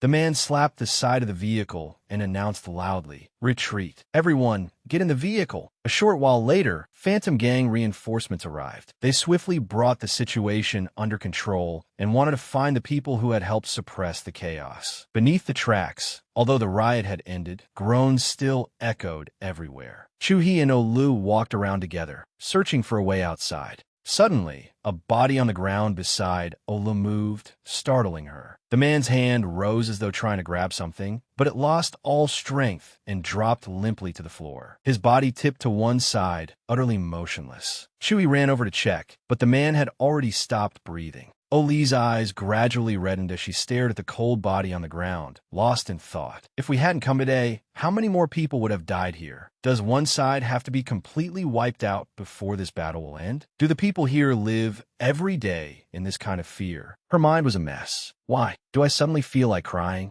Olu sniffled and said, "Big brother Chuhi, I want to do something for the people here." Chuhi answered gently, "You already have. Now go join Sam Noyet." Before he could finish, a deafening explosion suddenly came from below, making both of them go pale. Chui quickly regained his composure and took Olu downstairs to investigate. Fortunately, when they got down there, Sam Noyet's group was already there. Everyone gathered and spoke at once. You didn't expose your abilities, did you? No, we withdrew cleanly too. What about Yolo? Are you hurt? Don't worry, I'm fine. And the others? They're all safe. Phantom Gang reinforcements have arrived. We confirmed that they had taken in the wounded before returning. Noticing that Sam Noyet had not said a word, Lu Chi Shuyan turned back. He reached out anxiously, intending to call him. How did you get so exhausted, Sam? But his eyes immediately widened in panic. Lu Chi Shuyan quickly pulled back Sam Noyet's hood to check on him, only to find him drenched in sweat and clutching his throat as he groaned. I can't smell the air. It's suffocating. This is so uncomfortable. There's a rotten stench. Worried, everyone helped Sam Noyet sit down in a corner to rest, then turned to discuss the matter. Why is he like this? Awakening an ability should cause normal reactions, but Sam Noyet's response seems a little extreme. Too much has happened to him in such a short time. When you all awakened as children, did you feel this bad? Me? Feel bad? Forget it. Chuhee, what about you? Even sitting far away from the others, Sam Noyet seemed able to sense them. His mind was in chaos as he looked around. Everyone's voices are so clear. At this distance, an ordinary person shouldn't be able to hear them. Why can I hear them so clearly? That tapping sound is Tin Hoa. She's worried. Is she worried about me? Is that sound coming from inside to Cham's body? I've made everyone worry. What's wrong with me? I need to pull myself together. It reeks. It reeks so badly. I can't ignore this rotten smell at all. Can't the others smell it? Suddenly, Sam Noyet sensed the smell of fresh blood on Oli's fingertips. Startled, he whirled around and grabbed her hand tightly. Ola cried out in fear. Oh no! Everyone come quickly! Sam Noyet! Sam Noyet was dazed, and telekinesis poured out of him uncontrollably. Before his eyes, scenes from Oli's battle flashed one after another. Everyone's voices suddenly became faint and distant. Sam Noyet suddenly stood up and walked away, leaving everyone silent and afraid to act rashly. They could only stand there and wait. Staggering forward, Sam Noyet said, I'm fine. It's just a headache. I'll adapt soon enough. To Cham, help me check the air composition. To Cham quickly replied, Huh? The carbon dioxide level on basement level B2 has indeed risen. Sam Noyet, how did you? As if confirming that it was not an illusion, Sam Noyet flung away a cabinet blocking the wall in front of him. Then he shut his eyes and slowly raised his hand. Is it here? He pressed his palm against the wall, let out a breath, and leaned against it, using telekinesis on it. Olu anxiously tried to run over, but Chuhee and Bui Tin Hoa stopped her. We can't disturb him right now. Sam Noyet seemed to sink into a world of his own, sensing what lay beyond the wall. Take me there. Take me to where that rotten stench originates. Is this when the station was first being built? In other words, what I'm seeing is a scene from 40 years ago. Sam Noyet suddenly realized that the wall had disappeared. Then he froze as he looked ahead. That's it. What I need is that construction blueprint. I can use it to confirm my suspicions. But just as he was about to leave, his feet suddenly became stuck. Sam Noyet looked helplessly at the spiderweb-like threads winding around him, then lowered his head dejectedly. I can't move. Of course it wouldn't be that easy. Suddenly, an extremely familiar voice sounded. Interested in that blueprint? What use is looking at it? Is there something you need to verify? Little Black casually draped an arm over the shoulders of two workers and struck up a conversation with him. Seeing him, Sam Noyet was immediately speechless. Again, I knew it. Little Black leaned forward, grinning at Sam Noyet. I told you, if you use your ability, I'll appear. As he spoke, Little Black began skipping and frolicking around. Watching this, Sam Noyet felt increasingly uncomfortable. How long is he planning to follow me? And he can move freely, too. This is getting irritating. This won't work. We still have many enemies to face. If I can't figure out how to control him, then he might attack my companions again, just like last time. At that thought, Sam Noyet suddenly paused. A bold idea crossed his mind. Control. Does it have to be control? What if he agrees to let me use him? I should give it a try. With that thought, Sam Noyet suddenly called his name. Little Black. Little Black turned around irritably. I told you, I hate that name. But before he could finish, Sam Noyet's next words stunned him. I agree. I can give my body to you. After a brief pause, Little Black suddenly burst out laughing. Ha ha! I knew you were a coward, but I didn't know you were this cowardly. You're willing to give me your body just for that construction blueprint. Sam Noyet was not angry at all. He shot back smoothly. I should be asking you that. You look exactly like me. So why is your ability to think so far inferior to mine? Listen carefully, Little Black. I'm inviting you to cooperate with me. Little Black raised an eyebrow skeptically. Cooperate. That's right, Sam Noyet affirmed. We can share this body and divide the time reasonably instead of fighting over it. Every time we fight, this body ends up injured. A body covered in wounds would be a burden to you too, wouldn't it? Besides, you know my companions would never choose you. No matter how many times you appear from now on, they'll do everything they can to imprison you, all to save me. You've fought Lu Chi Shuyan before, so you should know how troublesome he is. As long as he is there, it's impossible for you to wipe out all ability users by yourself. Hearing this, Little Black slowly lowered his hand. You really have some nerve, Sam Noyet. Sam Noyet tilted his head, an odd, enticing energy radiating around him. His eyes shone with confidence as he looked straight at Little Black. Accept my proposal. At the very least, you'll gain a certain degree of freedom. My companions won't make things difficult for you either. After all, you have permission from the original owner of this body.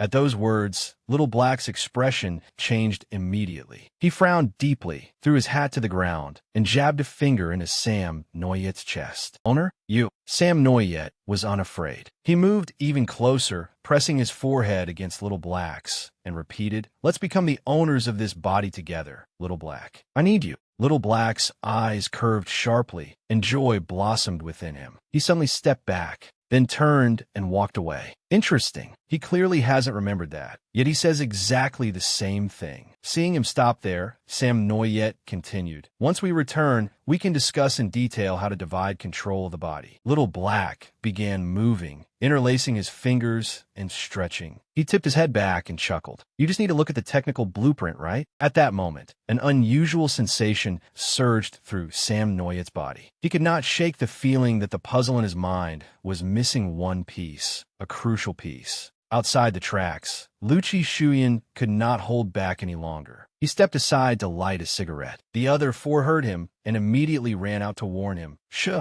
no es smoking. Just then, Sam Noyet's voice suddenly rang out. Everyone, Sam Noyet, are you feeling better? Sam Noyet nodded with a soft hum, then slowly turned to them. There's no mistake. There's an enormous space behind that wall. Tacham, give me a hand. A few seconds later, everyone scattered aside, waiting for Tacham to blast the wall apart. Hearing the loud noise, the Phantom Gang noticed it and ordered their people to move downstairs to investigate. Just as Sam Noyet had said, there truly was another space beyond it. Bu Dinghua spoke up. Let's go in and take a look. Then they entered one after another. The farther in they went, the darker it became. Soon, no one could see anyone else. Is this a tunnel? Al, watch your step. Come here. Take my hand. Suddenly, a flame sprang to life. Everyone immediately crowded around Bui Tin Hoa to praise her. Big Sis is so cool. Big Sis is so cool. Bui Tin Hoa could not even force a smile, her face stiff as she thought, I really do not want to use my ability for something like lighting the way. After walking farther, Lu Chi Shuyan abruptly stopped and looked down at his feet.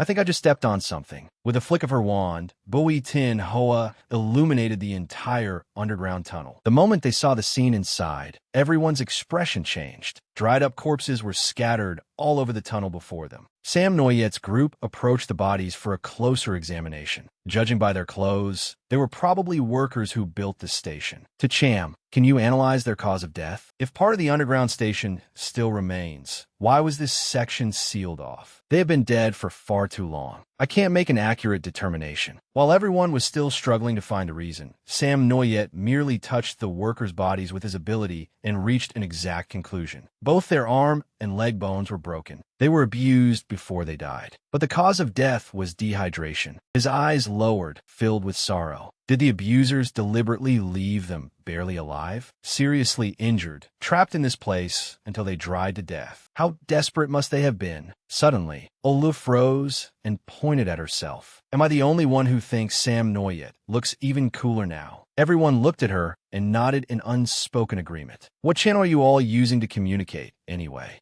With a loud bang, Sam Noyet suddenly punched the wall beside him. The place he struck caved deeply inward, and fragments of stone showered down. He muttered, "Unforgivable. The one who sealed this wall is absolutely unforgivable." With that, Sam Noyet took the lead and continued deeper into the tunnel. As Lu Shuyan passed the dent Sam Noyet had made, he immediately noticed something. So it wasn't exhaustion. He's awakening. The six of them walked on in single file for a while longer. Suddenly, Ole bumped into Sam Noyet. "Brother Sam Noyet, why did you stop?" Sam Noyet looked ahead, his eyes curving into a smile. "I knew something was missing. How could a station not have this? The missing train." He immediately called to Cham over. "Check whether the generator in the back still works." The others headed to the front of the train to search for more clues. But standing before the carriage door, Sam Noyet could not make it budge no matter how hard he tried. Seeing this, Olu immediately stepped forward to take over. "Brother Sam Noyet, let me do it," she smiled, placing both hands on the door handle. "You should all move a little farther back." At once, the other four retreated more than 10 meters away. You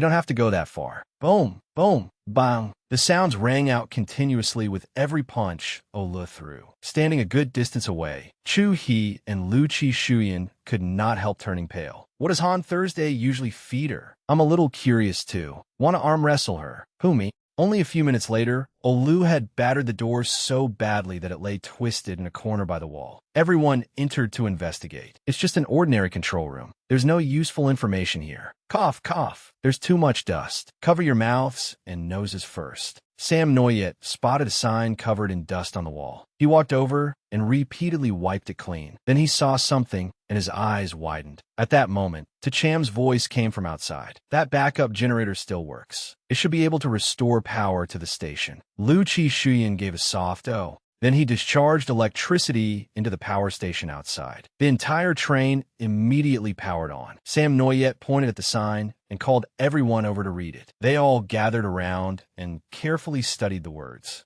Madame Lu and her son, Lu Chunam, hope that the exile zone will soon be connected by rail. This train is named Hope. If the railway cannot be completed, may this station become a permanent shelter for the people of the exile zone. Signed, the entire Lu family. After reading it, everyone abruptly turned to look at Lu Shuyan. But he knew no more than they did. Lu Shuyan said blankly, "Don't look at me like that. I don't know." Suddenly, beeping sounded from the power station outside. It was followed by a female announcement over the speakers. "The station's power supply is being restored. A station announcement will begin in 10 seconds. Above ground, the announcement could be heard as well. Everyone looked up in confusion. Is there power now? The lights began to turn on. Hearing the sound, the people outside also streamed in to see what had happened. Countdown remaining. 4, 3, 2, 1. Immediately afterward, a bright-looking woman wearing a black choker appeared on the screen. Smiling cheerfully, she began the announcement. "Welcome to Hope Station. Thank you for riding the Hope train. Next stop, the administration zone. We wish you a pleasant journey and will escort you safely to your destination. All station personnel wish you a wonderful day in the administration zone." It all began many years ago. Back then, Lu Chunam was still just a child. When he saw his father, he happily ran over. He held an A4 sketchbook in his hands and excitedly showed it to his father. "Dad, look, it's a train I drew." Father Lu quickly accepted his son's sketchbook and smiled at the drawing. "It's beautiful. You draw very well." He patted his son's head and asked curiously, "Why did you suddenly think of drawing a train?" Lu Chunam had always been friendly and kind. He honestly shared what he was thinking. If there were trains, people from other cities could ride here to play. Then I could make friends with them. Hearing this, Father Liu's smile widened. He murmured, "That's right." But just after saying that, Sam Noyet collapsed to the ground and vomited a pool of blood. Clutching his eyes as blood streamed down his face, he panted, "Little Black, I can't hold on much longer." Little Black clicked his tongue and sighed. Even if this train only runs to the administration zone, the chance of success is incredibly small. Those lowlifes will not be grateful. Don't do something doomed to fail. Ignoring the fierce opposition, Father Lu continued the project for the sake of peace. If we don't try, then of course we will fail. Someone must be the first to step forward. Why can't it be the Lu family? For the past 2 months, the abandoned area of the exile zone had echoed with the metallic noise of drills every night. While some people were annoyed by the noise, others waited hopefully for the train to be completed. A young man leaned against a window gazed outside, and murmured, "If that's really true, this noise doesn't sound so unpleasant after all. It's actually rather soothing. Where do you think that train will go? I really want to see another world." Later, although the applications were rejected time after time, the workers here continued hoping that the railway would begin operating soon. Some could not resist sneaking out to explore the tunnel route ahead of time. One man returned and happily told his colleagues, "It's very quiet, much quieter than I imagined. The air smells a little damp, but the dawn is beautiful." "Of course it is. We all live beneath the same sky. I hope the project can be completed smoothly. May the railway reach every corner. I wonder whether the people here will remember my name." But nothing went as smoothly as they had hoped. Because it was such a major project involving even the upper ranks of the gold rings, it was soon sabotaged. The day the Liu family announced the project to everyone should have been a day of celebration, filled with the joy of all the people in the exile zone. Instead, blood began to flow. The construction project was never resumed. That same day, the Liu family received a phone call. "If you do not want your son to die, stop immediately. Don't get involved too deeply." From then on, the noise of railway construction never sounded again, despite all the hopes people had placed in it. Back in the present, after the announcement ended, Sam Noyet's group stood frozen. Suddenly, he placed his hand on the train station control console and gently brushed across it. The cries of the workers instantly rang vividly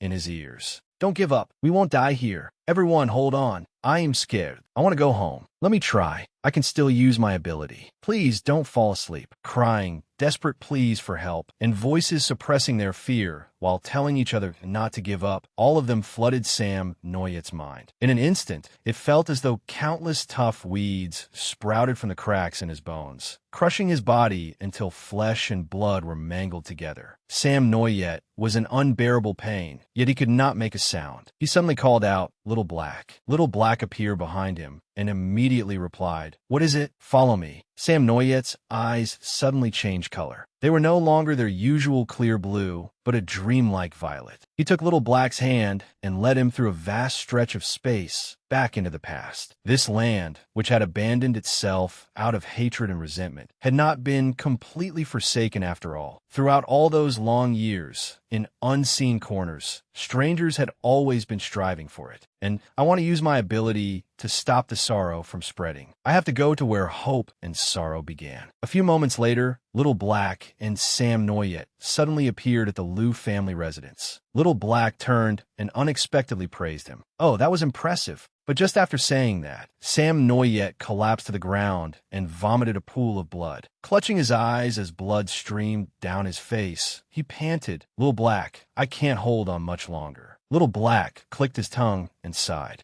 "What a nuisance." Sam Noyet trembled as he pointed ahead. The atmosphere suddenly fell silent. Little Black frowned and looked down at Sam Noyet in disbelief. In his miserable state, Sam Noyet seemed to be begging him. "The train? I'm counting on you." Little Black gave an irritated snort, but still complied, beginning to climb the stairs step by step. "What do you take me for? Do you really think you're my master?" "TCH, I'm the fool for letting that piece of trash trick me, insisting on using your ability for these pointless things. It's pathetic. Who's going to thank you? Who is going to remember you? I simply cannot understand what meaning your actions have. You're so serious, it's pitiful." The moment Little Black opened the door, he saw Lu Chu-nam diligently drawing. Sam Noyet panted as he urged him. "Hurry." Little Black let out a breath. Yes.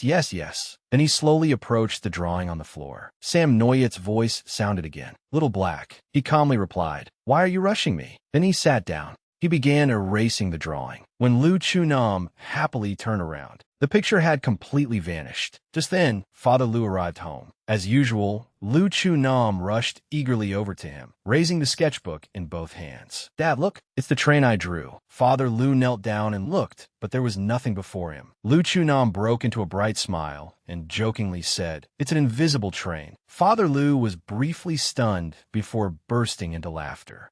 What is this child talking about?" Outside, Little Black seemed to have completely run out of patience. He lightly pressed the toe of his shoe against Sam Noyet's head and muttered wearily, "You might as well destroy me. Stop making me do such boring things." Sam Noyet only smiled faintly. In a weak voice, he said, "Thank you." Then he struggled to raise his hand and grasped Little Black's pant leg one last time before his consciousness gradually sank into darkness. I'll leave this body to you. If I cannot pass on hope, then at the very least, I must try to prevent the tragedy. The space around them gradually blurred, pulling everything bit by bit back into the present. In the silent void, Little Black's voice slowly sounded. It's useless, Sam Noyet. The past, present, and future all exist in parallel. What you consider accidental is, in fact, inevitable. As soon as he finished speaking, everything seemed to return to its original course, even though the drawings had vanished. The wheel of fate continued silently turning, bringing everything back to that year's decision to build the railway. Those who volunteered to take part would still eventually embark on the journey to the exile zone.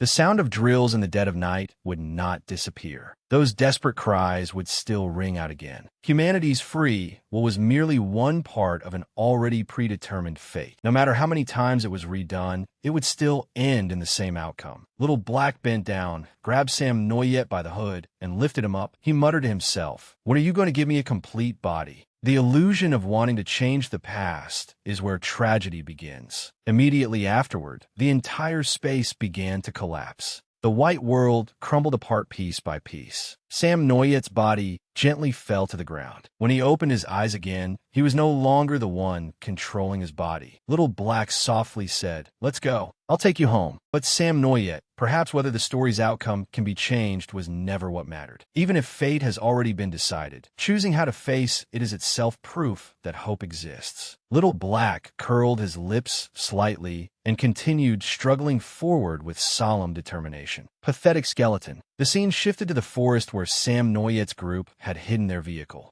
Although Lucci Shuyan had repeatedly called home, no one answered. He anxiously took a deep drag from his cigarette. Then he slowly exhaled a cloud of white smoke. His expression gradually grew grave. "He almost never ignores my calls." Lucci Shuyan put away his phone, forced himself to calm down, and looked at the new phone in Chui's hand. "You bought a new phone. Aren't you going to call your aunt and uncle?" Chui decisively shook his head. "No need. I don't want them to worry anymore." Just then, an excited shout suddenly came from behind them. "Sam Noyet is awake." At the instant he opened his eyes, Sam Noyet sprang up and ran away. Before anyone could react, they hurried after him. His footsteps grew faster and faster, turning into a run before he finally sprinted straight ahead. When he stopped at the platform, Sam Noyet stood there in a daze. Nothing had changed. The only difference was that the gentle voice of the female announcer still echoed steadily throughout the station. Understanding what he was thinking, Bui Tin Hoa gently placed a hand on Sam Noyet's shoulder to comfort him. "It's all right. What a pleasant voice, isn't it?" She looked up, and the smile on her lips gradually faded. "Actually, the moment I broke down that wall, I understood. There was never any foul smell to begin with. Every scent fades with time, just like that goodwill filled with so much hope. It will vanish without a trace, like this decaying breath." As she spoke, Bui Tin Hoa slowly turned to Sam Noyet. Her gaze was unusually gentle. "People like us may not leave behind any trace in the future, either. But if it's you, Sam Noyet, we won't be forgotten, will we? Because you can cross time and smell even the sorrows buried by the years. After all, he's an idiot who keeps moving forward without retreating, even when he knows the outcome." The announcement at Hope Station continued to play over and over, as though trying to make up for those more than 40 empty years. Every word, every sound echoed against our hearts. Even from far away, it could still be heard with perfect clarity. The scene shifts to the Lam residence in the special administrative district of the City of Heaven's People. Lam Dao too strode toward Lam Dao Sin's study, only to be stopped outside by the butler. "Second Master, the Master is meeting with Lu Qin's son. Please do not proceed." He snorted coldly and glared at the old man in displeasure. "Are you saying that I can't even go in and see my own brother in my own home?" The butler lowered his eyes. "Second Master, please return later. The Master is discussing books." Second Master has never liked listening to the Master talk about such things. "I'm only thinking of your interests."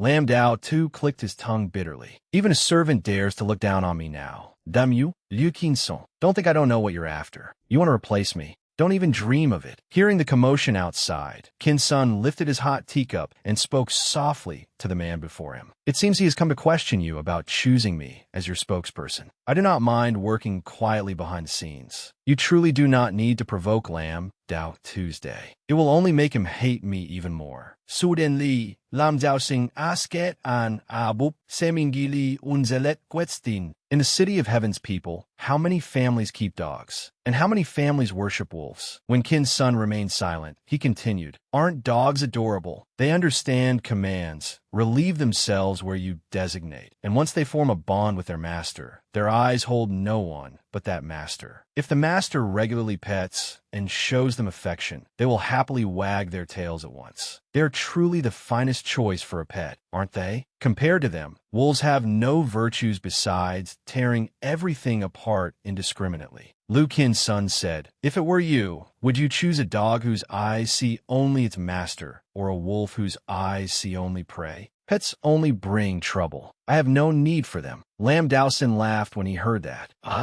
That is because you still do not understand the pleasure of raising them. Then Lu Qin's son lightly set down his teacup and changed the subject. How was this week's book sharing session? What book did Master Ta discuss? Lam Daosin abruptly rose to his feet and walked toward the bookshelf. It was a very interesting philosophical novel. The protagonist is walking through a forest when he is struck by lightning. Then someone identical to him crawls out of swamp. In order to protect his own life, the protagonist decides to destroy that swamp man. I'll lend you this book. Take it home and read it. Lu Qin's son accepted the book and held it for a moment. Then he opened it. I'll just read it here. The moment he said that, time suddenly slowed. Only the rustling of pages remained. The atmosphere became frigid, and icy shards floated in the air all around them. A few seconds later, everything abruptly resumed as normal. Lu Qin's son snapped the book shut and said aloud, It certainly is interesting, but it is not the book Master Ta would have discussed. Lam Daosin's face darkened as he tilted his head slightly. I told you take it home and read it. Qin's son, do you know what is most detestable about your ability? Lu Qin's son answered succinctly, I would like to hear it. Lam Daosin gently rubbed the rim of his teacup. His voice sounded soundlessly, spreading like a virus. No one knew when it began, nor when it would end. That is exactly what is so irritating. You keep spinning people around like tops. Lu Qin's son gave an awkward smile. That sounds like a compliment. Still, isn't using a book to allude to me a little too deliberate, Dao Xin? You once said that maneuvering through power is like playing chess. A skilled chess player plans the overall board, not individual pieces. To win, one must learn to see the bigger picture. I tried considering matters from your perspective, and then a bold idea occurred to me. Deep down, do you intend to use the child of God to keep me in check? Lam Dao Xin gave an "oh," the corners of his lips curving upward. A very interesting idea. What is there about you that I need to restrain? Let me tell you, Lu Qin's son replied confidently. I'm too powerful in every respect. The room fell silent, leaving only the ticking of the clock. Lam Dao Xing's eyes widened in net seemed thin. If only Dao Tu understood me as well as you do. After all, people are different, right? Speaking of my younger brother, what did you think when you met Lu Qi Shuyan this time? Did family affection awaken even a little conscience in you? Ging son lauget?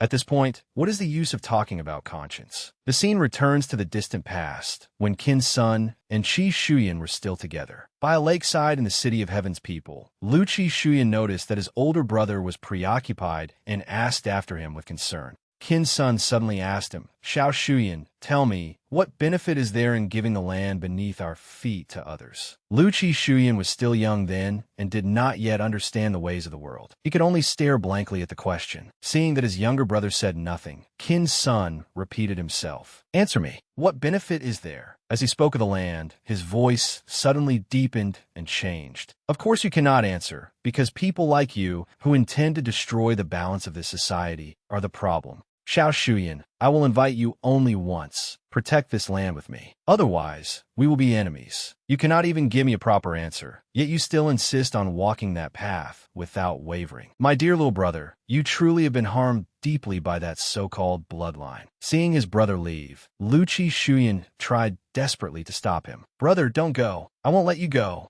Are you planning to seek refuge with the Lam family? Don't you know how much father hates them? Lu Qin's son did not care. He turned around coldly and replied, the Lam family or any other family, what does it matter? Liu Qixuyan, listen carefully. It is not seeking refuge. It is serving as an aid. The scene shifts to the Lam residence dining room. Lam Dao Tu sat to one side, complaining incessantly. Why is today's meat so tough? Or is there something wrong with the fork? Nothing is going right. I've completely lost my appetite. Damn it. Not wishing to further ruin the atmosphere at dinner, Lam Dao Sin immediately ordered to serve it. A cham replaced Dao Tu's plate. Yes, master. Hearing this, Lam Dao Tu refused at once. No need. I want to eat this plate. A cham ignored him, obediently following only Lam Dao Sin's order as he stepped forward to take away the plate of meat. Lam Dao Tu immediately leapt to his feet, grabbed the man by the collar, and shouted, "Are you deaf? I said I want this plate." A cham calmly replied, "The master ordered me to bring second master another one." Lam Dao Tu fumet. Then he suddenly fell silent, picked up the knife beneath the table, and slashed it across a cham's throat. Being too obedient can become irritating too, Uncle Cham. After taking a life, he calmly sat back down and continued his meal. Then Lam Dao Sin's voice sounded. "It is only a steak. Why get so angry over it?" Lam Dao Tu glared at him. "Brother, that is a funny question. You are asking me to eat at the same table as the man who killed my trusted subordinate. No matter how good the steak is, it has no taste now." He spoke while chewing, then spat the meat from his mouth directly at Lu Qin's son. "Old man, even blood reeks." His tone was full of sarcasm and contempt. "Congratulations, Liu Qinson. By constantly betraying everyone around you, you have climbed all the way up here. Sitting at the Lam family table and speaking on behalf of our family. How impressive. Do you want me to applaud you?" "Hey, Liu Qin's son, know your place." After a moment of silence, Qin's son's lips curled upward. Completely unfazed, he raised his brows and looked straight at Lam Dao Tuesday. With the expression of a master looking at a dog, he let out a laugh. "I truly feel sorry for Dao Sin." Lam Dao Tu went mad with rage, roaring Lu Qin's son's name as he attacked. He had entirely lost his composure. His pupils constricted and his eyes bulged with fury. At that very moment, Lu Qin's son's calm voice came from another corner. "Dao Sin, I think I should leave first. You and Dao Tu should take your time with dinner." Lam Dao Tu jerked his head around. Only then did he realize that Lu Qin's son had somehow been sitting in the chair beside him for who knew how long. In that instant, only one thought remained in Lam Dao Tu's mind. Kill him. He had to kill Lu Qin's son here and now. In stark contrast to his rage, Lu Qin's son rose unhurriedly and slowly walked past Lam Dao Tuesday. As their shoulders brushed, he tilted his head slightly, the corner of his lips lifting. In a low voice only Dao Tu could hear, he said, "It was nice meeting you, Dao Tuesday. Let's play again next time." Play? Lam Dao Tu se inwali. Even playing with someone else should have limits.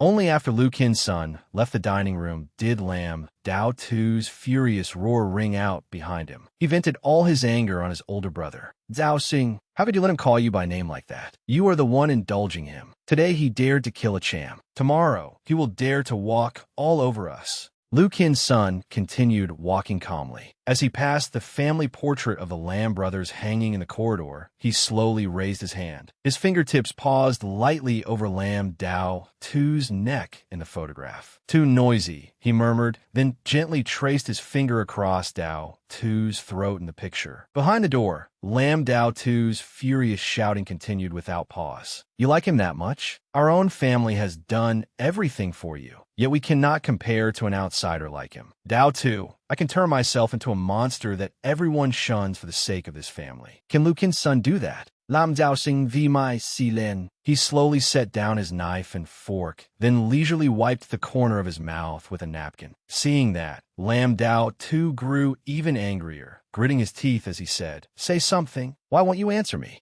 At that moment, cracking sound began to ring out. Beneath Lam Dao Sin's shoes, the ground suddenly split open. Blood-red fissures slowly spread, ripping through the stone floor in a straight line and exposing a bottomless abyss. Lam Dao Sin's voice remained even, terrifyingly calm. "A family that keeps dogs and worships wolf alike must bring out a properly fitting muzzle at the right time. But if there is only one muzzle, should it be placed on the dog or on the wolf? The answer is already obvious. Only by muzzling the dog can you stop it from continuously provoking the wolf. In that instant, Lam Dao Tu's pupils violently constricted. Before his eyes, there was nothing but death. Everything around him had been dyed red, the red of blood, the red of decay. Countless shriveled hands slowly stretched upward from the abyss. Twisted corpses shrieked and snarled, as if trying to drag him down into hell with them. Lam Dao Tu was so terrified that his legs gave way. He collapsed at the edge of the abyss and crawled toward his brother on all fours, pleading pitifully, "Brother, pull me up. I was wrong." No matter how his pleas echoed through the space, Lam Dao Sin merely stood and watched in silence. His eyes did not ripple in the slightest. He had grown tired of this younger brother. After a while, he slowly turned his head. The corners of his mouth lifted into a strange smile, his blood-red eyes stark against his cold, pale face. But a clever master can turn a wolf into a dog, and can turn a dog into a wolf. What kind of master am I wonder?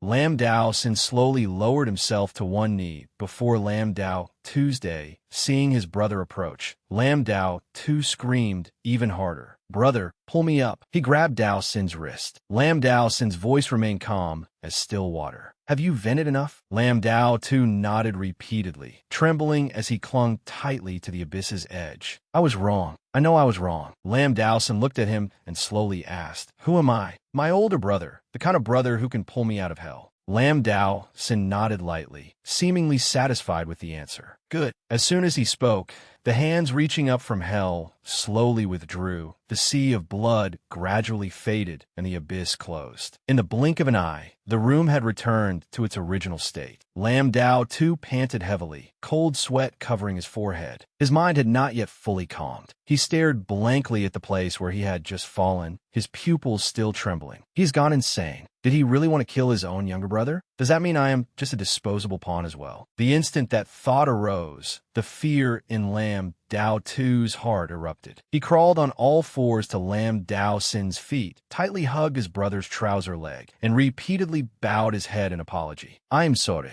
Please forgive me this once. I was blinded by anger over your choice of Lu Qin-san as spokesperson. I don't want to spend my life merely playing with toys in the council chamber. Do you know what people outside say about me? In my heart, there is only you, only this family." He clutched Lam Dao Sin's trouser leg tightly, his voice shaking so badly that it broke. "Have you cast even me aside on your path to power? I know this version of me disappoints you. Please do not abandon me. I am not like the others." Lam Dao Sin remained cold, his crimson eyes fixed on his brother's pathetic state. A dog gradually turning into a wolf. Then a new question arose. Whom would its sharp fangs be aimed at? He calmly reached out and straightened the fork on the table, as though everything that had just happened were trivial. "Dao Tu, do you know what it means to hold power?" Lam Dao Tu clung tightly to his brother's leg and choked out, "I don't know." Lam Dao Sin replied, "The most interesting part of possessing power is that I do not need to wield it personally. Countless people will risk their lives trying to guess the thoughts of someone standing at the center of power, like me. They will accomplish things I have never even considered." The scene shifts elsewhere. A piercing alarm rang throughout another room. Corpses lay piled up and scattered across the floor. Dao Quang desperately ran straight ahead.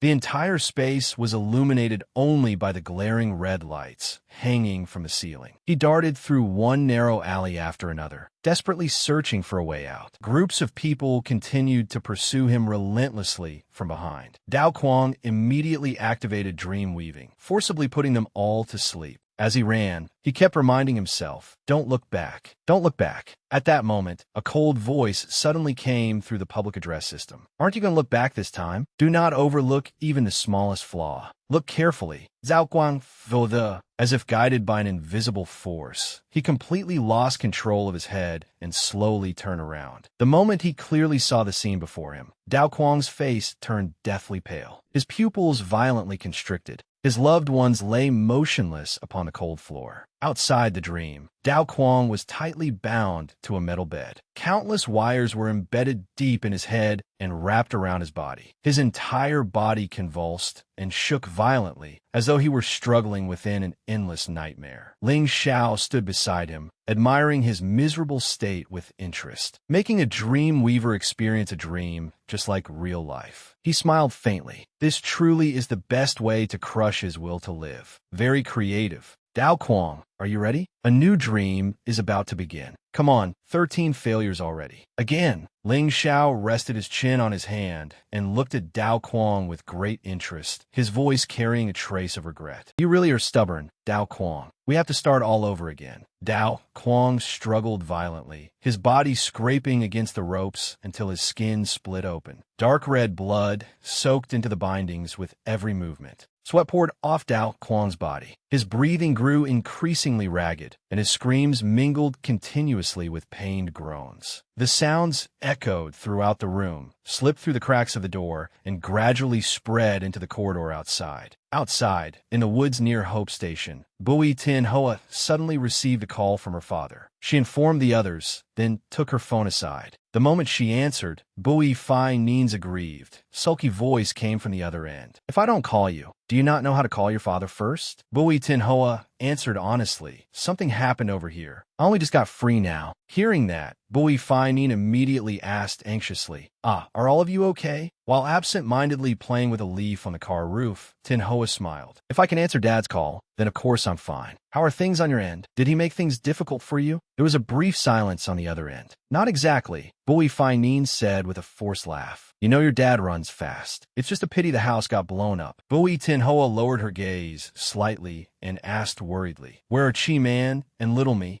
They're both safe. At that, Bui Fai Neen's voice brightened considerably. Dad's at Willow Leaf Manor. Do you know how huge this place is? It's huge. Every time I come here, Hearing that her father still sounded spirited, Bui Tin Hoa felt somewhat relieved. As long as everyone is safe, that's all that matters. We can rebuild the house later. I have to go. The others are waiting for me. Just as she was about to hang up, Bui Fai Neen suddenly called out, Tin Hoa. Bu Ting Hoa Pao Set. His voice softened. Dad loves you. Bui Tin Hoa snorted and broke into a grin. Honestly, you sound so cheesy, like some old man. I'm getting goosebumps. I'm hanging up. As she put away her phone, she thought helplessly, 1 foot already in the grave. Yet when will he ever grow up a little? But then her footsteps abruptly stopped. Bui Tin Hoa silently stared at her phone screen. An indescribable premonition rose in her heart. Then Chuhi received a message. Chuhi, please do me a favor. Have Hoi Hai return to the City of Heaven's people and check whether anything unusual is happening there. I have a bad feeling. Investigate quietly. I don't want everyone to worry. After reading it, Chuhi simply replied,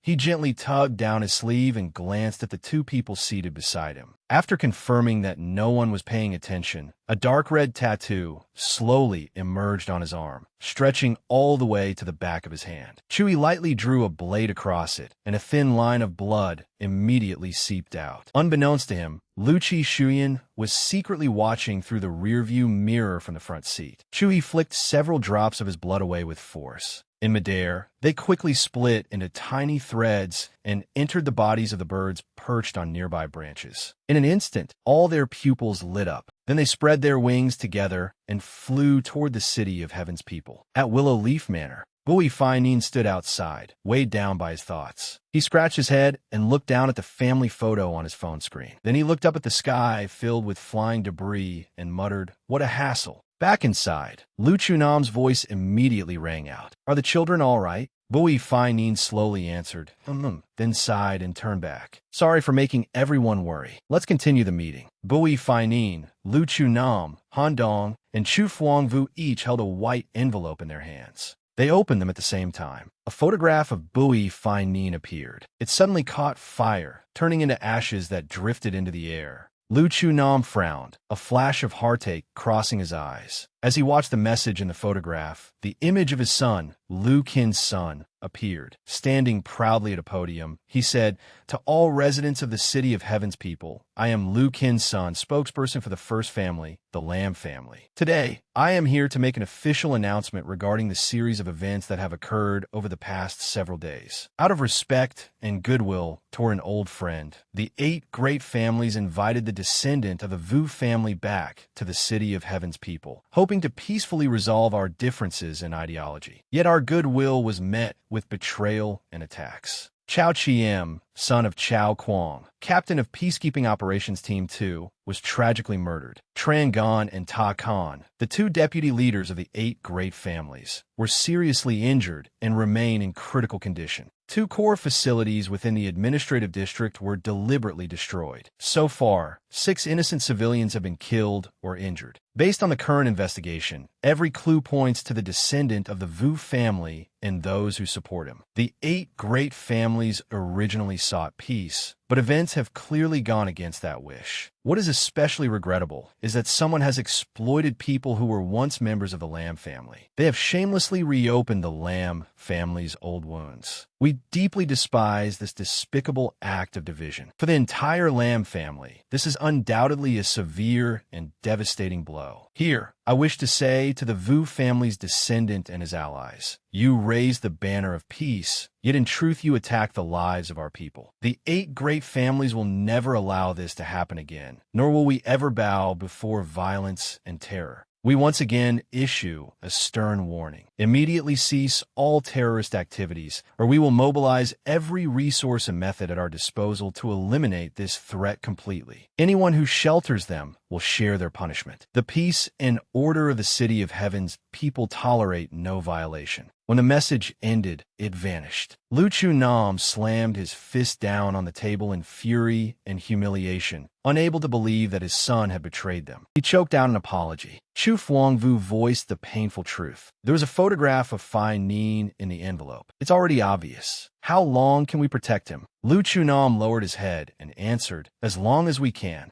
Then Bui Fai Nin suddenly spoke. Everyone, there's something I need to say. Deep within a dark room, where even the water smelled of blood, a massive containment chamber stood in the center. Icy water surrounded a figure floating silently inside. Vu Noyet's long hair drifted slowly with each faint ripple. Metal restraints tightly locked her wrists, ankles, and waist. Her entire body lay motionless, as though she were trapped in an eternal sleep. Not a trace of emotion showed on her beautiful face. Then a tear suddenly slipped down, slowly merging into the freezing water. At the Liu family residence, several people joined a video call. As the image appeared, the person on the other end immediately greeted them. Long time no see. Have you all been well? The moment they saw her, everyone cried out in surprise, Habak. She immediately turned her attention to Bui Fai Nin. It seems every time we gather, it's to clean up that troublemaker's mess. And this time is no exception. Bui Fai Nin was immediately displeased. A mess?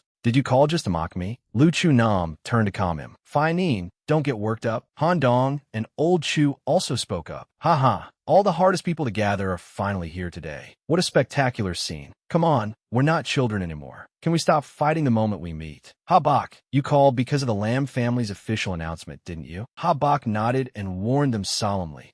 I came to tell you that you need to get that troublemaker out of the city as quickly as possible. The order issued by Lam Dao Sin is not merely an announcement or a warning. It is a death sentence for Fai Nin. There are still quite a few neutral families in the city, but now they're all being forced to choose a side. You need to leave the City of Heaven's people immediately. Bui Fai Nin raised his voice at once. What? Telling me to flee is no different from telling me to admit defeat. I'm not going anywhere. I did nothing wrong. I'm correcting past mistakes. Lu Chunam lowered his head and agreed with Habak. Fai Nin, Habak is right. This is no longer the time to argue over who is right and who is wrong. When Lam Dao Sin cast that red vote all those years ago, he was making his stance clear to the entire City of Heaven's people. Before order, even blood relatives can be sacrificed. Not only did you secretly bring the girl who should have disappeared all those years ago back into the city, you also made her one of us. That is no different from pulling the tiger's whiskers, openly challenging his authority. If he does not punish you, how can he win people over in the future?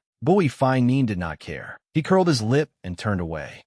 Why should I care about him? I have no obligation to. The other 4 stared at him speechlessly and reminded him, you still have the mood to be sarcastic? In any case, we need to get Fai Nin out of the city first. Where to? Liu Junam stood Upaboli, District 8. At the entrance to the Exile Zone's administrative district, the public address system continuously broadcast. Emergency notice from the Materials Management Bureau. Repeating, emergency notice from the Materials Management Bureau. Due to damage to the administrative district supply chain, the shipment scheduled to arrive in the exile zone at 7 p.m. today has been temporarily suspended. The date of resumption will be announced later. Repeating, due to damage to the administrative district supply chain, the shipment scheduled to arrive in the exile zone at 7 p.m. today has been temporarily suspended. The date of resumption will be announced later. After hearing the announcement, the workers looked at one another in panic. "You got to be kidding. Food supplies have been cut off? How is that possible? Supplies have never been suspended before." At the Black Bear Gang's base, Chuhi brought medicine to the mixed blood group and carefully gave them instructions. But Thake was openly hostile, grumbling nonstop. "You'll inject just anything into your body? What decent medicine could you possibly buy in this dump? Anyone who wants it can take it. I'm not taking it." Seeing Chu, he walked toward Thake. Koitu immediately panicked and stood in his way. "Don't get worked up. Let's talk this through." Chu smiled as gently as a living Buddha, then bent down and asked her, "Is your leg feeling any better today?" Overwhelmed by his maximum level intimidation, sweat instantly broke out on Thake's forehead. She stammered, "Be better. A little better." Chewie nodded. "Make sure you take your medicine obediently." Thake said yes aloud, but inwardly, she wanted to chop him into 1,000 pieces. A pack of hypocritical, human-faced beasts, threatening people. D. After finishing up, Chewie turned to leave. Then his eyes shifted. He looked at Tian Lang's empty bed and wondered, "He isn't here?" On the rooftop, Tian Lang sat alone in silence, immersed in his memories. He recalled that day, the last day he saw Dao Quang. That day, he had pressed Dao Quang for answers, saying he would never forgive him otherwise. But Dao Quang had said nothing. He had only raised his hand and made a gesture to Tian Lang. Tian Lang recognized that gesture immediately. Then all he could do was watch Dao Quang's back gradually disappear beyond the door. Tian Lang looked down at his palm, his expression grim. His hand unconsciously repeated the gesture Dao Quang had made that day. "Fight! You have to win." Tian Lang was silent for a long time before choking out, "What do I have to win with?" Just then, a shout came from downstairs. "This is bad. This is really bad." On the lower floor, Sa Noyet and Hama were talking. "I'll relay this to Tian Lang and the others, but you have to promise that whether or not that White House contains what you're looking for, you will help us save Dao Quang." He nodded. "Since I was the one who proposed this cooperation, of course I can promise you that." Suddenly, Tan Tian's shout rang out. He threw open the door and rushed in. "Sangria, it's bad. Everyone come with me." Soon, everyone gathered in one room to listen to the news on television. A few days ago, our food factory was attacked, causing many employees to suffer both physical and emotional trauma. The losses from this incident are not limited to equipment and materials. More importantly, our employees need comfort and time to recuperate. We will do our utmost to restore the food supply as soon as possible and fulfill our duties. The reporter immediately asked, "How soon is as soon as possible, Director?" The public needs a definite time frame. After seeing the news, the people in the room began to argue. The administrative district has numerous food production lines. Even if supplies fluctuate, the chances of a complete interruption are extremely low. The reporter's suspicions are not without reason. Sa Noyet, this pressure campaign seems intended to provoke conflict between us and the people of the exile zone. If we cannot find a countermeasure, the exile zone's residents will drive us out before long. Lu Shuyan watched the quarrel unfold before him and thought irritably, so noisy. He turned and lightly poked the person beside him. "Does this count as something very serious?" Sanoyet suddenly smiled and announced, "Everyone, I think we need to move our cooperation ahead of schedule." Beside them, Tan Tien and Sister Hung also began to move. She quietly signaled, "Tan Tien, hurry and make preparations." Following her order, Tan Tien immediately opened the door and quietly left. San Noyet watched the two of them, ignoring the bickering around him. At the Black Bear Gang's warehouse, Tan Tien and several others busily checked their inventory for the coming period. Tan Tien carefully instructed his subordinate, Little Back, to make sure every member received a gun and to conserve ammunition. Not far away, Olu secretly watched their actions. The girl quickly returned to report to San Noyet's group. Brother San Noyet guessed right. After counting their supplies, they started distributing weapons. From how guarded they look, it's as if they're prepared to fight at any moment. As expected, as soon as news of the supply cutoff spread, suspicion spread like a virus. Bui Tin Hoa looked towards San Noyet, waiting to hear his thoughts. After thinking for a moment, San Noyet replied, "It's not just the Black Bear gang. I'm afraid the other gangs will not sit still either. For these gangs, they can delay collecting supplies temporarily, but they absolutely cannot stop distributing them. That is the key to maintaining peace among the major gangs." As he spoke, he began drawing on the ground with a colored pen. Most of the Exile Zone's reserves are in the hands of the major gangs. Now that the supply line has suddenly been cut off, suspicion is inevitable. Everyone will wonder, how much does the other side still have? If they cannot hold out any longer, will they attack us? Why not strike first? Once they start thinking that way, war becomes only a matter of time. The more conservative gangs will first choose to fortify themselves. As resources continue to be consumed, they will naturally enter the second stage, plundering. After hearing San Noyet's explanation, everyone understood and began discussing the possibilities. At worst, some gangs may abandon defense entirely and start looting directly, afraid they will be too late. It seems this chaos is no longer a war over supplies. It is a war against time. That's right, it is a race against time. Whoever acts first gains the advantage.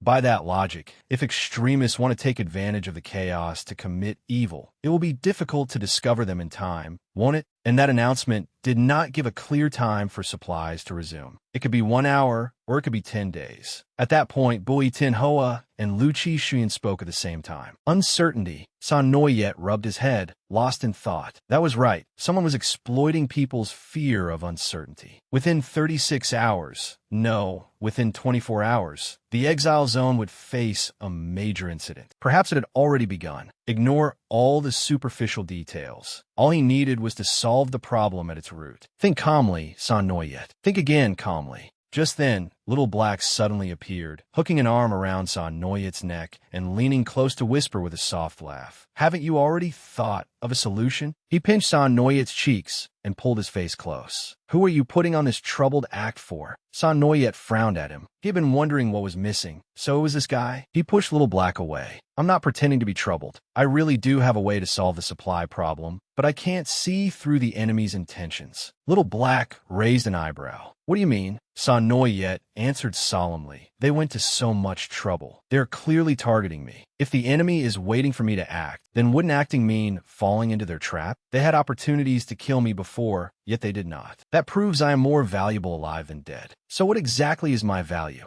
What kind of force am I facing? One person? A group? What do they want from me? I can't figure out any of it. It's like looking at flowers through fog. Truth and falsehood are all tangled together. That is the most dangerous part." As he spoke, San Noyet's eyes gradually darkened, and his voice grew quieter. "And most importantly, everyone has too many secrets they refuse to tell me." Just then, cawing sounded outside the window. Chuhi quickly listened to what the birds were saying. His expression changed at once. Seeing his face, Bui Tin Hoa immediately stood and called him outside. "Chuhi, let's talk outside for a moment." Lu Chi Xuan was about to stand and follow, but Chuhi merely rested a hand on his shoulder and pressed it back down. "Stay here." That small gesture was enough for Lu Chi Xuan to understand. Something had happened. He paused for a moment, then calmly changed his tone. "I'm going to the restroom." Olu leaned close to Koi Tu and whispered, "Do you think the atmosphere between them is kind of strange? It feels like they're having a lover's quarrel." Koi Tu nodded seriously. "Not just kind of strange. Very strange. But the stranger thing is right behind you." As she spoke, she pointed behind them. San Noyet was standing in a corner, talking to himself. "Stop bothering me. Go away. It's not time to hand my body over to you yet. Later." But knowing that San Noyet had his own mental world, they simply closed their eyes to it. Out in the corridor, Chu told Bui Tin Hoa everything the birds had heard and seen. She froze in place, utterly dazed and unable to believe what she had just heard. Chu asked anxiously, "What are you planning to do next?" It felt as though something were lodged in Bui Tin Hoa's throat. Her clenched hands trembled. "I have to go back." Suddenly, a loud explosion rang out beside them. It seemed that some gang had already begun to act. Flames erupted on the horizon, reflected in Bui Tin Hoa's eyes. Chui looked at her for a long time, then called softly, "Tin Hoa, it has been 2 hours, 21 minutes, and 14 seconds since supplies to the exile zone were cut off. Sa Noyet sat hunched over in the room, his head besieged by chaotic thoughts. It felt as though dozens of walls stood before him, blocking his path to the truth. Fuse powers, secrets, silver rings, scars, Luchi Shuyan, Han Olu, Bui Tin Hoa, to Tram, Chui multiple types of energy cores. Uncontrolled elemental powers would trigger terrifying chain reactions. These were all things everyone had said before. Sa Noyet was like a tiny ant standing before an ocean of information. He tightly closed his eyes, then slowly opened them. It had been 2 hours, 55 minutes, and 38 seconds since supplies to the exile zone were cut off. Sa Noyet slowly rose to his feet and looked out the window. Little Black still stood silently behind him, both hands in his pockets. Have you figured out what move the enemy is making? Sa Noyet stared into the distance and thought, I still don't even know whether they truly are enemies. Seeing him leave, Little Black asked, Where are you going? But he quickly dissolved into nothingness. Begin the operation to break out of the area. Out in the corridor, Chu was heading toward the meeting room when he unexpectedly saw Sa Noyet. Sa Noyet smiled when he saw him and immediately got to the point. I waited here specifically for you. Brother Chu, he talked to me for a moment about the special power the Chu family has been hiding. Chui knew he could not hide it from Sa Noyet and willingly answered his question. You fought Tien Lang in the labyrinth without being hurt. Was it because of that? Inside the meeting room, Thake struggled fiercely after Bui Tien Hoa forced him into a chair, creating a loud commotion. Let me go. Damn it, can't people sleep? If I don't take care of my gun properly and end up crippled, who's taking responsibility? Seeing Lu Chi Shuyan's face, dark from severe sleep deprivation, elevated cortisol, and unstable serotonin, as well as Bui Tin Hoa's furrowed brow, twitching eyelids, and repressed mood, Koi Tu immediately covered Thak A's mouth in fear. Tell the truth. He forced an awkward smile and looked up at the two of them. A meeting, right? Meetings are great. I love meetings. Ha! After everyone had been talking for a while, Tatram reminded Olu, I suggest keeping quiet. There are 2 people in this room who could explode at any moment. Just then, Sa Noyet entered with Chu He, carrying a roll of paper. Sorry to keep everyone waiting. Let's begin the strategy meeting. Tan Tien, sitting to one side, could not help sighing. Sa Noyet had come up with a countermeasure in such a short time. He truly deserved to be called a genius. But the instant he saw the drawing Sa Noyet had made, Tan Tien immediately changed his mind. What a lunatic! Other than Lu Chi Shuyan and Bui Tin Hoa, who had already sunk into depression, no one else was much better off after seeing Sa Noyet's sketch. Tan Tien quickly displayed the information they had gathered. This video was uploaded less than 10 minutes ago. Volunteers are protesting right outside the Materials Management Bureau. Most of the protesters at the scene are black rings who work in the administrative district. Their families are currently suffering from a shortage of supplies in the exile zone. A person whose gender could not be identified, their face completely covered, held a camera and spoke from the heart. The purpose of filming this video is simple. I ask everyone watching to think calmly. The Bureau claims it wants to comfort the injured residents, but this action will undoubtedly hurt even more innocent people. Brothers and sisters in the exile zone, please do not let yourselves be incited. Many people in the administrative district stand with you. May the gods protect the children. Our hearts are always with the gods. The video was deleted immediately after it was viewed. Tan Tien quickly summarized the situation. The good news is that public sentiment in the administrative district is on our side. The bad news is that too many administrative district residents have voluntarily brought food to support the exile zone, so the entrances and exits have been temporarily closed to prevent unrest. Sa Noyet immediately returned to the main point. Based on everything above, he suspected that the supply shortage had been staged. Then he smiled and recounted something he had accidentally discovered in the past with Othwan. The symbols on the crates are different every day. The supplies we received today were marked C, yesterday's were B, and those from a few days ago were A. The two of them had made a hypothesis at the time. Crates labeled C might be stock that had been stored for a long time without being distributed, or perhaps the C-labeled goods were processed from rotten human flesh. Bui Tin Hoa also offered her view. Yin Yang Chrates. In other words, even if some of the news on television is true, they must still have food reserves from different batches. Sa Noyet nodded. and began laying out the plan. That's right. Our target is this non-existent batch of supplies. We will split into 3 groups. One team will remain in the exile zone to control the situation. One team will locate the supplies. The third team will infiltrate the administrative district and bring them back. Team 1 will enter the administrative district, Chuhi to Tram, and Bui Tin Hoa. Team 2 will stay in the exile zone, Tien Lang, Hamai, and Dudu. And the final team will search for the supplies, Olu, Sa Noyet, Luchi Shuyan, Koi Tu, and Thak A. As soon as Thak A heard the plan, he jumped up. Can you speak like a normal person? I understand every word individually, but why does it make no sense when you put them together? Were we supposed to get the supplies? Where? Tien Lang replied, listlessly, rolling his eyes away. Are you deaf or blind? Thak A glared back. Damn it, whose side are you on?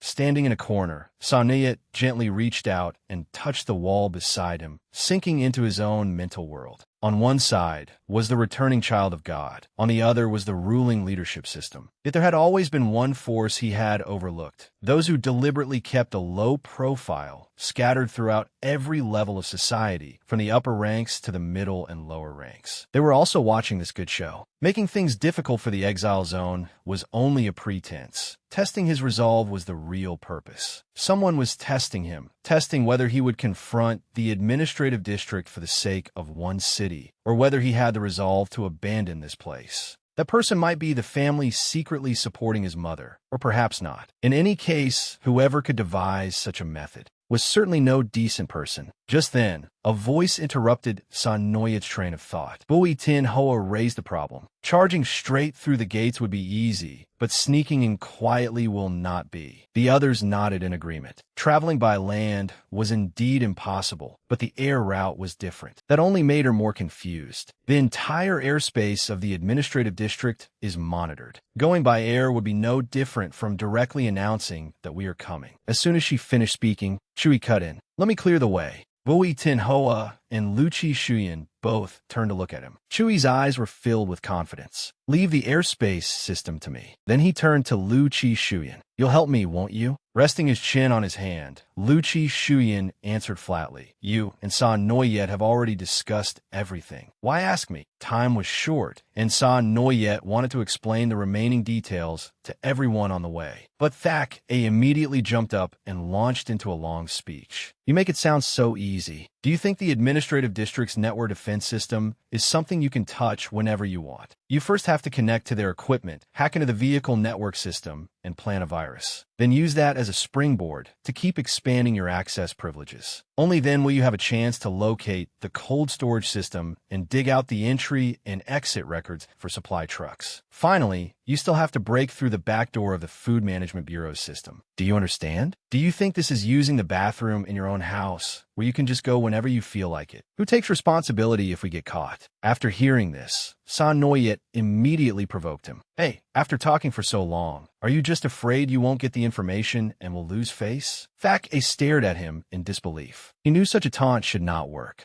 But Thak A suddenly froze, then threw himself headlong into San Noyet's bait like a moth to a flame, leaving everyone speechless. Who says I can't do it? Let's leave right now. Just like that, everyone quickly returned to their rooms. They would depart in 20 minutes. Suddenly, Tien Lang stopped San Noyet, saying he had something to ask him. San Noyet did not evade him and turned to face him. Tien Lang went straight to the point, looking down at San Noyet. You told Hamai that you wanted to rescue Dao Quang. Why did you say that? You seem to care about Dao Quang a great deal. Why? Why not give up? Why this? Why that? As he spoke, he stepped closer to San Noyet. Why did the two of you become friends? Because your actions are something ordinary people simply cannot understand. Besides, we are your enemies. San Noyet closed his eyes and answered, there are no eternal enemies. Everything changes. That is the law of this world. If it were me, I would also do everything in my power to help my friend survive. And you still have that chance now. So, as he spoke, San Noyet suddenly extended his hand toward Tien Lang, making him pause in surprise. Come with me. Let's put an end to this tragedy that has been controlling us. We need each other's strength. A question arose in Tien Lang's heart. Dao Quang, can I trust him?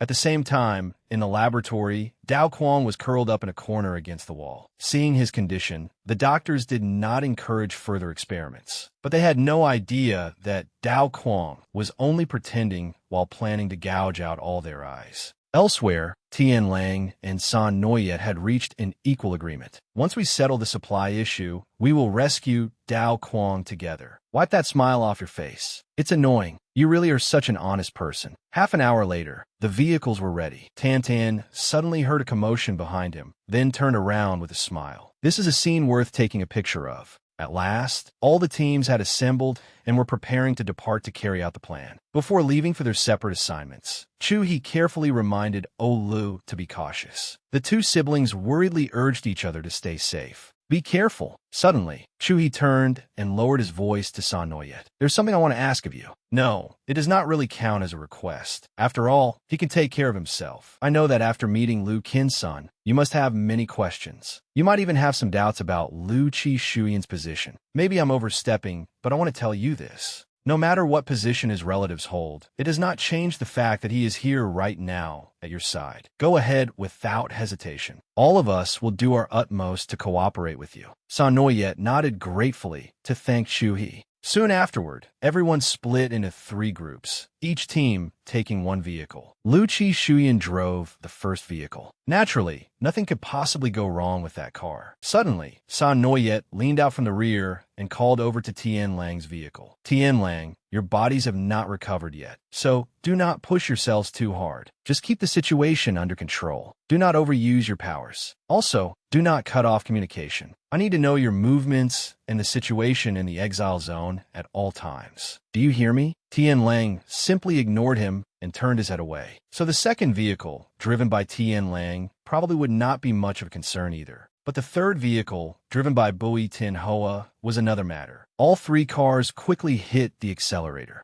They sped away in 3 different directions. San Noyet carefully instructed a tram, wait for my location information. Remember this. Once you get the location, do not act immediately. Wait for the signal. As dark clouds covered the sky, 10 minutes later, somewhere in the exile zone, a group of human traffickers was kidnapping black ring children one after another. One of the men in the vehicle hurried everyone along. Are you done? Let's go. But just as he turned around to drive away, someone appeared in front of the vehicle. The man blared the horn and shouted, "Move! Are you deaf? Move!" When Tian Lang refused to get out of the way, the man immediately raised his gun to attack. But in the next second, Tian Lang used black dust to sweep the entire cargo vehicle into the air. Another vehicle behind it hurriedly tried to escape, but it was firmly pinned in place and could not move at all. Dudu had controlled Happy to hold the vehicle down and prevent it from fleeing. After using his power, Tian Lang quickly coughed up a mouthful of blood. Elsewhere, Alma was cornered by a group of men. She clutched her stomach and burst into laughter, leaving them baffled. Then she turned back with a smile and swept her hair aside. "I'm laughing because you're about to die. You idiots." Immediately afterward, screams rang out endlessly from the alley. On Tian Lang's side, they had quickly succeeded in rescuing the children. He stood to one side, listening to San Noyet's voice over the communicator. "Tian Lang, don't forget what I told you. At the logistics gate, there is a large-scale transport channel," San Noyet said in confusion. "The signal isn't very good." Hearing this, Thackus secretly snickered. "Is that so? That's normal. Tian Lang's signal has never been good." Oh-lu watched them from the side when Lu Chi-shuyan suddenly emerged from behind her. "Why are you still here?" Oh-lu jumped down from the vehicle, sounding somewhat dejected. "I want to stay with you." Brother San Noyet agreed too. He agreed, holding the sleeping pills. Lu Chi-shuyan replied, "What he says doesn't count." "I don't agree. Stay away from here. The farther, the better." The atmosphere suddenly fell completely silent. Lu Chi-shuyan realized that he had spoken too harshly. Awkwardly turning to look at Oh-lu, he bent down and said softly, "Sorry, Oh-lu. My attitude was bad." "Look." As he spoke, Lu Chi-shuyan raised his hand. When I'm awake, I can freely control my ability, just like this. But when I fall deeply asleep, I release a kind of magnetic field. The weather changes, and my energy loses control and spreads into the surroundings. In the end, it will hurt everyone, including myself. Seeing blood suddenly flow from Lu Qishuyan's arm, Olu cried out in alarm. Your hand. Lu Qishuyan lowered his voice. It's nothing. Be good, Olu. Stay a little farther away from me. Ignoring his attempt to send her away, Olu anxiously reminded him. You could have just told me. Why do you have to hurt yourself to demonstrate it? Lu Qishuyan froze, then repeated himself. Wait, do you even understand what I'm saying?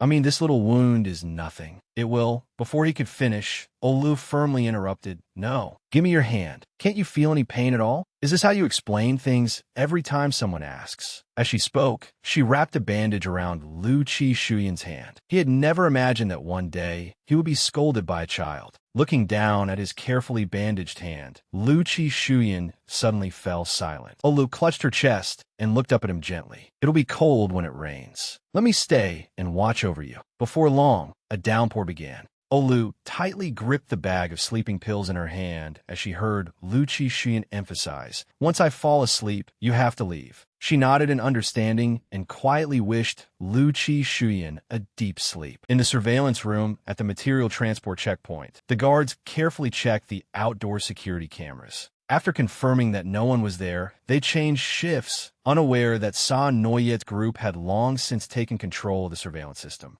The first and most crucial step to the success of this mission was for Thak-A to connect to the administrative district's network, take control of the vehicle tracking system, and find the route taken by yesterday's supply convoy. But her view was blocked, so she could not see the control panel at all. Sa Noyet immediately came up with a solution. He walked up to the wall, pressed his palm against it, and used his force ability. Then he held out his hand to Thak-A, telling him to take it so he could guide him to the right position. At first, Thak-A and Koi-2 were doubtful, but Sa Noyet urged them on, leaving them no choice but to trust him. The instant the two clasped hands, Thak-A immediately linked his senses with Sa Noyet's and saw everything inside. He bombarded him with questions in astonishment. Is this teleportation? They can't see us. Sa Noyet quickly answered, No, only your perception is here. Your actual body is still where it was. Thak-A opened his mouth in delight. Damn, that's incredible. Sa Noyet suddenly pointed ahead. Is this distance enough for you to take control? We can't move around freely. Thak-A answered confidently. More than enough. Then,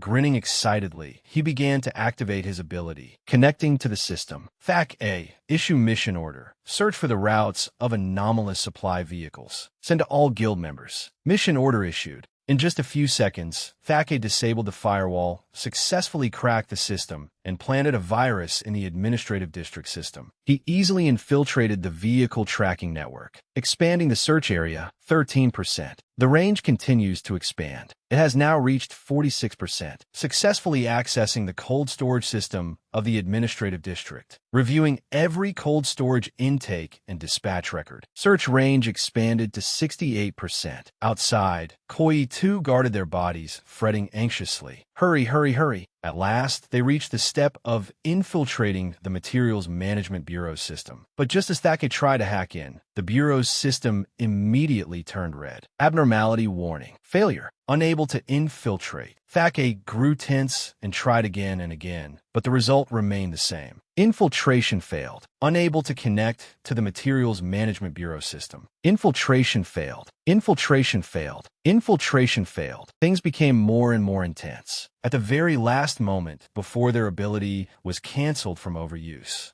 Thak-A successfully connected to the Materials Management Bureau system, opening the Supply Quantity Registration system, searching for vehicles with abnormal supply routes. Thak-A had seemingly never been so focused in his life. His entire body was taut, and he did not dare blink even once. At last, he found a location of the hidden supplies. The moment the task was done, both of them immediately returned to their bodies. Thak-A lost his balance and fell backward. Just then, the surveillance system returned to normal. Koi-tu swiftly grabbed them both and flew out. Seeing that Thake was not well, Sa Noyet reminded Koi-tu, "Don't touch him. The connection can transfer some of my sensations to him, including pain and memories. In short, let him calm down first." Thake's body turned cold, his mind clouded. Koi-tu's voice by his ear sounded like nothing but a faint buzz. Thake felt as though thousands of sharp thorns were piercing his body. Sa Noyet knew that he was panicking and could only ask softly, "Sorry, Thake? I should have told you beforehand. Are you all right?" After regaining his senses a while later, Thake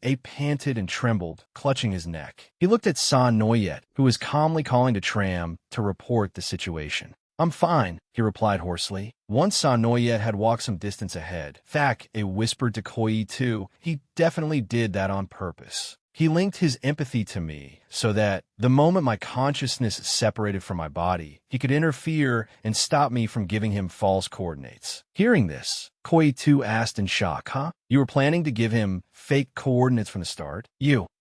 Thake curled his lip. "What are you stammering for? It didn't work, did it? Why are you acting so startled? That Sa Noyet is truly too cunning. We underestimated him before." After leaving the surveillance area, Sa Noyet went to the vehicle and waved Lu over. The little girl rose and looked back at Lu Chi-shuyan. Then she carefully tucked the blanket around him. "Sleep well, brother Lu Chi-shuyan." The sky gradually turned gray. Dark clouds surged overhead. Thake nervously asked again and again, "Is this distance safe? Can't we back up a little farther?" Lu Chi-shuyan's body began to stir, and thin bolts of lightning started to crackle over him. Even the tires suddenly went flat for no apparent reason. Thake and Koi-tu sat shivering in the wind, terrified. How could someone look even scarier asleep than awake? At the boundary between the exile zone and the administrative district, Bui Tin Hoist Group quickly noticed the change in weather as well. The sky changed color in an instant. Fierce gusts rose one after another, and thunder roared as if it would tear apart the night. Dark clouds rolled in and blanketed the sky before a massive storm came crashing down. Amid the intertwined sounds of rain and thunder, his consciousness seemed to sink to the bottom of the water, returning to memories from long ago. That day, the sunset had been heartbreakingly beautiful. Riding a black steed, Lu Chi-shuyan spurred his horse after his older brother and urgently called out, "Wait, don't go. I'll answer the question you just asked. You asked why we should yield the land beneath our feet. Then let me ask you, who decided this land belongs to us? Every brick and tile in this city, what part was not built by them? Why are they allowed in when they are needed, only to be kicked out when they are no longer useful?" Hearing his younger brother's words, Lu Qin's son lightly pulled on the reins and gave a low sound. Then he turned his horse around and circled Lu Chi-shuyan. "Interesting. Which great person's words are you repeating? Fine, let's say you've answered the first question. Then answer my second question. From black rings to silver rings, their total population is dozens of times greater than that of the special class. Today, you give them equality. What happens when equality no longer satisfies them? Give them what? Share the privileges you enjoy now? You only see the special class as heartless, but no one is born cold-blooded. In the face of social order, one must understand the need for sacrifice. You are assuming they are guilty." After a pause, Lu Qin's son continued, "Let me ask you instead, why do rings exist? Throughout history, haven't countless ability users been treated as freaks and subjected to unfair treatment and oppression?" As he spoke, he raised a hand to stroke the golden ring around his neck, his lips curling upward. "In my view, the higher a person's ring rank, the more it proves that person needs protection." Lu Chi-shuyan could no longer hold back. He clenched the reins so tightly that his knuckles turned white and veins stood out on the backs of his hands. Isn't thinking that way no different from the oppressors of history? Why does it have to be Lam Dao Sin? He is merely a petty man who casually tramples on the lives of his own kind. With that, Lu Chi-shuyan stared straight into his brother's eyes and declared, "If you follow him, then from this day onward, I will no longer have a brother like you." Lu Qin's son's expression did not change in the slightest. He merely rode away at an unhurried pace. See, when people cannot refute an argument, they can only attack the person making it. Go home quickly. Go find the father who can shield you. Liu Chixuye's fast dakind. He softly called Lu Qin's son's name, his voice sinking as he slowly turned around. "In that case, I have a few questions for you two." After a moment of silence, Lu Shuyan spoke. How many black ring hunting entertainment facilities are there in the administrative district? What is the average age of those hunted? How many women and children die miserable deaths each year? How deep are the mass graves beneath the ground you stand on?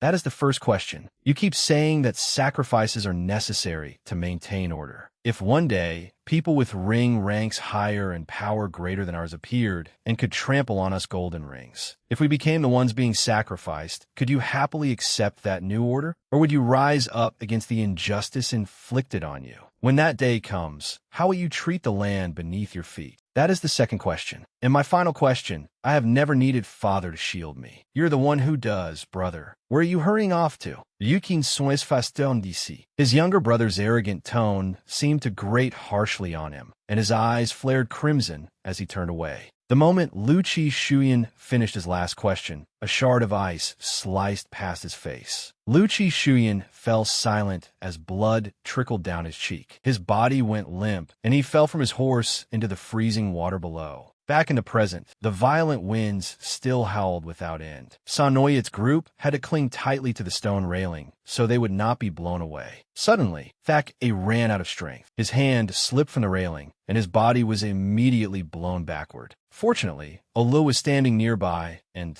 caught his hand in time. With one arm wrapped around a pillar, she gripped Thak-A's wrist tightly with the other. The wind grew stronger and stronger. Thak-A fluttered like a fragile sheet of paper being blown away. He curiously turned to look behind him, and his pupils instantly widened in terror. The moment he saw the violent tornado behind him, Thak-A screamed in fear. "Damn it, you little brat, don't you dare let go." On Bui Tin Ho aside, to Tram carefully assessed the weather. Thunderstorm, with the risk of ball lightning. Special phenomenon, downdraft storm. After confirming the signs, he turned and asked Chuhi, "Are you ready?" Standing atop a tall building, Chuhi nodded.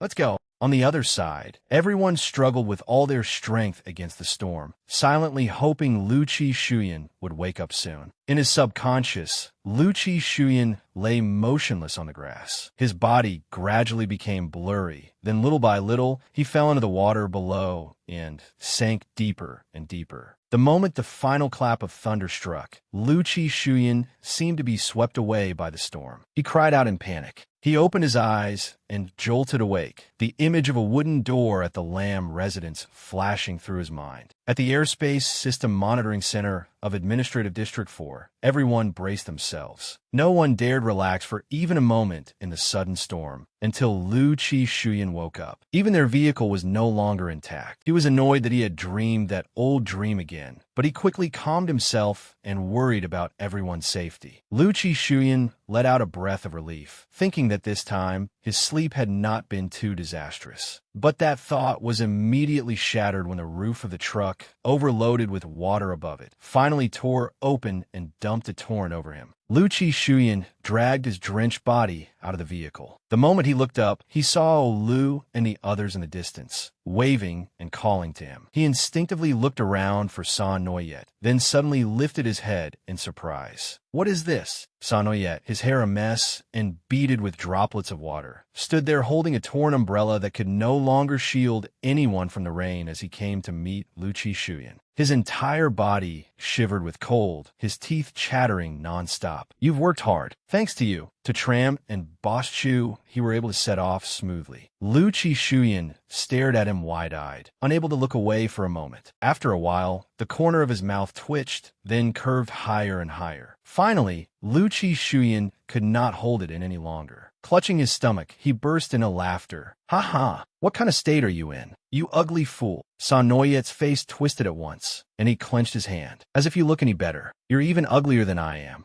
The two suddenly went quiet and stared at each other. Then they tossed aside the broken umbrella and ran their hands through their soaking hair, shaking off the water. "Next time, remember to bring a proper umbrella when you come pick me up. Sangrier puted. You should be grateful you got one at all, and you're still picky? Other than an umbrella, what else do you want? Just say it. I'll indulge you in everything." After the rain, the air carried the scent of damp earth and fresh grass, strangely cool and refreshing. Lu Chi Shuyan gently raised his head to look at the gradually clearing sky. Sa Noyet, is the air always this fresh after rain? A thought quietly crossed his heart. From now on, even nightmares would not matter anymore. Sa Noyet smiled without saying anything, merely watching him. Oli's hurried voice called out from afar. "Brother!" The little girl ran toward them, splashing water beneath her feet. At that moment, an eye suddenly appeared. Sa Noyet and Lu Chi Shuyan immediately became alert, both realizing that something seemed to be watching them. Sa Noyet shouted a warning. "Olu, get out of the way." With a boom, a bolt of lightning struck the ground. Olu leaped aside just in time. Sa Noyet quickly sensed it, looked skyward, and signaled Lu Chi Shuyan. "It's up there." Lu Chi Shuyan immediately fired another bolt of lightning into the sky, piercing the clouds. The eye moved wildly and continuously, making it impossible for them to target it. Sa Noyet frowned and guessed, "No, is it not a physical entity? A long-range attack. If Lu Chi Shuyan's ability is completely ineffective against it, then there is only..." Before he could finish, Sa Noyet immediately called out, "Little Black." The white door that released demons immediately swung open. Little Black appeared behind Sa Noyet in an instant and accepted the task. "This time, you came to me of your own accord." Sa Noyet immediately lowered his head. Deep blue energy began to pour from all over his body, followed by the sound of quiet giggling. Little Black and Sa Noyet swiftly switched places. He rubbed his neck, cracking it sharply, his face still as arrogant as ever. Without saying a word, Little Black immediately used his clairvoyance to look back, his gaze piercing straight toward whoever was secretly watching him. Foul-smelling and cold. "Did you die in a sewer? And who is this woman? She looks familiar." Little Black slowly raised 2 fingers. The corner of his lips lifted into an arrogant smile. His voice was calm, yet it carried the absolute authority of one who stood above all others. "Did I permit you to look?" The moment he finished speaking, his 2 fingers plunged forcefully into the ground. At the other end, the anguished screams of souls instantly echoed out. "The divine child is angry. No, don't force me to look. I don't want to see. I don't want to see. Don't make me look. I was wrong." Even Lam Mok, who controlled those souls, suddenly suffered a clean cut across her face. She staggered back in horror, her trembling eyes looking behind her. The divine child is really that powerful. Little Black's shadow climbed up the wooden door ahead. Under the faint light, it stretched longer and longer, like a grim reaper spreading its arms and silently waiting for its prey to walk into death. On the other side, the moment Little Black appeared, everyone except Thak A, who remained calm, instinctively tensed up and fixed wary gazes on him. Thak A looked at Olu in confusion. "What's with you all? Seen a ghost?" Little Black suddenly clapped his hands together. In that instant, countless falling raindrops halted, suspended in midair as though time itself had frozen. "The mission is over? Who gave you permission?" Little Black's smile grew wider, nearly impossible to suppress. "What is this? This body? You're using it more smoothly now." Then he threw back his head and burst into laughter. It echoed through the rain, so crazed it sent chills down everyone's spine. "Ha ha! The mission is only truly beginning now." That smile remained on his face for a long while, before Little Black slowly lowered his head. His pitch-black eyes stared directly at the people before him. "Isn't that right?" Lu Chi Shuyan looked at him, the corner of his lips also curling upward as his crimson eyes watched Little Black. "Damn it, the real nightmare is here." Over with Bui Tin Hoas Group, Tram had carried Chu He as high as possible to avoid detection by the airspace system. The two quickly moved into position. Then Tram released Chu He. His entire body was immediately engulfed in what looked like flames as he shot downward like a falling meteor. Beast Soul Fusion. It was the first time Tram had seen this ability of his. His eyes flickered with immense astonishment. Even the display system could not keep up with that power. Blood-red feathers swept across the sky, forming wings for Chu He along his path. At the Airspace System Monitoring Center in Administrative District 4, the person in charge, Ju Thursday Jai, unexpectedly received a call from his older sister. The moment he answered, her nagging voice rang out. "If you gave me less to worry about, of course I could rest properly. I arranged the easiest job possible for you because I hoped you would stop causing trouble. Is that too difficult?" Thursday Jai asked irritably. "You started scolding me after only 2 sentences. What did I even do?" His sister immediately flew into a rage. What did you do? Where were you last Wednesday? Do you need me to remind you? Photos from hundreds of gossip sites have already reached me. I told you not to go to those places anymore.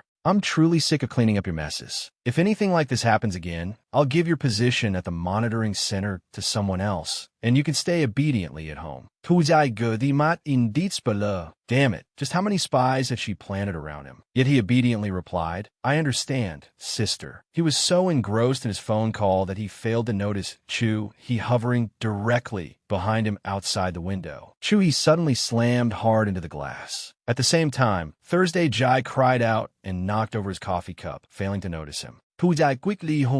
Hearing the sound, he immediately turned around to look. But He was one step faster, flying upward to evade the other man's line of sight. Thursday Jai suspiciously pressed his face close to the window, then muttered, What a damn strange wind. Up on the roof, He held his reddened cheek and spoke to the tram through his earpiece. Next time, it's fine if the landing coordinates are a little off. After confirming that he had landed safely, Tram carefully warned him, Be careful acting alone. He slowly stood up and brushed rainwater from his hair, his gaze lowering slightly, before turning sharp and cold as he stared ahead. That's something the enemy should be worried about. Inside Thursday Jai's office, an employee rushed in to report. We just detected a very faint abnormal energy reading on the outer edge of the airspace. Director Ju, please look. Though the fluctuation is minor and may have been caused by the severe weather, it would be best to perform a deep data scan to confirm its source. Please grant me temporary authorization. Thursday Jai took the chart, squinting hard at the tiny fluctuation on it. No matter how concerned the employee was, he immediately lost his temper, throwing his shoe at him and driving him out. Get out. Take your decimals and get the hell out. Do you think working overtime isn't annoying enough already? After being chased out, the employee stood there looking devastated, clutching the data files and muttering, but it really is strange. Maybe a powerful ability user managed to fool the system. At the same time, on the 10th floor of the monitoring center, He had successfully infiltrated the enemy base. In an instant, he took down one man while the other was not paying attention. When the latter turned around, he blankly discovered that the teammate who had been walking beside him moments earlier had vanished without trace. He quickly slipped behind him and held a blade to his neck. Don't move unless you want to die. Within moments, the two men had been knocked unconscious and dragged into a corner. He easily stole a base access card, then entered another room. Downstairs, the people in the administrative district quickly received a system error alert and dispatched someone to check the 10th floor. On the 10th floor, inside the supercomputer room, He had finished his task. He hid outside in a corner, waiting for someone to pass, then used his knife to turn the surveillance camera in another direction. He called the tram's group to inform them, Your turn to enter the field. Downstairs, it was break time for the management staff. The bespectacled employee from earlier was still holding his files and muttering calculations. It can't be such a coincidence. There must be a problem. Forget requesting authorization. I'll analyze it directly. The moment he returned to the room, his face suddenly darkened.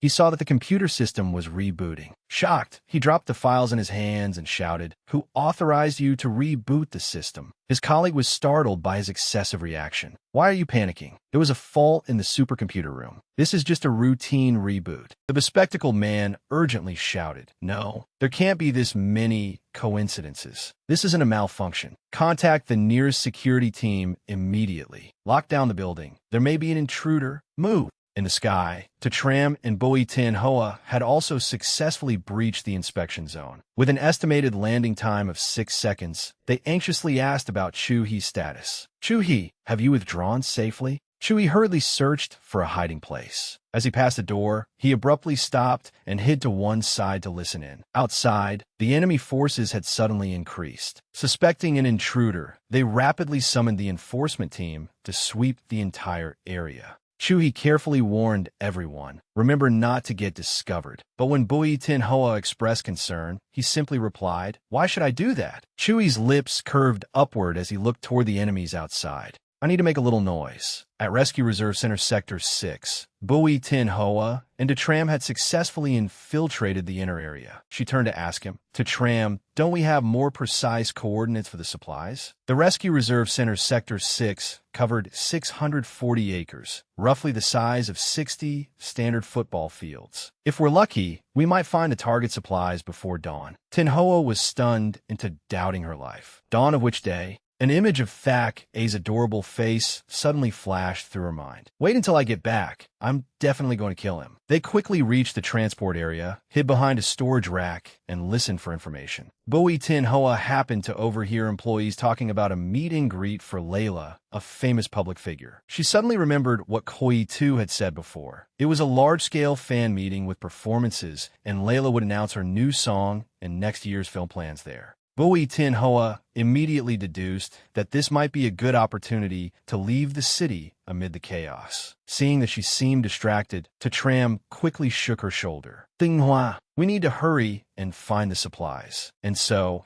the two swiftly climbed over the storage racks, trying to locate where the supplies had been hidden. After scrambling around for some time, Bui Tin Hoa was drenched in sweat. She collapsed on the ground, panting heavily. This isn't good at all. Tram immediately copied her, plopping down beside her and panting just as hard. She could not help bursting into laughter. Tram hurriedly reminded her in a low voice, Careful, someone might hear us. Who would dare? Bu Ting Hoa, no. If they do, they're out of luck. I'm furious right now. Suddenly remembering something, she turned to ask, by the way, Tram, how did Chuhi break through the airspace system? Not knowing how to explain, Tram gestured wildly with his entire body. Like this, spread out, then like this and this. Pew, pew, pew, bang, bang, bang, whoosh, whoosh, whoosh, then merged together again. The air suddenly fell silent. They stared at each other wide-eyed. Then Tram leaned closer and said, Actually, I can't analyze the exact principle either. I only know that when he uses his ability, his vital signs fluctuate intensely, like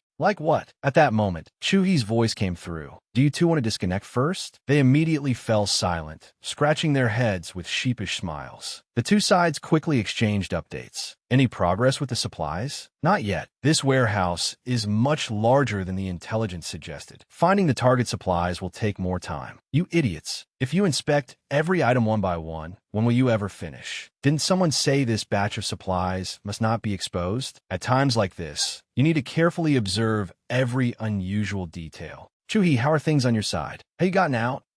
I'll rendezvous with you soon. Hearing Chuhi's words, Tram immediately switched to thermal imaging mode. Bui Tin Hoa was so intrigued that she wanted to rush over and study Tram's body. Tram quickly flew upward, turning this way and that as he searched for unusual details. Suddenly, the corner of his lips lifted. He spotted something interesting before him. Would this count as an unusual detail? Outside the Airspace System Monitoring Center in Administrative District 4, guards continued searching for traces of the intruder. One of them suddenly changed expression. He shone his flashlight onto a muddy patch ahead and found an enormous footprint belonging to some creature. Captain, everyone, come here. The guards immediately gathered and began speculating. Captain, should we report this immediately and call in an investigation team? Could it be a bear or something disrupting the signal? You mean a bear swam all the way across the sea from the city, then casually walked into the building? Maybe it crossed over by a bridge. I'll beat you to death right now. Seeing his subordinates endlessly offering ridiculous theories, the captain angrily spoke up. Shut up and stop talking nonsense. Once the rain stops, there won't be any traces left anyway, understand? Don't go looking for trouble. The subordinates immediately fell silent, not daring to say another word. Suddenly, a beam of light appeared beside them, causing them all to turn. The bear. No, it's our vehicle. The captain immediately shouted. What are you standing around for? Go after it. Seeing one member about to call headquarters to lock the vehicle, he immediately rushed over to stop him. What are you doing, idiot? We didn't even report our investigation earlier. How are you going to explain our movements to headquarters? The vehicle was stolen right in front of us. Can you take responsibility for that? If they aren't one of us, they won't know how to fly a vehicle. You too, chase it, make sure you stop him. You, hurry and reassure Director Yu. He's the commander-in-chief's biological younger brother. Nothing can happen in District 4. Move. At that moment, Bui Tin Hoa and Tram were dealing with enemies on the other end when they suddenly heard a quiet curse through their earpieces. Damn it. They froze and looked at each other, communicating telepathically. Was that Chuhi just swearing? No, it only sounded like him. With a bad feeling, Bui Tin Hoa immediately connected to Chuhi. Hello, Chuhi, are you okay?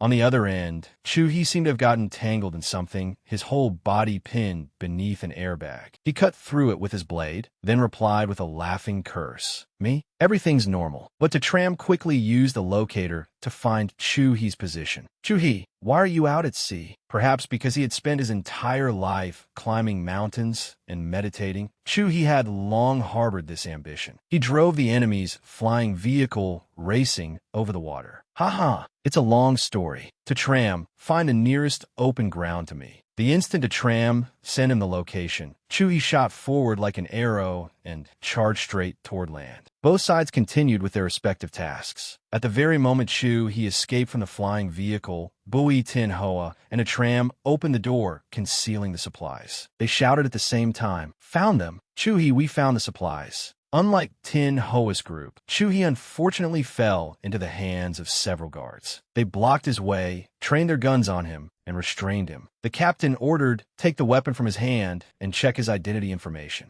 Chuhi lowered his head. The atmosphere became suffocating. Then he slowly raised his head, his sharp gaze fixed on the people before him. You are certain you want to take my blade? At the Black Bear Gang base, the rain outside still showed no sign of letting up. Tan Tien and his men continuously waited by the phone for news from Bui Tin Hoa's team. As soon as it rang, they hurriedly answered. On the other end, Bui Tin Hoa quickly reported in and asked about the situation. Is the warehouse ready? Send me the coordinates. Tan Tien did not dare delay and quickly composed a message with the coordinates to send them. Tram immediately entered the coordinates successfully. Tan Tien asked curiously, but how are you planning to transport the supplies? Bui Tin Hoa quickly went outside to stand guard for Tram, then slowly answered into the communicator. You'll find out very soon. Inside the supply storage room, Tram stood alone amid billions of boxes of daily necessities. He fully activated his second energy core, even though his body might enter a frozen state afterward. Then, disregarding his body's warnings, Tram continuously disengaged from his other energy cores. Outside, Bui Tin Hoa waited anxiously, staring at the door.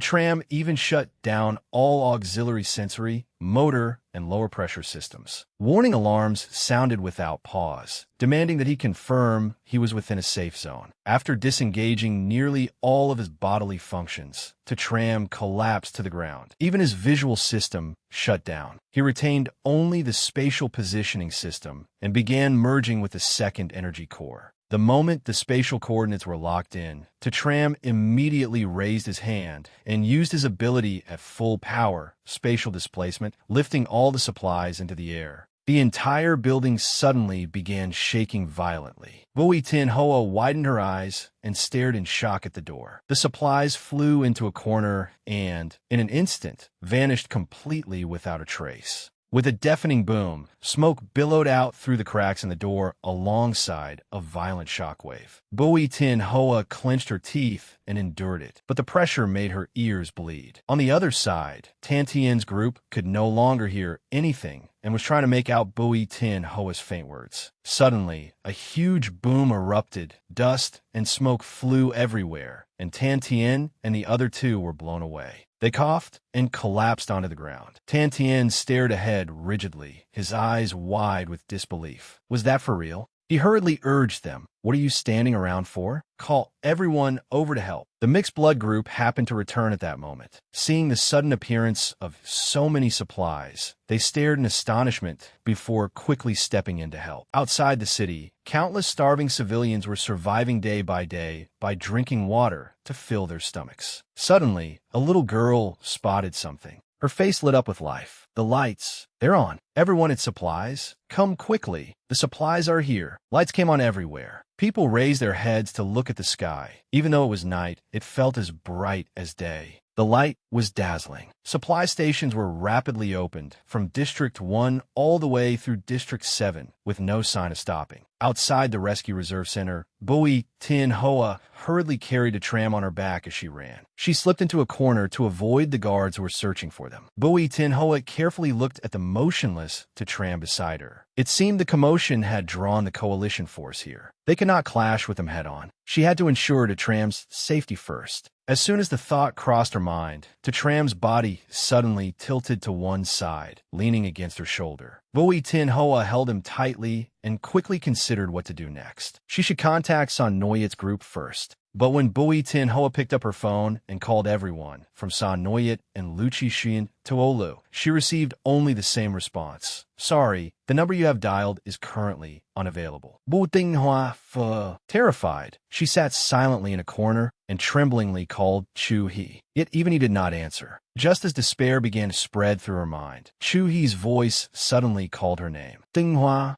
Bui Tin Hoa let out a relieved breath, though her face remained pale. At that moment, a guard outside heard the sound, immediately turned around, and headed into the alley to investigate. On the other end of the call, Chu-hee smiled as he heard her approach. "Why did you only answer now?" He replied gently. "My communication earpiece was smashed." Chu-hee then held the phone away and said in a low voice to the two men before him, "I'm leaving you alive. You know what to do from now on, right? If you dare tell anyone about what happened today." Before he could finish, one of the guards stammered and nodded. "We absolutely won't say anything." "Wait, don't go. Don't lock us in here. If no one comes, he'll die, no matter how they beg." Chu-hee coldly walked out and slammed the door shut. He turned back to the phone. "Tin Hoa, where are you two? I'm coming to find you." "Hello, Ting Hoa." On the other end, Tin Hoa seemed to see something and went completely rigid. She looked at the man before her and uttered a name. Tang Tak. Ton Thatch paused slightly when he saw Bui Tin Hoa, then quickly regained his composure and told the people beside him, "It's nothing, just two injured stray cats." As he spoke, he reached into his pocket as though searching for something. Bui Tin Hoa narrowed her eyes warily, then caught a card Ton Thatch threw at her. He stared at her and emphasized every word. "Come find me. You must come. There is something only I can tell you." "Oh, right. Where did Son Noyet's group go?" "The Great Bathhouse." At the Black Bear Gang base, Tantien suddenly remembered and turned to ask the Thake couple, "Where did Son Noyet's group go?" The two answered in unison, "The Great Bathhouse." Tantien foolishly assumed it simply meant they had gone to take a bath. Meanwhile, at the Cannibal Gang in the Exile Zone, Little Black viciously pinned those people down and beat them mercilessly. "Where do you think you're running to?"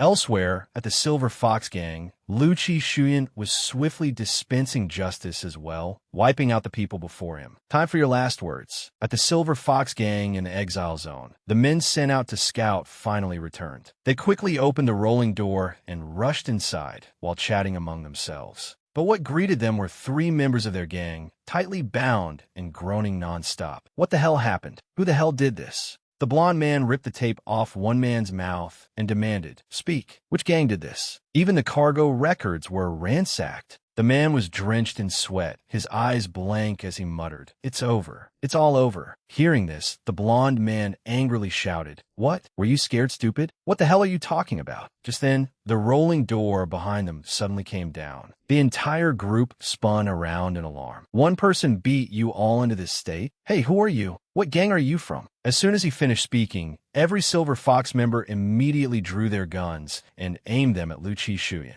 The bound man was so terrified that tears and snot streamed down his face as he screamed a warning. "Open your damn eyes and look carefully. Special class. He's special class." Outside the Silver Fox Gang building, Olu had successfully rescued the kidnapped children. She gently comforted them one by one. "All right, listen to me. Go home now, and remember to take care of each other. Don't cry. Don't cry." Suddenly, a loud explosion sounded behind her. The children immediately threw themselves into Oli's arms and clung tightly to her. "Don't be afraid. Don't be afraid. My big brother is fighting the bad guys. All right, hurry home now." Just then, a brilliant light appeared before Olu. Her eyes curved into crescents as she looked up at the sky, illuminated as brightly as daytime. Olu jumped up joyfully. They did it. Everyone succeeded. Now all that's left is... At that point, her gaze sharpened as she turned toward the Silver Fox Gang building. More than 10 minutes earlier, while Olu was busy teaching those men a lesson,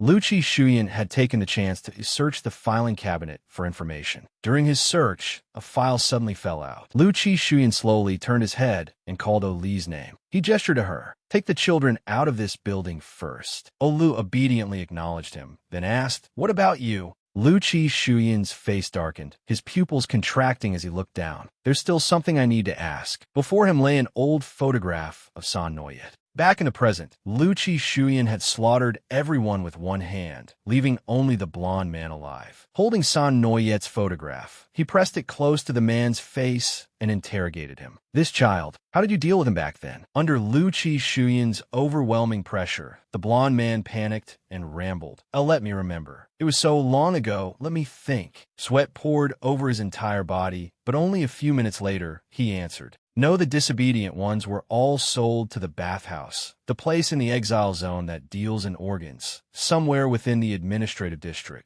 Zhao Kuang had gone silent and was wheeled away by the staff to another location. A short while later, Li's group had arrived outside the bathhouse. The doorman had been sleeping soundly when he heard a noise and immediately got up to go outside. "Who's there? Why is it so bright outside? The supply stations are open." As he stared at the sky and ground in distraction, a clear voice suddenly sounded beside him. Liu covered her necklace, widened her beautiful eyes, and asked the man, "Excuse me, could you tell me how to get to the bathhouse?" Seeing prey come to him, the man immediately opened his arms in welcome. "Come in, little girl." As he spoke, he turned around and secretly prepared a syringe. "You came to the right place, kid. This is the entrance to the bathhouse. But what is the little girl looking for?" Liu lowered her head and was silent for a moment. Then killing intent surged from her as she stared straight at him. "Your lives." The man immediately froze. He heard footsteps and the cracking of joints. Liu Shuyan and Little Black appeared right after, bickering as they came in. "Close the door. Are you ordering me around? I'm begging you. Even an adult's patience has limits." The man took a slight step back, trying to buy time with a few more words. "Little miss, you brought people here without giving us notice? And there's even a special class among them. Distinguished guests, distinguished guests." He reached beneath the chair. Then he immediately pressed the emergency button. Behind the building, the human traffickers instantly received the alert. Each of them grabbed a weapon, and they poured out through the doors. At the same time, Little Black's group entered the building. From the instant he stepped inside, Little Black had continuously sensed Sa Noyet's presence. Sa Noyet was being carried over someone's shoulder, calling for his mother again and again. They ignored him and opened his file to inspect what could be taken. 2 kidneys, the entire liver, heart, corneas, bone marrow, and hematopoietic stem cells. The pancreas and lungs meet the standard too. This is incredible. He's a gold mine. At that moment, Sa Noyet seemed to sink into despair. He watched the door grow farther and farther away, stretching out a helpless hand. "Someone, save me. Can anyone hear me?" Just then, as if answering that cry from the past, Liu Shuyan's group charged in with overwhelming force.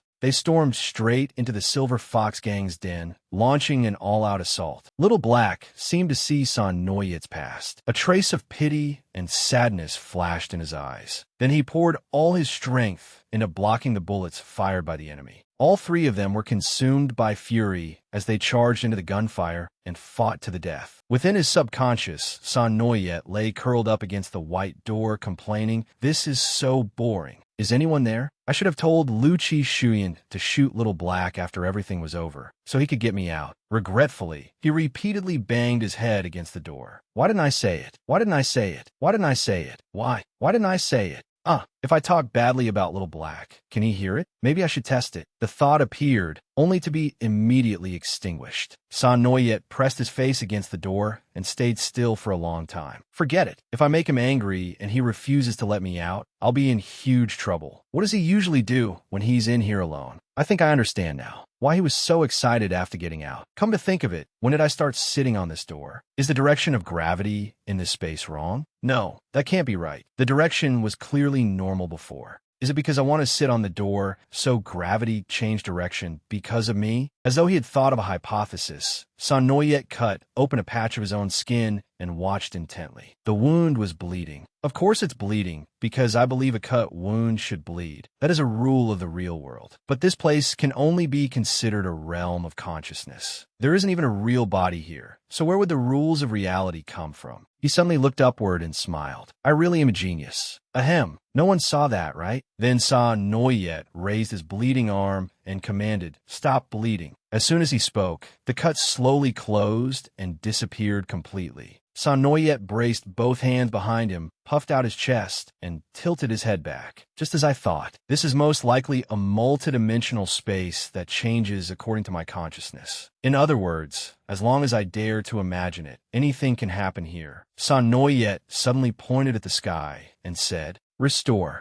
The door that had been lying flat suddenly stood upright again, causing him to lose his balance and fall. San Noyet screamed in fright. Then he hurriedly shouted, "Stop! Stop! Stop!" He immediately grabbed hold of something, and many things became clear to him. The reason this space is so empty is simply because Little Black only needs one door to leave this place. Or perhaps this is merely the space's initial state. Maybe, in Little Black's consciousness, this place was never dark at all. The scene he sees and the one I see may be completely different. And now, I can use my own consciousness to change it. Having realized this, San Noyet immediately said, "Give me a beam of light." At once, a ray of light shone directly down onto San Noyet from above. Resting his chin in thought, he recalled everything that had happened recently. First, he saw fragments of the future. Then he glimpsed Zhao Kuang's memories, emotionally resonated with Thake, and sent Little Black back upstream through time into the past. Though all these things seemed different, they shared one thing in common: consciousness. I wanted to know. I needed information. So my ability responded to me. But ever since I saw that future fragment, the one where Lu Chi Shuyan nearly died, I haven't seen any future at all. Why? Was it fear?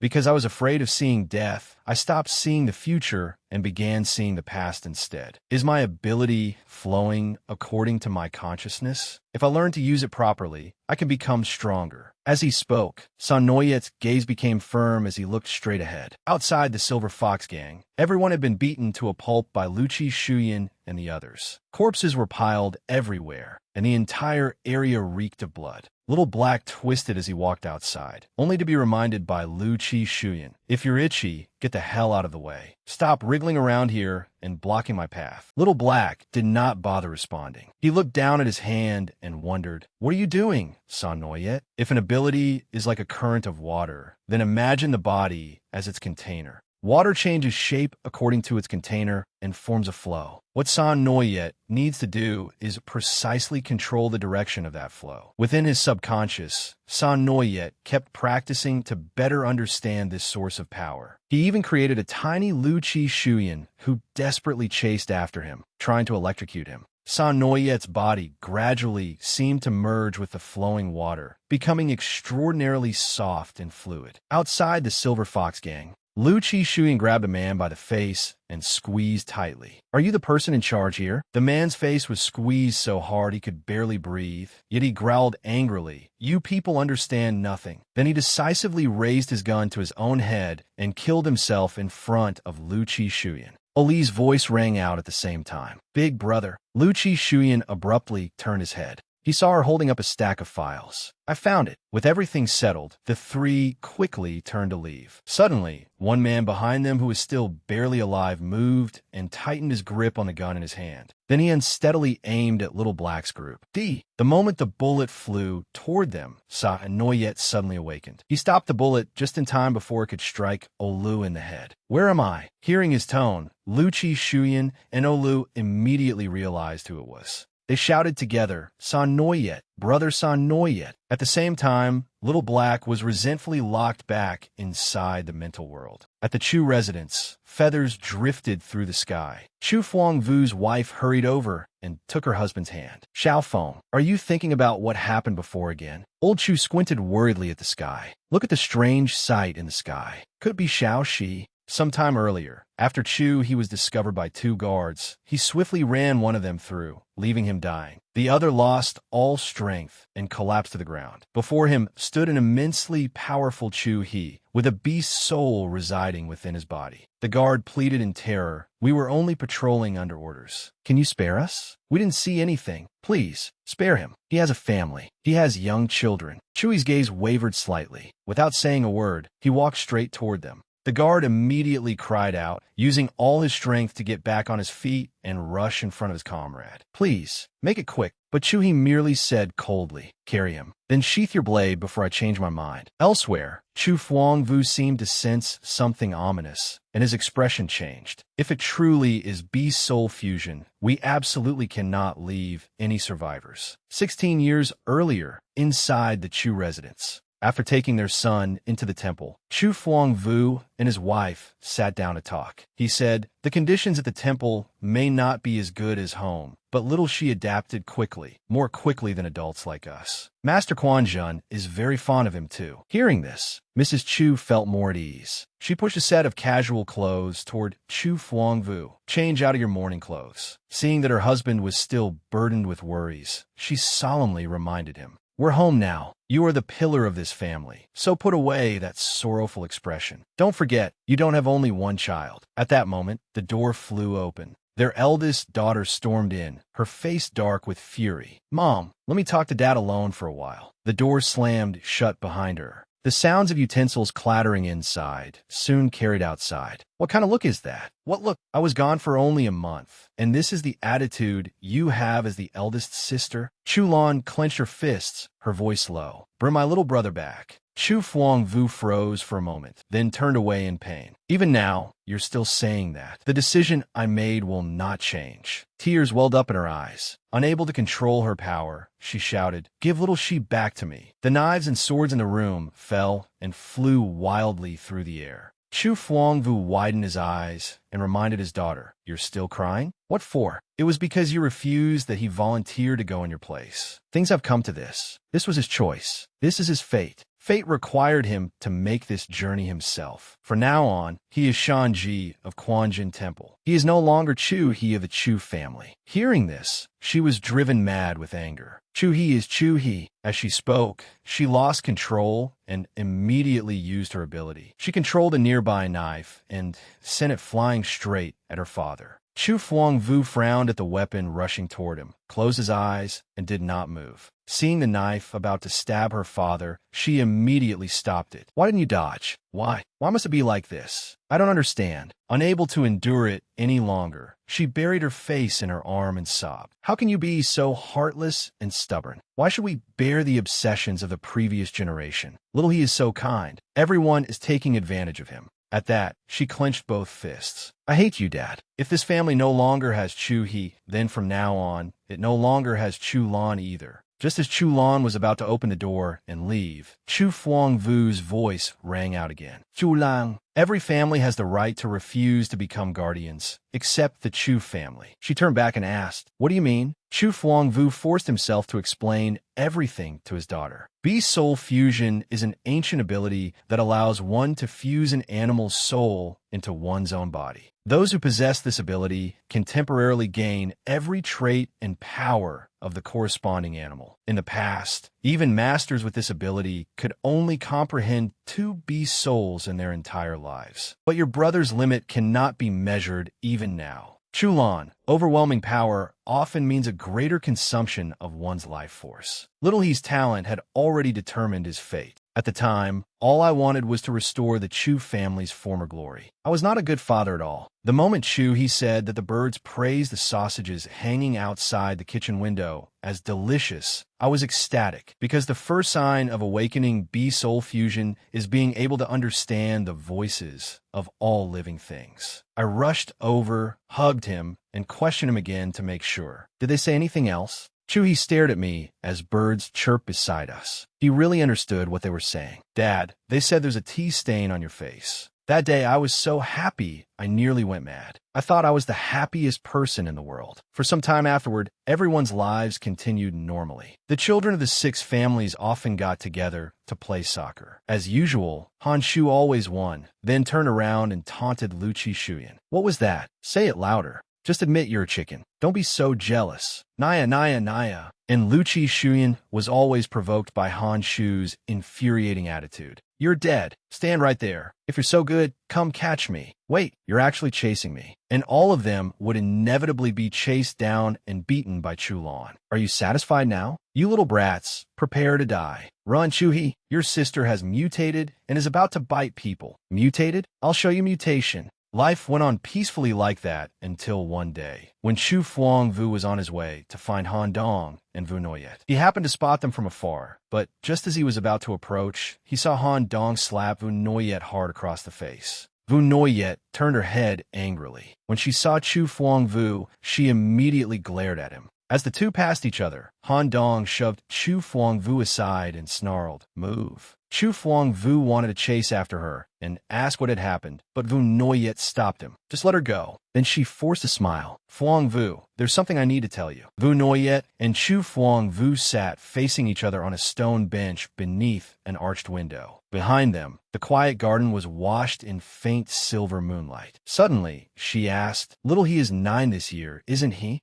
Chu Fuangvu gave an awkward smile. "Yes, probably around that age. Children are all about the same age. After all, Vu Nguye looked. You're such an inattentive father. Luckily, Xiao Feng helps you take care of the household." The atmosphere suddenly grew heavy. Her gaze flickered as Vu Noyet lowered her voice and looked directly at him. "Fuangvu, listen carefully to what I'm about to say." At the time, Chu Fuangvu had no idea that what she was about to tell him was a revelation of heaven's secrets. And by listening, he helped her complete this link in the chain. Vu Noyet had seen Chu He's future. She foresaw that because he possessed Beast's soul fusion, he would be targeted by the ambitious Silver Ring family. A week later, he would be abducted by Chao Kuang, the leader of Action Team 2 of the Peacekeeping Force, and turned into a living test subject. They would develop a beastification drug that enhanced physical abilities, and Silver Ring would use it to wage war in a plot to overthrow Gold Ring's rule. And little he himself would perish in the war that began because of him, consumed by endless regret and self-blame. Chulan stood frozen in shock upon hearing this. She could not say a word, only stare at Chu Fuangvu's face, which looked almost like that of a dying man as he recounted the story. "I would die that same year while trying to save him." Chulan stared at him in bewilderment. "What? But little he is already 11 this year, and none of that happened." Chu Fuangvu's voice suddenly rose. Unable to control his emotions, he began shouting. "That's right, none of it happened to little he." Chulan's face went completely pale. In utter panic, she rushed forward, grabbed Chu Fuangvu, and shook him. "Wait, what do you mean it didn't happen to little he? Tell me, tell me." Every family has the right to refuse to become guardians, except the Chu family. Chu Fuangvu recalled it in agony, blaming himself. Unable to bear it, he struck his chest hard. His voice choked as though it might shatter. She bore everything. After Vu Noyet revealed the entire future, that karmic thread was completely severed from little he. Instead, the corresponding backlash would be borne entirely by Vu Noyet, the one who had revealed the future. That was fate's price. As fate changed, Chu-He seemed to sense something. At that very moment, his heart suddenly clenched in pain. After revealing heaven's secrets to Chu Fuangvu, Vu Noyet immediately fell unconscious. He stayed at her side without leaving, lost in his own turmoil. A few minutes later, Vu Noyet gradually woke up. Chu Fuangvu rushed over in alarm and asked, "Do you feel uncomfortable anywhere?" Vu Noyet smiled, took his hand, and replied, "I'm sorry. I frightened you." Chu Fuangvu's voice began to falter, and his lips trembled visibly. Lowering his head, he gripped Vu Noyet's hand more tightly. "You saved my child, but what about your child? I turned him into a child without a mother." Knowing that he was deeply anxious and afraid, Vu Noyet quickly comforted him. "Fuangvu, becoming God class was not something I chose. Seeing the future is not a gift from heaven either. My fate was decided long ago, to become a sacrifice of this era. Since that is so, I might as well pay this price for little he's fate." At least between the two of us, one person's future will be a little better. Suddenly, Chu Fuangvu asked, how many times has it been? How many times have you attempted a swap of fate like this? Vu Noyet's eyes widened, but she only gave a vague answer. Does the answer still matter? Help me up, Fuangvu. The children must be tired of waiting. And just like that, everything returned to normal. The children quickly gathered around Vu Noyet and San Noyet. They played together. She turned to Fuang Vu and said, see, I told you, my son would really like little he. The boy even wanted to hold and comfort San Noyet for a while longer. At this point, Chu Lan and Chu Fuang Vu seemed to resolve their misunderstanding. He looked down at his daughter, who was sobbing in his arms. Lan Lan, I think this is the fate we must shoulder. Only little he himself can complete this salvation. Returning to the present, the now-grown Chu Lan saw her parents standing outside in the cold and ran out to call them inside. Xiao Feng and Chu Fuangvu embraced and slowly walked inside. The earlier conversation between Han Dong and Vu Noyet was gradually revealed. Before Chu Fuangvu arrived, Han Dong seemingly already knew of Vu Noyet's plan. She tried her hardest to stop her. If you already know in advance, then why don't we join forces and prevent it from happening? Why not rely on our own power to change things instead of making some kind of deal? What if none of it happens? What if we can successfully stop that future? Why do you always choose the most heartless path? Vu Noyet covered her face, lowered her eyelids heavily, and replied, Han Dong, it will happen. The moment I saw it, fate changed from uncertain to inevitable. Han Dong's expression changed, her face darkening as she slapped Vu Noyet hard across the cheek. She squeezed her eyes shut and cried out in anguish. I don't want to hear it. How much backlash do you think you can endure? I won't agree to this. If you dare make that trade, I will never forgive you. I will hate you forever. The scene shifted to a room inside the administrative district's research facility. Zhao Kuang's entire body was covered in wires. His eyes were dull and lifeless as he sat tightly bound to a chair. Ling Xiao stood outside the glass window and asked, what makes you so certain he's ready? What if there are still remnants left? The man beside him turned and replied carefully, Mr. Xiao, you worry too much. The test we prepared today does not measure only a single indicator. From the autonomic nervous system to brain cognition, we will simultaneously monitor more than 10 physiological and neurological responses from the subject.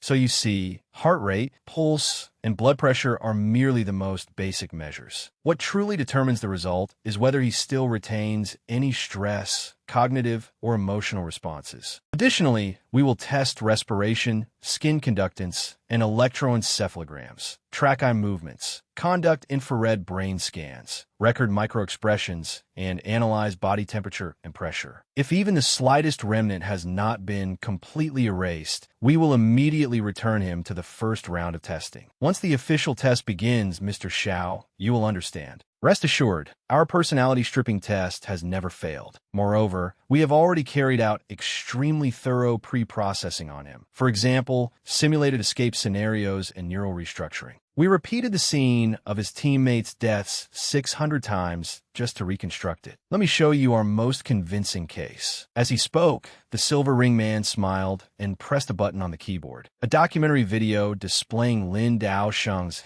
current condition appeared before them. He introduced it enthusiastically. Please look, our most successful specimen. Unable to watch, Ling Xiao shut his eyes and turned away. Turn it off. Don't use Mr. Lin as an exhibit. The researchers glanced at one another and smiled, replying calmly, we understand how you feel, but we advise you to prepare yourself as soon as possible, because the next person to be born will be the next Mr. Lin. Ling Xiao frowned, clicked his tongue, and turned away. Enough nonsense. The experiment began immediately. Questions and answers sounded one after another. What do you see? A tournament. Describe the image in detail. There are many spectators. It is a knockout format. There are 7 participants. What else? The countdown timer is not moving. The match is not started. There is a timestamp in the upper right corner. This is footage from a match 3 years ago. Please answer. How many times does the room with the red chandelier appear? 3 times. Identify the image. A collar. Where have you seen it before? It is identical to the one I used to wear around my neck. Everyone had one.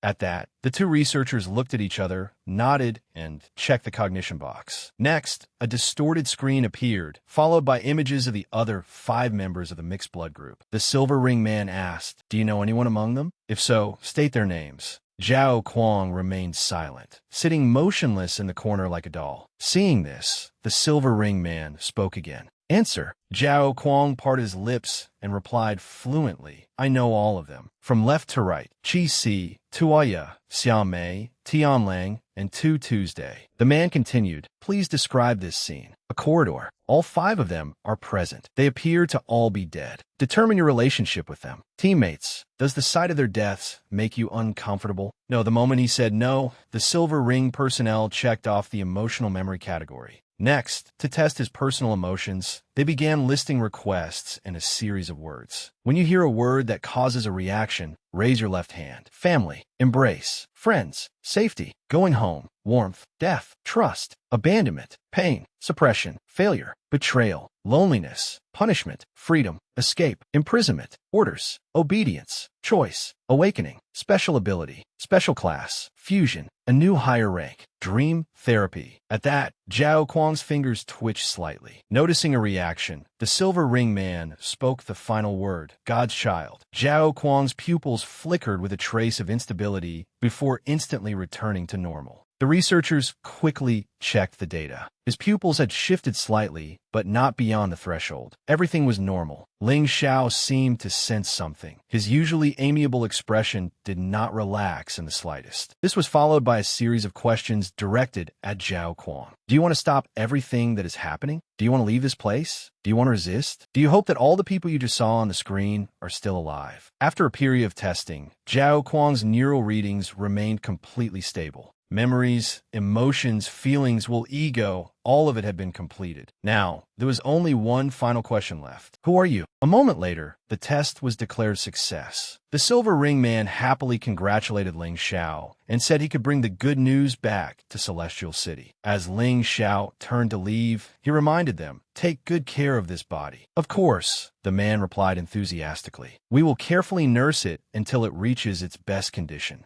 Let me see you out. All right. The door to the white room shut with a heavy thud. Immediately afterward, every light went out at once, and dense darkness swallowed the entire room. Zhao Guang Mai Motion. The instant the light vanished, his body seemed to lose all sense of existence. There was no longer any ground beneath his feet, and his consciousness began to fall, falling through layer after layer of his own memories. Familiar faces flashed before his eyes like shredded frames from an old film. Laughter, crying, voices calling his name, all of it gradually dissolved into the darkness. Zhao Kuang tried to reach out and hold on, but every time he touched them, they turned to ash and slipped through his fingers. He crashed down into a freezing place, where countless skeletons lay piled together. Pale skulls, withered arms, and shattered ribs intertwined into a horrifying bed that enveloped his body. Even the slightest movement made the bones beneath him creak with a chilling sound. Zhao Kuang lay still amid the bones, his eyes wide open as though nothing had ever happened. Behind a thin white curtain fluttering in the wind, a familiar voice softly called out, Doctor. Dr. Sure, wake up. Wake up quickly. We still have something important to discuss. Sure, Ching vaguely heard the voice in her sleep. She woke from her daze, then stared blankly at the person before her. Lin Daosheng, inside Zhao Kuang's body, sat by the windowsill. His blood-red eyes gleamed as his gentle voice said, I did it, Doctor. I am now Mr. Lin.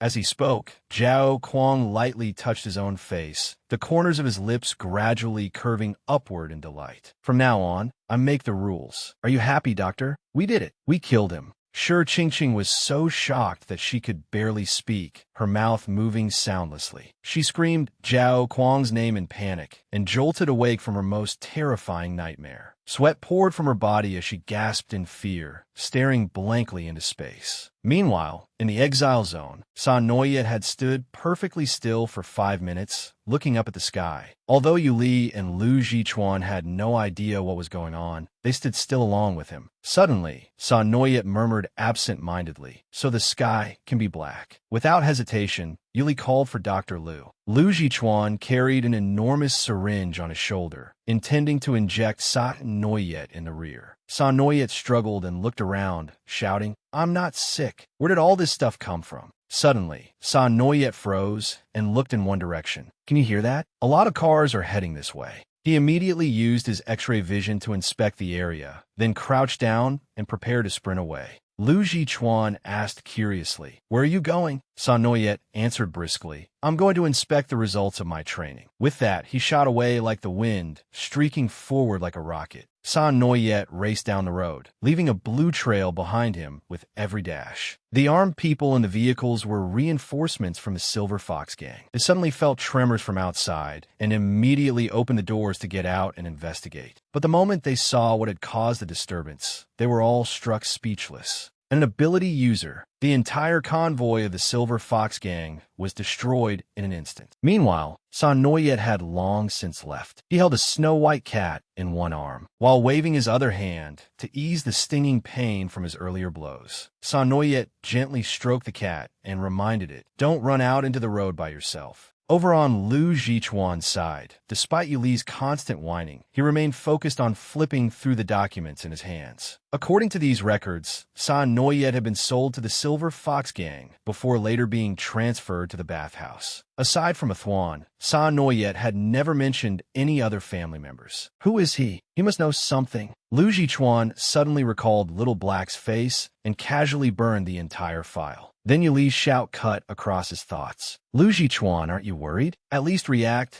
like a normal person. Lu Jichuan smirked and tossed the ashes behind him. Try to get used to it, Yuli. God's child has awakened. Meanwhile, at the Lin family estate, Lin Daosheng sat submerged in an ice bath, silently watching the video of Zhao Kuang that had been sent to him. On the screen, the series of questions continued to repeat without end until the final question sounded. Who are you? Lin Daosheng's body suddenly reacted violently. His face slowly sagged like melting flesh, while his pupils gradually turned a lifeless gray. He opened his mouth, but only broken, incoherent sounds emerged from his throat. His entire body convulsed violently, as though something were desperately struggling to break free from this rotten skin. Suddenly, the question from the phone beside him rang out. Mr. Lin, are you satisfied? Lin Daosheng unconsciously gripped the arm of the maid massaging him. Amid his hoarse groans, a desperate plea for help suddenly rang out, agonizing enough to numb the heart. At that moment, the Silver Ring Man's voice continued steadily from the phone. Based on the condition of the vessel's body, we can arrange for it to enter Celestial City in 1 month. The convulsions gradually subsided, and Lin Daosheng's twisted face slowly returned to normal. He slowly released the maid's arm and signaled for her to continue massaging him. Seeing that Lin Daosheng did not respond, the man continued, Mr. Lin, if you feel that 1 month is too long, we can adjust the process to speed up. Lin Daosheng lightly pushed the maid's hand aside, then leisurely rose from the ice bath. His entire body from the neck down had completely necrotized. Only his head still retained the appearance of a living person. Calmly, he said, no, I want you to add one more test for it. 1 day later, the Materials Management Bureau received a flood of criticism from the public for failing to adequately provide necessities. 2 days later, the Bureau's director finally began making a statement regarding the matter. The entire Materials Management Bureau has mobilized more than 500 employees to coordinate resources. The first shipment of supplies finished loading at 10 this morning. We are currently only waiting for the traffic control system to open the route. Hearing this explanation, countless reporters raised questions. Are you saying that the responsibility lies with the traffic management department? The director answered carefully, that is your personal interpretation. I have not expressed any opinion on the matter. Today, I will only answer questions concerning supplies. I hope all reporters will focus on the supply issue. The incident was soon broadcast across the entire city. The traffic control system officially announced 30 supply vehicles will arrive in the exile zone at noon today, and the pedestrian route will open at exactly 6 tomorrow morning. At that time, all Black Rings may travel freely to and from the exile zone to reunite with their families. We understand everyone's desire to return home. Tomorrow, Black Rings will not undergo a second identity check, making travel more convenient. Was the Traffic Control Department's sympathy and consideration for the Black Rings intended to make up for the earlier closure order? This supply shortage had caused considerable chaos, yet the exile zone displayed a rare degree of unity. During this incident, the Black Bear Gang, which played an extremely important role, submitted an application to the administrative district to relocate. Previously, The administrative district had received many relocation applications from gangs, but the approval rate had been 0%. Would this case set a precedent for the Black Bear Gang? As for the absence of God's child during this incident, discussions surrounding him continue to rage. Will he appear during this reopening? Celestial City has remained entirely silent throughout the incident. Is there another arrangement behind the scenes? Or is it trying to redirect public outrage toward the conflict between the administrative district and the exile zone? Our station will continue following the matter closely. At the base, Chuhi continuously sent his flock of birds to gather information and report back. He also informed everyone the gate is about to open. Let's go pick them up. Behind him, Pei Xingho was consumed by anxiety. Though she had remained in contact with Pei Firen, her fear continued to rise. At last, the day came when the Black Ring Gate was opened for unrestricted travel. San Noyet sat in the car, silently staring out the window. Then Lu Jichuan's voice pulled him back to reality. What are you thinking about? With a worried expression, San Noyet slowly looked at him and said, Nothing. It's just that. It feels as though nothing has changed, but at the same time, everything is different. Elsewhere, after being thoroughly beaten by Taya, Yuan Jia kept demanding that someone be kicked out of the vehicle. Qin Tian, sitting in the driver's seat, felt a headache coming on. Xiamei and Tian Lang, seated in the back, also kept clamoring to jump out of the car because their heads hurt so badly. Suddenly, Taya turned around and angrily emphasized, "No one is allowed out of the car." At that moment, Yuan Yi abruptly slammed on the brakes in the middle of the road, forcing the car behind them to swerve hurriedly into another lane. Yet San Noyet's inner voice continued echoing from afar. "Mom, can I really lead everyone farther on the road ahead? My strength is far too small. Maybe I cannot fulfill your prophecy. At least, I still cannot do it now. But I still want to get as close to that goal as possible. As long as one person raises their voice, that tiny resonance will begin to create ripples. Once those ripples grow large enough, more and more people will awaken from their numbness. One day, I will make that tiny resonance echo far enough to awaken everyone. Mom, I will grow stronger." At last, this day had come. San Noyet sadly bid Qin Tian farewell. "Uncle Qin Tian, I'll miss you. Can I call you?" Qin Tian chuckled. "Every stage of life comes with partings. You have to slowly get used to them, San Noyet. Besides, I'll still be coming to the city for competitions. If Sister Xiong's application is approved, we'll meet again sooner or later. Just don't make me tell you bedtime stories when you call." As he spoke, Qin Tian gently reached out and patted San Noyet on the head. There is still a long road ahead. Goodbye, Sangria. With that, Qin Tian got into the vehicle and left with his group. San Noyet's group remained behind, watching the car disappear into the distance, a faint sadness lingering in their hearts. But what was coming would come. The moment Xia Mei's voice rang out, all that peace seemed to vanish again. Is the sentimental part over? Now it's time for you to fulfill your promise. San Noyet nodded and turned back with a resolute gaze. Let's go to the White House. At the same time, at the Han family residence, Han Shu was still unconscious in his hospital bed. The female housekeeper's voice continuously filled the room. She appeared to be speaking to Yu Li on the other end of the call. She asked with unceasing concern, "Miss, I've already sent you a photo of young master. Where are you now? Everyone misses you very much. Are you eating well? Are you sleeping well? You must take good care of yourself." At that moment, a faint glimmer of light suddenly radiated around Han Shu's body. The next instant, he opened his eyes wide and jolted awake from his long coma. Hearing the movement, the housekeeper turned around, only for her body to freeze in place. At some point, the entire room had been covered in ice and frozen still. From deep within the hallway came an icy wind, accompanied by the clacking sound of footsteps. Lu Jingshan leisurely walked toward Han Shu, step by step. Han Shu gritted his teeth and struggled to raise his heavy hand, trying to remove his oxygen mask. But at that moment, Lu Jingshan arrived and grabbed his wrist. The atmosphere paused for a beat. Anshu whispered, "Come closer." Lu Jingshan's eyes suddenly lifted, a strange gleam appearing in their depths. He then bent down, moving close to Han Shu's pale face. Han Shu curled his lips into a mocking smile. "You've gotten uglier again, brother." Lu Jingshan gave a soft laugh, then quickly resumed his usual arrogant expression as he looked down at him. He gently stroked Han Shu's hair, his tone bitter. My little brother has learned quite a few tricks. That mouth of yours especially. His large hand suddenly slid down Han Shu's cheek, then slowly moved to his left chest. You've been waking up more and more frequently lately.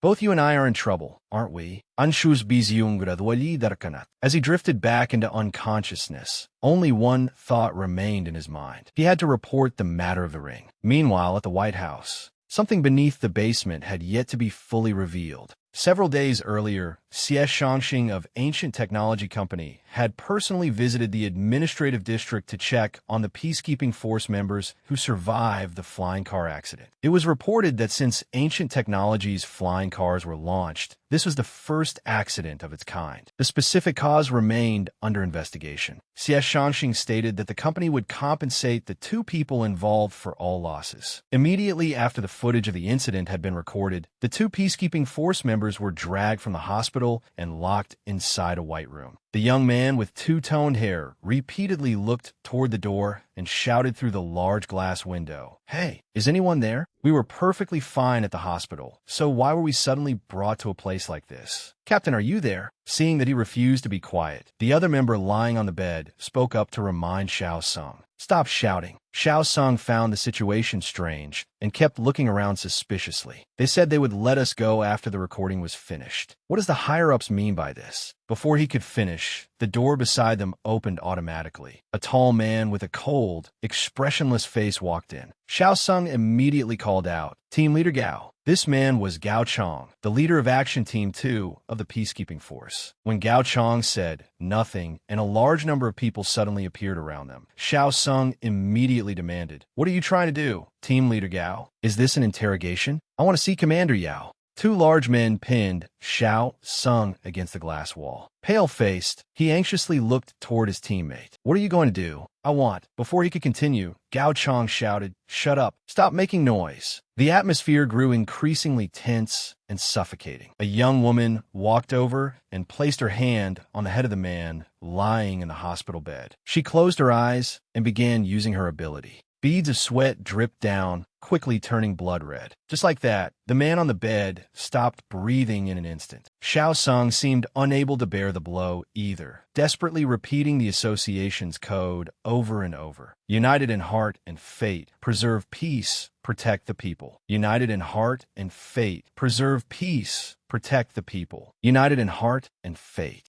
It's all bullshit. As soon as he finished speaking, a gunshot rang out, ending Xiao Seng's life. Then, scene by scene, everything the girl had seen within their minds began to appear in the sketches. Everything from the battle. And finally, an exceptionally clear image of Chu He's face. Gao Chong took the sketchbook, his expression unchanged as he stared at it. Then he looked up and asked the girl, "We didn't miss anything?" "No." Seeing her assurance, Gao Chong turned and left without hesitation. "Clean up the body. I don't need to remind you how to handle this, do I?" "Of course not." The scene shifted to the White House, where a robot's stiff voice sounded. "Please state your housing requirements. I will use intelligent matching to find the best home for you." The Wei residential community maintains ample spacing between every household, ensuring your absolute privacy. This was Zening's first time receiving so many house-hunting guests at once. If you're not moving in right away, Zening can register a property care service for you. Someone will come clean every day, ensuring your home remains as spotless as new. Xiaomei stepped forward and asked the robot to retrieve the information for Building 6, Block 4. But it immediately refused. Information lookup complete. "We are very sorry, but Building 6, Block 4 is currently closed to outside visitors. Zening advises you not to continue your inquiry. Zening recommends Building 9, Block 3 instead. It has better lighting and a more comfortable living experience." Xiaomei said nothing, merely pointed ahead. Without a word, Taya rushed up and thoroughly dismantled the robot. Its anguished cries echoed through the space. "Unauthorized operation detected. Unauthorized operation detected." Bui Tinhua could not bear to watch and covered her eyes. too violent, too cruel. Not only that, the other members quickly huddled together, chanting prayers at the sight. Afraid that Tram might feel sympathy for one of his own kind, Sonnyet tightly held him back to keep him from leaving. Koi too stood to one side, a question mark practically floating over his head as he looked at them with boundless contempt. What right did these people have to say such things? Within minutes, Xiao Sung had been completely dismantled and was lying in a corner, making pitiful beeping sounds.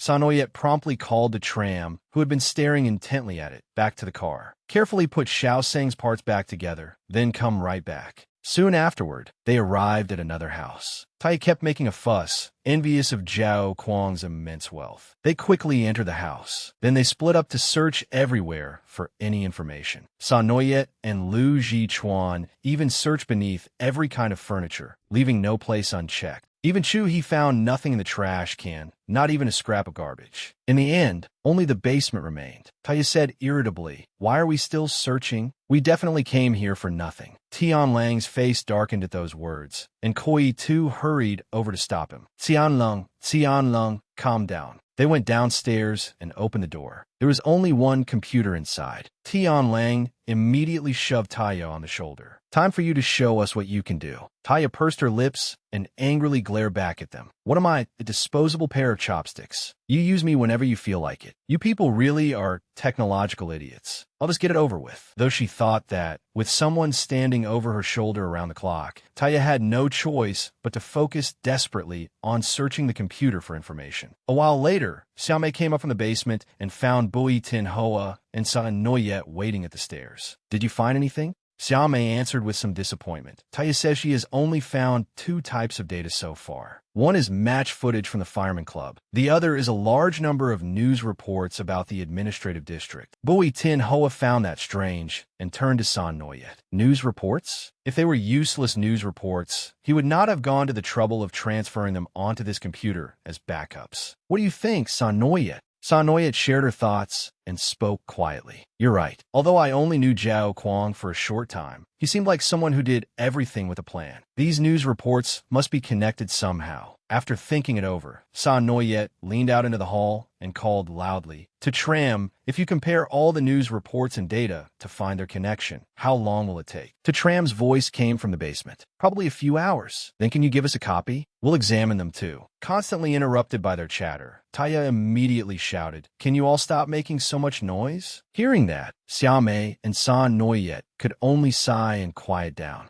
"Sudenli, Bu Tinghua Tun To Sang Yet. I have an old friend living nearby. I want to go out and meet them for a while. I'll be back before dark." San Noyet looked straight at her, as though he could see through anything. "Do you need someone to go with you?" Bui Tin Hoa shook her head. "I want to go alone." San Noyet smiled, tilting his head slightly. "Then come back early." A little later, everyone was busy with a thick stack of papers that had been brought up from the basement. Bui Tin Hoa stood outside, looking in with a peaceful expression. Then she turned and left. The others continued reading the documents and talking among themselves. They hoped this peaceful moment could last forever. But something more terrible was always lurking, ready to pounce on them at any moment in the future. At a house not far away, Bui Tin Hoa stood quietly before the gate, then pushed it open and entered. The moment she stepped inside, a beautiful, fragrant garden came into view. Beside it, a dog was sleeping soundly in its kennel. With a heavy heart, Bui Tin Hoa walked to the front door. From inside came a sweet, melodious tune and the voices of a married couple. "Honey, remember to add a few kaffir lime leaves to the lamb chops as garnish. They'll taste better that way." "Oh, where did I put the lime leaves?" "See whether there are any left in the glass jar by the window. If not, go pick some from the yard." "Honey, the oven keeps making clanking noises. Is it malfunctioning? What did you put in there?" Bui Tin Hoa was about to raise her hand to knock, but after thinking of something, she let it fall. She turned to leave,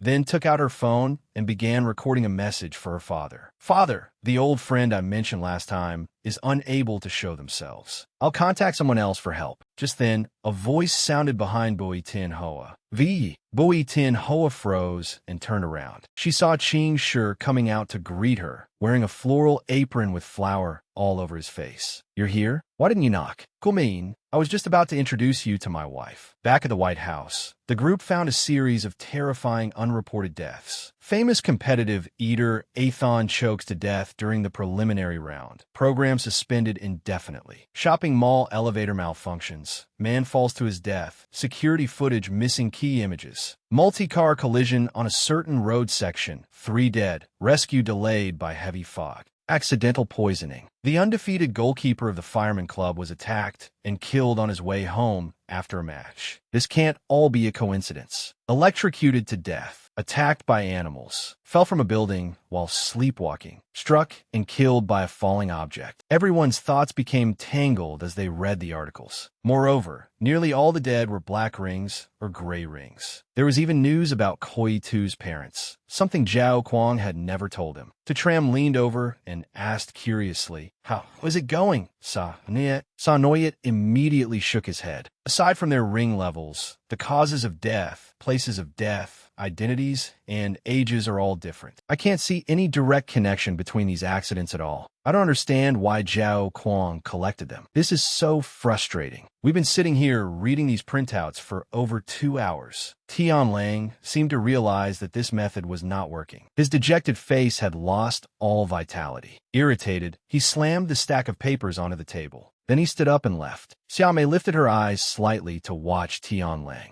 He called her outside to talk. The two left amid the group's uneasy atmosphere. Lu Jichuan spoke up. The material before us may be comprehensive, but ultimately, it is only selected official information. Compared to these media outlets, someone else would know the black rings far better. For example, before he could finish, San Noyet seemed to think of something and excitedly turned to the tram. Let's try another approach. Tell Tia to compile online discussions from recent years that are related to these incidents, especially private chat groups and websites commonly used by black rings in the administrative district. Also, check the history of posts made and deleted before and after the incidents. Tram quickly grasped the idea, nodded, and did as asked. San Noyet suddenly turned and glared at Lu Jichuan. "What? Are you admiring my intelligence and wisdom?" Lu Jichuan could not be bothered to answer. He quickly got up and left with Chu He and Olo. At that point, only San Noyet, Koi-tu, and Du remained in the living room. The atmosphere was exceptionally quiet, broken only by the rustling of papers. Suddenly, the argument between Xia Mei and Tian Lang outside drifted in, making Koi-tu look up in alarm. "You see it too, don't you? Staying here is just wasting time. Those things cannot save Zhao Kuang at all. I want to return to the research facility. Are you coming with me?" "Return? You make it sound easy. How exactly are we supposed to get back? We've been with San Noyet's group for days. Do you think the research facility will still take us in? That they will still trust our loyalty to them?"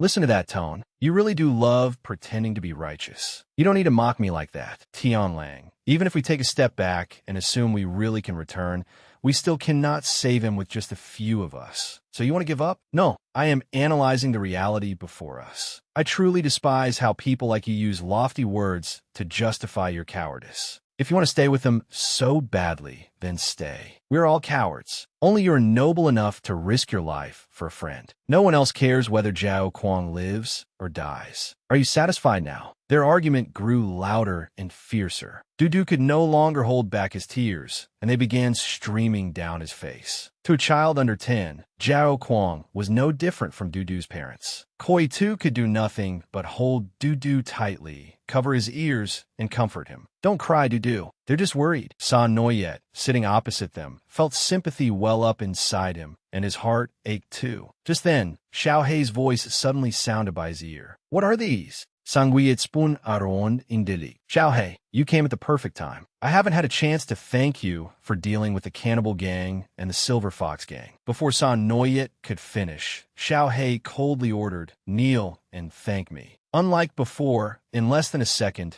San Noyet's entire body dropped to its knees. His sparkling eyes blinked repeatedly at Xiao Hei, while his mouth shamelessly poured out a string of flattering praise. Even though we look alike, Xiao Hei, you're still more handsome and stylish than I am. Hee, you're the almighty king of psychic power. Let me tell you a secret. In my heart, you're even stronger than a certain Lu. After a while, San Noyet explained the whole matter to Xiao Hei. He stood motionless before the pile of papers. Then he used psychic power to lift the sheets one by one. In an instant, the papers scattered through the air, circling around them. Anoyet silently watched Xiao He and thought. Before the tram and Taya find the common thread among the incidents. Perhaps Xiao He can help. And while I'm at it, I can use this chance to see whether my stronger ability has any effect on him. If I become stronger while he grows weaker. Before he could finish the thought, Xiao He suddenly gave a cold laugh and vanished right before San Noyet's eyes. Without warning, a hand reached out from the paper behind him and grabbed his collar. In an instant, the space was filled only with case file pages flying everywhere. Attacked and killed on the road. Xiao He dragged San Noyet into the first case. He said, "If you want to look, of course you have to look up close. Open your eyes." Following Xiao He's voice, San Noyet slowly opened his eyes. But the first sight before him made his gaze freeze. A man's rigid corpse lay before them, with a large bowl of food spilled all over the floor beside it. Stomach King A. Wong chokes to death during the preliminary round. Program suspended indefinitely. That was the article's headline. Then Xiao He continued taking San Noyet through different sheets of paper according to their headlines. 3 people dead. Rescue efforts delayed by heavy fog. Everything appeared vividly before San Noyet's eyes. He asked in astonishment, "Did you reconstruct all of this with psychic power?" Xiao He suddenly appeared in the form of another man and cheerfully replied, "Bingo." Then he reached out and covered San Noyet's deep blue eyes. "Can't your eyes see? Look carefully." San Noyet tightly shut his eyes. Then he suddenly opened them. His formerly blue eyes had turned a vivid pink, reflecting every death he witnessed before him. Starting with a Wong's corpse, everything became crystal clear. Did all these people die because of special abilities? At the same time, outside the White House, the arrival of an uninvited guest was about to throw the place into chaos. While Xiao He was relaxing by the lotus pond, San Noyet asked him, "Under what circumstances must a person die?" When Xiao He did not answer, San Noyet called to him once more. Xiao He abruptly woke up, turned his head, and replied, "I'm busy playing a dead person. Living people should think for themselves." Just like that, he transformed into the victims of the murder cases and lay there motionless. Living people should think for themselves. Don't ask corpses to use their brains. Seeing that further questions would do no good, San Noyet could only think it over himself, as Xiao He had said. A group of black rings and gray rings living at the bottom of the administrative district. What caused these people to be murdered one after another? And why did someone deliberately disguise their deaths as accidents? The truth was like a seemingly tranquil lake, while raging waves churned beneath its surface. The first person to cast a stone appeared, and ripples began spreading across the lake, one ring after another, until every frog hiding at the bottom of the lake, believing itself safely concealed, was swept into it. No one could escape. As San Noyet was deeply absorbed in thought, Xiao He suddenly came close, supported the back of his neck, and interrupted him. "How long are you going to keep thinking like that?" Then he suddenly forced San Noyet's head down beside the corpse below and shoved him beneath the lake's surface. Caught off guard, San Noyet was pushed underwater. Water flooded his mouth and nose, leaving him unable to breathe. Seconds later, Xiao He abruptly pulled San Noyet back up and asked, "What did you see?" San Noyet coughed violently and angrily turned toward him to say something. "Cough, cough. Xiao He, But Xiao He once again gripped the back of his neck and forced him down. "Is your sensory synchronization ability just for show? Open your eyes." Everything around him became chaotic. San Noyet struggled underwater, trying to escape, but could not. His flailing hand suddenly touched something. It immediately forced him to synchronize his senses with the corpse beside him. He experienced every moment of the other person's death as though it were his own. San Noyet's body was tightly bound by a red cord as he struggled desperately in the freezing water. His movements gradually stilled, leaving only San Noyet's trembling voice. "Cold, cold." Xiao He narrowed his eyes and looked down, seeing the other's panicked, soul-stricken appearance. San Noyet was drenched in sweat, hugging himself as he muttered, "I understand now. I understand." Xiao He immediately stepped forward and dispelled the cold with a light press of his fingers against San Noyet's forehead. San Noyet panted heavily, only for Xiao He to suddenly pinch his cheeks and force him to raise his head. He tilted his head and moved close to San Noyet's face, which still bore traces of panic. Xiao He's crescent eyes made him look like a cunning fox toying with its prey. Excitedly, he said, "How are you going to thank me this time?" But contrary to Xiao Hei's expectations, San Noyet's reaction was utterly stiff. After a long silence, he demanded that Xiao Hei apologize to him. Xiao Hei's expression immediately changed completely. The space suddenly went pitch black, sinking into an unusual silence. San Noyet abruptly unleashed his psychic power, forcing Xiao Hei away from him. His voice dropped. You knew perfectly well that sensory synchronization would make me experience that death, the suffocation, helplessness, and despair. Apologize to me. Xiao Hei stared at San Noyet and blandly uttered 2 words. He parted his lips as though about to do something, when a strange sensation suddenly rose within his body. Xiao Hei instinctively shoved San Noyet away. In an instant, everything turned black again, and he was the only one left in the entire space. Startled, Xiao Hei looked left and right, then lowered his gaze to his own hand with a smile. At the same time, San Noyet was suddenly flung out of the subconscious and accidentally shouted, "I'm sorry." It took him several seconds to realize that he had meant to force Xiao Hei to say it, yet he had blurted it out himself instead. TCH, the important matter came first. With that thought, San Noyet hurriedly got up and ran down to the basement. Lu Jichuan, I know now. Koi Tu, please call Tian Lang and Xia Mei in here. Everyone, listen to me. I know what happened. Those people who died in accidents actually never got the chance to finish. Before he could finish, Lu Jichuan cut in. They had psychic powers. The people who died in those accidents were psychics undergoing their second awakening. San Noyet nodded, breaking out in a cold sweat. To Tram, and Taya quickly displayed conclusive evidence on the screen. We compared the number of accidental deaths in the administrative district over recent years and found that such deaths have been increasing continuously at an abnormal rate. Look, we followed your suggestion and investigated several low-level Ring community websites with large user bases. Sure enough, we found some unusual threads. This is all deleted data. Taya proudly claimed the credit. I restored it.